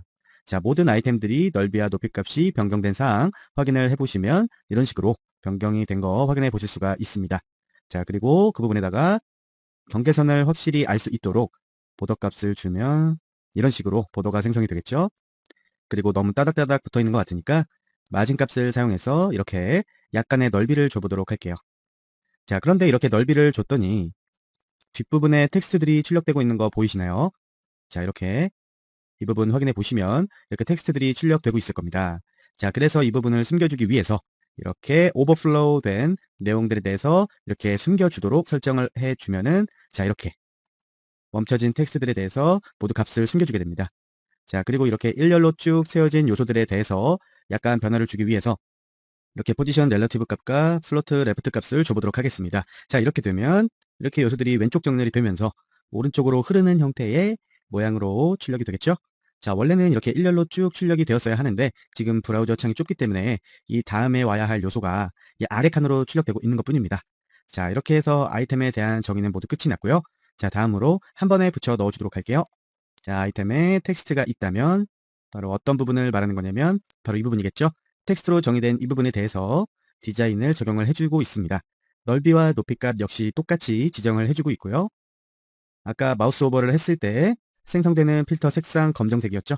자, 그렇기 때문에 백그라운드 색상 검정색으로 지정을 해주고 있고요. 컬러 값은 흰색, 그리고 절대값 정의를 정의해서 왼쪽으로 딱 붙게 위치를 지정을 해주고 있습니다. 자, 그리고 약간 반투명한 모양이었죠. 그래서 이렇게 오파시티 값을 0.75 정도로 지정을 해 주었습니다. 자, 그리고 여기서 디스플레이 논값을 사용이 되었는데요. 자, 아까도 말씀드렸다시피 텍스트의 내용 같은 경우에는요. 직접적인 출력이 아니라 마우스 오버를 했을 때 출력이 되는 부분이기 때문에 먼저 이렇게 디스플레이 논값으로 숨겨 주셔야 합니다. 자, 새로 고침해도 아무것도 보실 수가 없겠죠? 자, 그러면 볼 수 있도록 만들어 줘 볼까요? 자, 우선은 디스플레이 논값을 잠깐만 주석 처리를 해 놓도록 하겠습니다. 자, 그런데 아직도 역시 출력이 되지 않아요. 보시면 아시겠지만 이 아이템이라는 내부에 이미지에 가려지고 있죠. 그래서 이 부분에 대해서도 잠깐 주석 처리를 해주고 한번 출력 결과물 살펴보시면 자, 이렇게 이러한 형태로 출력되고 있는 걸 확인해 보실 수가 있습니다. 자, 우리가 지정해 주었던 백그라운드 값, 그리고 컬러 값, 그리고 넓이와 높이, 오퍼시티 값까지 모두 제대로 적용이 된 거 확인해 보실 수가 있습니다. 자, 그리고 그 다음에 이렇게 아이템의 텍스트에 A가 있다면 이 부분에 대해서 정의를 해보도록 하겠습니다. 자, 이렇게 폰트에 대한 내용을 한꺼번에 정의를 해주고 있습니다. 폰트 사이즈, 그리고 폰트 굵기, 폰트 컬러까지 이 세 가지에 대해서 적용을 시켜주고 있는데요. 새로 고침 해보시면 이 부분이 변경이 되었죠. 자, 그리고 너무 상단 왼쪽으로 딱 붙어있기 때문에 패딩 값을 통해서 약간의 여백을 만들어 주도록 할게요. 자, 이렇게 패딩을 5 정도만 주시고 세로 고침해 보셨을 때 이렇게 아주 미세하게 약간 떨어진 거 확인해 보실 수가 있죠. 자, 그리고 마지막으로 A 요소에 대해서 블럭 처리를 해주는 것으로 이 A 요소에 대한 정의를 마치도록 하겠습니다. 자, 이렇게 텍스트 내부에 A 요소에 대해서 정의를 해주셨다면 이번엔 이 나머지 요소인 P 요소에 대해서도 정의를 해주셔야 되겠죠. 자, 그 부분에 대한 내용은 어렵지 않으니까 제가 한 번에 붙여 넣어 보도록 할 거예요. 자, 폰트 사이즈와 패딩, 그리고 마진, 내부 여백과 외부 여백이죠. 그 부분에 대한 정의를 해주시고 새로 고침해 주시면 이렇게 알맞은 크기로 적용이 된 거 확인해 보실 수가 있습니다. 자, 이로써 이 텍스트 내부의 내용들의 디자인 적용은 모두 끝이 났습니다. 끝이 났기 때문에 우리가 아까 이렇게 주석 처리해둔 부분 다시 삭제를 해주도록 할게요. 그래야 정상적으로 작동이 되겠죠. 자, 주석 처리를 해제했더니 이렇게 다시 이미지로 돌아오고 있죠. 자, 그리고 마지막으로 이렇게 아이템 내부 이미지에 대해서 절대값을 지정을 해주고 있죠.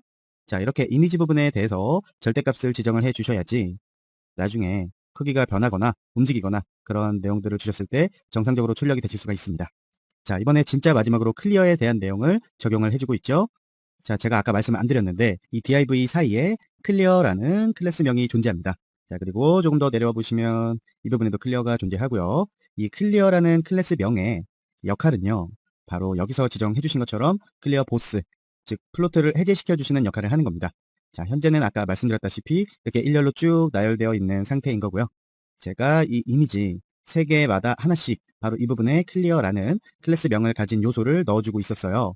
자, 이렇게 이 부분에 대해 플로트 정렬이 해제가 되면은 우리가 처음 봤던 그 완성본처럼 가로 3개, 세로 3개의 배열이 완성될 수가 있겠죠. 자, 세로 고침해 보시면 이런 형태로 출력이 되고 있습니다. 왜냐면 이 부분에 바로 다 클리어들이 들어갔기 때문이죠. 자, 이렇게 해서 전체적인 스타일 내용까지 구성을 해 주었습니다. 현재까지는 아무 내용도 적용을 해주지 않았기 때문에 이렇게 마우스 오버를 한다든가 어떠한 행위를 해 주어도 결과를 확인하실 수가 없으실 건데요. 이제부터 이 내용에 대해서 동적인 변화를 구현해 주기 위해 jQuery 코드를 붙여 넣어 주도록 하겠습니다. 자, 이렇게 스크립트 내부로 들어와서요. 가장 먼저 변수 2가지를 설정해 주도록 하겠습니다. 무브라는 이름을 가진 변수와 줌이라는 이름을 가진 변수 2가지를 생성을 해주고 있는데요. 무브라는 값에는 -15를 숫자열을, 그리고 줌이라는 변수에는 1.2라는 소수점 값을 설정을 해주고 있습니다.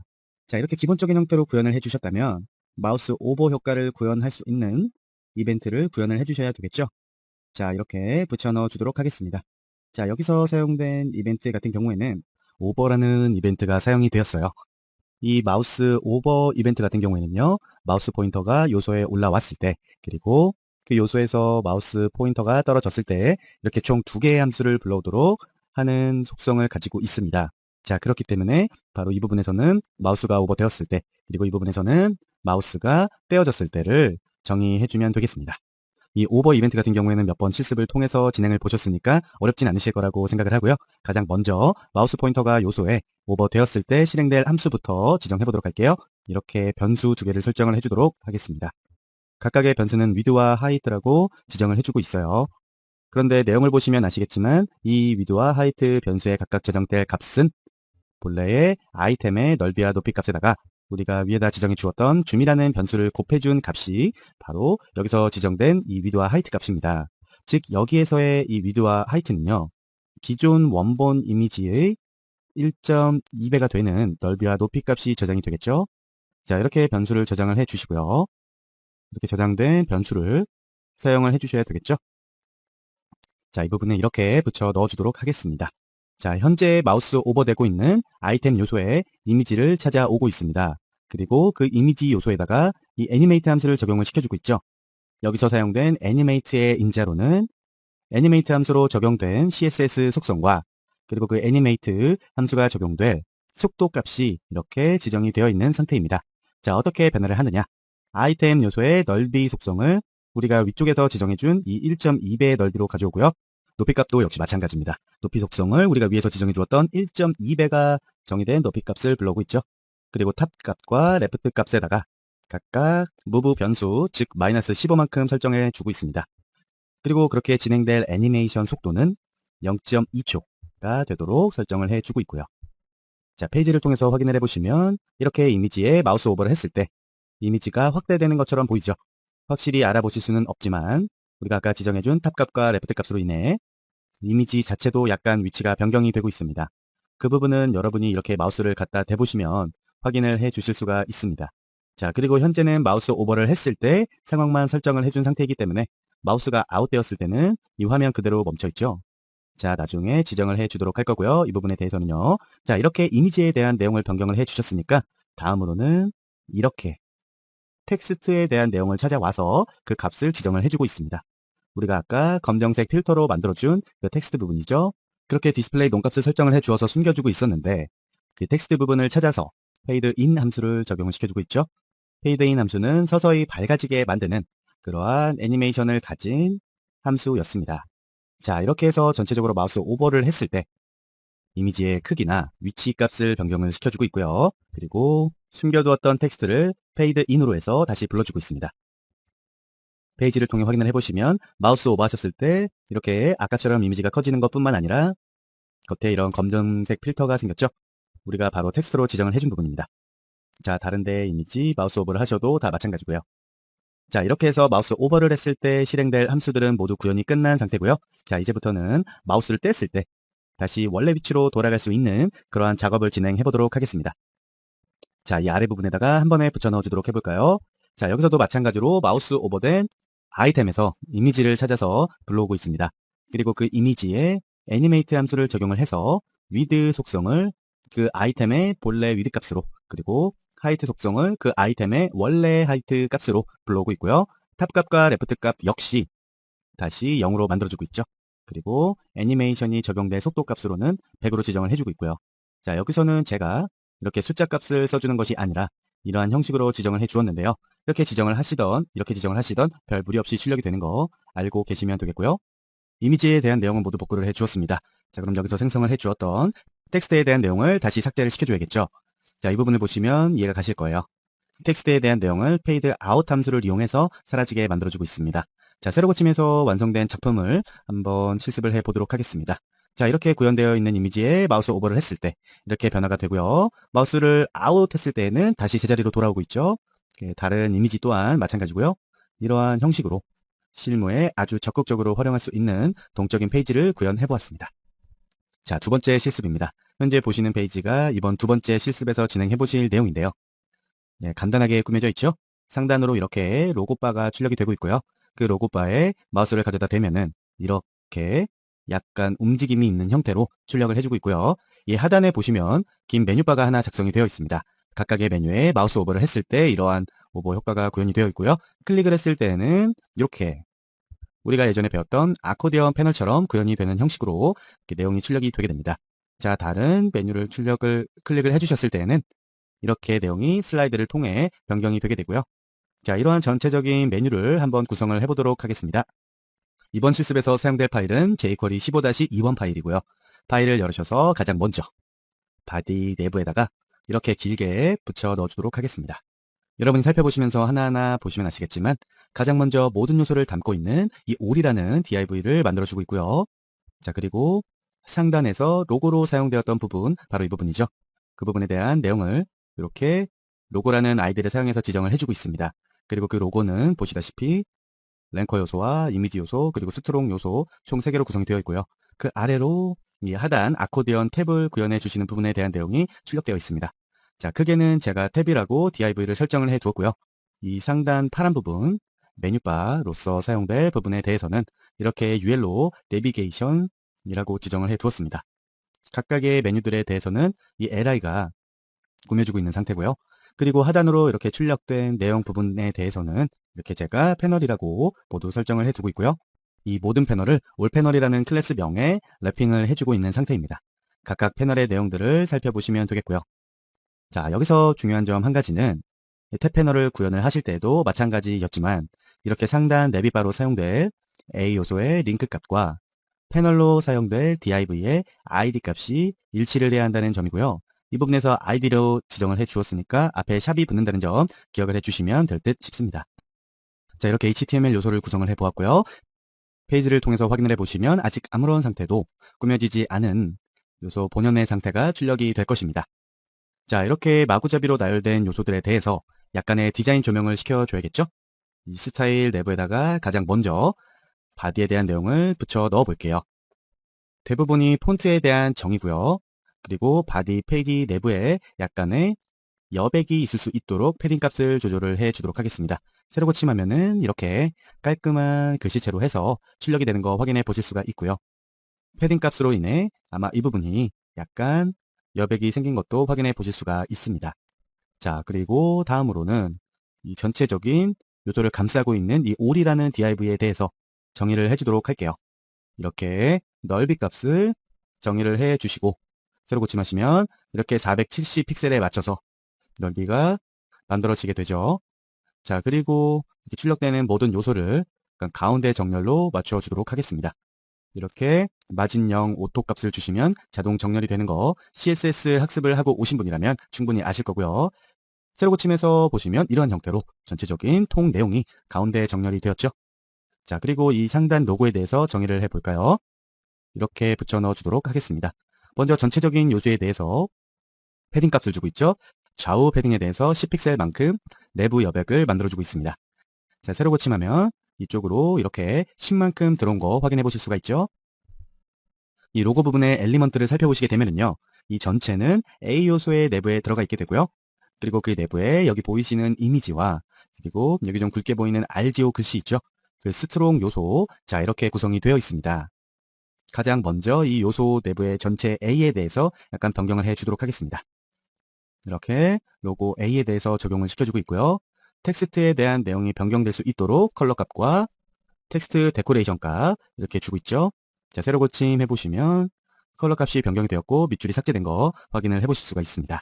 그리고 약간의 내부 여백을 적용을 해 줘 볼게요.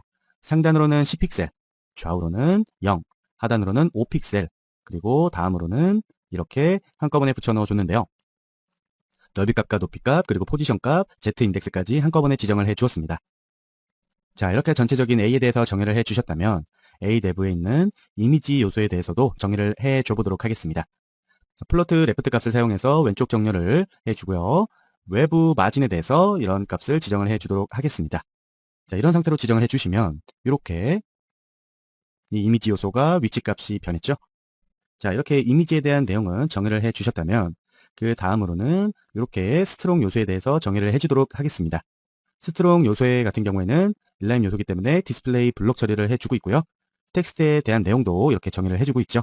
자, 세로 고침해 보시면 이렇게 텍스트 글씨가 커지고 그리고 그 글씨가 커짐으로 인해서 이 오른쪽으로 주소가 나타날 영역이 모자르게 되니까 이 주소 영역이 스트롱 요소 아래로 출력이 되고 있습니다. 자, 이런 식으로 로고에 대해서는 모든 디자인 적용은 맞춰준 거고요. 그 다음에는 이 하단에 생성된 탭 모양에 대해서 정의를 한번 해보도록 할게요. 자, 구분을 할 수 있게 한 칸 떨어진 곳에서 이렇게 탭에 대한 내용을 정의를 해 주었어요. 가장 먼저 패딩 값으로 상하로는 20픽셀만큼 좌우로는 10픽셀만큼 내부 여백을 만들어 주고 있습니다. 세로 고침하시면 이렇게 이 부분에 대한 여백이 생성이 되었죠. 그리고 그 다음으로는 이 탭에 대한 UL 부분, 바로 이 부분에 대해서 정의를 해 주도록 하겠습니다. 이렇게 정의를 해줘야겠죠. 가장 먼저 이렇게 블록 처리를 해 주도록 하고요. 이렇게 출력되고 있는 표시들을 사라지게 해주기 위해서는 이렇게 리스트 스타일을 논값으로 지정을 해 주도록 하겠습니다. 자, 사라졌죠? 자, 그리고 다음으로는 이렇게 백그라운드를 설정을 해 줄 거예요. 백그라운드를 설정을 해 주었더니 UL에 포함된 부분이 이렇게 색상이 나타나고 있죠.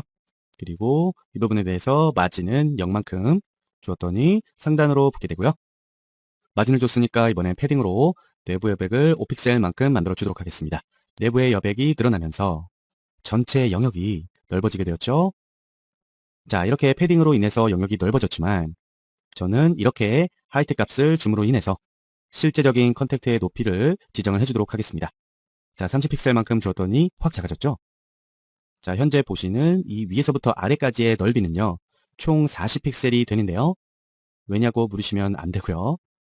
CSS 내용을 알고 오신 분들이라면 다 이해가 되실 겁니다. 자, 상하로 5만큼의 픽셀이 주어졌기 때문이죠. 이렇게 꾸며진 상태에서 이렇게 보더 둥글기를 설정해 주도록 하겠습니다. 자, 세로 고침에서 보시면 이렇게 상단 양쪽의 모서리에 둥글기가 생성이 되었죠. 이렇게 해서 메뉴바가 될 상단 부분의 내용을 구분할 수 있을 정도로 이렇게 출력이 되고 있고요. 이렇게 만들어진 백그라운드에다가 이 각각의 메뉴 요소들을 예쁘게 배치를 해주고 정렬을 해주어야겠죠. 자, 그래서 가장 먼저 이렇게 탭 내부의 li 요소에다가 플로트 레프트 값을 설정을 해 주었습니다. 이렇게 설정을 해 주시면은 가로 형태의 메뉴 바로 출력이 될 것입니다. 자, 이렇게 일렬로 늘어져 있던 메뉴들이 한 줄로 세워져 있게 되죠. 그리고 보시면 아시겠지만 이 탭 내부에 li 요소는 각각 내부에 a 요소를 가지고 있습니다. 즉, 그 부분에 대해서도 정의를 이렇게 해 주도록 할 거예요. 이렇게 붙여 넣어주겠습니다. 디스플레이 블록 처리를 해주고요. 텍스트에 대한 내용들을 살짝 꾸며주고 있습니다. 밑줄은 삭제시켜주고 컬러 값을 변경시켜주고 있죠. 세로 고침에서 보시면 이렇게 변경된 거 확인을 해보실 수가 있고요. 그 외부에다가 이렇게 살짝의 보더를 생성을 해주도록 하겠습니다. 하지만 이렇게 생성된 보더는 시각적으로 볼 수 있지는 않습니다. 왜냐하면은 이 UL에서 지정해준 백그라운드 컬러가 같기 때문이죠. 그리고 이렇게 외부 여백과 내부 여백을 각각 지정을 해 주었고요. 세로 고침을 해보시면 이렇게 각각 외부 여백과 내부 여백으로 인해서 정렬이 되고 있는 거 확인을 해보실 수가 있습니다. 자, 그리고 다음으로는 이렇게 정의된 A 요소에다가 우리가 마우스 오버를 했을 때 그 부분에 대해서 약간 정렬을 해 주도록 할 건데요. 이렇게 한 번에 붙여 넣어 주도록 할게요. 마우스가 오버되었을 때 가장 기본적인 게 컬러 값과 백그라운드 값을 변경을 해 주었고요. 오더를 사용하고 있고 만들어준 보도에다가 이렇게 둥글기를 만들어주고 있습니다. 세로 고침에서 보시면 이렇게 현재 보셨을 때에는 아무 변화가 없지만 마우스 오버를 했을 때 이렇게 색상이 출력되면서 시각적으로 나타나고 있죠. 자, 우리가 이 부분에서 왜 보이지도 않는 오더를 해 주었느냐. 바로 우리가 이 오버했을 때 보도가 나타나게 만들어주고 있기 때문이죠. 만약에 이 부분에 보도가 존재하지 않는다면은 마우스 오버할 때마다 새로운 보도가 생기게 되잖아요. 그러면 이러한 형태로 출력이 될 겁니다. 자, 마우스 오버를 했을 때 뭔가 이 A 요소들이 일관되지 않고 움찔움찔하고 있죠. 자, 오른쪽을 보시면 아실 거예요. 그쵸? 그렇기 때문에 우리가 바로 이 부분에서 보이지는 않지만 보도를 만들어준 까닭이 되겠습니다. 그리고 다음으로 제가 이렇게 한꺼번에 붙여 넣어주고 있어요. A 요소들 중에 Selected라는 클래스를 가지고 있는 요소에 대해서 컬러와 백그라운드, 이런 색상을 변화시켜주고 있습니다. 우리가 현재는 아무런 요소에다가도 이 Selected라는 클래스를 적용을 해주지 않았지만 나중에 jQuery를 통해서 구현을 해줄 것이기 때문에 이러한 Selected라는 속성에다가 CSS 스타일을 적용을 해주고 있는 거고요. 자, 여기까지 해주셨다면 이 상단에서 보이는 내빗바 메뉴를 모두 완성을 해주신 겁니다. 이제 이 하단 패널에 대해서만 지정을 해주시면 되겠습니다. 가장 먼저 모든 패널을 감싸고 있는 이 몰 패널에 대해서 지정을 해보도록 할게요. 자, 이렇게 붙여 넣어 주도록 할 건데요. 제가 한 번에 5가지의 속성을 붙여 넣어 주었어요. 모두 보도 관련된 내용이기 때문에 이렇게 붙여 주었는데요. 가장 먼저 상하 좌우 모든 보도에다가 이렇게 실선의 선을 적용시켜 주었고요. 그 다음에 상단 모서리에 대한 보도는 삭제를 시켜주고 있습니다. 그리고 하단 모서리에 대해서도 이렇게 따로 적용을 해주고 있는데요. 하단에 대해서는 보도의 굵기를 좀 더 굵게 지정을 해주고 있습니다. 자, 그리고 그렇게 만들어진 하단 모서리에 대해서 약간의 둥글기 값을 지정을 해주고 있죠. 자, 이렇게 보도에 대한 정의를 끝내셨다면 이렇게 출력이 되실 겁니다. 상단 보도는 없는 채로 하단 보도는 굵은 채로 이렇게 출력이 되고 있고요.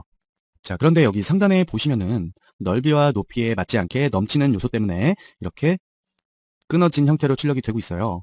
그렇기 때문에 저는 이렇게 오버플로우 값을 히든으로 해 주어서 넘치는 요소에 대해서는 숨겨주도록 하겠습니다.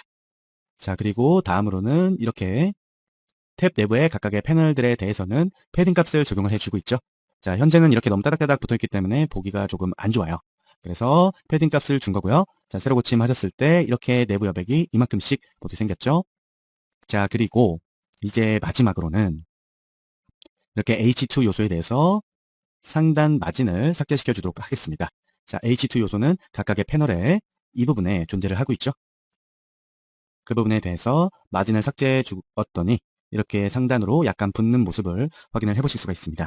자, 이렇게 해서 모든 디자인 적용이 끝이 났고요.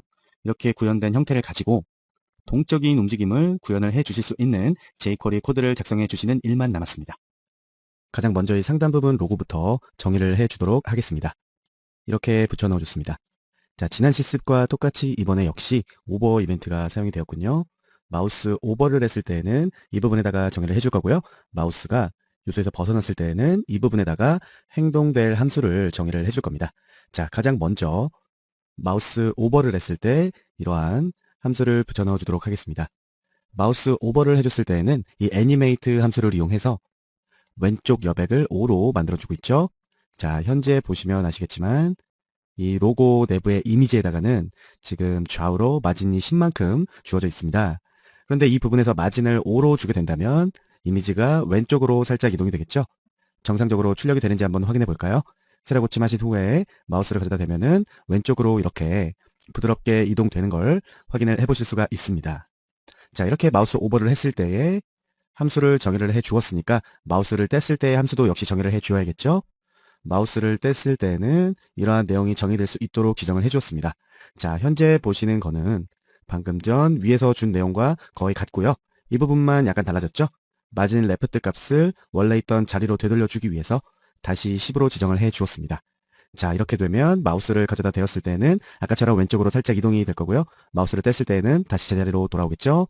그리고 한 가지 보셔야 할 점은 이 애니메이트 함수 바로 직전에 이 스탑이라는 메소드가 사용이 되었다는 점입니다. 이 스탑이라는 메소드는요, 현재 진행되고 있는 애니메이션 효과를 멈춰줄 수 있는 그런 메소드입니다.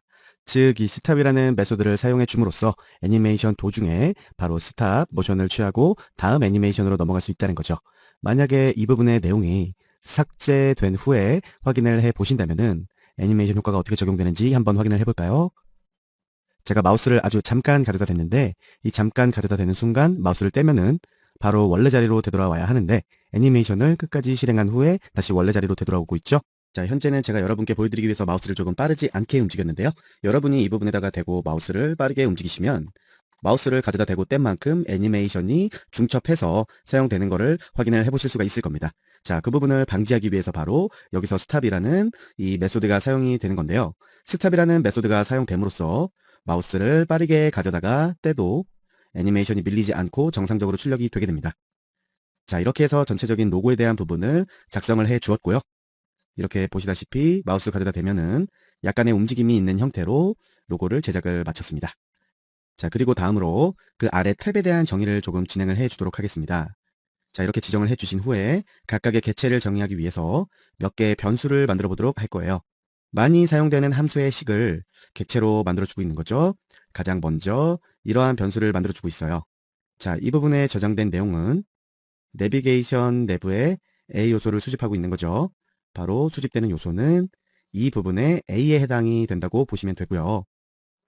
그 다음으로는 이러한 개체를 만들어주고 있습니다. 좀 복잡한 내용이네요. 이러한 변수에는 이러한 내용을 저장을 해두고 있는데요. 이 부분을 통해서 아까 정의된 각각의 이 A 값들을 불러와서요. 그 A 값들을 맵이라는 함수를 통해서 함수 내부의 연산을 배열 값으로 반환을 해주고 있습니다. 자, 어떤 값을 배열로 반환을 하느냐? 바로 이 부분에 대한 내용이 될 텐데요. 각각의 A 링크에 대한 해시 값을 리턴해 오고 있죠. 그리고 그렇게 리턴해 온 값을 get으로 받아서 그리고 또 쉼표라는 텍스트로 조인을 해서 출력된 결과물을 바로 이 부분에다가 저장을 하고 있습니다. 자, 해시 값이란 샵 기호가 붙은 개체의 값이죠. 즉, 여기서 보신다면 이런 값이 바로 해시 값이 되겠습니다. 이런 값을 배열 형태로 콤마로 구분을 해서 쭉 나열해 주게 되는 값이 바로 이 부분에 저장이 되는 겁니다. 결과적으로 말씀을 드린다면은 이러한 값들이 이 내부에 저장이 되어 있는 겁니다. 자, 그리고 다음으로는요. 올 패널이라는 값을 만들어 주고 있고요. 그 내부에 저장된 값을 바로 이 값입니다. 위에서 만들어준 이 각각의 3개의 패널에 대해서 jQuery 선택자를 붙여주고 있죠. 그리고 가장 마지막으로 이러한 값을 붙여 넣어 줄 거예요. 올 패널에 대한, 즉 이 부분이죠. 이 부분에 대한 필터 값을 사용해서 가장 마지막 자식 요소를 찾아내고요. 가장 마지막 자식 요소의 분모 요소, 그 부분에 대한 내용을 바로 여기서 지정을 해주고 있습니다. 즉 요소의 래핑 요소를 찾는다고 볼 수가 있죠. 자, 이렇게 변수를 지정을 해 주신 다음에 가장 먼저 해야 할 일은 바로 이렇게 모든 패널에 대해서 hide 함수를 붙여 넣어 준다는 겁니다. 이렇게 함으로써 처음에 모든 패널들이 숨겨지게 되겠죠. 자, 새로 고침했더니 모든 패널이 없어진 거 확인되시죠? 자, 그리고 다음으로 이 내비게이션 내부에 이러한 클릭 핸들러를 설정을 해주고 있습니다. 링크스, 즉 이 내비게이션에 A를 클릭을 하게 되면 콜백 함수가 발생하도록 만들어주고 있죠. 자, 이렇게 만들어주신 다음 또 2개의 변수를 만들어주셔야 합니다. 현재 클릭된 A 요소에 대해서 이러한 값으로 변수를 제작을 해주고 있죠. 자, 우선 이렇게 변수를 만들어 주신 다음에 이렇게 하나 더 붙여 넣어 주도록 하겠습니다. 여기서 사용된 이 부분에서는요. 클릭된 A 요소가 selected라는 클래스를 갖고 있는지 없는지를 판단해야겠죠. 그렇게 해서 이렇게 selected라는 클래스가 없다면, 즉 리턴 값이 false 값을 반환한다면 모든 A 링크에 대해서는 remove 클래스 함수를 사용해서 selected라는 클래스를 없애주고 있고요. 그런 과정을 거친 바로 다음에 현재 선택된 A 요소에 대해서는 selected라는 클래스를 이 add 클래스를 사용해서 삽입을 해주고 있습니다. 즉 이렇게 해서 마우스 오버 효과뿐만 아니라 요소가 선택되었을 때 효과까지 지정을 해 준 게 되겠고요. 현재 페이지에서 새로 고침하시기 전에는 우리가 CSS로 적용해 주었던 마우스 오버 효과까지만 구현이 되었는데요. 새로 고침하신 후에 이렇게 클릭을 하게 되면은 Selected라는 클래스가 적용이 되면서 이러한 형태로 결과가 나타나게 될 것입니다. 자, 다시 돌아와서 마지막으로 패널에 대한 내용을 정의를 해주기 위해서 이렇게 붙여 넣어 주도록 하겠습니다. 패널 올, 즉 이 부분에서 정의된 내용이죠. 그 부분에 대해서 애니메이트 효과를 구현을 해주고 있습니다.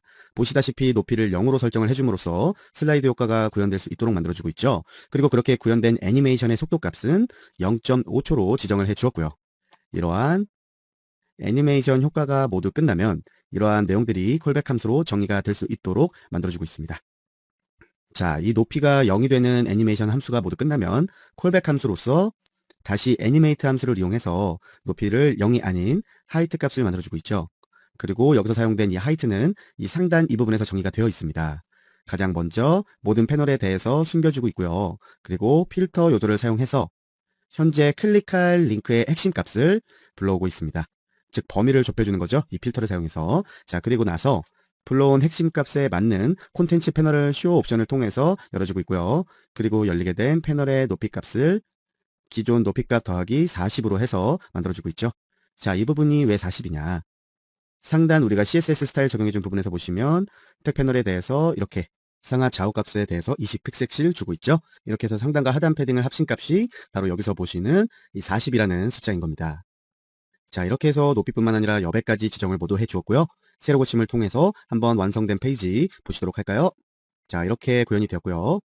해당 A 요소를 클릭하면 그 A 요소와 맞는 탭 패널이 열리게 되죠. 자, 다른 패널 클릭해 보시면 이렇게 요소가 슬라이드 형태로 열렸다가 닫히고 다시 닫혔다가 열리는 형태로 내용을 출력해 보실 수가 있습니다. 자, 우리가 만약에 주었던 이 40이라는 숫자 값을 없애고 보시게 되면은요. 패딩과 마진 없이 이렇게 딱 달라붙은 이런 형태로 출력이 되게 될 것입니다. 그렇기 때문에 이 부분에서 40이란 값을 더 해주고 있는 거고요. 자, 이러한 걸 구현해주는 데 있어서 jQuery로 꾸며주시는 방법은 정말 무궁무진하다고 말씀을 드리겠습니다. 그 꾸미는 사용자에 따라서 코드가 이렇게도 변할 수 있고 저렇게도 변할 수 있는데요. 본인이 더 구현하기 편한 방법대로 사용을 해주시면 되겠습니다. 자, 현재 저는 이전 시간에 실습했던 jQuery 15번 파일을 불러오고 있습니다. jQuery 15번 파일에 대한 실습은 현재 이 부분이었죠. 이러한 각각의 네모 요소들에다가 마우스 오버를 했을 때 이런 특이한 효과를 줄 수 있는 그런 실습을 진행을 했었습니다. 자, 그런데 왜 이 파일을 다시 열어왔을까요? 현재는 코드를 보시면 마우스 오버 했을 때 줌이 될 수 있는 그러한 애니메이션을 구현을 해 주었었잖아요. 그런데 그러한 애니메이션 효과에 대해서 조금 더 특별하고 다르게 꾸며줘 보도록 할 거예요. 어떤 형태로 꾸며줄 건가 미리 확인을 해 보시면요. 이렇게 똑같이 네모난 컨테이너들이 만들어져 있고요. 마우스 오버를 하게 되면은 이렇게 네 갈래로 갈라지면서 통통 튀기는 효과가 될 수 있도록 이런 효과들을 구현을 해 보도록 할 겁니다. 자, 그런데 사실상 자바스크립트로 일일이 하나하나씩 애니메이션을 구현해 주는 일은 너무 귀찮은 일이 아닐 수 없습니다. 자, 우리가 jQuery를 사용하는 이유가 자바스크립트로 길게 구현해야 될 코드를 더욱 짧고 간결하게 구현할 수 있도록 해주기 위한 거잖아요. 이제부터 우리가 해줄 애니메이션의 구현 또한 마찬가지입니다. 우리가 이러한 애니메이션을 하나하나 구현해 주지 말고 미리 정의된 라이브러리 파일을 불러와서 우리는 원하는 효과를 넣어주기로 하겠습니다. 우선은 우리가 이렇게 만들어 주었던 jQuery 15번 파일을 새 이름으로 저장을 해서 새로운 문서 하나를 만들도록 하겠습니다. 자, 현재 저는 이렇게 jQuery 16번 파일로 똑같이 복사를 해서 새 이름으로 만들어둔 상태이고요. 다만 변한 게 있다면 하단 스크립트를 모두 지워준 점, 그리고 상단 이 바디 내부의 이미지들을 9개에서 4개로 줄여 주었다는 점, 이 두 가지라고 할 수가 있겠습니다. 자, 이런 내용은 페이지로 확인을 해보시면 이렇게 9개의 이미지에서 4개의 이미지로 변화가 된 거 확인해 보실 수가 있을 겁니다. 자, 그리고 우리가 이 CSS 스타일 내부에 약간의 변화를 주도록 하겠습니다. 이 아이템 내부 텍스트에 대해서 디스플레이 논값을 없애주고요. Z 인덱스 값을 추가해 주도록 할게요. 그리고 아래로 내려오셔서 아이템 내부 이미지에 대해서는 Z 인덱스 값을 100을 만들어 주도록 하겠습니다. 자, 그리고 마지막으로 아까 실습에서 보셨듯이 마우스 오버를 했을 때 4개의 바로 분리되어서 애니메이션 효과가 표현이 됐었잖아요. 그 부분에 대한 내용 이렇게 추가적으로 붙여 넣어 주도록 하겠습니다. 이렇게 지정을 해주셔야지 나중에 생성될 바가 외부 요소의 영향을 받지 않고 정상적으로 작동할 수가 있게 됩니다. 자, 이로써 HTML 내용과 CSS 내용은 지났고요. 아까 보셨던 그런 특별한 애니메이션 효과를 적용해주기 위한 jQuery 코드를 작성을 해주시는 일만 남겠습니다. 자, 그 부분에 대한 내용 하나하나 차근차근히 붙여 넣어 보도록 할게요. 가장 먼저 이렇게 탑과 바텀이라는 변수를 저장을 해주도록 하겠습니다. 자, 보시면 아시겠지만 아이템의 높이 값에 대한 음수값과 양수값을 이렇게 탑과 바텀이라고 지정해주고 있죠. 이렇게 양수의 높이값에 대해서 -1을 곱해주시면 높이값이 음수로 변한다는 거 기본적인 수학적 지식입니다. 자, 우선 이렇게 기본적인 세팅을 해주셨다면은 가장 먼저 이렇게 이치문을 구현을 해줄 거예요. 이치문은 아시다시피 자바스크립트의 포문과 비교할 수 있는 반복문이었습니다. 자, 현재는 아이템의 개수가 4개이기 때문에 각각의 함수를 4번씩 반복을 하게 되겠죠. 그리고 이렇게 각각 아이템에 대해서는 이치문이 돌 때 각각의 아이템에 대해서 이렇게 정보를 저장을 해 줄 겁니다.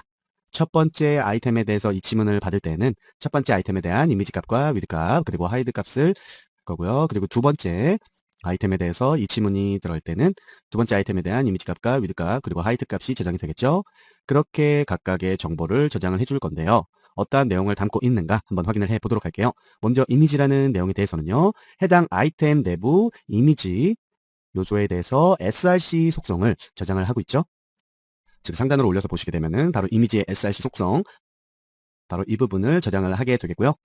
그리고 다음으로는 위드에는 어떠한 값을 저장하느냐 이 아이템에 대한 넓이 값을 불러와서 그 넓이 값의 4를 나눈 값에 이 위드에 저장을 하고 있습니다.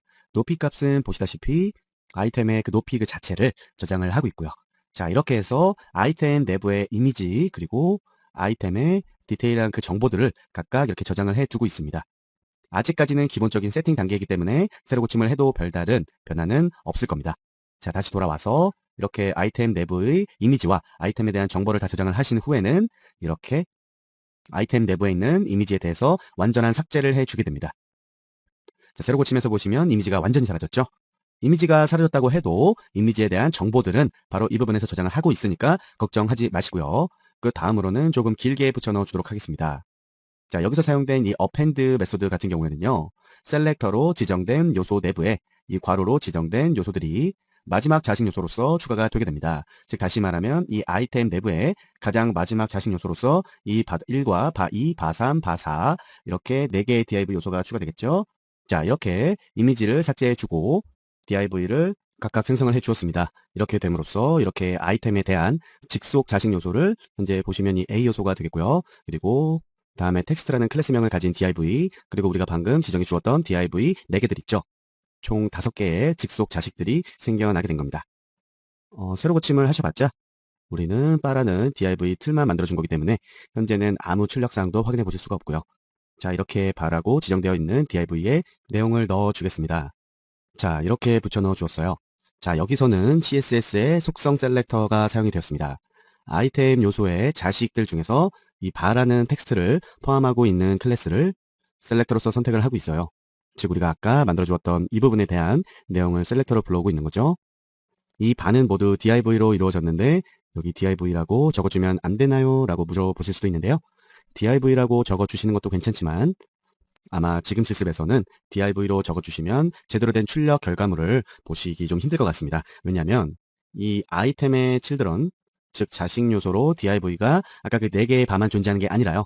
이 텍스트라는 클래스를 가진 div가 하나 더 존재하기 때문입니다. 자, 그래서 이 부분에 대한 내용을 배제시켜주기 위해서 이렇게 조금 복잡하지만 CSS 속성 셀렉터로 불러오고 있고요. 이 각각의 바에 대해서 저는 CSS 메소드를 통해 백그라운드 이미지를 설정해주고 있습니다. 그리고 그렇게 백그라운드 이미지로 불러올 URL 경로는 우리가 이 위쪽에서 지정해 주었던 바로 이 부분 속성 있죠. 각 아이템 내부에 있던 해당 이미지들을 이렇게 불러오고 있습니다. 보시다시피 문자열과 수식의 결합으로 이루어졌다는 거 확인해 보실 수가 있고요. 자, 근데 이렇게만 지정을 해주시면 약간의 문제가 생길 수가 있습니다. 자, 현재 보시면 아시겠지만 제가 이 부분에 대한 이미지를 불러오면서 이 이미지에 대한 내용을 넓이 150 그리고 높이 110이라고 지정을 따로 해 두었거든요. 그런데 이 부분에 대한 넓이와 높이는 제가 임의적으로 지정을 해 준 것이지 실제 이미지의 높이와 넓이가 아닙니다. 그래서 이 부분에 대해서 그 백그라운드 이미지의 높이와 넓이 값에 대한 정의를 안 해주시면 이렇게 불러오는 해당 이미지의 실제 사이즈를 가져오게 됩니다. 그렇기 때문에 그 부분을 약간 보완을 해주기 위해서 하나의 CSS 메소드를 하나 더 추가해 보았습니다. 이제 보시는 대로 백그라운드 사이즈를 우리가 아까 지정해 주었던 만큼 넓이와 높이 값을 지정을 해주고 있습니다. 자, 이렇게 해서 각각의 바라는 내용에 들어갈 백그라운드 이미지와 백그라운드 사이즈를 정해주고 있습니다. 하지만 아직까지도 새로 고침을 해봐도 출력물을 확인하실 수가 없습니다. 아직 바에 대한 넓이와 높이 값이 지정이 안 되어 있기 때문이죠. 자, 지금부터는 각각의 바 하나하나에 대해서 넓이와 높이 값, 그리고 위치 값과 그러한 여러 가지들을 설정해서 정상적으로 출력이 되도록 만들어 줄 겁니다. 가장 먼저 이렇게 바 1번에 대해서 CSS 메소드를 적용을 시켜주고 있습니다. 자, 그리고 CSS 메소드 내부에서 사용된 이러한 속성 값은 우리가 상단 이 부분에 대해서 조정해 주었던 바로 그 내용이죠. 바 1번의 넓이를 실제 넓이의 4분의 1만큼으로 지정을 해주고요. 높이 값은 그대로 적용될 수 있도록 만들어주고 있습니다. 자, 이렇게 넓이와 높이를 지정을 해주셨다면 새로 고침하셨을 때 이렇게 4분의 1만큼의 넓이를 가진 바 1번의 형태가 출력이 되게 될 겁니다. 자, 이렇게 바 1번이 만들어진 모습을 보면 바 2번은 어디에 그리고 어떤 형태로 출력이 될지 감이 오시죠? 자, 우선은 이렇게 바 2번에 대해서 정의를 해주시고요. 현재 높이 값과 넓이 값은 정의가 되어 있지만 보시다시피 위치 값이 정의가 되어 있지 않기 때문에 이 바 1번과 같은 동일한 자리에서 출력이 되게 됩니다. 자, 그렇기 때문에 바로 이 부분에 들어갈 수 있도록 위치 값을 바꿔주셔야 되겠죠. 그래서 이렇게 두 개의 값을 더 붙여 넣어줬습니다. 자, 상하 간의 이동은 필요가 없으니까 탑 값은 0으로 줬고요. 레프트 값에 대해서는 기존 넓이의 4분의 1만큼, 즉 요만큼이죠. 요만큼을 더 이동할 수 있도록 레프트 값으로 설정을 해 주었습니다. 자, 이렇게 위치를 지정을 해 주시면 새로 고침하셨을 때 이렇게 기존 바 1번 오른쪽으로 이렇게 바 2번에 대한 위치 값이 설정이 되었습니다. 자, 그런데 보시면 바 1번과 바 2번이 똑같은 이미지로 설정이 되어 있네요. 그 부분에 대한 내용을 수정을 해 주셔야 합니다. 자, 제가 하나의 값을 더 붙여 놓았습니다. 백그라운드 포지션이라는 속성을 사용해 주었어요. 이 백그라운드 포지션 값의 밸류 값으로는 총 2개의 값을 가질 수가 있는데요. 수직에 대해서는 백그라운드의 위치 값을 변경시켜 주지 않을 거기 때문에 0이라고 먼저 지정을 해 두었고요. 그리고 이미지는 조금 좌측으로 이동시키기 위해서 우리가 이 부분에서 지정해 준 위드 값에 대한 음수값만큼 값을 주고 있습니다. 자, 그런데 현재 제가 이 부분에 대해서 약간 잘못해 줬네요. 여기를 삭제해 줘야겠죠? 자, 이렇게 해주신 다음 페이지를 통해 확인을 해보시면 이렇게 두 번째 바에 대해서 정상적으로 출력이 되는 거 확인해 보실 수가 있습니다. 자, 이렇게 두 번째 바까지 완성이 되셨다면은 세 번째, 네 번째 바에 대한 내용은 식은 죽 먹기라고 생각이 드네요. 넓이 값과 높이 값은 같이 주시면 되고요. 위치 값은 약간 이렇게 변경을 해주시고 또 표시될 이미지의 위치 값 또한 이렇게 조금만 변경을 해주시면 현재 보시는 것처럼 정상적으로 내용이 출력이 되실 겁니다. 바 1번부터 4번까지의 내용이 이렇게 합쳐져서 하나의 이미지처럼 구현이 되고 있죠. 자, 여기까지 정상적으로 따라오셨다면은 거의 뭐 끝난 거나 다름없다고 보실 수가 있겠는데요. 각각의 바라는 조각들을 각기 다른 방향으로 움직여 주시는 일만 남았겠습니다. 자, 전체적인 이 지문을 종료하게 되고요. 다음으로 이렇게 오버 이벤트를 구현을 해 주셔서 아이템에 마우스가 오버했을 때 그리고 마우스가 아웃됐을 때 상태를 지정을 해 주시기만 하면 됩니다. 오버 이벤트 같은 경우에는 jQuery 강의에서부터 지난번 실습까지 아주 지긋지긋하게 하셨죠. 그렇기 때문에 이렇게 한 번에 붙여 넣어 주도록 할게요. 자, 아이템에 마우스 오버를 했을 때 바 1번은 이러한 애니메이션 값이 적용이 되고 바 2번은 이러한 애니메이션 효과가 적용이 됩니다. 자, 그리고 탑과 바텀 같은 경우에는 우리가 가장 처음에 jQuery 코드 붙여줄 때 정의했던 변수겠죠. 즉 음수값으로 이루어진 탑이라고 지정을 해주신다면 바가 위쪽으로 이동을 하게 될 거고요. 양수값인 바룸이라고 지정을 해주신다면 바가 아래쪽으로 이동을 하게 되겠죠. 그래서 이렇게 탑과 바텀을 번갈아서 사용을 해주시면 아까 보셨던 것처럼 지그재그의 형태로 애니메이션이 구현이 될 것입니다. 자, 확인을 한번 해볼까요? 자, 이러한 아이템에 마우스를 오버를 했을 때 각각의 바들이 지그재그로 해서 위와 아래로 이동을 하는 거 보실 수가 있죠. 자, 그리고 다음으로는 마우스 아웃 했을 때의 변화를 이렇게 지정을 해줄 거예요. 뭐 별다른 건 없습니다. 다시 제자리로 돌아올 수 있도록 모든 값을 탑 0으로 지정을 해주고 있습니다. 자, 그리고 이전에도 말씀을 드렸다시피 이 스탑 이벤트는 왜 사용하시는지 아시겠죠? 이렇게 해줌으로써 모든 작업이 끝이 났고요. 마우스를 오버했을 때는 바들이 이동하면서 내부 텍스트가 보이게 되고요. 아웃했을 때는 다시 그 자리로 돌아올 수 있도록 만들어 주었습니다. 자, 그런데 지금 보시면 약간 제가 보기에는 좀 밋밋한 애니메이션인 것 같습니다. 여러분도 그러시죠? 자, 그래서 다시 초반에 말씀드렸던 미리 정의된 이펙트 효과, 즉 애니메이션에 대한 라이브러리 파일을 불러와서 조금 더 특별한 제가 원하는 효과를 넣어줘 보도록 하겠습니다. 우리가 사용할 효과는 이칭 효과라는 건데요. 애니메이션 효과의 속도나 진행 방법 등을 어떻게 해줄 거냐를 정해 줄 수가 있습니다. 자, 애니메이트 함수 효과에 대해서 듣고 오신 분들은 아시겠지만 애니메이트 함수 자체에서도 기본적으로 리뉴얼과 스윙이라는 효과를 지원을 하고 있습니다. 하지만 그 부분으로는 조금 부족한 것 같아서 제가 이렇게 현재 보시는 대로 첨부 파일 중 JS 폴더에다가 여기서 보시는 jQuery 이펙트 코어.js 파일을 불러왔습니다.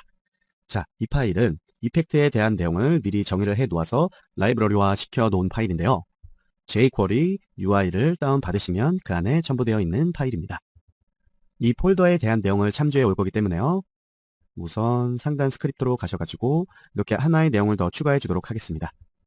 자, 이렇게 코어 파일을 참조해 주시는 것만으로도 이 코어에서 정의된 모든 임팩터들을 사용할 준비가 모두 끝이 났는데요.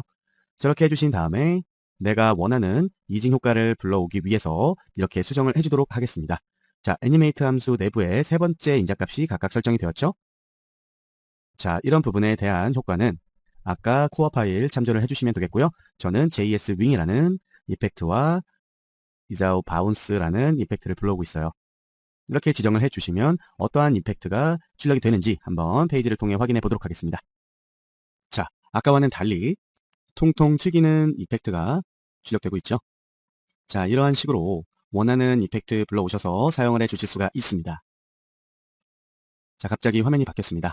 이번 실습은 jQuery 16번 파일과 조금 비슷하지만 약간은 다른 형태로 애니메이션이 구현되는 그런 내용을 한번 만들어 보도록 할 거예요. 이번 실습도 역시나 이렇게 같은 내용의 CSS 내용과 HTML 내용을 불러오고 있습니다. 자, 먼저 이번 실습에서 진행하고자 할 파일의 완성본을 미리 보고 진행을 해보도록 하겠습니다. 자, 현재 보시는 이 페이지가 완성된 페이지인데요. 아까와는 조금 다르게 모서리에 대해서 이펙트가 적용되는 형식으로 만들어지고 있습니다.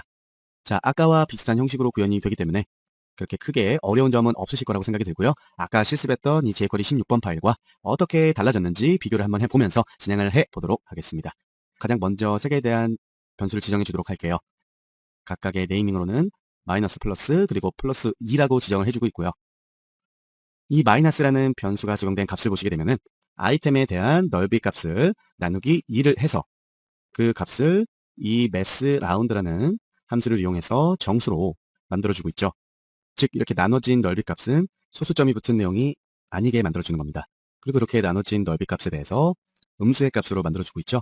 자, 이렇게 음수의 값을 만들어주었기 때문에 제가 변수명을 마이너스라고 지정을 해준 부분이고요. 자, 음수값에다가 다시 음수값을 곱하게 되면은 양수값이 되는 거 아시죠? 똑같은 숫자에다가 플러스 마이너스 기호만 바꾼 것을 우리는 플러스라고 지정을 해주고 있습니다. 그리고 이 플러스 2에는 이 상단에서 지정한 플러스의 곱하기 2한 값을 지정을 해주고 있고요. 다시 말해서 플러스의 곱하기 2한 값은 아이템의 본래 넓이가 되겠죠. 자, 이렇게 기본적인 변수를 다 지정을 하신 다음에는 아까와 마찬가지로 아이템에 대한 이치문을 설정을 해줄 겁니다. 자, 이렇게 이치문을 설정을 해주시고 각각의 아이템 요소의 이미지에 대한 src 속성 그리고 아이템 높이를 2로 나눈 값을 각각 이 이미지와 하이트라는 내용으로 저장을 해주고 있죠. 자, 그리고 다음으로는 이렇게 아이템 내부 이미지를 완전히 삭제시켜 주고요. 이번에도 역시 아이템 내부 가장 마지막 요소로 div 4개를 만들어주고 있습니다. 이 각각의 div에는 아까처럼 이렇게 일렬로 정렬되어 있는 게 아니라 이렇게 아이템에 대해서 십자가로 된 것처럼 표현될 div들입니다. 그리고 적용될 클래스 또한 보시면 아시겠지만 개별적으로 적용될 이름들이 하나씩 존재하고요. 모두 공통적으로 바라는 클래스가 존재하게 됩니다. 자, 이렇게 4개의 div를 생성해주고 그 다음에 해주었던 일이 각각 바에 대해서 CSS 메소드를 백그라운드 이미지를 넣어주는 거였죠. 자, 그래서 현재 보시는 것처럼 아까와 똑같은 형태로 각 바에 대해서 백그라운드 이미지를 삽입해 주고요. 백그라운드 이미지뿐만 아니라 백그라운드 사이즈까지 지정을 해주고 있습니다. 자, 현재까지 백그라운드 이미지와 사이즈는 지정이 되었지만 이 각각의 바에 대한 높이 값이 지정이 되지 않았기 때문에 아무것도 출력이 되지 않겠죠. 그래서 저는 바로 이렇게 첫 번째 바인 탑 레프트 속성에 대해서 먼저 지정을 해 주도록 할게요. 먼저 탑 레프트에 대한 넓이 값은 본래 넓이의 반, 그리고 높이 값은 본래 높이의 반이 되는 수치로 지정을 해주고 있습니다. 여기서 값으로 사용된 이 플러스와 하이트의 경우에는요, 각각 이 부분에서 정의가 되고 있죠. 자, 그래서 총 이미지의 4분의 1 조각 2, 이 탑 레프트에 의해서 정리가 되었습니다. 자, 세로 고침에서 한번 보시면 이런 식으로 출력이 되겠죠. 자세히 보이지는 않지만 이 텍스트 요소 뒤로 이렇게 네모나게 영역이 생성된 것을 확인할 수가 있습니다. 자, 현재는 이렇게 생성된 탑 레프트라는 div가 이 텍스트라는 요소보다 뒤쪽으로 마크업이 되었기 때문에 이런 현상이 일어나는 겁니다. 이러한 문제를 해결을 해주기 위해서 이렇게 CSS 부분에다가 바에 대해서 z 인덱스 값을 설정을 해주도록 하겠습니다. 자, 이렇게 되면 바가 텍스트보다 위로 올라오게 되겠죠. 텍스트는 보시다시피 z 인덱스 0으로 설정이 되어 있으니까요. 자, 세로 고침에서 보시면 이렇게 위쪽으로 올라온 거 확인해 보실 수가 있습니다. 자, 이렇게 z 인덱스까지 모두 값을 적어 주셨다면 이제 다음번 바에 대해서 정의를 해주셔야 되겠죠. 자, 두 번째 바인 탑 라이트입니다. 넓이와 높이 값은 같으니까 이렇게 지정을 해주시면 되고요. 대신 출력되는 위치 값은 변동을 해주셔야겠죠. 이 탑 라이트라는 div의 경우에는요, 이 부분에 출력될 내용이에요. 이 부분에 위치하게 하려면은 레프트 값을 요만큼을 주셔야겠죠. 즉, 그래서 여기서 레프트 값을 바의 넓이 값인 플러스로 주고 있습니다. 이렇게 해주셨다면 세로 고침하셨을 때 이렇게 오른쪽 상단으로 딱 맞게 출력이 될 것입니다. 자, 근데 보시다시피 같은 이미지가 출력이 되죠. 이 부분에 대한 백그라운드 포지션을 지정을 해주도록 할게요. 자, 아까 실습에서는 보시다시피 바로 이 부분에서 백그라운드 포지션을 결정을 해 주었어요. 그런데 저는 이번에는 그냥 바로 CSS 스타일에다가 주도록 할게요. 자, 이렇게 탑 라이트라는 요소가 있다면 백그라운드의 위치를 상단 오른쪽으로 지정을 해주고 있습니다. 이렇게 해주신 것만으로도 세로 고침하셨을 때 백그라운드의 상단 오른쪽이 정상적으로 출력이 되는 거 확인해 보실 수가 있죠. 자, 이런 똑같은 방법으로 바텀 레프트에 대한 정의와 바텀 라이트에 대한 정의도 한꺼번에 정의를 해 주었어요. 한 가지 달라진 점이 있다면 탑값을 줬다면 아래에서는 바텀 값으로 속성을 정의를 해주고 있죠. 이렇게 넓이와 높이 값과 위치 값을 이 CSS 메소드를 통해서 구현을 해주시고요. 백그라운드 이미지에 대한 위치 값은 이렇게 CSS로 간단히 주도록 하겠습니다. 이렇게 주신 후에 확인해 보시면 각각의 요소에 정확하게 이미지가 출력이 되는 걸 확인해 보실 수가 있습니다. 자, 그리고 이렇게까지 다 지정을 해주셨다면 다음으로 오버 이벤트를 구현을 해주실 차례죠. 자, 제가 한 번에 붙여 넣어줬어요. 오버 이벤트로 인해서 마우스를 가져다 주었을 때에는 이러한 효과가, 그리고 마우스를 뗐을 때에는 이런 효과가 일어날 수 있도록 지정을 해주고 있습니다. 자, 이렇게 오버 이벤트를 구현해 줌으로써 모두 완성이 되었고요. 이렇게 완성된 페이지에 마우스 오버를 하시면 이러한 형태로 실습이 완성이 된 거 확인을 해보실 수가 있습니다. 배울 내용은요, jQuery를 사용해서 빠르고 쉽게 브라우저 내 텍스트를 프로그래밍적으로 줌인하고 줌아웃하는 방법에 대해서 한번 알아보도록 하겠습니다. 자, 이러한 텍스트 사이즈 조절은 저희 알지오 홈페이지에서도 찾아보실 수가 있습니다. 자, 현재 저희 알지오 홈페이지로 들어왔는데요. 커리큘러 위쪽에 보시면 이러한 버튼이 하나 있죠. 뭐 이런 것들을 누르면은 글자 채도 변경이 가능하시고요. 그리고 더하기를 누르면 텍스트가 확대가 되고, 빼기 버튼을 누르게 되면 텍스트가 다시 줄어드는 이러한 프로그래밍적인 내용에 대한 실습을 이번 시간에 구현을 해보도록 하겠습니다. 자, 이번 실습은 jQuery 코드에 대한 사이즈 변경을 위주로 초점을 맞출 거기 때문에 뭐 HTML 구조라던가 CSS 스타일 같은 경우에는 아주 간단한 정도로만 지정을 해주도록 하겠습니다. 바디 내부에는 뭐 다른 틀 없이 이러한 텍스트 요소와 각각의 버튼이 될 앵커 요소만 이렇게 지정을 해 주었어요. 페이지를 통해서 구현상 확인해 보시면 아주 간단하게 이러한 텍스트로 이루어진 페이지가 나타나고 있죠. 자, 그리고 CSS는 이보다 더 간단합니다. 바디 내부에다가는 이 모든 텍스트 내용이 도듬체로 출력이 될 수 있게 만들 수 있고요. 사이즈는 13픽셀로 지정을 해주고 있습니다. 자, 현재 23픽셀은 기본 폰트 사이즈가 되겠죠. 그리고 각 A에 대한 컬러 값과 여러 가지 폰트 값, 그리고 마우스 오버했을 때의 내용 등을 지정을 해주고 있습니다. 세로 고침하시면 이렇게 텍스트들이 변경이 되었고요. 상단 여기 A 버튼들이 약간 변했죠. 자, 이렇게 지정된 상태에서 어떠한 내용으로 만들어 줄 거냐 하면 요 마이너스 버튼을 눌렀을 때는 텍스트 글씨가 작게 될 수 있도록, 그리고 반대로 이 플러스 버튼을 눌렀을 때는 텍스트 내용이 커질 수 있도록 그렇게 지정을 해 줄 거예요. 그리고 리셋 버튼을 눌렀을 때는 텍스트가 커졌건 작아졌건 현재 이 기본 폰트 있죠? 우리가 아까 13픽셀로 지정을 해 주었었는데 그 폰트로 다시 돌아오게끔 만들어 주도록 할 겁니다. 자, 그러면 이 스크립트 랩으로 들어와서 가장 먼저 민과 맥스라는 변수를 지정을 해줄 겁니다. 폰트의 미니멈, 즉 최소 폰트는 10픽셀이 되도록 만들어 줄 거고요. 맥시멈은 폰트의 최대는 16으로 지정을 해주도록 할 거예요. 그러기 위해서 이렇게 변수 두 개를 저장을 해 두고 있습니다. 그리고 다음으로는 이렇게 리셋이라는 변수를 하나 지정을 해주고 있습니다. 현재 지정된 P 요소에 폰트 사이즈를 반환을 하고 있죠. 현재 폰트 사이즈가 반환되는 내용은 바로 이 부분이 되겠습니다. 자, 그리고 다음으로는 이렇게 엘리먼트의 약자를 따서 폰트 사이즈를 적용받을 요소, P 요소에 대해서 이렇게 간단하게 정의를 해 주었어요. 그리고 마지막 변수로 사이즈라는 값을 저장을 해줄 거예요. 자, 그런데 여기 보시는 string replace라는 메소드는 자바스크립트 내부에 존재하는 그런 함수가 아닙니다. 우리가 직접 지정을 해준 사용자 정의 함수가 되겠죠. 그래서 우리는 여기서 사용된 이 함수를 정의를 해주기 위해서 이 부분에다가 이렇게 함수에 대한 정의를 내려주고 있습니다. string replace라는 함수를 정의를 해두었고요. 내부에 3개의 인자가 사용이 되도록 만들어주고 있죠. 그리고 아래 내용을 한번 보시면 아시겠지만 a, b라는 변수를 하나 만들어주고 있고요. 그 a, b에는 이러한 내용을 저장을 하고 있습니다. 자, 이 부분에서 타겟으로 사용된 내용에서 이 a 요소를 스프릿, 즉 잘라주고 있죠. A 요소를 잘라준 타겟 요소를 이 a, b라는 변수에 저장을 하고 있고요. 밑에서 a, b를 반환을 하고 있죠. 그리고 그 a, b와 우리가 이 부분에서 b로 지정을 해준 내용이 조인 시켜서 반환을 해주고 있는 겁니다. 즉 이렇게 해서 만들어진 이 string replace라는 함수는 총 3개의 인자값을 갖게 되고요. 이 첫 번째는 대상 문자, 그리고 이 두 번째 인수로는 치환할 문자, 그리고 이 세 번째 인수는 대체될 문자, 이러한 형식으로 나열이 되게 됩니다. 자, 그래서 이렇게 만들어진 string replace라는 사용자 정의 함수를요, 이 부분에서 사용을 해주고 있죠. 치환 대상 문자인 reset입니다. reset은 아까 말씀드렸다시피 여기서는 13픽셀이라는 문자를 가져오고 있고요. 그 부분에서 픽셀이라는 문자를 빈 문자 열로 대체를 시켜주고 있죠. 그러면 이 사이즈에서 저장되는 값을 13픽셀이 아닌 13이라는 숫자가 될 겁니다. 자, 이렇게 해서 사이즈라는 변수까지 완성이 되었고요. 총 5개의 내용을 만들어 주었습니다. 자, 이렇게 기본적인 정의가 다 끝나셨다면 다음으로 이렇게 붙여 넣어 주십시오. 가장 먼저 플러스 버튼에 대해서 클릭 이벤트를 설정해 주는 겁니다. 플러스 같은 경우에는 바로 이 부분이 되겠죠. 이 부분을 클릭했을 때 글자가 커지게 만들어 주어야 합니다. 내부에 이렇게 붙여 넣어 주도록 하겠습니다. 여기서는 if문 부족건문을 사용했죠.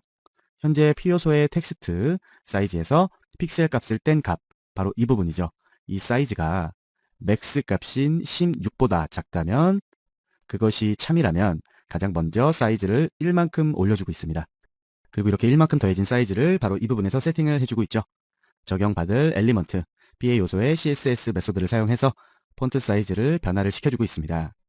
자, 이렇게 해줌으로써 이 사이즈 값이 맥스 값인 16보다 작을 때는 이렇게 사이즈를 1만큼씩 늘려줄 수가 있습니다. 이 플러스라는 클릭 버튼을 통해서 말이죠. 그리고 가장 중요한 한 가지 빼먹으시면 안 되겠죠? 이 플러스라는 버튼은 A 요소로 이루어져 있기 때문에 A 요소의 기본 성격을 막기 위한 이 return pulse 값 절대 잊으시면 안 되겠습니다.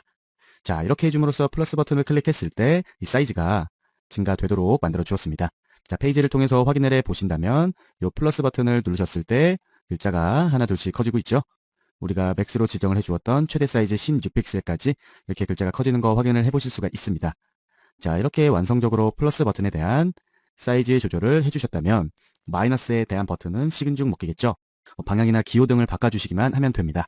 자, 마이너스 버튼을 클릭했을 때 경우에는 사이즈가 작아져야 되겠죠.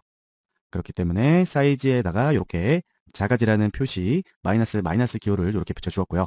어떨 때 이렇게 작아지느냐 조건을 살펴보시면 사이즈가 민값보다 클 때를 전제로 하고 있죠. 이렇게 해줌으로써 폰트 사이즈가 우리가 민으로 지정을 해줬던 10보다 클 때에는 무조건 이렇게 사이즈가 작아질 수 있도록 세팅을 해주고 있습니다. 마찬가지로 이 부분도 리턴 펄스 값 사용을 해주었고요. 자, 마이너스까지 완성이 되었다면 한번 확인을 해보도록 할까요? 가장 기본 글씨체인 13픽셀입니다. 한번 눌렀을 때 12, 또 한 번 눌렀을 땐 11, 그리고 한 번 더 누르면 민값인 10픽셀까지 이렇게 최소 크기까지 작아지는 것을 확인해 보실 수가 있습니다. 이런 상태에서 다시 우리가 아까 지정해 주었던 이 플러스 버튼 클릭을 해 보시면 글씨가 다시 커지는 거 확인해 보실 수가 있죠. 줄였다가 키웠다가 이렇게 두 버튼에 대해서 지정을 해 주었습니다. 자, 이렇게 두 버튼에 대해서 완성을 해 주셨다면 그 다음으로는 리셋 버튼에 대해서 만들어 줄 차례입니다. 자, 리셋 버튼은 요 가운데에 요 버튼을 얘기하는 거죠. 자, 이 리셋 버튼을 클릭을 했을 때에는 우리가 처음으로 지정을 해 주었던 그 폰트 사이즈 13픽셀 있었죠? 그 사이즈로 다시 되돌아올 수 있도록 만들어 주려고 합니다. 그래서 이 리셋 버튼을 클릭했을 때에는 적용받는 P 요소의 폰트 사이즈가 우리가 이 윗부분에서 지정을 해주었던 이 리셋이라는 크기로 지정될 수 있도록 이렇게 지정을 해주고 있습니다. 어렵지 않죠? 자, 이렇게까지 지정을 해주셨다면 모든 버튼에 대한 내용이 끝이 났습니다. 한번 그 결과값을 실행시켜 보도록 할까요? 이렇게 초기 페이지로 돌아와서 글씨를 키우는 것도 자유자재로, 그리고 줄이는 것 역시 자유자재로 해주실 수가 있습니다. 그리고 리셋 버튼을 통해서 초기 화면 텍스트 사이즈 그대로 변경 또한 가능하고요. 자, 이런 식으로 아주 간단하게 jQuery 코드를 이용해서 폰트 사이즈를 프로그래밍적으로 변경하는 법 함께 실습을 해보았습니다. 이번 실습은 jQuery 17-2번입니다. 이번에는 조금 배너나 뭐 이런 이미지 등에 활용을 할 수 있는 디자인적인 내용을 진행을 해보도록 할게요. 우선 이번 실습을 진행하기 위해서는 두 가지의 이미지가 필요합니다. 자, 그래서 현재 저는 이렇게 이미지라는 폴더 안에서 우리가 그동안 사용했던 이미지들이 쭉 있잖아요. 그 부분에서 바로 이 부분, 요 엑스마스라고 지정을 해준 이 이미지 부분을 약간 변형시켜서 이렇게 만들어 뒀습니다. 여러분은 여러분이 원하는 사진 준비를 해주시면 되겠습니다. 자, 가장 먼저 바디 내부에다가 HTML에 대한 내용을 이렇게 주도록 할게요. 자, 보시면 아시겠지만 이렇게 전체적인 내용을 페이드라는 div로 묶어주고 있고요. 그 내부에 바로 아래 자식 요소로 div와 이미지가 각각 존재하고 있죠. 그리고 이 div의 아래 자식에는 또 이렇게 하나의 이미지가 더 들어가 있습니다. 보시면 아시겠지만 이 상단에서 사용된 이 이미지와 div 내부에서 사용된 이 이미지가 각각 다른 이미지인 거 확인을 해보실 수가 있죠. 자, 이렇게 지정을 해 두셨다면은 아마 이렇게 이미지 두 개가 출력되는 형태로 보이실 겁니다. 요 아래 컬러풀하게 보이는 내용이 우리가 바로 여기 div 내부에 지정해 준 바로 이 부분이 되겠죠. 자, 이렇게 지정을 해주셨다면 스타일을 주실 차례죠. 우리가 한 번에 붙여 넣어줬어요. 별로 보실 건 없고요. 뭐 기본적인 사항들이니까 한번 살펴보시면 될 것 같습니다. 자, 그리고 다음으로는 이렇게 전체적인 이 div, 이 paid라는 div에 대해서 이렇게 절대값과 위치값을 지정을 해주고 있습니다. 자, 이렇게 위치값을 지정을 해주셨으니까 이렇게 세로 고침해 보시면 이동을 하는 거 확인해 보실 수가 있을 겁니다. 자, 그리고 이러한 상태에서 paid 내부의 div 이렇게요. 바로 이 부분이 되겠죠. 페이드 내부의 div에 대해서 약간의 CSS 스타일을 적용을 해주자면은 이렇게 위치값이 이 이미지와 딱 붙을 수 있도록 이렇게 주고 있습니다. 자, 이렇게 해주신 다음 세로 고침을 해주시면 위치값이 똑같이 겹치기 때문에 나중에 선언된 색깔 있는 사진이 위로 올라오게 되겠죠. 자, 이렇게까지 지정을 해주신 다음에 가장 중요한 디스플레이 놈값을 이렇게 한번 주도록 할게요. 디스플레이 놈값으로 주시면은 이 색깔이 있는 컬러풀한 이미지가 사라지겠죠. 자, 이렇게 해서 우선적으로 이 컬러풀한 이미지를 숨겨주고 jQuery 코드를 구현해 주도록 하겠습니다. 자, 코드 구현에 대한 부분은 크게 어렵지가 않아요. 우리가 배웠던 뭐 오버 이벤트라던가 페이드 인, 페이드 아웃 함수 뭐 그러한 것들을 사용해서 조금 디자인적인 면을 꾸며주기 위해서 그러한 목적으로 코드를 구현을 해 주실 겁니다. 자, 가장 먼저 이렇게 아까 말씀드렸던 오버 이벤트죠. 오버 이벤트를 구현을 해 주도록 할게요. 그 오버 이벤트를 어디에 페이드라는 요소를 찾아서 이렇게 오버 이벤트로 연결을 해주고 있어요. 그리고 이렇게 내용이 구현되었을 때 가장 먼저 paid라는 변수를 설정을 해주고 있습니다. 자, 이 부분에서 paid라는 변수에 저장되는 값을 자식 요소로서의 div, 즉 부모 요소로서의 div가 아닌 요 자식 요소로서의 div가 되겠죠. 자, 이 부분이 paid라는 변수로 저장이 되는 겁니다. 자, 이렇게 우리가 디스플레이 놈값으로 지정을 해주었던 div를 paid라는 변수에 저장을 해주고 있고요. 그 다음으로 직접적인 동작을 구현할 코드를 구현해 주어야겠죠. 자, 이렇게 if와 else문을 붙여 넣어 봤습니다. 보시게 되면은 paid라는 요소에다가 마우스 오버를 했을 때 만약에 그 paid 요소가 animated, 즉 움직이고 있다면 그 움직임을 즉시 스탑시켜 주고요. paid2 함수를 사용해서 투명도를 1로 변경을 하게 됩니다. 투명도를 1로 변경한다는 것은 완전한 반투명 상태를 말하는 거죠. 그리고 이 paid라는 요소가 animated 되고 있지 않다면 paidin 함수를 스탑 메소드 없이 바로 paidin 함수로 나타내어 주고 있습니다. 즉 이렇게 함으로써 우리가 아까 여기서 디스플레이 놈값으로 지정을 해 주어서 숨겨있던 이 div가 마우스 오버를 했을 때 다시 paidin 함수로 출력이 되게 되는 거죠. 자, 한번 마우스 오버를 해보도록 할게요. 마우스 오버를 했더니 이렇게 색상이 나타났죠. 다시 한번 볼까요? 자, 이런 상태에서 이렇게 마우스를 가져다 대니까 이렇게 색상이 입혀진 듯하게 이미지가 나타나고 있습니다. 자, 이렇게 마우스를 댔을 때 실행시켜줄 행동을 정의를 해 주었다면요. 이번에는 마우스를 뗐을 때 실행시켜줄 함수를 정의를 시켜줘야겠죠. 이번에도 위에서와 마찬가지로 paid라는 변수를 만들어주고 있고요. 이렇게 위와 똑같이 if문과 else문을 사용해서 함수를 정의시켜주고 있습니다. 다만 달라진 것은 바로 이 부분이 되겠죠. 그렇죠? 이번에는 이미지를 다시 사라지게 만들어줘야 되니까 fade out 함수를 사용하는 것이 맞겠고요. 이 fade out 같은 경우에는 조금 천천히 없애줄 수 있도록 3초, 즉 3천만큼의 값을 주고 있습니다. 그리고 여기서도 역시 fade 요소가 animated, 즉 움직이고 있다면 즉시 스탑될 수 있도록 스탑 메소드를 함께 사용을 해주었습니다. 자, 결과를 한번 볼까요?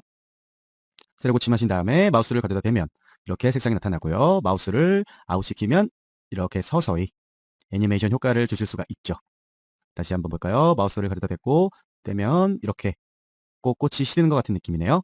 자, 이러한 형태로 만들어 주실 수가 있습니다. 그리고 우리가 아까 이 부분에서 스탑이라는 애니메이트를 넣어줬기 때문에 이렇게 이미지가 페이드 아웃 되는 순간에도 마우스를 다시 가져다 대면은 밝아지는 거 확인하실 수가 있죠. 애니메이션이 즉각 멈추고요. 자, 이러한 식으로 여러 개의 이미지를 사용을 하고 거기에다가 페이드 인과 페이드 아웃 함수를 결합시켜서 조금 더 페이지에 이런 역동성을 불어넣어줄 수 있는 내용을 만들어 보았습니다. jQuery 17-3번 파일입니다. 자, 이번 시간에는 메뉴를 하나 만들어 볼 거예요. 기존에 우리가 만들었던 메뉴들 보면 뭐 마우스 오버했을 때 색상이 변한다든가 뭐 이러한 메뉴, 즉 정적인 메뉴를 좀 만들어 봤었는데요. 이번에는 마우스 오버를 했을 때 동적인 움직임을 줄 수 있는 그런 플로팅 되는 메뉴를 만들어 보도록 하겠습니다. 자, 가장 먼저 바디 내부에다가 이렇게 붙여 넣어 줄게요. 메뉴를 만들기 위한 UL 요소와 LI 요소들을 나열을 해주고 있죠. 그리고 그 각각의 LI 요소 내부에는 이렇게 A 링크를 만들어주고 있습니다. 자, 세로 고침해서 한번 확인해 보시면 이렇게 리스트가 만들어진 거 확인해 보실 수가 있겠고요. 이제 그 리스트들에다가 약간의 모양을 설정을 한번 해보도록 할게요. 가장 먼저 이 전체적인 메뉴에 대해서 이렇게 마커 목록들을 없애주도록 하겠고요. 다음으로는 이렇게 넓이와 높이 값을 조금 주도록 하겠습니다. 자, 세로 고침해서 한번 보시면 아직까지는 뭐 별 다른 변화가 없죠. 그리고 다음으로는 이렇게 패딩을 모두 삭제시켜 주고요. 마진형 오토값으로 중앙 정렬을 만들어 주도록 하겠습니다. 자, 현재 우리 눈에 보이지는 않지만 이렇게 넓이 500 값이 있기 때문에 이렇게 왼쪽으로 좀 치우친 상태로 보이는 거고요. 자, 다음으로는 LI에 대해서 정의를 해보도록 할게요. 이렇게 각각의 LI 요소에다가 플러트 레프트 값을 줘서 가로 정렬을 만들어주고 있죠. 이렇게 가로 정렬로 만들어진 거 확인을 해보실 수가 있습니다. 이렇게 지정된 LI 값에다가 이렇게 넓이와 높이 값, 그리고 서로서로 관계를 유지할 수 있도록 포지션 렐러티브 값을 주고 있죠. 자, 이렇게 했을 때 이렇게 사이사이가 멀어지고 넓이와 높이가 생성되는 거 확인해 보실 수가 있습니다. 자, 그리고 그 다음으로 이렇게 메뉴에 li에 a, 바로 이 부분이 되겠죠. li에 a가 있다면 이렇게 포지션 앱솔루트 절대값을 사용을 하시고 탑값으로 인해서 위치를 잡아주도록 하겠습니다. 그래서 이렇게 상단에서 20만큼 떨어진 위치로 자리가 잡혀 있죠. 물론 상단이라면 이 브라우저 상단을 말하는 게 아니라 UL 내부의 상단을 말하는 거죠. 자, 그리고 다음으로 여기 A 내부에 이렇게 백그라운드 이미지를 삽입해 줄 거예요. 여러분들께 보여드리기 위한 실습 과정이기 때문에 우리가 그동안 사용했던 이 i주 버튼이라는 JPG 파일을 불러오고 있고요. 여러분은 각각 만들고픈 예쁜 버튼 모양 만들어서 사용을 해주시면 되겠습니다. 이러한 상태에서 이렇게 내용을 확인해 보면 이렇게 좀 어설프게나마 백그라운드 출력이 되고 있습니다. 자, 이 부분은 우리가 높이와 넓이 값을 설정을 안 해주었기 때문에 이렇게 나오는 겁니다. 즉, 그 부분을 변경시켜주기 위해서 넓이와 높이 값, 그리고 디스플레이 블럭 처리를 해주고 있습니다. 세로 고침하시면 이렇게 정상적으로 화면이 보이게 되죠. 자, 그리고 네모에 있는 텍스트들이 조금 거슬립니다. 이 텍스트를 사용을 없애주기 위해서 많이 사용하는 편법인 이렇게 텍스트 인덴트 값을 이렇게 좀 많이 주겠습니다. 그리고 이렇게 포지션 렐러티브 값을 다시 한번 주셔서 이 부분에서는 위치 값을 잡는 용도로 이 부분에서는 li 요소가 서로의 영역을 침범하지 않을 수 있도록 각각 이렇게 두 번 정리를 해 주겠습니다. 자, 세로 고침해서 보시면 내부 텍스트가 어디론가 멀리 가버린 거 확인이 되시죠? 자, 이렇게 지정이 되어 있는 기본 메뉴 상태에서 역동적인 움직임을 포함해 줄 수 있는 그런 jQuery 코드를 만들어 주도록 하겠습니다. 자, 가장 먼저 스크립트 내부의 기본 설정으로 탑이라는 변수를 하나 만들어 주도록 할게요. 현재 이 탑이라는 변수에는 이와 같은 내용들이 지정되어 있겠죠. 메뉴 내부 li 내부 a 요소의 탑 값을 불러오고 있습니다. 조금 올려서 보시면은 li 내부의 a 요소에다가 우리가 탑이라는 값을 20픽셀만큼 지정을 해주었어요. 그러므로 이 부분에서도 20픽셀만큼의 값이 저장이 되고 있겠죠. 자, 이렇게 해서 우리가 지정해 주었던 탑 20이라는 내용을 저장을 해주고 있습니다. 자, 그리고 현재 이렇게 메뉴들이 일자로 분포되어 있는데요. 이 부분에 약간 변화를 주어서 만들어 보도록 할게요. 이렇게 붙여 넣어 주도록 하겠습니다. 이 부분은 아직 제가 셀렉터만 붙여 넣어둔 상태입니다. selected라는 li를 가진 요소에 내부에 a 자식 요소를 불러오고 있죠. 바로 이 부분이 되겠습니다. 이렇게 불러온 부분에다가 이렇게 스탑 메소드와 함께 애니메이트 함수를 구현을 해 주었습니다. 우리가 탑값을 20만큼 주었었는데요. 여기서는 탑값이 0으로 되돌아가게끔 만들어주고 있고요. 그 애니메이션의 이지 효과로 이렇게 isOut 쿼드라는 값을 주고 있습니다. 지난 시간에 배웠듯이 이 부분은 jQuery의 코어 파일을 불러와서 라이브러리로 사용을 해야겠죠. 그렇기 때문에 상단으로 올라가셔서 이 부분에다가 이렇게 스크립트 하나를 더 추가를 해주도록 하겠습니다. 이렇게 추가를 해주셔서 이 라이브러리를 참조를 하게 되면은 요거에 해당하는 내용이 효과로 출력이 될 수 있겠죠. 자, 이렇게 해줌으로써 페이지가 구현이 될 때 이 selected 세 번째 메뉴죠. 이 세 번째 메뉴에다가 애니메이션을 구현을 해주고 있습니다. 자, 세로 고침해서 한번 확인을 해보시면 이렇게 페이지가 세로 고침되는 순간 이렇게 이미지가 떠오르게 되죠. 자, 이러한 상태를 기본 상태로 구현을 해주고요. 이제부터 마우스 오버 효과를 구현을 해보도록 할게요. 자, 이 아래에다가 이렇게 붙여 넣어 주도록 할게요. 메뉴 내부에 이 4개의 li들에 대해서 오버 이벤트를 구현을 해주고 있어요. 이 오버 이벤트는 아주 지긋지긋하시죠? 이 오버 이벤트 같은 경우에는 2개의 함수를 지정을 해주는 거 다들 아실 테고요. 가장 첫 번째 함수에다가 이렇게 내용을 붙여 넣어 주도록 하겠습니다. 자, li에 마우스 오버를 했을 때 실행될 결과값이죠. 저 어떤 결과를 가져오느냐? 실제 마우스가 오버된 li 값들 중에 그 내부에 a 요소를 불러와서 스탑 메소드와 애니메이트 메소드를 동시에 주고 있죠. 어떠한 애니메이트냐? 탑값을 0으로 만들어주고 있습니다. 이 부분과 일맥상통하겠죠. 자, 이렇게 함으로써 마우스가 오버되었을 때 부드러운 효과를 내면서 메뉴 요소가 위로 떠오르게 됩니다. 자, 한번 확인해 볼까요? 세로 고침하신 다음에 이렇게 메뉴에 마우스를 가져다 대면은 이미지가 이렇게 둥실 떠오르게 되죠.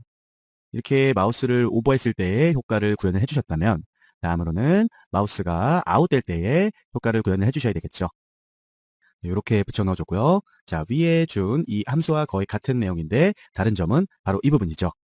탑값을 우리가 기존에 이렇게 저장했던 20만큼의 위치로 다시 돌려놓고 있습니다.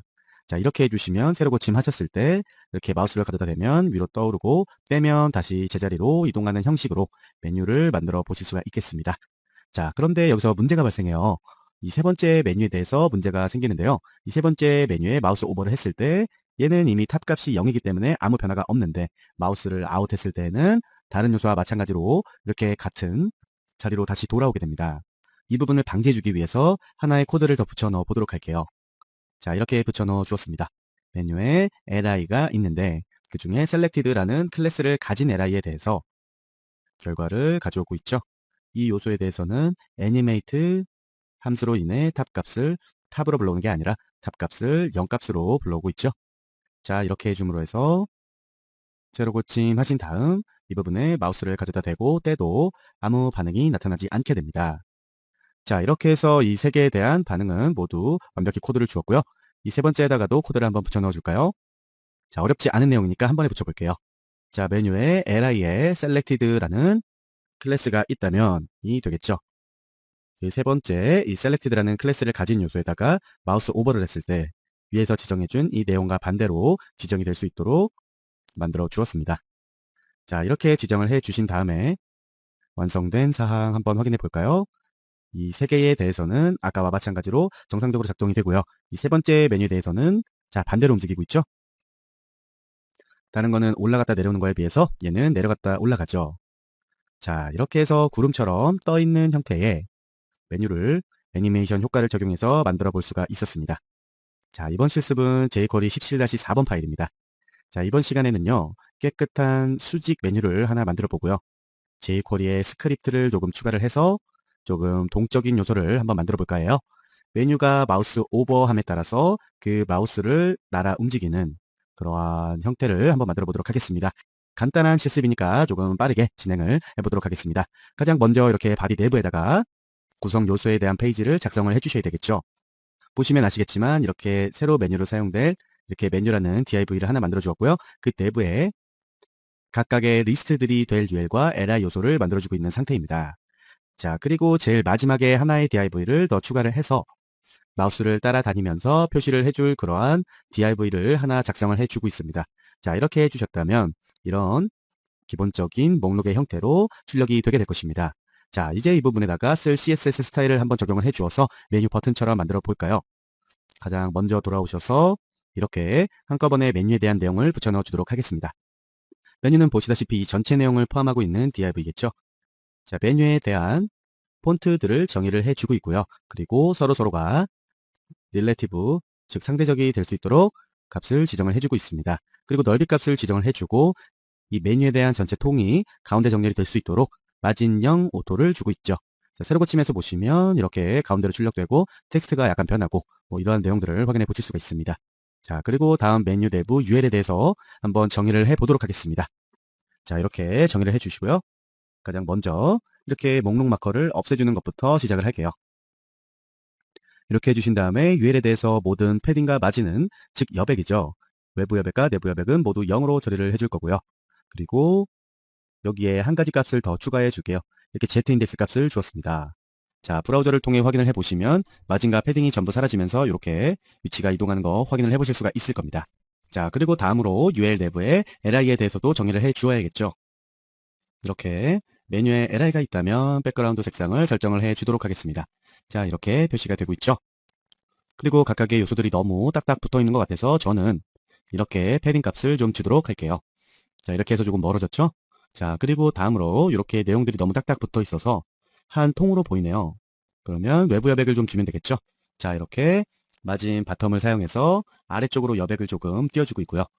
제가 아까 말씀드렸다시피 버튼을 만드는 거기 때문에 해당 요소에 커서를 가져다 대면 이렇게 마우스 모양이 바뀔 수 있도록 만들어주고 있습니다.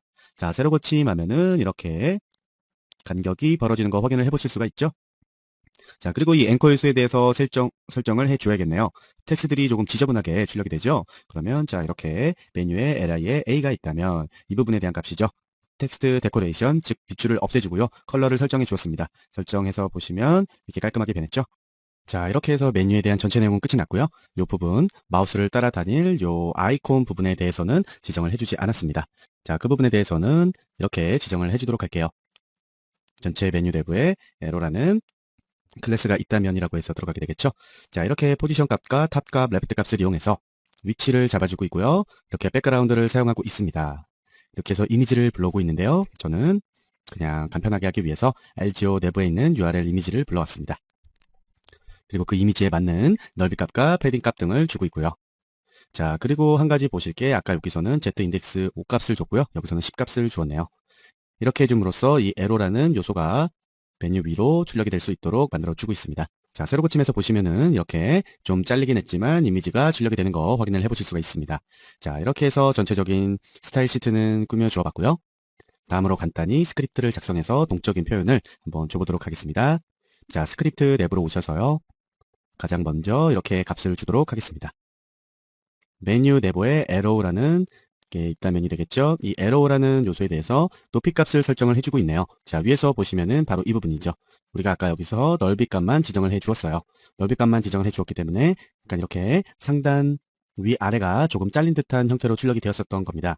그래서 이 부분에서 아까 미처 지정을 해주지 않았던 하이트 값을 지정을 해주고 있습니다. 그리고 arrow의 하이트 값으로는 메뉴의 li 값에 높이 값을 가져오고 있죠. 자, 이렇게 높이를 설정을 해주셨다면은 이렇게 정상적으로 아이콘이 전부 출력이 되어야 할 것입니다. 그리고 다음으로는 변수를 하나 지정을 해볼게요. 탑이라는 내용을 만들어주고 있죠. selected라는 클래스를 가진 요소의 상단에 대한 포지션 값을 불러오고 있습니다. 이 포지션 메소드 같은 경우에는요. 우리가 이전에 몇 번 실습을 했었던 offset 메소드와는 비슷한 기능을 가지고 있다고 할 수 있습니다. offset 역시 위치를 불러올 수가 있는 그런 기능을 가졌었죠. 자, 다른 점이라는 offset 같은 경우에는요. 요 브라우저 상단에서의 이 거리 값을 가져오게 되고요. 우리가 방금 사용했던 포지션 메소드 같은 경우에는 바로 위에 존재하는 부모 요소를 기준으로 한 상대적인 좌표값을 가져오게 됩니다. 즉 여기서 보시면은 selected라는 클래스가 적용된 메뉴는 이 세 번째 메뉴였어요.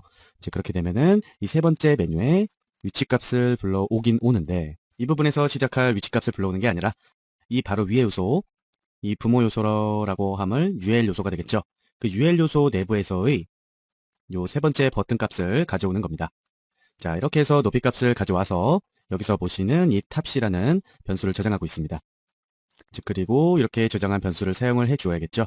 이렇게 불러온 탑 값을 애니메이트 함수를 이용해서 이 에러우 요소의 위치를 이동을 시켜주고 있습니다.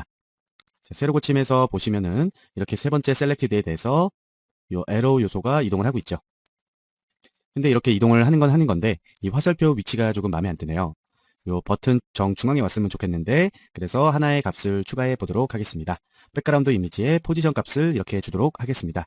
이렇게 주시면은 세로 고침하셨을 때 이렇게 정 가운데로 배치를 하게 되죠. 여러분은 무조건 0 그리고 7픽셀로 주시면 안 되고요. 이 버튼 크기라든가 그런 것들 고려하셔서 본인 사이즈에 맞게 지정을 해주셔야 될 거예요. 이렇게 해서 초기 값이 설정이 됐고요. 그 다음에는 각각의 버튼 요소에 마우스 오버를 했을 때 이 에로 요소가 이동을 할 수 있도록 지정을 해주도록 할게요. 자, 제가 이렇게 한 번에 붙여넣어 봤습니다. 메뉴 내부의 li에 대해서 오버 이벤트를 적용을 해주고 있죠. 즉 오버를 했을 때 역시 똑같은 변수를 만들어주고 있습니다. 자, 이 부분의 내용과 똑같죠? 셀렉터만 바뀌었을 뿐이고요. 이렇게 현재 오버된 li의 위치값을 구해와서 그 위치값을 애니메이트 메소드로 적용시켜주고 있는 겁니다. 자, 이렇게 마우스 오버 했을 때의 내용을 지정을 해주셨다면 페이지를 통해서 이러한 결과물을 확인을 해보실 수가 있을 거예요. 이렇게 오버한 것에 대해서 오른쪽 이미지가 이동이 되고 있죠. 자, 그리고 메뉴에 마우스를 오버했다는 것에 조금 더 시각적인 효과를 주기 위해서 하나의 코드를 더 작성을 해보도록 할게요. 이렇게 add 클래스 값을 주었는데요. 오버된 li에 대해서 클래스 값을 추가를 해주고 있어요. 그리고 아래에는 마찬가지로 이렇게 삭제를 시켜주고 있죠. 마우스를 뗐을 때에는요. 이렇게 클래스를 추가를 해주셨으니까 이렇게 상단 부분에 스타일을 적용을 해 주어야겠네요. 자, 이렇게 내용을 붙여넣어 주도록 하겠습니다. 메뉴에 li에 오버를 했을 때, 즉 오버라는 클래스가 붙었을 때는 백그라운드 색상을 조금 변화시켜주고 있고요.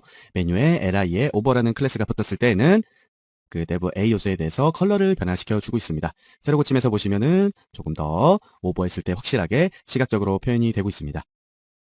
jQuery 강의를 시작하겠습니다. 자, 이번 시간에 실습할 실습 파일은 jQuery 18번 파일입니다. 자, 이번 시간에 우리는 아주 긴 새로운 메뉴에 대해서 마우스 이동과 함께 자동적으로 스크롤이 적용되는 그런 스크롤 메뉴를 만들어 볼 겁니다. 자, 실습을 진행하기 전에 먼저 완성작부터 확인을 해보고 내용을 확인해 보도록 하겠습니다. 자, 현재 보시는 이 페이지가 이번 실습에서 진행하게 될 내용의 완성본입니다. 자, 현재 그냥 이렇게 보실 때는 오른쪽으로 정렬된 일반적인 메뉴처럼 보이지만 이 메뉴에다가 이렇게 마우스를 가져다 대면은 자동적으로 메뉴가 이동하면서 스크롤되고 있죠. 자, 현재 이렇게 스크롤을 해서 보시면 아시겠지만 메뉴들이 굉장히 깁니다. 그런데 이렇게 긴 메뉴의 내용들을 그냥 아무 꾸밈 없이 페이지에 꾸며 주신다면은 매우 페이지가 길어야지 이 내용을 다 수용할 수가 있겠죠. 자, 그럴 때 여기서 여기까지 이렇게 출력되는 범위를 잡아주고요. 이렇게 마우스 이동에 따라서 이렇게 긴 메뉴들이 스크롤될 수 있는 그런 스크롤 메뉴를 만들어 보는 것이 바로 이번 실습의 목적입니다. 이렇게 실제로 구현되는 스크롤 메뉴를 보니까 훨씬 더 적은 높이 값의 다채로운 메뉴들을 사용해서 이런 메뉴가 구현되고 있는 거 확인을 해보실 수가 있죠. 자, 저렇게 스크롤이 가능한 메뉴를 만들어 주려면 가장 먼저 이 바디 내부에다가 요소부터 지정을 해 주어야겠죠. 자, 그래서 제가 이렇게 길게 붙여 넣어 봤습니다. 자, 가장 먼저 보이시는 게 이 H2 요소 제목을 먼저 지정을 해 주었고요.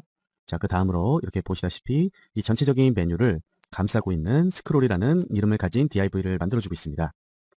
그리고 그 내부에는 전체 통이 될 이 UL 요소를 이렇게 id를 메뉴라고 해서 지정을 해 두고 있죠. 그리고 이러한 메뉴 내부에 각각의 리스트들이 될 이 li 요소들이 배치가 되고 있습니다.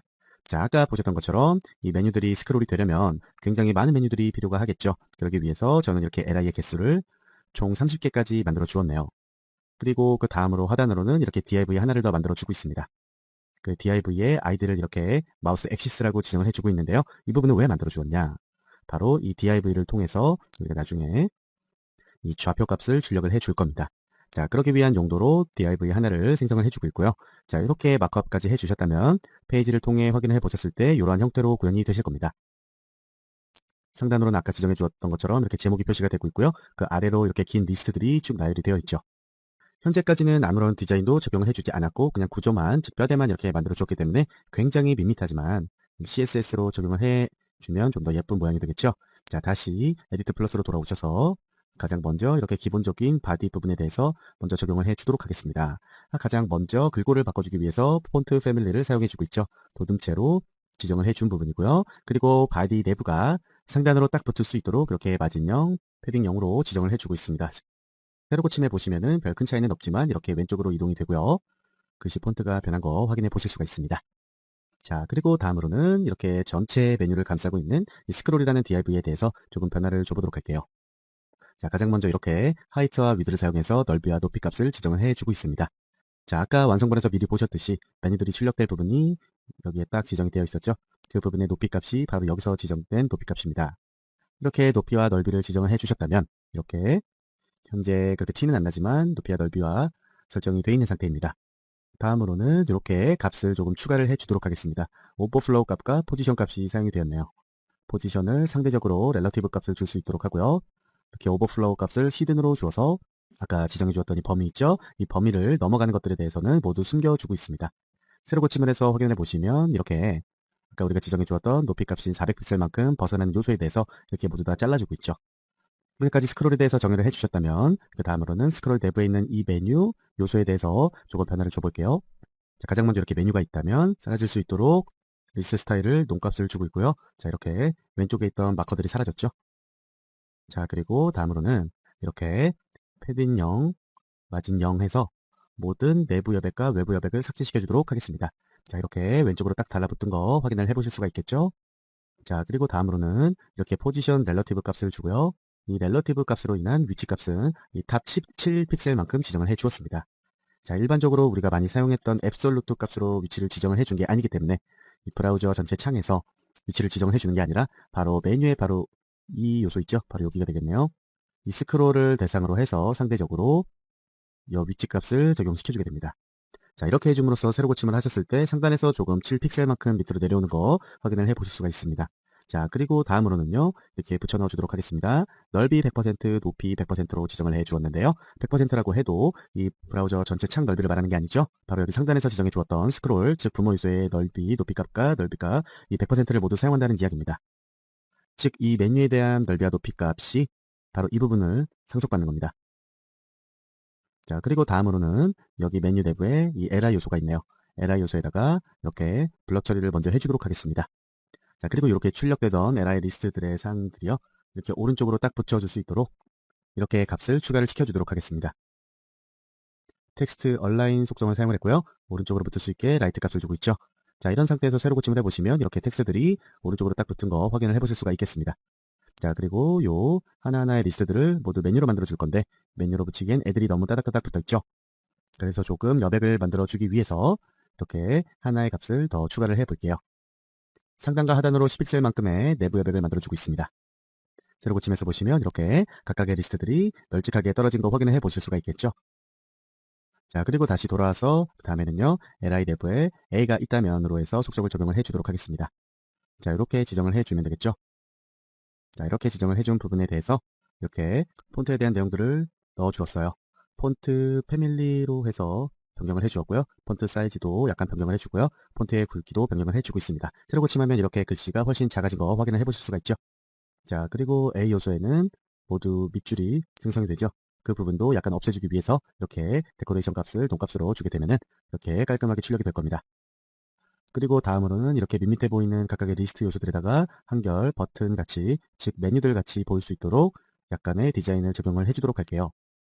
자, 이렇게 백그라운드 컬러와 텍스트 컬러를 지정을 해 주시면 됩니다. 세로 고침하시면 이렇게 텍스트 컬러와 백그라운드 색상이 적용된 거 확인을 해보실 수가 있죠. 자, 그런데 이렇게 백그라운드 컬러와 텍스트 컬러를 지정을 해 주었는데도 불구하고 약간 아직 버튼의 모양이 나타나고 있지 않고 있네요. 너무 백그라운드가 텍스트에 딱 붙어 있죠. 그 부분을 보완을 해주기 위해서 이렇게 하나의 값을 더 추가를 해주도록 할게요. 이렇게 내부 여백을 주고 확인을 해봤더니 이렇게 훨씬 버튼다운 각각의 메뉴들이 만들어지었죠.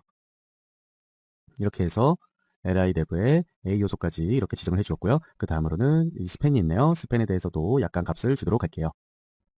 자, 이렇게 컬러감만 단순히 변경을 해주었고요. 새로 고침하시면 이렇게 오른쪽에 있는 스팬 요소들이 색상이 변한 거 확인을 해 보실 수가 있겠습니다.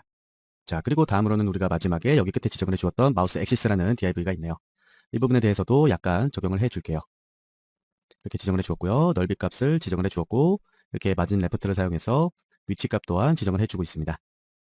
그리고 출력되는 컬러는 이렇게 999의 색상 회색으로 출력이 되게 만들어주고 있고요. 현재는 이렇게 보시다시피 이 내부에 아무 텍스트들이 존재하지 않고 빈 DIV예요. 그렇기 때문에 현재까지는 이 내용이 적용된 그 모습 확인해 보실 수가 없고요. 나중에 우리가 자바스크립트를 통해서 구현을 해 주었을 때에 비로소 확인을 해 보실 수가 있을 겁니다. 자, 새로 고침하시면 역시 안 나오죠. 우선은 이렇게까지 지정을 해 줌으로써 모든 메뉴에 대한 스타일 적용이 끝이 났습니다. 이렇게 만들어진 메뉴를 가지고 아까 보셨던 것처럼 마우스 이동에 따라서 스크롤 될 수 있는 그러한 메뉴를 만들어 보기 위해서 jQuery 코드를 구현을 해 보도록 하겠습니다. 자, 이렇게 에디트 플러스로 돌아와서요. 우리가 jQuery 코드를 구현해 줄 때 가장 먼저 했었던 이 기본사항, 즉 변수들을 만들어 주도록 할게요. 자, 이렇게 패딩 레프트 그리고 패딩 라이트에 대한 내용들을 이렇게 각각 지정을 해주고 있죠. 자, 각각의 이러한 변수에 적용된 내용으로는 메뉴 내부의 li a 요소에 css를 적용된 이 패딩 레프트 값을 불러오고 있습니다. 즉, 메뉴 내부 li 내부 a 요소 우리가 이 부분에서 css를 적용을 해 주었었어요. 그리고 패딩 값을 이렇게 해주고 있었죠. 자, 여기서 사용된 패딩의 레프트 값과 패딩의 라이트 값을 아까 그 두 변수에 각각 저장을 하고 있는 겁니다.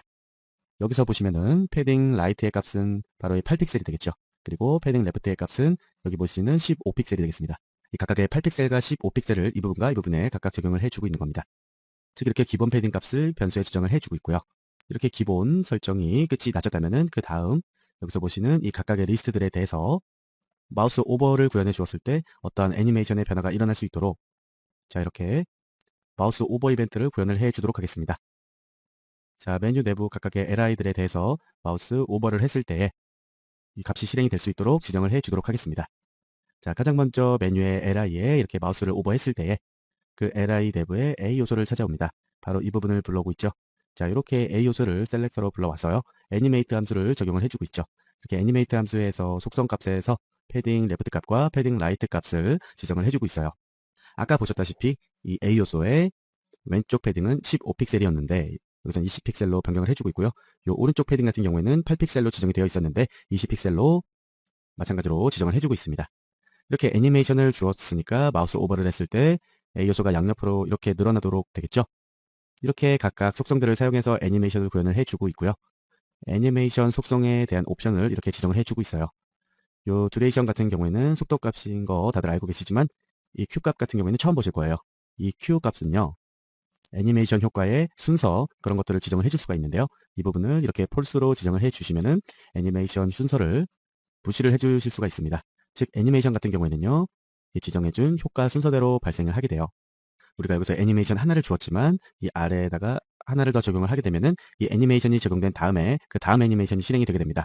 그런데 우리가 여기서 준 것 같이 Q 값을 폴스 값으로 지정을 해주시면은 요 두 개의 애니메이션이 동시에 같이 일어나게 돼요. 우선은 애니메이션이 하나만 지정이 되어 있기 때문에 확인을 해보실 수가 없지만 이 부분은 조금 있다가 두 번째 애니메이션에 적용해 주었을 때 어떻게 변하는지 확인을 해보도록 하겠습니다. 자, 우선 이렇게 패딩 레프트와 라이트를 지정을 해서 이 A 요소가 양옆으로 늘어날 수 있도록 지정을 해준 부분이고요. 새로 고침해서 확인을 해보시면 이렇게 마우스 오버를 하는 순간 이렇게 각각의 메뉴들이 늘어나게 되죠. 자, 그리고 아까 말씀을 드렸다시피 제가 애니메이션을 하나 더 줄 거라고 했죠. 자, 이렇게 하나를 더 붙여 넣어 주도록 하겠습니다. 메뉴에 마우스 오버를 했을 때 조금 더 이펙트 효과가 확 눈에 띄게 만들어 주려고 제가 이렇게 백그라운드 컬러를 지정을 해주고 있어요. 이렇게 애니메이션을 설정해 주었고요. 여기서도 마찬가지로 Q 값을 펄스 값으로 줘서 요 애니메이션의 순서를 무시하게 만들어 주고 있습니다. 그리고 속도 값은 1초라고 0.1초로 지정되어 있는데 여기는 0.2초로 지정이 되어 있죠. 자, 이렇게 두 개의 애니메이션이 다 주셨다면은 위로 올라가셔서 하나의 값을 더 추가를 해 주게 됩니다. 이 부분 뭔지 아시죠? 우리가 여러 번 강의를 했었던 이펙트 효과를 불러오는 JS 파일입니다. 자, 이렇게 구현을 해 주셔야지 애니메이션이 정상적으로 구동이 될 수 있고요. 이렇게 구현된 상태에서 새로 고침해서 확인을 한번 해보도록 하겠습니다. 이렇게 마우스 오버를 한 순간 메뉴의 길이가 길어지면서 색상도 같이 변하게 되죠. 그리고 이러한 내용은 동시에 일어나게 돼요. 잘 보시면 아시겠지만 메뉴가 길어지는 것과 메뉴의 색상이 입혀지는 것이 동시에 일어나고 있어요. 그런 역할을 하게 해주는 것이 바로 여기서 사용된 Q 옵션입니다. 기억을 해주시면 좋겠고요. 만약에 우리가 여기서 사용된 Q 옵션 부분을 삭제를 한 후에 결과값을 보시면 이렇게 차이를 느끼시나요? 메뉴가 길어진 후에 색상이 바뀌고 있죠. 자, 그런 점을 보완해주기 위해서 이렇게 Q값을 사용하는 겁니다. 자, 이렇게 해서 마우스 오버를 했을 때에 진행될 값들은 모두 지정이 된 상태입니다. 이렇게 지정을 해주셨다면 마우스 아웃을 했을 때에 지정될 함수들을 설정을 해줘야겠죠. 자, 내용은 비슷합니다. 가장 먼저 A 요소를 똑같이 불러오고 있죠. 그리고 그 A 요소에 애니메이트 함수를 적용을 해주고 있습니다. 위에 이 부분과 달라진 점은 우리가 이 부분에서 우리가 지정해 주었던 이 변수를 사용하고 있다는 거죠. 이 패딩 레프트와 패딩 라이트 이 변수 같은 경우에는요. A 요소에 대한 원래 패딩의 길이가 들어있었습니다. 각각 15픽셀, 8픽셀이었죠. 그 부분으로 다시 되돌려주는 내용입니다. 이렇게 해서 길이를 다시 원래 값으로 되돌려주고 있고요. 페이지를 통해서 확인을 해보시면 마우스로 오버했을 때는 이렇게 늘어나고 마우스를 다시 떼면은 이렇게 다시 넓이가 줄어드는 걸 확인을 해보실 수가 있습니다. 그리고 우리는 아직 이 백그라운드에 대한 내용을 마우스 아웃 이벤트에 지정을 해주지 않았기 때문에 색상은 그대로죠. 자, 다른 데도 마찬가지고요. 그리고 다음으로는 이렇게 지정을 해주도록 할 거예요. 아까 이 부분에서 미처 되돌아오지 못한 색상들을 원래 색상으로 되돌려 주어야겠죠. 그래서 이렇게 백그라운드 컬러가 원래 색상으로 다시 돌아올 수 있도록 이렇게 지정을 해주고 있습니다. 이렇게 지정을 해주신 다음에 확인을 해보시면 정상적으로 마우스 오버가 작동을 하고 마우스 아웃이 작동을 하는 거 확인을 해보실 수가 있을 겁니다. 자, 이렇게 해서 우리가 마우스 오버를 했을 때 각각의 메뉴들이 각각 어떠한 효과들을 가지게 되는지 그런 부분들은 모두 설정을 해준 상태입니다. 자, 이제는 이 메뉴들이 마우스 이동에 따라서 스크롤되는 부분 그리고 우리가 아까 아래에 출력됐던 좌표 값을 구하는 부분 이 두 부분에 대해서 코드를 구현을 해 보도록 하겠습니다. 자, 요 아래다가 이렇게 지정을 해 주도록 할 거예요. 전체적인 스크롤이라는 요소에다가 마우스 무브 이벤트를 적용을 해주고 있습니다. 마우스 무브 이벤트 같은 경우에는 마우스가 움직일 때마다 이벤트가 감지가 되죠. 그래서 우리가 좌표값 등을 구할 때 이 마우스 무브 이벤트를 사용을 했었습니다. 자, 이렇게 마우스 무브 이벤트가 구현이 된 상태에서 스크롤 탑이라는 변수를 하나 만들어 주도록 할 거예요. 자, 저장된 내용을 한번 살펴보도록 하겠습니다. 자, 스크롤 요소의 오프셋 그리고 그 오프셋의 탑 값을 가져오고 있습니다. 현재 보시면 스크롤이라 함은 바로 요 부분을 스크롤이라고 하겠죠. 요 스크롤에 대한 오프셋, 그 오프셋 값 중에서 이 상단 오프셋 값, 바로 요 위치를 말하는 거죠. 요 내용을 구하고 있어요. 이렇게 해서 오프셋 값을 구해왔는데 이렇게 구해온 오프셋 값을 8센트 함수로 숫자 값으로 변경을 시켜주고 있죠. 자, 이렇게 불러온 오프셋 탑 값을 스크롤 탑이라는 변수에다가 저장을 해주고 있습니다. 그리고 이런 기본적인 내용을 하나 만들어 봤고요. 그 다음에 하나의 것을 더 추가를 해줄 거예요. 요거는 그냥 뭐 큰 의미가 있는 변수는 아니지만 우리가 나중에 스크롤 계산을 해줄 때 사용할 변수예요. mHeight라고 제가 지정을 해주고 있고요. 보시면 아시겠지만 메뉴 내부의 li들에 대한 높이와 그리고 이 li 요소의 개수를 곱해가지고 이 메뉴 요소의 전체적인 그 대략적인 높이를 구해주고 있습니다. 그러한 내용 역시 이렇게 변경을 해서 mHeight라는 변수에 지정을 해주고 있고요. 자, 이렇게 기본 설정 두 개를 설정을 해놨고요. 그 다음으로 이렇게 지정을 해주도록 하겠습니다. 마우스 액시스, 즉 방금 이 부분이 되겠죠. 이 부분에다가 HTML 요소들을 사용을 해서 내용을 집어넣어주고 있습니다. 어떠한 내용이냐, 옆에 보시면은 문자열과 수식을 결합을 해주고 있죠. 자, X좌표라는 텍스트들을 출력을 시켜주고 있고요. 현재 마우스의 좌표 값을 구해주는 이 이벤트 페이지 X와 이벤트 페이지 Y라는 메소드를 사용해서 출력을 해주고 있습니다.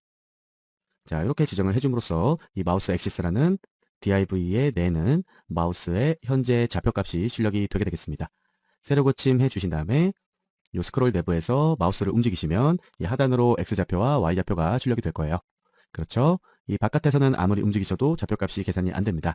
우리가 스크롤에다가 마우스 무브 이벤트를 적용을 해 주었기 때문에 그래서 스크롤 내부에 들어오셨을 때에만 이렇게 좌표값이 정상적으로 구해지는 거 확인을 해보실 수가 있겠습니다.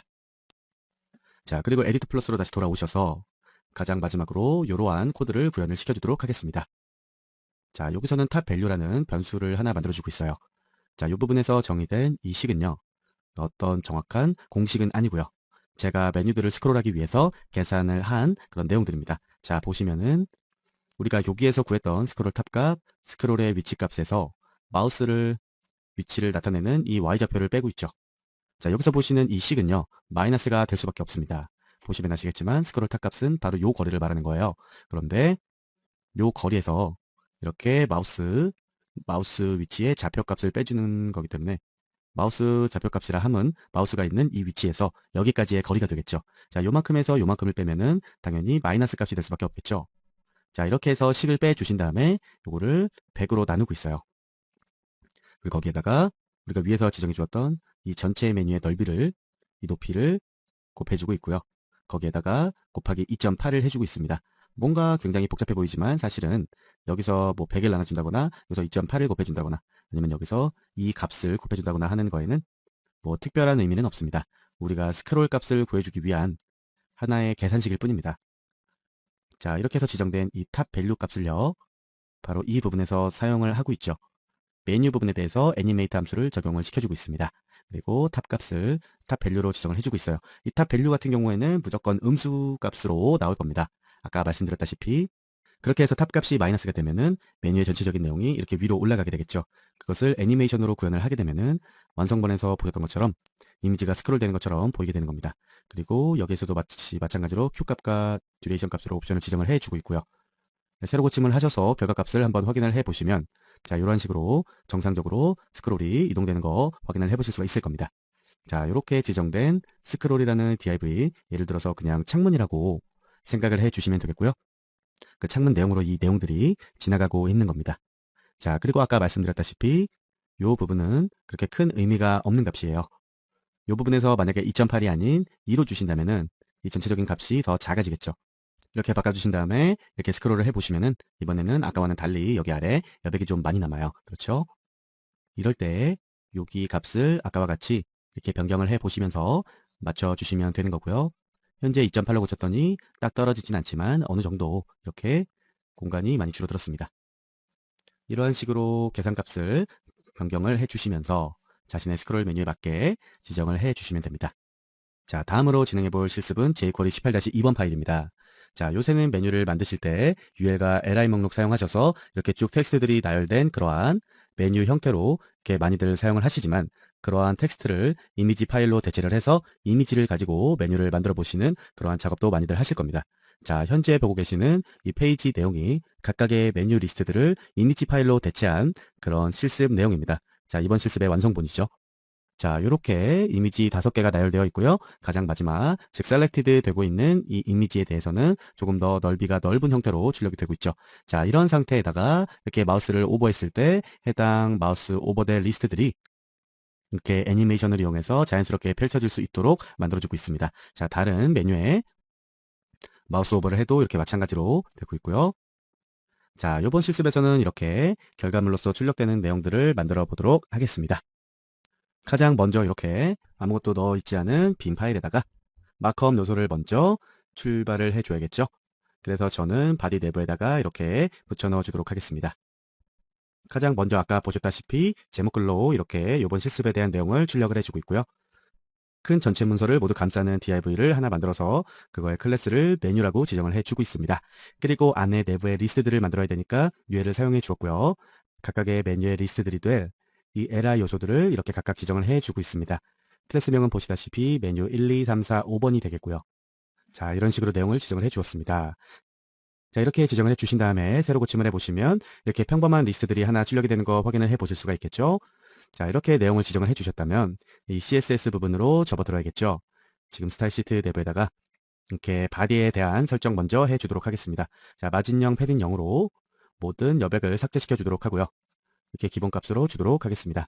자, 그리고 백그라운드 색상과 텍스트 컬러를 변경시켜주기 위해서 이런 값들을 주었죠.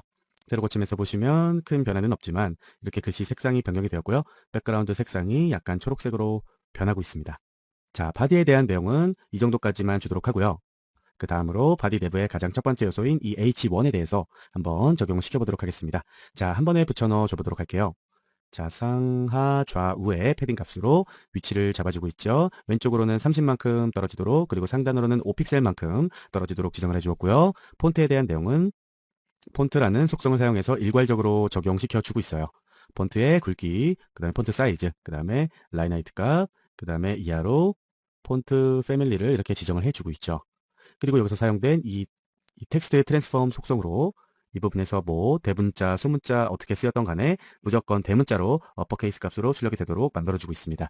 자, 새로 고침하시면 이 H1에 대한 모양이 많이 바뀐 거 확인을 해보실 수가 있고요.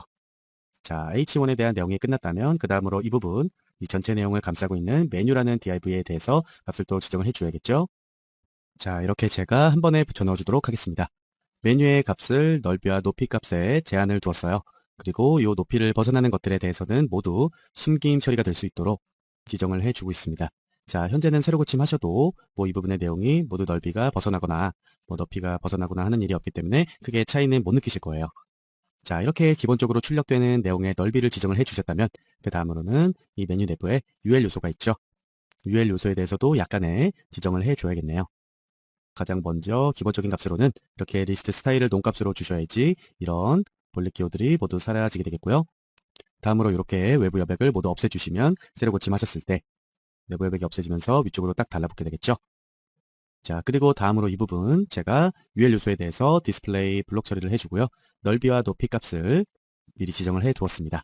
자, 그리고 다음으로 이 UL 목록이 있다면 이 다음엔 이 LI 목록들이 있겠죠. LI 목록들은 제가 리스트로 꾸며질 거라고 말씀을 드렸어요. 그 각각의 메뉴들이 가로로 정렬이 될 수 있도록 이렇게 플로트 레프트 값을 주도록 하겠습니다. 자, 새로 고침하면 이렇게 오른쪽으로 쭉 나열이 되고 있죠.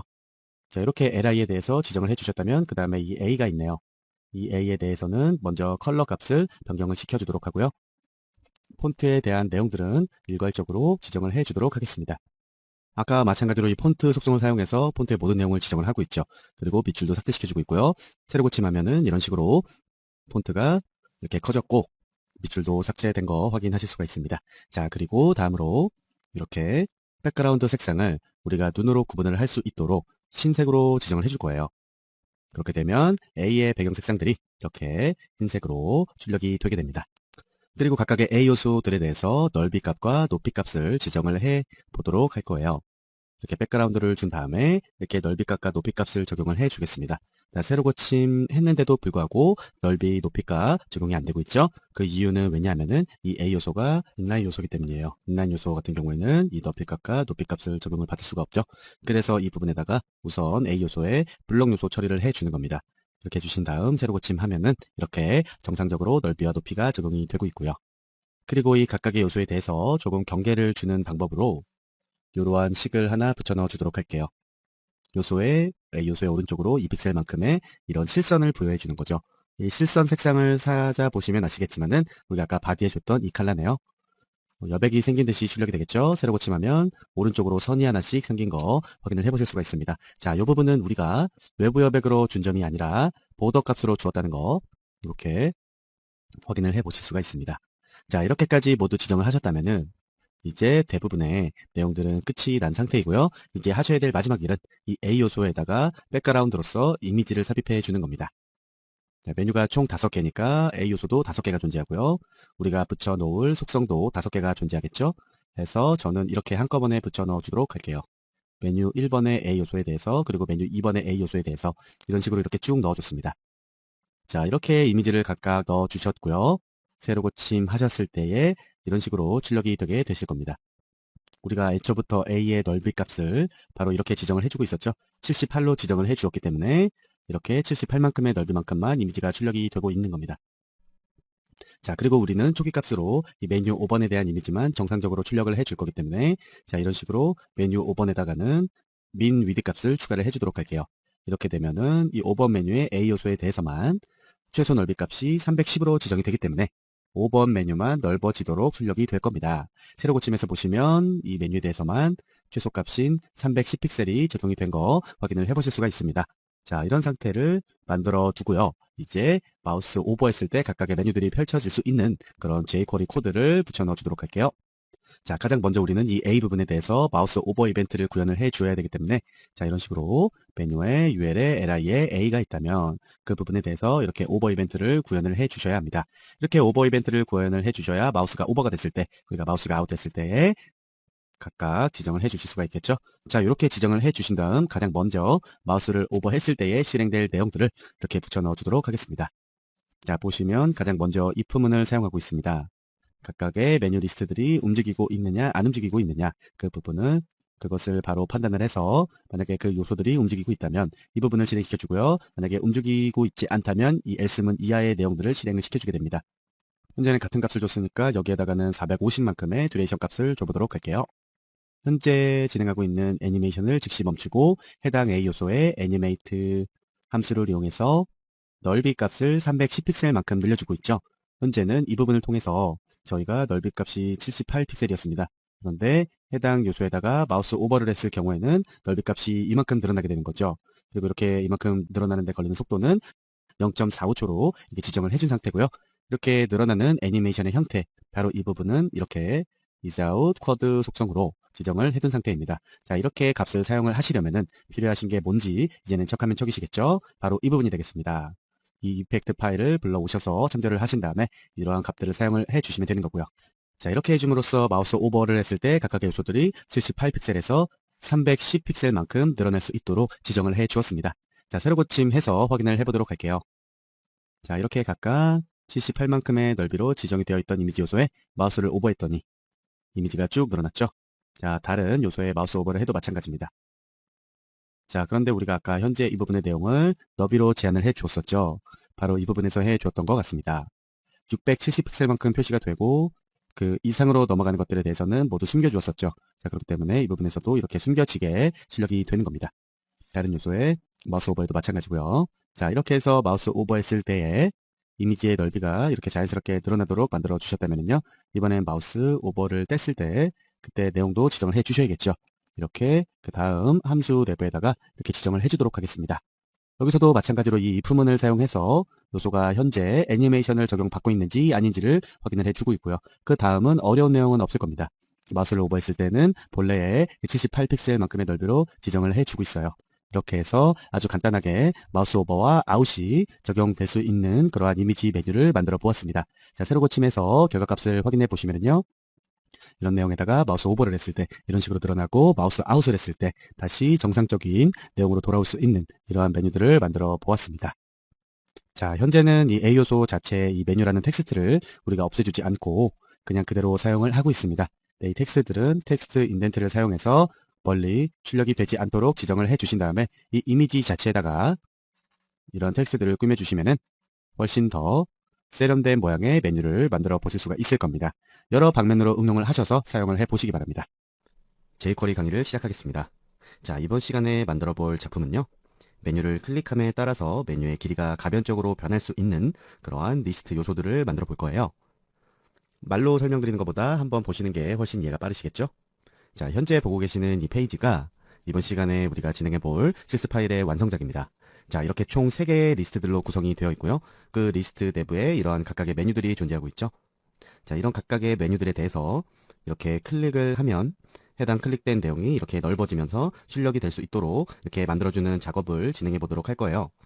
자, 이런 작업을 진행해 보려면 여느 때와 마찬가지로 바디 내부에 뭐 HTML 요소부터 추가를 해 주어야겠죠. 자, 그래서 이렇게 길게 붙여 넣어 주도록 할게요. 이렇게 긴 내용이 붙었습니다. 자, 우선 보시면 아시겠지만 총 3개의 리스트들로 이렇게 구성이 되어 있습니다. 그리고 이 총 3개의 리스트를 모두 감싸고 있는 div를 이렇게 all이라는 아이디로 해서 지정을 해주고 있고요. 그리고 각각의 리스트들에 대해서 클래스는 따로 구현을 해주지 않았고요. 자, 모두 리스트라는 클래스로 통일을 해주고 있습니다. 그렇죠? 자, 그리고 그 리스트 내부에는 아까 보셨던 이 부분에 제목글 부분에 h2 요소로 지정을 해주고 있고요. 그리고 여기 아래 보이시는 이 이미지 부분 있죠? 그 이미지 부분은 이렇게 랭커 요소를 사용해서 출력을 해주고 있습니다. 그리고 이렇게 저희 RGO 사이트로 링크를 걸어 놓은 상태고요. 자, 그리고 이 이미지 같은 경우에는 3개의 리스트 모두 이미지라는 클래스가 각각 들어가 있고요. 개별적으로 이러한 클래스명이 하나씩 더 들어가 있는 상태죠. 자, 이렇게 이미지까지 지정이 되었고요. 이 아래의 메뉴 부분, 그 메뉴 부분에 대해서는 이 DL 요소 정형 목록으로 이렇게 사용을 해주고 있습니다. 그 목록들 중에서 제목이 되는 부분은 DT 요소로, 그리고 내용이 되는 부분은 DD 요소 이렇게 번갈아 가면서 사용을 해주고 있죠. 자, 요소가 총 4개씩 존재하니까 4개의 메뉴로 구성이 되겠네요. 보시면 아시겠지만 4개로 구성이 되고 있죠. 자, 이렇게 해서 이렇게가 한 통의 리스트가 되도록 만들어주고 있고요. 자, 아래로 내려가 보면 또 하나의 리스트가 존재하고 또 아래로 내려가 보면 마지막으로 이 리스트가 존재하죠. 이렇게 해서 총 3개의 리스트, 한 통, 2통, 3통 이렇게 해서 3개의 리스트가 존재하게 됩니다. 이렇게 마크업을 진행을 해 주었는데요. 이 부분 출력된 사항을 한번 확인해 보도록 하겠습니다. 자, 이러한 형태로 진행이 되었죠. 바로 이 부분이 첫 번째 리스트, 그리고 여기가 두 번째 리스트, 그리고 이 부분이 세 번째 리스트가 되겠습니다. 자, 이렇게 기본적인 구조를 다 잡아주셨다면은 이제 요소에다가 디자인을 입혀주셔야겠죠? 자, 가장 먼저 기본적으로 모든 요소에다가 내부 여백과 외부 여백을 삭제시켜 주도록 하겠습니다. 자, 이렇게 해주신 다음에 새로 고침하시면 서로서로의 여백이 없어진 상태로 딱 달라붙게 되죠. 그리고 다음으로는 좀 기본적인 사항, 전체 바디에 대해서 백그라운드 색상과 폰트, 사이즈나 글꼴 같은 경우를 지정을 해주고 있습니다. 자, 새로 고침해 보시면 이렇게 글꼴과 사이즈 그리고 백그라운드 배경 등이 변경이 되었습니다. 자, 이렇게 바디에 대한 전체적인 내용을 지정을 해주셨다면은 그 다음에 바디 내부에 가장 처음으로 나오는 이 올이라는 div에 대해서 주셔야겠죠. 그래서 가장 먼저 이렇게 올에다가 넓이 값을 뺀 만큼 지정을 해주도록 할게요. 자, 새로 고침해도 별다른 변화가 없습니다. 자, 여기서부터 여기까지의 너비가 600이 채 안 되는 것 같습니다. 여기까지 지정을 해주신 다음에 이 전체적인 내용이 중앙 정렬이 될 수 있도록 이렇게 마진 값을 지정을 해주도록 할게요. 자, 그리고 한 가지 더, 이 600이라는 넓이를 넘어가면 오버플로우 된 값에 대해서 숨겨줄 수 있도록 이렇게 히든 값을 설정을 해주도록 하겠습니다. 새로 고침을 하면 이 600만큼의 넓이가 가운데로 딱 들어맞게 출력되고 있는 거 확인을 해보실 수가 있죠. 자, 이렇게 해서 올에 대한 모든 내용을 지정을 해주셨다면은 그 다음 올 다음에 있는 이 리스트들에 대해서 한번 지정을 해주도록 하겠습니다. 자, 이렇게 각각의 리스트들, 그 3개의 리스트들에 대해서 모두 넓이를 135픽셀만큼 지정을 해주었어요. 새로 고침하면은 아주 좁아졌죠? 135픽셀만큼의 넓이로 이렇게 지금 출력이 되고 있는 상황입니다. 그리고 아까 보셨던 것처럼 이 각각의 리스트들이 일렬로 배치가 되어 있어야 되죠? 그래서 이렇게 각각의 요소를 가로 배열로 만들어줄 수 있는 플로트 레프트 값을 설정을 해주도록 할게요. 자, 새로 고침하면은 각각의 요소들이 오른쪽으로 이렇게 정렬이 되고 있는 거 확인을 해보실 수가 있습니다. 자, 그리고 이 리스트 내부에 가장 첫 번째 자식 요소인 이 H2 요소에 대해서 지정을 해주도록 할게요. 자, 한 번에 붙여 넣어주겠습니다. 자, 리스트 내부에 H2가 있다면 폰트의 굵기를 일반적으로, 즉 노멀 값으로 주도록 하고요. 상하 패딩을 25픽셀만큼으로 지정을 해주고 있습니다. 자, 그리고 한 가지 더, 텍스트를 가운데로 정렬을 해주고 있죠. 자, 새로 고침해서 보셨을 때 이렇게 위아래 여백이 조금씩 들어가게 됐고요. 가운데 정렬이 되고 있죠. 그리고 제목글 요소의 기본 속성인 두꺼운 글씨가 아닌 우리가 아까 지정해 주었던 폰트 웨이트 노멀로 변경이 되어서 이렇게 출력이 되고 있습니다. 그리고 다음으로는 여기 A 요소가 존재하네요. 여기 A 요소에는 제가 아까 이미지를 삽입해 줄 거라고 말씀을 드렸었습니다. 그래서 제가 클래스명도 이렇게 이미지라고 지정을 해 두었었죠. 그래서 가장 먼저 인라인 요소인 앵커 요소에 대해서 이렇게 디스플레이 블럭 처리를 해 주었고요. 이렇게 높이 값을 120픽셀로 지정을 해 주었습니다. 이렇게 디스플레이 블럭 처리를 해주지 않는다면은 이 높이가 잘 먹지 않겠죠? 자, 이렇게 지정을 해 주신 다음에 새로 고침을 해보면 이만큼의 높이가 생겼습니다. 자, 그리고 아까도 말씀드렸다시피 이 자리에는 우리가 이미지를 넣어줄 거예요. 이 텍스트 내용들은 필요가 없습니다. 자, 그렇기 때문에 이 부분에다가 텍스트 인덴트를 사용해서 텍스트를 저 멀리 보내버리도록 할게요. 자, 그리고 마지막으로 이렇게 보더 라이트 값을 사용해서 오른쪽으로 흰색 실선이 만들어질 수 있도록 지정을 해주고 있습니다. 자, 새로 고침 해보시면 여기 흰색 실선이 생겼고요. 텍스트도 사라졌죠? 자, 우리는 이 보더를 구분해주기 위한 용도로 사용을 하려고 하는데요. 자, 보시면 이쪽은 없는데 이쪽은 있죠. 그래서 이 부분에 대해서 하나를 더 삭제를 해주도록 할게요. 가장 마지막에 있는 이 리스트, 이 이미지에 대해서 보더 값을 없애주시면 되겠죠.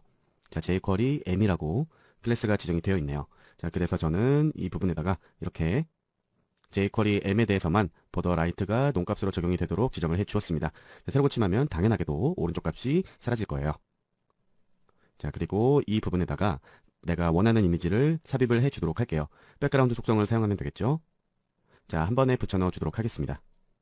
자, jQuery UI 그리고 jQuery m이라고 지정된 각각의 클래스에다가 백그라운드로 이미지를 이렇게 넣어주고 있고요. 이 이미지의 위치값 그리고 반복되지 않도록 지정을 해주고 있어요. 자, 새로 고침하면 이런 식으로 이미지가 정 가운데로 해서 출력이 되고 있네요.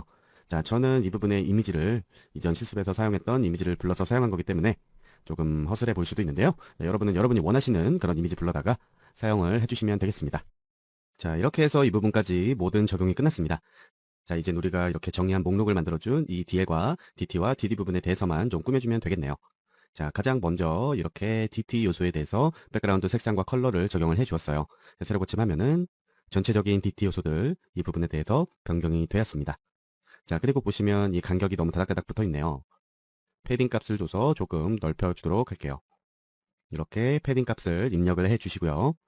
한 가지 더 이렇게 가운데 정렬을 해 주도록 하겠습니다. 세로 고침해서 확인을 해보시면은 훨씬 보기 좋게 변했죠. 가운데 정렬이 되고 상하 좌우로 5픽셀만큼의 패딩이 주어졌습니다. 그리고 이 각각의 DT 요소에도 이 이미지처럼 구분을 주기 위해서 이 실선을 하나 넣어줄 거예요. 자, 돌아오셔서 이러한 형태로 넣어주도록 하겠습니다.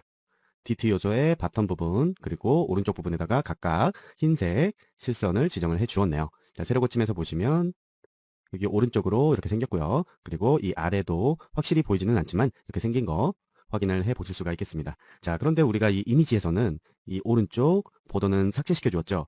자, 그런데 DT 요소에는 지금 오른쪽 보더가 들어가 있어요. 그래서 이 오른쪽에 조금 안 맞는 형태로 지금 출력이 되고 있네요. 이 부분을 보완해 주기 위해서 이 마지막 리스트의 DT 요소에 대해서도 보더를 삭제를 시켜줘야겠어요. 그래서 다시 돌아오셔서 하나의 값을 더 추가해 주도록 할게요. 지금 추가해 준 값은 이 값입니다. 리스트들 중에서 가장 마지막 리스트, 세 번째 리스트가 되겠죠? 그 세 번째 리스트에 대한 DT 요소에는 보더 라이트 값이 없도록 지정을 해 주었어요. 세로 고침을 하면은 자, 오른쪽의 이미지와 딱 맞는 형태로 정렬이 되었죠? 자, 이렇게 해서 이 DT 요소들에 대해서 정의를 해 주셨다면 여기 요 내용들인 DD 요소에 대해서도 정의를 해 주어야겠죠? 자, 이렇게 DD에 대해서 백그라운드 색상과 컬러를 똑같이 설정을 해 주었어요. 자, 그런데 이 부분, 이 DT에서 지정해준 백그라운드와 DD에서 지정해준 백그라운드 부분, 이 부분은 제가 그냥 여러분이 보시기 편하게 그냥 임시적으로 지정을 해 둔 부분이에요. 나중에 조금 더 알록달록하고 예쁘게 색상을 바꿔볼 거니까 크게 신경을 쓰시지는 마시고요. 현재는 어떤 부분에 적용이 되는지만 확인을 해주시기 바랍니다. 이렇게 지정을 해주셨으면 이런 식으로 출력이 되겠죠. 자, 그리고 DD 요소도 마찬가지로 이러한 구분선을 만들어 줘야겠고요. 너무 딱 달라붙어 있으니까 이 부분에도 약간의 패딩을 설정을 해 주어야겠네요. 자, DD 요소에다가 이렇게 패딩을 10만큼 그리고 오른쪽으로 1픽셀만큼의 보더가 나타날 수 있도록 지정을 해 주었더니 자, 이러한 형태로 변형이 되었네요. 자, 그리고 DT 요소와 이 이미지에도 마찬가지로 그랬던 것처럼 이 부분에도 마지막 DD 요소에 대해서는 실선을 없애줘야겠네요.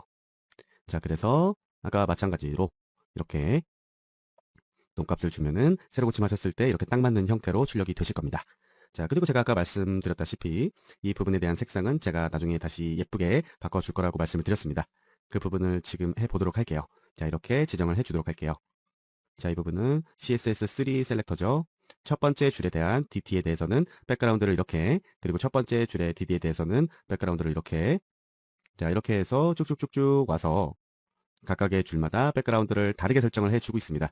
자, 세로 고침에서 보시면 이렇게 빨주 노초 파남보 알록달록 출력이 될 거예요. 자, 이렇게까지 다 색상을 입혀 주셨다면은 한 가지 값을 더 추가해 주셔야 됩니다. 아까 완성본에도 보셨다시피 이 DT 요소를 클릭을 했을 때 이 부분이 출력되도록 만들어 줄 거였죠. 그래서 이 DD 요소에 대한 모든 내용은 삭제를 시켜 주셔야 돼요. 뭐 완전히 엘리먼트를 삭제한다는 뭐 그런 말은 아니고요. 이 DD 요소에 대한 내용들 중에 하나의 값을 이렇게 디스플레이 동값으로 추가를 해 주시면 되겠죠. 이렇게 형태를 숨겨주는 겁니다. 자, 이렇게 해서 세로 고침해서 보시면은 DD에 대한 내용들이 모두 숨겨졌고요. DT 요소에 대한 내용들만 이렇게 남아있는 거 확인을 해 보실 수가 있습니다. 자, 이러한 형태로 CSS 디자인을 마치도록 할 거고요. 이러한 내용을 기본 바탕으로 해서 이제 jQuery 코드를 하나하나 구현을 해 주도록 할 거예요. 자, 다시 에디트 플러스로 돌아오셔서 이 자바스크립트 내부에서 가장 먼저 입력을 해 주셔야 할 내용은 기본 상황에 대한 변수를 세팅을 해 주시는 일입니다. 첫째로 이러한 변수를 만들어 줄 거예요. allDT라는 변수를 만들어 주고 있죠. 자, 그렇게 해서 페이지 내부에 있는 모든 DT 요소에 대해서 CSS 메소드를 사용해서 패딩 값을 5로 만들어 주고 있습니다. 자, 그런데 우리가 아까 진행했다시피 이 DT에는 패딩 값을 이미 5로 주었죠. 그런데 왜 이 부분에서 패딩 값을 중복적으로 주고 있느냐? 자, 바로 애니메이션에 대한 오류를 방지하기 위해서입니다. 자, 애니메이션 같은 경우에는요. 내부 여백이 5가 아닌 뭐 0부터 시작을 하기 때문에 이렇게 jQuery 코드로서 패딩 값을 미리 주고 있는 거고요. 우리가 위에서 줬던 값과 똑같은 값으로 줬기 때문에 세로 고침하셔도 별다른 변화는 없으실 거예요. 그런데 이 부분에 만약에 우리가 10으로 변경을 해줬다. 그러면 이런 식으로 변경이 되겠죠? 자, 다시 패딩 값을 돌려놓도록 하고요. 그 다음으로는 이 DT 요소에 대해서 커서 속성을 지정을 해주도록 할게요. 커서 속성이 뭔지 아시죠? 마우스 모양을 결정하는 그러한 기본 속성입니다. 이 각각의 DT 요소들에 대해서 클릭 가능한 요소라고 시각적으로 알려주기 위해서 이렇게 포인터 값으로 주고 있어요. 자, 세로 고침하기 전에는 이렇게 I 모양으로 출력이 되었던 내용들이 세로 고침하신 다음에는 이렇게 손가락 모양으로 출력이 되고 있죠. 자, 이러한 식으로 DT 내용에 대해서 기본적인 세팅을 해주고 있고요. 그 다음으로는 우리가 디스플레이 논값을 없애줬던 DD 요소에 대한 기본적인 세팅을 해주도록 하겠습니다. 자, 이렇게 콤마를 찍어주고 올 DD라는 변수를 하나 더 만들어 주겠습니다. 자, 이 DD 요소에 대해서는 어떻게 지정을 해줄 거냐? 자, 가장 먼저 CSS 메서드로 꾸며주고 있죠. 그리고 포지션 렐러티브 값으로 본래 요소의 위치에서부터 이 탑 값과 레프트 값까지 지정이 될 수 있도록 만들어주고 있습니다. 그리고 탑 값은 마이너스 1만큼 줘서 위로 1픽셀만큼 올라갈 수 있도록 지정을 해주었고요. 레프트 값은 기존 값과 똑같이 딱 맞게 지정을 해주고 있습니다. 그리고 DD 요소에 대해서는 우리가 아까 이 부분에서 이미 디스플레이 논값으로 지정을 해주었지만 이 부분에서 다시 한번 확실하게 해주기 위해서 논값을 주고 있죠. 만약에 이 부분에 대해서 논값이 아닌 블록 값을 주었다면 세로 고침하셨을 때 이렇게 DD 요소가 출력이 될 수가 있겠습니다. 자, 그리고 우리가 아까 말씀드렸던 이 탑 값을 왜 마이너스 1로 줬느냐? 우리가 이 부분을 0으로 지정을 해주셨다면 우리가 아까 아래 부분에 지정해준 요 보더 바텀의 내용 있죠? 이 부분이 출력이 되기 때문이에요. 이 부분을 숨겨주기 위해서 이 아래 DT 요소를 위로 1픽셀만큼 올려주고 있는 거랍니다. 자, 이렇게 해서 DT에 대한 모든 요소들의 기본적인 세팅이 끝이 났고요. 이러한 내용들을 이런 변수에다가 지정을 해주고 있습니다. 자, 그리고 그 다음으로 진행될 내용을 이렇게 제가 한꺼번에 붙여 넣어 주도록 할 거예요. 자, 여기서 해줄 작업을 간단히 드리자면요. 우리가 아까 이미지로 지정해줬던 바로 이 부분들 있죠. 구성된 이 이미지들. 그 이미지들에 대해서 비활성화가 되어 있을 때는 해당 링크로 이동하는 것을 막고요. 이미지 내용이 활성화가 되어 있을 때만 해당 링크로 이동할 수 있도록 그렇게 지정을 해주는 겁니다. 자, 여기서는 이 전체 요소에 대해서 딜리게이트라는 함수가 사용이 되었습니다. 자, 이 함수 같은 경우에는요. 우리가 지정해준 선택자와 일치하는 요소에 하나 이상의 이벤트 처리 기능을 부여해주는 그러한 역할을 하게 됩니다. 자, 여기서는 이 딜리게이트의 인자값으로 3개의 값이 생겼는데요. 이 첫 번째 값은 직접적으로 이벤트를 적용받을 선택자가 되겠고요. 자, 이 두 번째 인자 같은 경우에는 이벤트, 그리고 이 세 번째 인자 같은 경우에는 이 이벤트가 감지되면 실행될 함수를 지정을 해주실 수가 있습니다. 즉, 여기에서는 A 요소에 대해서 클릭 이벤트가 발생하면은 이 해당 함수가 실행이 되겠죠. 자, 어떤 값이 실행되는지 한번 살펴보도록 하겠습니다. 클릭된 A 요소의 그 부모 요소가 이 섀도우라는 클래스를 가지고 있지 않다면 부정연산자가 사용이 되었죠. 자, 가장 먼저 이 A 요소의 부모 요소가 먼저 찾아볼까요? A 요소의 부모 요소는 이 전체적인 리스트를 얘기하는 거네요. 자, 요 전체적인 리스트에 대해서 섀도우라는 클래스를 가지고 있지 않다면 바로 이 값들을 사용하게 되는 거죠. 즉, 여기서는 요 섀도우라는 클래스를 가지고 있는지 아니면 가지고 있지 않는지 그 내용들을 통해서 페이지가 현재 활성화가 되어 있는지 아닌지를 구분해주는 역할을 하게 됩니다. 그래서 이 섀도우라는 클래스를 가지고 있지 않다면은 그 링크로 이동할 수 없게 만들어주고 있고요. 그 다음에 A 요소의 다음번째 오는 요소, A의 다음번에 오는 요소는 바로 이 DL 요소가 되겠죠. 이 DL 요소들 중에서 가장 첫 번째 DT 요소를 찾아와서 이 첫 번째 DT 요소에다가 클릭 이벤트를 연결을 해주고 있습니다. 자, 아직까지는 이 클릭 이벤트도 구현이 되지 않았고요. 이 섀도우라는 클래스도 아무데도 추가가 되어 있지 않기 때문에 새로 고침해도 출력적으로 확인을 해보실 수는 없을 거고요. 단지 우리가 확인할 수 있는 거는 이 이미지가 아직 활성화가 되어 있지 않기 때문에 클릭을 하면은 해당 링크로 넘어가지 않는다는 거, 그 정도만 확인을 해보실 수가 있으실 겁니다. 자, 여기에서 보이시는 이 DT 요소에 대한 클릭 이벤트가 이 섀도우에 대한 클래스 값은 나중에 차차 추가될 예정이니까 이제부터 강의 집중해서 들으시면 되겠습니다.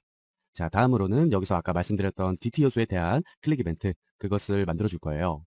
자, 이번에는 이 딜리게이트 할 대상을 바꿔서 A 요소가 아닌 DT 요소에 대해서 클릭 이벤트가 발생했을 때에 대해서 정의를 해보도록 할게요. 가장 먼저 클릭되는 DT 요소의 변수를 이렇게 지정을 해보도록 할게요. 엘리먼트의 약자를 따서 이렇게 EL이라고 지정을 해 주었습니다. 자, 그리고 이 DT 요소를 클릭했을 때 조건문을 하나 붙여 넣어 주도록 할게요. 만약 현재 클릭한 DT 요소가 current라는 클래스를 가지고 있지 않다면 이라는 조건문이 되겠죠. 그래서 이 조건문이 참이면 괄호 내부의 내용이 실행될 것입니다. 자, 여러분의 이해를 좀 돕기 위해서 이 current에 대한 클래스를 잠깐 말씀을 드리려고 하는데요.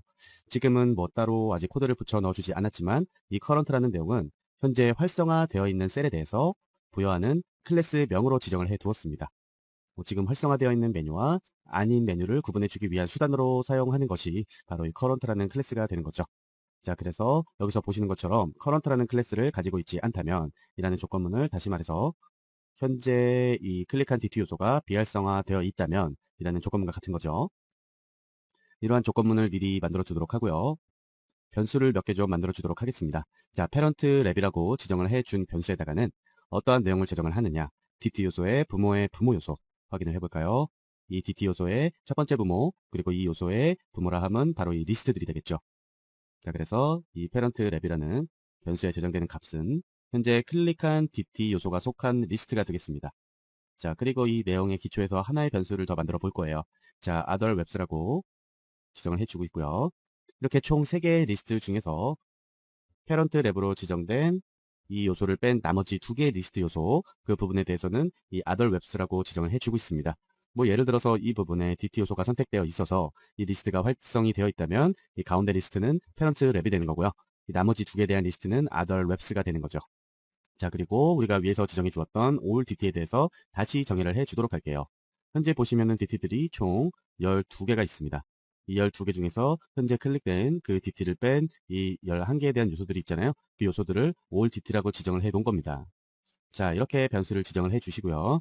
가장 먼저 all DD, 우리가 여기서 지정해 둔 이 부분 있죠. 이 모든 DD에 대해서는 우선 슬라이드 업 함수를 사용해서 숨겨주도록 하겠습니다.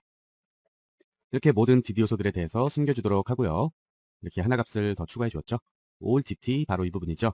현재 클릭되고 있는 dt 요소들을 제외한 나머지 11개의 요소들에 대해서는 모두 기본 형태로 돌아가도록 만들어 주고 있습니다.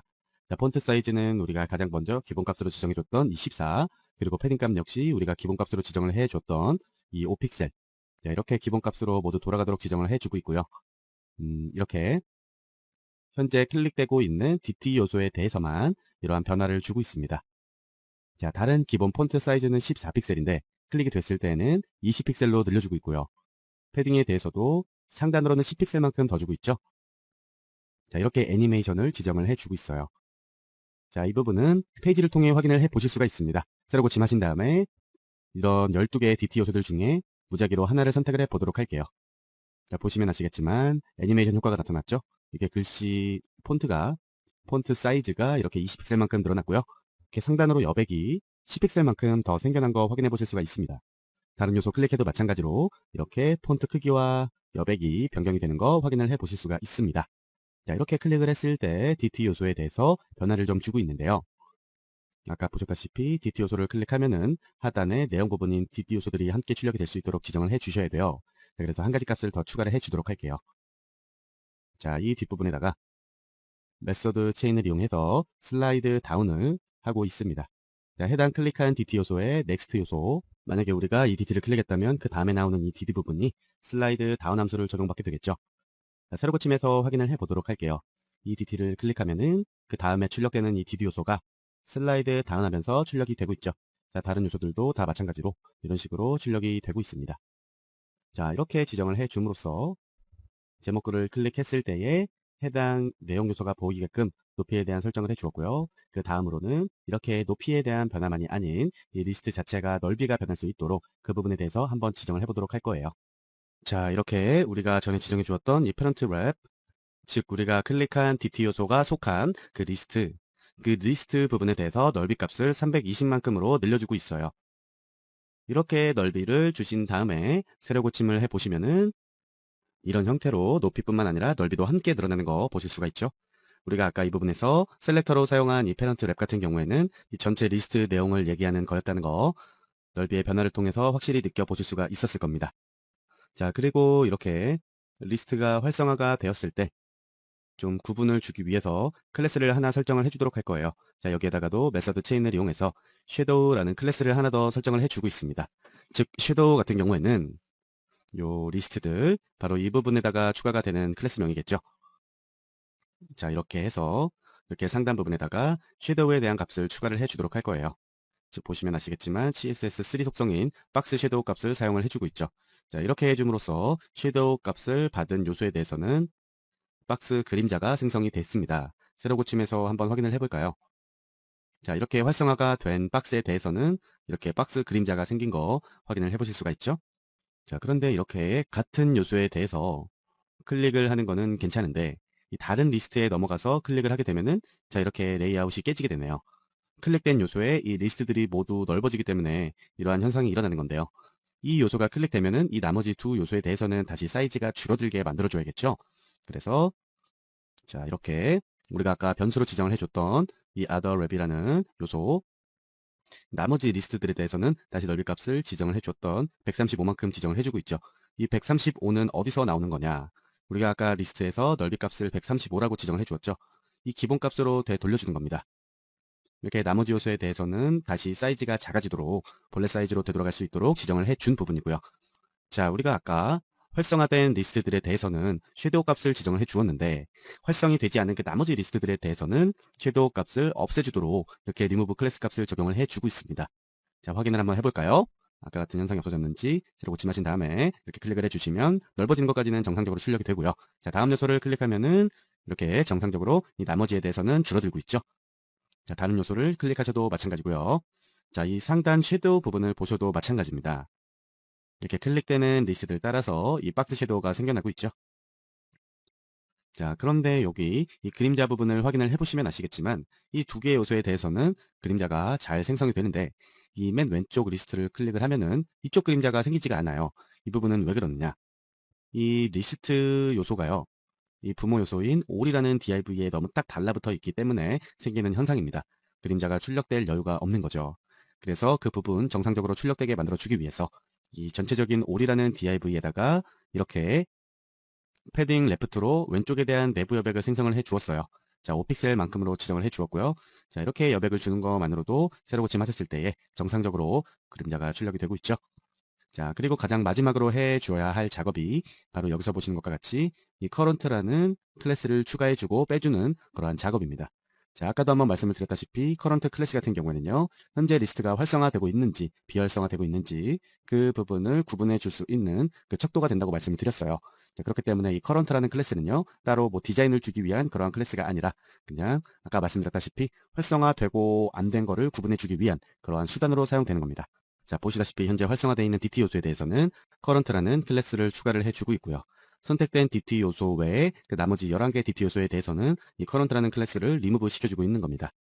자, 이렇게 해서 활성화와 비활성화에 대한 정의까지 모두 끝을 내주셨다면은 모든 내용이 끝이 난 겁니다. 자, 새로 고침해서 이런 리스트들이 만들어져 있고 각각의 요소들을 클릭하면은 이러한 애니메이션이 적용되면서 자, 이렇게 출력이 되고 있습니다.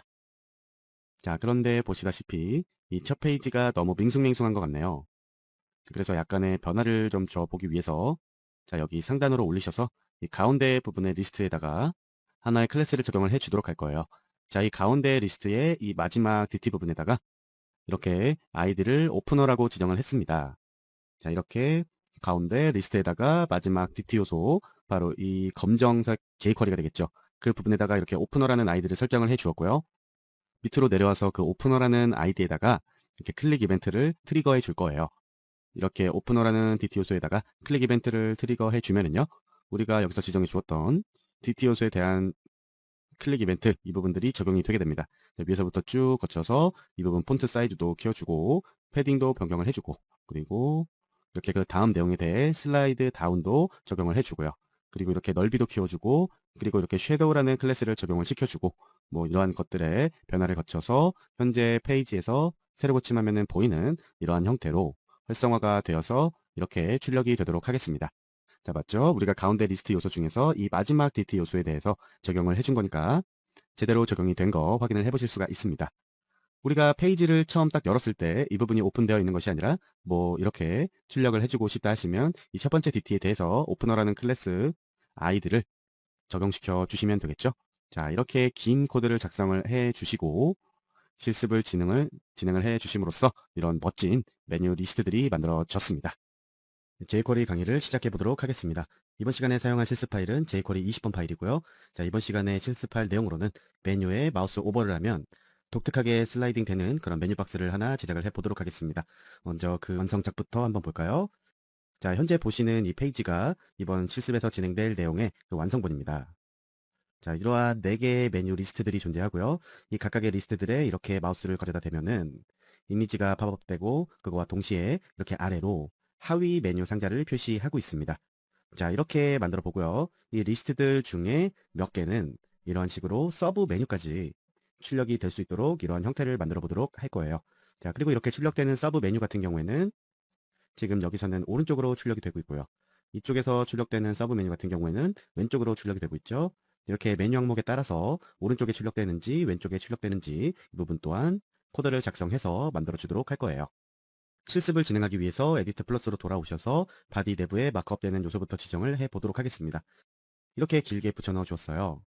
이 모든 메뉴들을 다 감싸고 있는 랩핑 요소로 이렇게 all이라는 클래스를 지정을 해주고 있고요. 그 아래에 간단하게 설명해 줄 수 있는 이 h1 요소 출력을 해주고 있습니다. 자, 그리고 중요한 건 바로 이 ul과 li 부분이겠죠.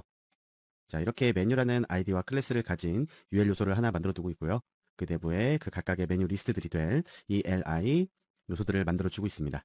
총 존재하는 li 요소의 개수는 하나, 둘, 셋, 넷. 총 4개가 되겠네요.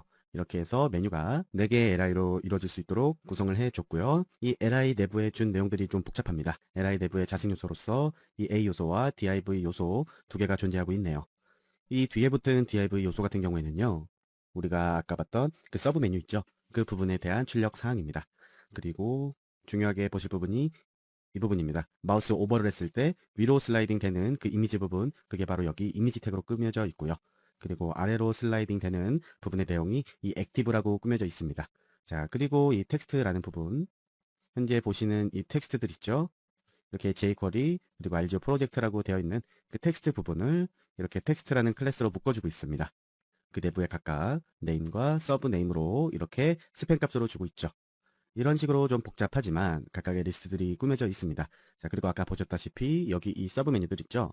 각각의 li 모든 요소에다가 이 서브 메뉴를 준 게 아니라 저는 이 첫 번째 li 그리고 이 마지막 li 이 부분에 대해서만 서브 메뉴를 작성을 해주고 있는 사항입니다. 자, 이번 실습은 이러한 구조들을 굉장히 중요하니까 그냥 후루룩 넘어가지 마시고 이게 어디가 어떻게 구조가 이루어져 있는지 확인을 확실히 해 보신 다음에 CSS 디자인으로 넘어가 주시길 바랍니다. 자, 이렇게 마크업이 끝난 상태에서 확인을 해보시면 이렇게 아무것도 꾸며지지 않은 상태의 본래 내용이 출력이 되게 됩니다. 자, 보시면 아시겠지만 이렇게 서브 메뉴 가장 위 요소와 가장 아래 요소에만 출력이 되고 있죠. 자, 이러한 상태에서 이제 조금 디자인되는 요소를 이 스타일 내부에서 꾸며주도록 하겠습니다. 자, 가장 먼저 기본적인 이 바디 부분에 대해서 내용을 지정을 해 주도록 할 건데요. 백그라운드 색상과 폰트 모양을 지정을 해 주었죠. 자, 세로 고침에서 보시면은 이렇게 글자체가 변경이 되었고요. 배경 색상이 변경이 되었습니다.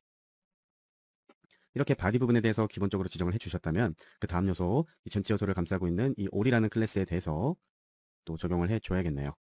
자, 이렇게 마진형 오토 중간 정렬해주는 값이죠. 이렇게 넓이를 주고 중간 정렬을 해주고 있습니다. 세로 고침에서 보시면은 이 중간 정렬 같이 보이진 않지만 이 넓이를 700만큼 줬기 때문에 700만큼 넓이에 대해서는 중간 정렬인 거입니다. 나중에 이 부분 메뉴를 가로 정렬해주고 이런 부분 진행하다 보면은 중앙으로 딱 맞게 되니까 그게 신경은 안 쓰셔도 될 것 같고요. 자, 이렇게 all이라는 부분에 CSS를 적용을 해줬다면 바로 그 다음 요소인 이 H1에 대해서도 조금 진행을 해주도록 하겠습니다. 높이를 설정을 해주었고요. 컬러 값을 변경을 해줬습니다. 세로 고침하면은 이 부분이 변경이 되겠죠. 세로 고침했더니 이렇게 높이만큼 요만큼 높이가 떨어졌고요. 컬러 색상이 변경이 되었어요. 자, 그리고 그 다음에 메뉴라는 이름을 가진 이 UL 요소가 존재합니다. 그 부분에 대해서 기본적인 내용을 이렇게 한 번에 붙여 넣어 주도록 할게요.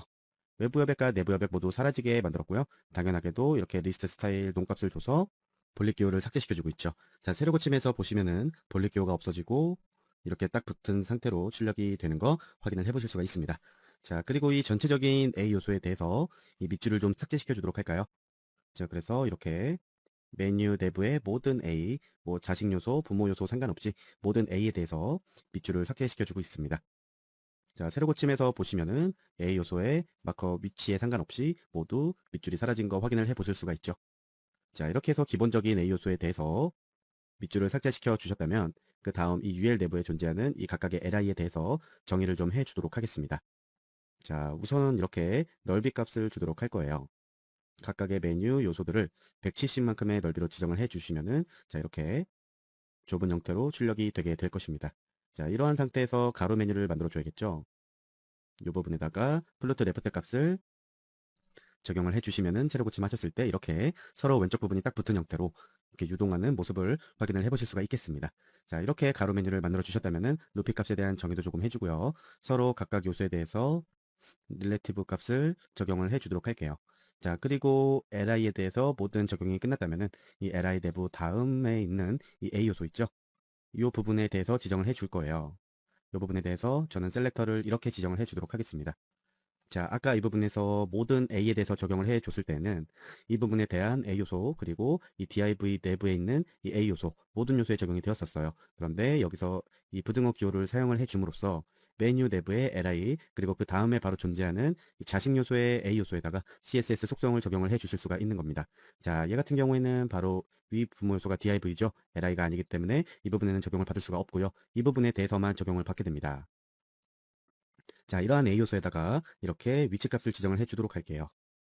앱솔루트 절대값을 주시고 위치값을 위로 그리고 왼쪽으로 딱 붙게 지정을 해주고 있어요. 자, 이런 상태를 브라우저를 통해서 확인을 해보시면은 이런 식으로 정작 A 요소에 대한 거는 변한 게 없지만 우리가 이 부분에서 절대값을 지정을 해주었기 때문에 A 요소 다음에 오고 있는 서브 메뉴에 대한 div가 보이진 않지만 이 부분에 존재를 하게 될 겁니다. 다른 요소와의 위치 관계를 무시하는 게 바로 이 포지션 앱솔루트 값의 기본 성격이었죠. 이렇게 위치를 지정을 해주셨다면은 그 넓이값과 높이값 그리고 백그라운드 색상을 지정을 해줄 거예요.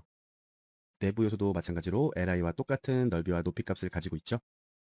자, 이렇게 해서 li의 내부에 있는 a 요소에 대해서는 이렇게 지정을 해주도록 하고요. 그 다음으로 이 a 요소 내부에 있는 이 이미지에 대해서도 적용을 해주도록 하겠습니다. 자, 이렇게 지정을 해줄 거예요. a 내부의 이미지에 대해서는 앱솔루트 절대값으로 위치값을 지정을 해줄 거고요. 바텀 값에 0픽셀로 딱 붙게, 그리고 레프트 값은 85픽셀로 주도록 하겠습니다.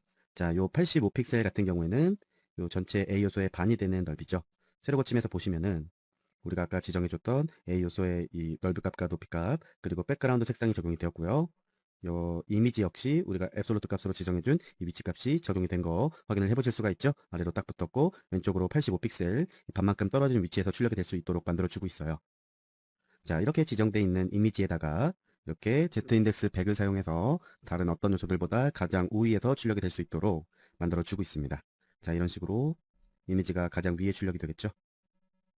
자, 그리고 이 이미지 같은 경우에는요, 평소에는 숨겨져 있다가 우리가 마우스를 오버하면은 이렇게 위로 슬라이드 되는 형태로 출력을 해줄 거잖아요. 그렇기 때문에 이 이미지 내용은 숨겨 주셔야 합니다. 우리가 평소 같았으면은 디스플레이 논값으로 지정을 해줬겠지만 이번에는 이렇게 아예 넓이와 높이 값을 없애주는 형태로 이 이미지를 숨겨버리도록 하겠습니다.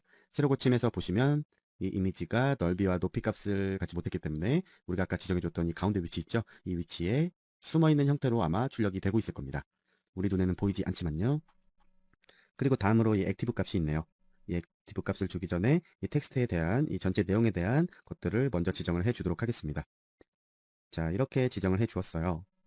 메뉴 내부에 li 내부에 스팬 요소에 텍스트가 있다면 바로 이 부분이죠. 이 부분에 대해서 마찬가지로 절대값을 줬고요.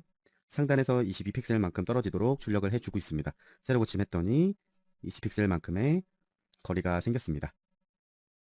자, 그리고 다음으로는 텍스트 부분에 대한 넓이와 높이값 지정을 해주도록 하고요. 이 텍스트에 대한 부분은 Z쪽의 우선순위가 요거 이미지 다음으로 올 수 있도록 옵션만큼을 지정을 해주도록 하겠습니다. 자, 세로 고침을 하셔도 뭐 큰 변화는 없으실 거예요. 자, 이러한 상태에서 우리가 아까 넘어가 줬던 이 액티브에 대한 값 있죠. 그 부분에 대한 내용을 지정을 해 줄게요.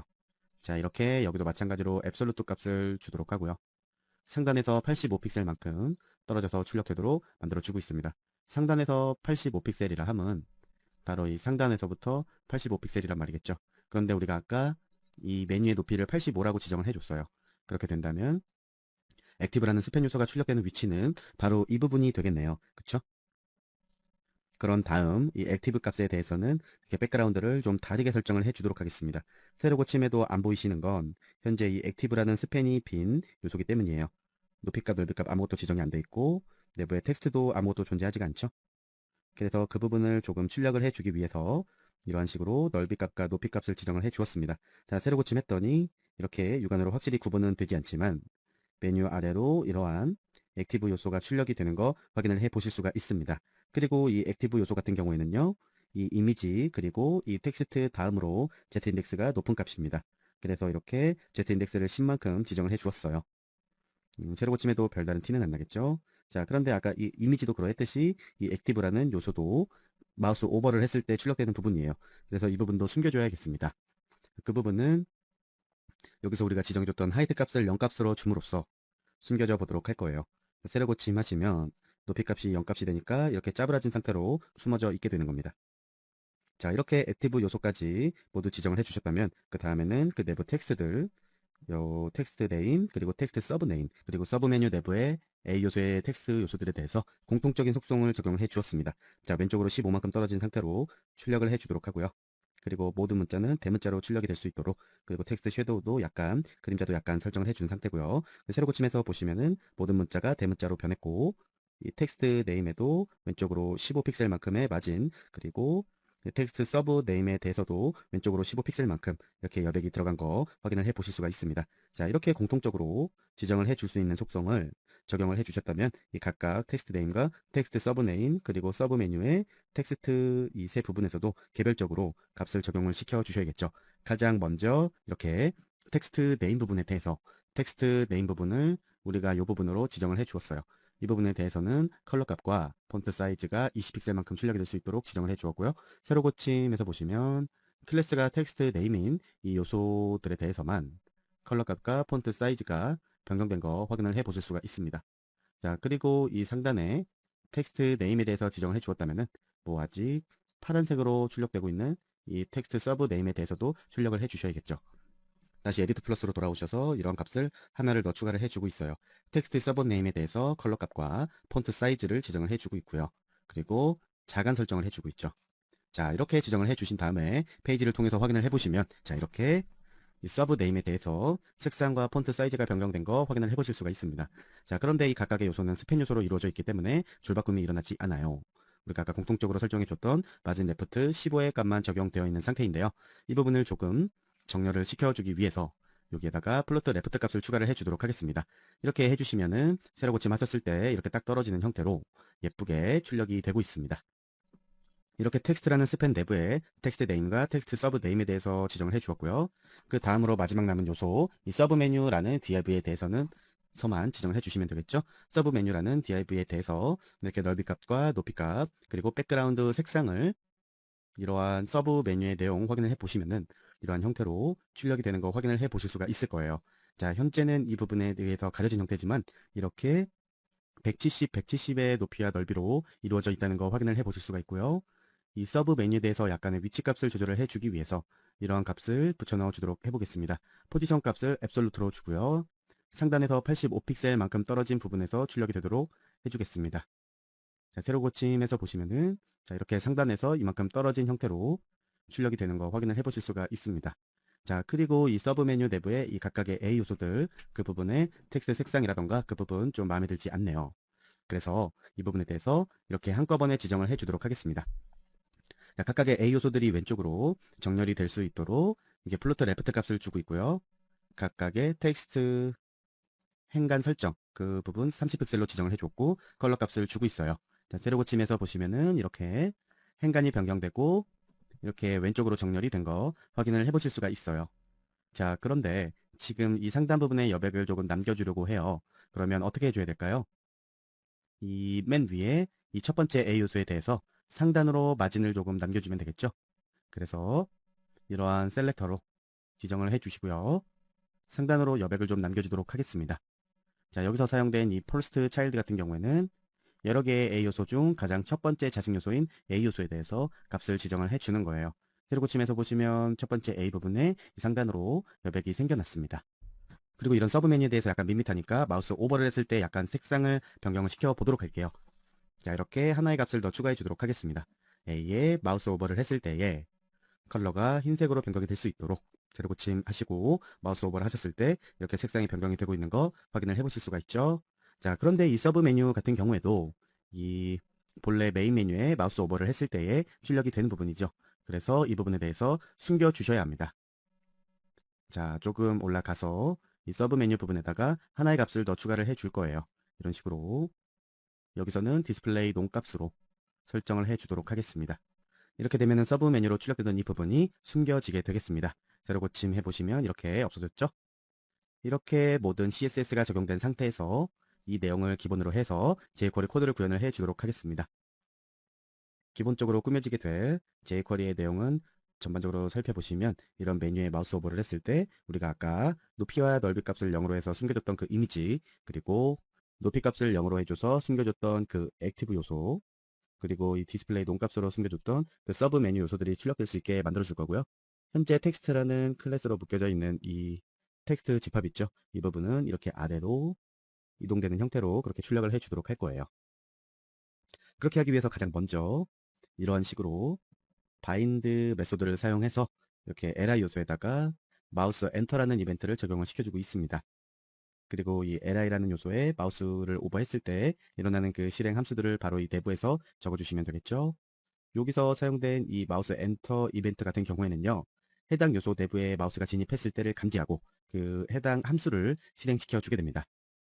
자, 이렇게 해서 각각의 메뉴 리스트들에 대해서 마우스 엔터라는 이벤트를 만들어 주고 있고요.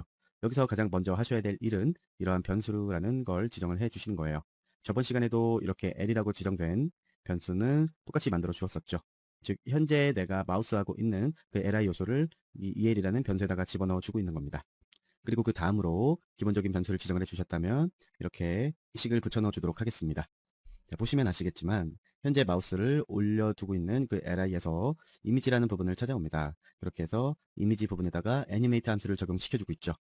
높이를 130으로 만들어주고요. 넓이를 170, 그리고 레프트 값은 0으로 만들어주고 있습니다. 그렇게 만들어준 이 일련의 애니메이션을 0.4초에 걸쳐서 실행될 수 있도록 만들어주고 있고요. 어떻게 어떠한 방식으로 애니메이션이 지정되느냐, 그 부분은 바로 이 내용을 통해서 확인을 해 보실 수가 있습니다. 자, 이 부분에서는 이자웃 100이라는 이직 효과를 사용해주고 있는데요. 이러한 이직 효과를 사용하시려면은 이펙트 효과를 참조를 해 주셔야겠죠. 이렇게 해서 이 상단으로 올라가셔서 이 jQuery 스크립트 바로 아래에다가 이러한 이펙트 파일을 추가를 해 주도록 하겠습니다. 자, 이런 식으로 해서 이 이자웃 100이라는 이직 효과를 참조할 수 있도록 만들어 주고 있고요. 여기서는 가장 먼저 이미지에 대한 애니메이션을 지정을 해주고 있어요. 이미지의 초기 값을 보시게 되면은요. 자, 바로 이 부분에서 이미지에 대한 초기 값이 지정이 되고 있죠. 높이 값은 0, 그리고 넓이 값도 0으로 주고 있었는데 우리가 아까 그 애니메이션을 통해서 넓이와 높이 값을 설정을 해 주었고요. 레프트 값도 역시 메뉴 하나의 가운데 부분인 85픽셀만큼 위치하게 지정을 해 주었었는데 레프트를 0으로 해서 만들어 주고 있었어요. 자, 이런 식으로 이미지가 변화가 될 수 있도록 애니메이션 효과를 주고 있습니다. 자, 확인해 볼까요? 세로 고침 하신 다음에 하나의 리스트에다가 이렇게 마우스 오버를 한 순간 이미지가 이렇게 아래쪽에 붙은 형태로 출력이 되고 있죠. 우리가 아까 CSS 내용 중에서 바텀 값을 0으로 줬기 때문에 이 아래에 딱 달라붙은 형태로 출력이 되고 있는 거고요. 우리가 방금 여기서 줬던 이 170만큼의 넓이 그리고 130만큼의 높이가 출력이 되어서 이미지로 구현된 거 확인을 해 보실 수가 있습니다. 그리고 아까 말씀드렸던 것처럼 여기 85픽셀 부분에 이미지가 숨어 있었어요. 그런데 우리가 레프트 값을 여기서 0으로 지정을 다시 해줬기 때문에 여기 왼쪽으로 딱 붙어서 이동되면서 애니메이션 효과가 적용이 되고 있습니다. 자, 다른 요소에 마우스 오버를 해도 마찬가지로 이런 형태로 우리가 아까 구현해준 이자웃 100이라는 효과로 구현이 되면서 확인을 해 보실 수가 있습니다.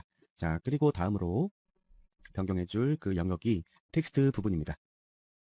이러한 식을 하나 더 붙여 넣어 줄 거예요. 메서드 체인으로 연결을 시켜주고 있고요. 여기서 사용된 이 end self 같은 경우는요, 이 이전 선택 집합과 현재 선택 집합을 연결해주는 그러한 메서드입니다. 자, 해서 이렇게 연결해 주신 다음, 그 다음에 텍스트라는 요소를 찾아오고 있어요. 텍스트라는 요소는 바로 이 부분에서 지정된 내용이겠죠. 이러한 텍스트를 찾아와서요. 이 텍스트 부분에도 애니메이트를 적용을 해주고 있습니다. 탑 값을 200만큼으로 주어서 텍스트 내용을 아래로 끌어당겨주고 있죠. 여기서도 마찬가지로 이 속도 값과 이진 값이 사용이 되었고요. 세로 고침을 하신 다음에 마우스 오버를 하시면은 이미지가 이렇게 위로 올라가고 여기 가운데 존재했던 텍스트가 이렇게 내려오는 거 확인을 해 보실 수가 있죠. 탑 값이 200만큼 적용이 되었기 때문이죠. 다른 요소의 마우스 오버에도 마찬가지의 형태로 구현이 되고 있고요. 자, 그리고 이렇게 다 만들어 주셨다면은 그 다음은 여기서 보시는 이 액티브 값에 대해서도 약간 설정을 해 주도록 할게요. 미리 말씀드리자면 이 액티브 값 같은 경우에는 어떠한 형태로 요소를 숨겨주고 있었느냐, 하이트가 0값이었기 때문에 우리는 현재 보이지 않는 거였습니다. 요 위치값 지정으로 인해서 바로 이 아래에 위치하고 있는데도 말이죠. 우리 눈으로는 확인을 해 보실 수가 없었어요. 대부분에 대해서도 약간 값을 변경을 시켜 주시자면 이러한 식으로 붙여 넣어 주도록 하겠습니다. 자, 여기에서도 역시 마찬가지로 연결을 시켜주기 위해서 end self 메소드가 사용이 되었고요. 이번에는 active라는 클래스명을 가진 요소를 찾아오고 있습니다. 이러한 요소에 대해서는 마우스 오버를 했을 때 정상적으로 출력시켜주기 위해서 이 애니메이트의 속성값으로 하이트 값을 170만큼 주고 있습니다. 그리고 반응 속도를 0.3초로 지정을 해주고 있죠. 자, 이렇게 해서 애니메이트 함수를 적용을 함으로써 이 액티브라는 클래스가 정상적으로 LI에 마우스 오버를 했을 때 출력이 될 수 있도록 만들어주고 있어요. 한번 확인을 해보도록 하겠습니다. 자, 이렇게 마우스 오버를 한 순간 아까와는 달리 이렇게 검은 배경이 생겼죠. 그 부분이 바로 우리가 아까 지정했던 액티브라는 요소인 겁니다. 자, 다른 요소에 마우스 오버해도 모두 똑같은 결과를 확인해 보실 수가 있겠습니다. 자, 이렇게 해서 대부분의 내용을 다 출력해 줄 수 있도록 만들었는데요. 우리가 아까 서브 메뉴를 지정을 해 줬던 부분이 있죠. 그 부분 또한 함께 출력이 될 수 있게 만들어 줘야겠네요. 자, 그 부분에 대해서는 이 애니메이트 가장 마지막에 설정해 준 이 애니메이트 함수의 콜백 함수로서 설정을 해 주도록 할까요? 이 뒷부분에다가 콤마를 하나 찍어 주시고 이런 식으로 길게 하나 붙여 넣어 주도록 하겠습니다. 바로 여기서 지정된 애니메이트 함수의 콜백 함수로 이 부분이 추가된 내용이고요. 그 값을 보시면 가장 먼저 서브 메뉴라는 변수를 지정을 해 주신 다음에 그 내부에서 해당 li 요소의 그 서브 메뉴를 찾아오고 있습니다. 이렇게 기본적인 셀렉터에 대한 변수를 지정을 해 주신 다음에요. if문을 사용해서 가정문을 만들어 주고 있습니다. 서브 메뉴의 length, 즉 개수가 존재한다면 해당 값을 실행시켜 주게 되겠죠. 자, 왜 이런 가정문을 붙였느냐? 상단에 보시면은 이러한 서브 메뉴에 대한 내용이 있는 것도 있고 없는 리스트 요소들도 있고 그렇죠. 첫 번째와 마지막 리스트에 대해서는 서브 메뉴가 있었습니다. 그것을 구분해주기 위한 과정이라고 생각을 하시면 될 것 같아요.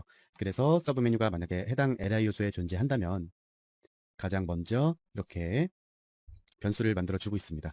즉 기본적인 레프트 변수는 170이라고 지정을 해 주었고요. 또 그 내부에서 가정문 하나가 붙었네요. 우선 기본적으로 레프트라는 변수에는 170 픽셀이라는 내용이 들어가게 되어 있는데 또 이 부분에서 이 가정문이 참이라면은 이 변수 레프트가 마이너스 170 픽셀이 되는 겁니다. 자, 리스트 요소의 부모 요소, 그 요소의 자식들의 개수를 반환하고 있죠. 이 자식들이라 함은 li가 되겠네요. li 요소는 총 우리가 4개를 지정을 해 주었어요. 그래서 이 부분이 4가 되는 거고요. 요 옆에 10과 결합을 해서 현재 마우스 오버한 li의 인덱스 번호 값에 더하기 1 한 값을 불러오고 있습니다. 한마디로 말해서 해당 인덱스 값에 더하기 1을 한 값이 4인 것을 찾으라는 그런 가정문이 되겠죠. 자, 인덱스 번호에 더하기 1씩을 해주게 되면은 이 li는 1번, 2번, 3번, 4번이 되겠네요. 그래서 현재 리스트의 개수인 4라는 숫자가 번호가 맞는 이 마지막 버튼 요소에 대해서 레프트 값을 마이너스 170으로 지정을 해주고 있는 겁니다. 그렇게 해서 만들어진 각각의 이 레프트 값을 이 부분에서 출력을 해주고 있습니다. 자, 그런데 보시면 아시다시피 이 서브 메뉴 같은 경우에는요. 넓이와 높이 값으로 요소를 숨겨줬던 게 아니라 디스플레이 논 값으로 그냥 단순하게 숨겨주고 있었어요. 그렇기 때문에 이 부분에서는 이 show 함수를 사용해서 디스플레이 논값으로 되어져 있던 요소를 다시 나타내 준 다음에 이렇게 애니메이트 함수를 적용시켜 줘야 합니다. 그래서 기본적으로 서브 메뉴를 가지고 있는 요소에 대해서는 이 플러스인 170 픽셀만큼 이 부분에 들어가게 되고요. 그리고 가장 마지막 네 번째인 리스트에 대해서는 서브 메뉴가 이 부분에다가 마이너스 170 픽셀의 값이 들어가게 되는 거죠. 자, 확인을 한번 해보도록 할까요? 새로 고침하셨을 때 이 서브 메뉴를 가지고 있는 메뉴에 대해서는 이 첫 번째 메뉴와 이 네 번째 메뉴가 있었어요. 첫 번째 메뉴에다가는 마우스 오버를 했을 때 레프트 값이 170만큼 적용이 되어서 이만큼까지 밀려 나와서 서브 메뉴가 출력이 되고 있는 거 확인을 해보실 수가 있고요. 그 반대로 이 네 번째에 대해서 마우스를 오버하셨을 때는 우리가 이 부분에서 지정을 해주었던 그 내용으로 인해서 170 픽셀이 아닌 마이너스 170 픽셀만큼의 레프트 값을 가지게 된 거죠. 그래서 이렇게 왼쪽으로 메뉴가 출력이 되게 되는 겁니다. 자, 물론 이 서브 메뉴로 가지고 있지 않은 두 요소에 대해서는 출력사항 해당 사항이 없는 거고요. 자, 이렇게까지 해주셔서 마우스를 오버했을 때의 이벤트 바인딩은 모두 끝이 났습니다. 이제 마우스를 아웃했을 때 이 내용들이 원래 숨겨졌던 그 제자리로 다시 돌아가고 본래의 초기 값으로 돌아갈 수 있도록 만들어줘야겠죠. 그래서 이번에는 이러한 식으로 바인딩을 해주도록 하겠습니다. 자, 여기서는 마우스 엔터 이벤트를 사용해 주었다면 여기서는 마우스 리브라는 이벤트를 사용해 주고 있어요. 마우스 리브 이벤트는 영문 그대로 마우스가 떠나갔을 때, 즉 마우스가 아웃되었을 때를 감지하는 이벤트겠죠. 자, 이 부분에서도 마찬가지로 이렇게 변수를 똑같이 만들어 줄 거예요. 해당 마우스 오버하고 있는 리스트 요소는 EL이라는 변수, 그리고 해당 li의 서브 메뉴는 이런 서브 메뉴라는 변수를 만들어 주고 있습니다. 자, 나타날 때는 이 이미지, 그리고 다음으로 이 텍스트, 그리고 이 액티브, 그리고 다음에는 이 서브 메뉴. 이러한 순으로 나타나게 해주었다면은 없어질 때는 그 반대로 서브 메뉴가 가장 먼저, 그 다음 액티브, 그 다음 텍스트, 그 다음 이미지, 이 순서가 될 수 있도록 지정을 해줄 거예요. 그래서 가장 먼저 가장 마지막에 만들어줬던 이 서브 메뉴에 대한 내용부터 삭제를 해줘야겠어요. 자, 만약에 해당 li 요소에 서브 메뉴가 존재한다면 show로서 나타내줬던 이 서브 메뉴를 다시 hide로 숨겨서 디스플레이 동값으로 변경을 시켜주고요. 이렇게 left 값을 변경을 해줬던 거를 다시 원래대로 left 0으로 만들어주고 있습니다. 새로 고침해서 확인해 보시면 이렇게 나타났다가 마우스를 빼면은 이미지가 하이드로서 숨겨지고 이 왼쪽으로 다시 이동을 하게 되겠죠. 자, 그리고 그 다음으로는 이 나머지 요소에 대해서 한꺼번에 붙여 넣어 주도록 하겠습니다. 이 다음으로 지정해줬던 이 액티브 값, 이 액티브 값에 대해서는 다시 애니메이트 함수를 적용을 해주어서 본래 기본 높이인 0픽셀로 돌아가게 만들어주고 있고요. 그 다음에 이렇게 연결해서 이미지 값에 대해서는 본래 기본 설정인 높이 0값, 그리고 넓이 0값, 그리고 레프트 80픽셀만큼 주고 있습니다. 자, 그리고 텍스트에 대해서는 본래 기본 높이인 이 탑 25픽셀만큼의 높이로 다시 돌아가고 있겠죠. 자, 이런 식으로 해서 마우스가 아웃이 됐을 때는 모든 요소들이 본래의 제자리로 돌아갈 수 있도록 만들어준 상황입니다. 페이지를 통해서 한번 확인을 해보시면 이렇게 마우스 오버를 했을 때 추격이 되고 마우스 아웃 했을 때 본래 자리로 다시 돌아가고 있죠. 다른 요소도 마찬가지고요. 자, 이런 식으로 마우스가 오버되고 아웃됨에 따라서 여러 이미지가 컨텐트 박스, 그리고 서브 메뉴, 뭐 여러 가지 등이 출력되고 숨겨질 수 있도록 그러한 슬라이딩 박스 메뉴를 만들어 보았습니다.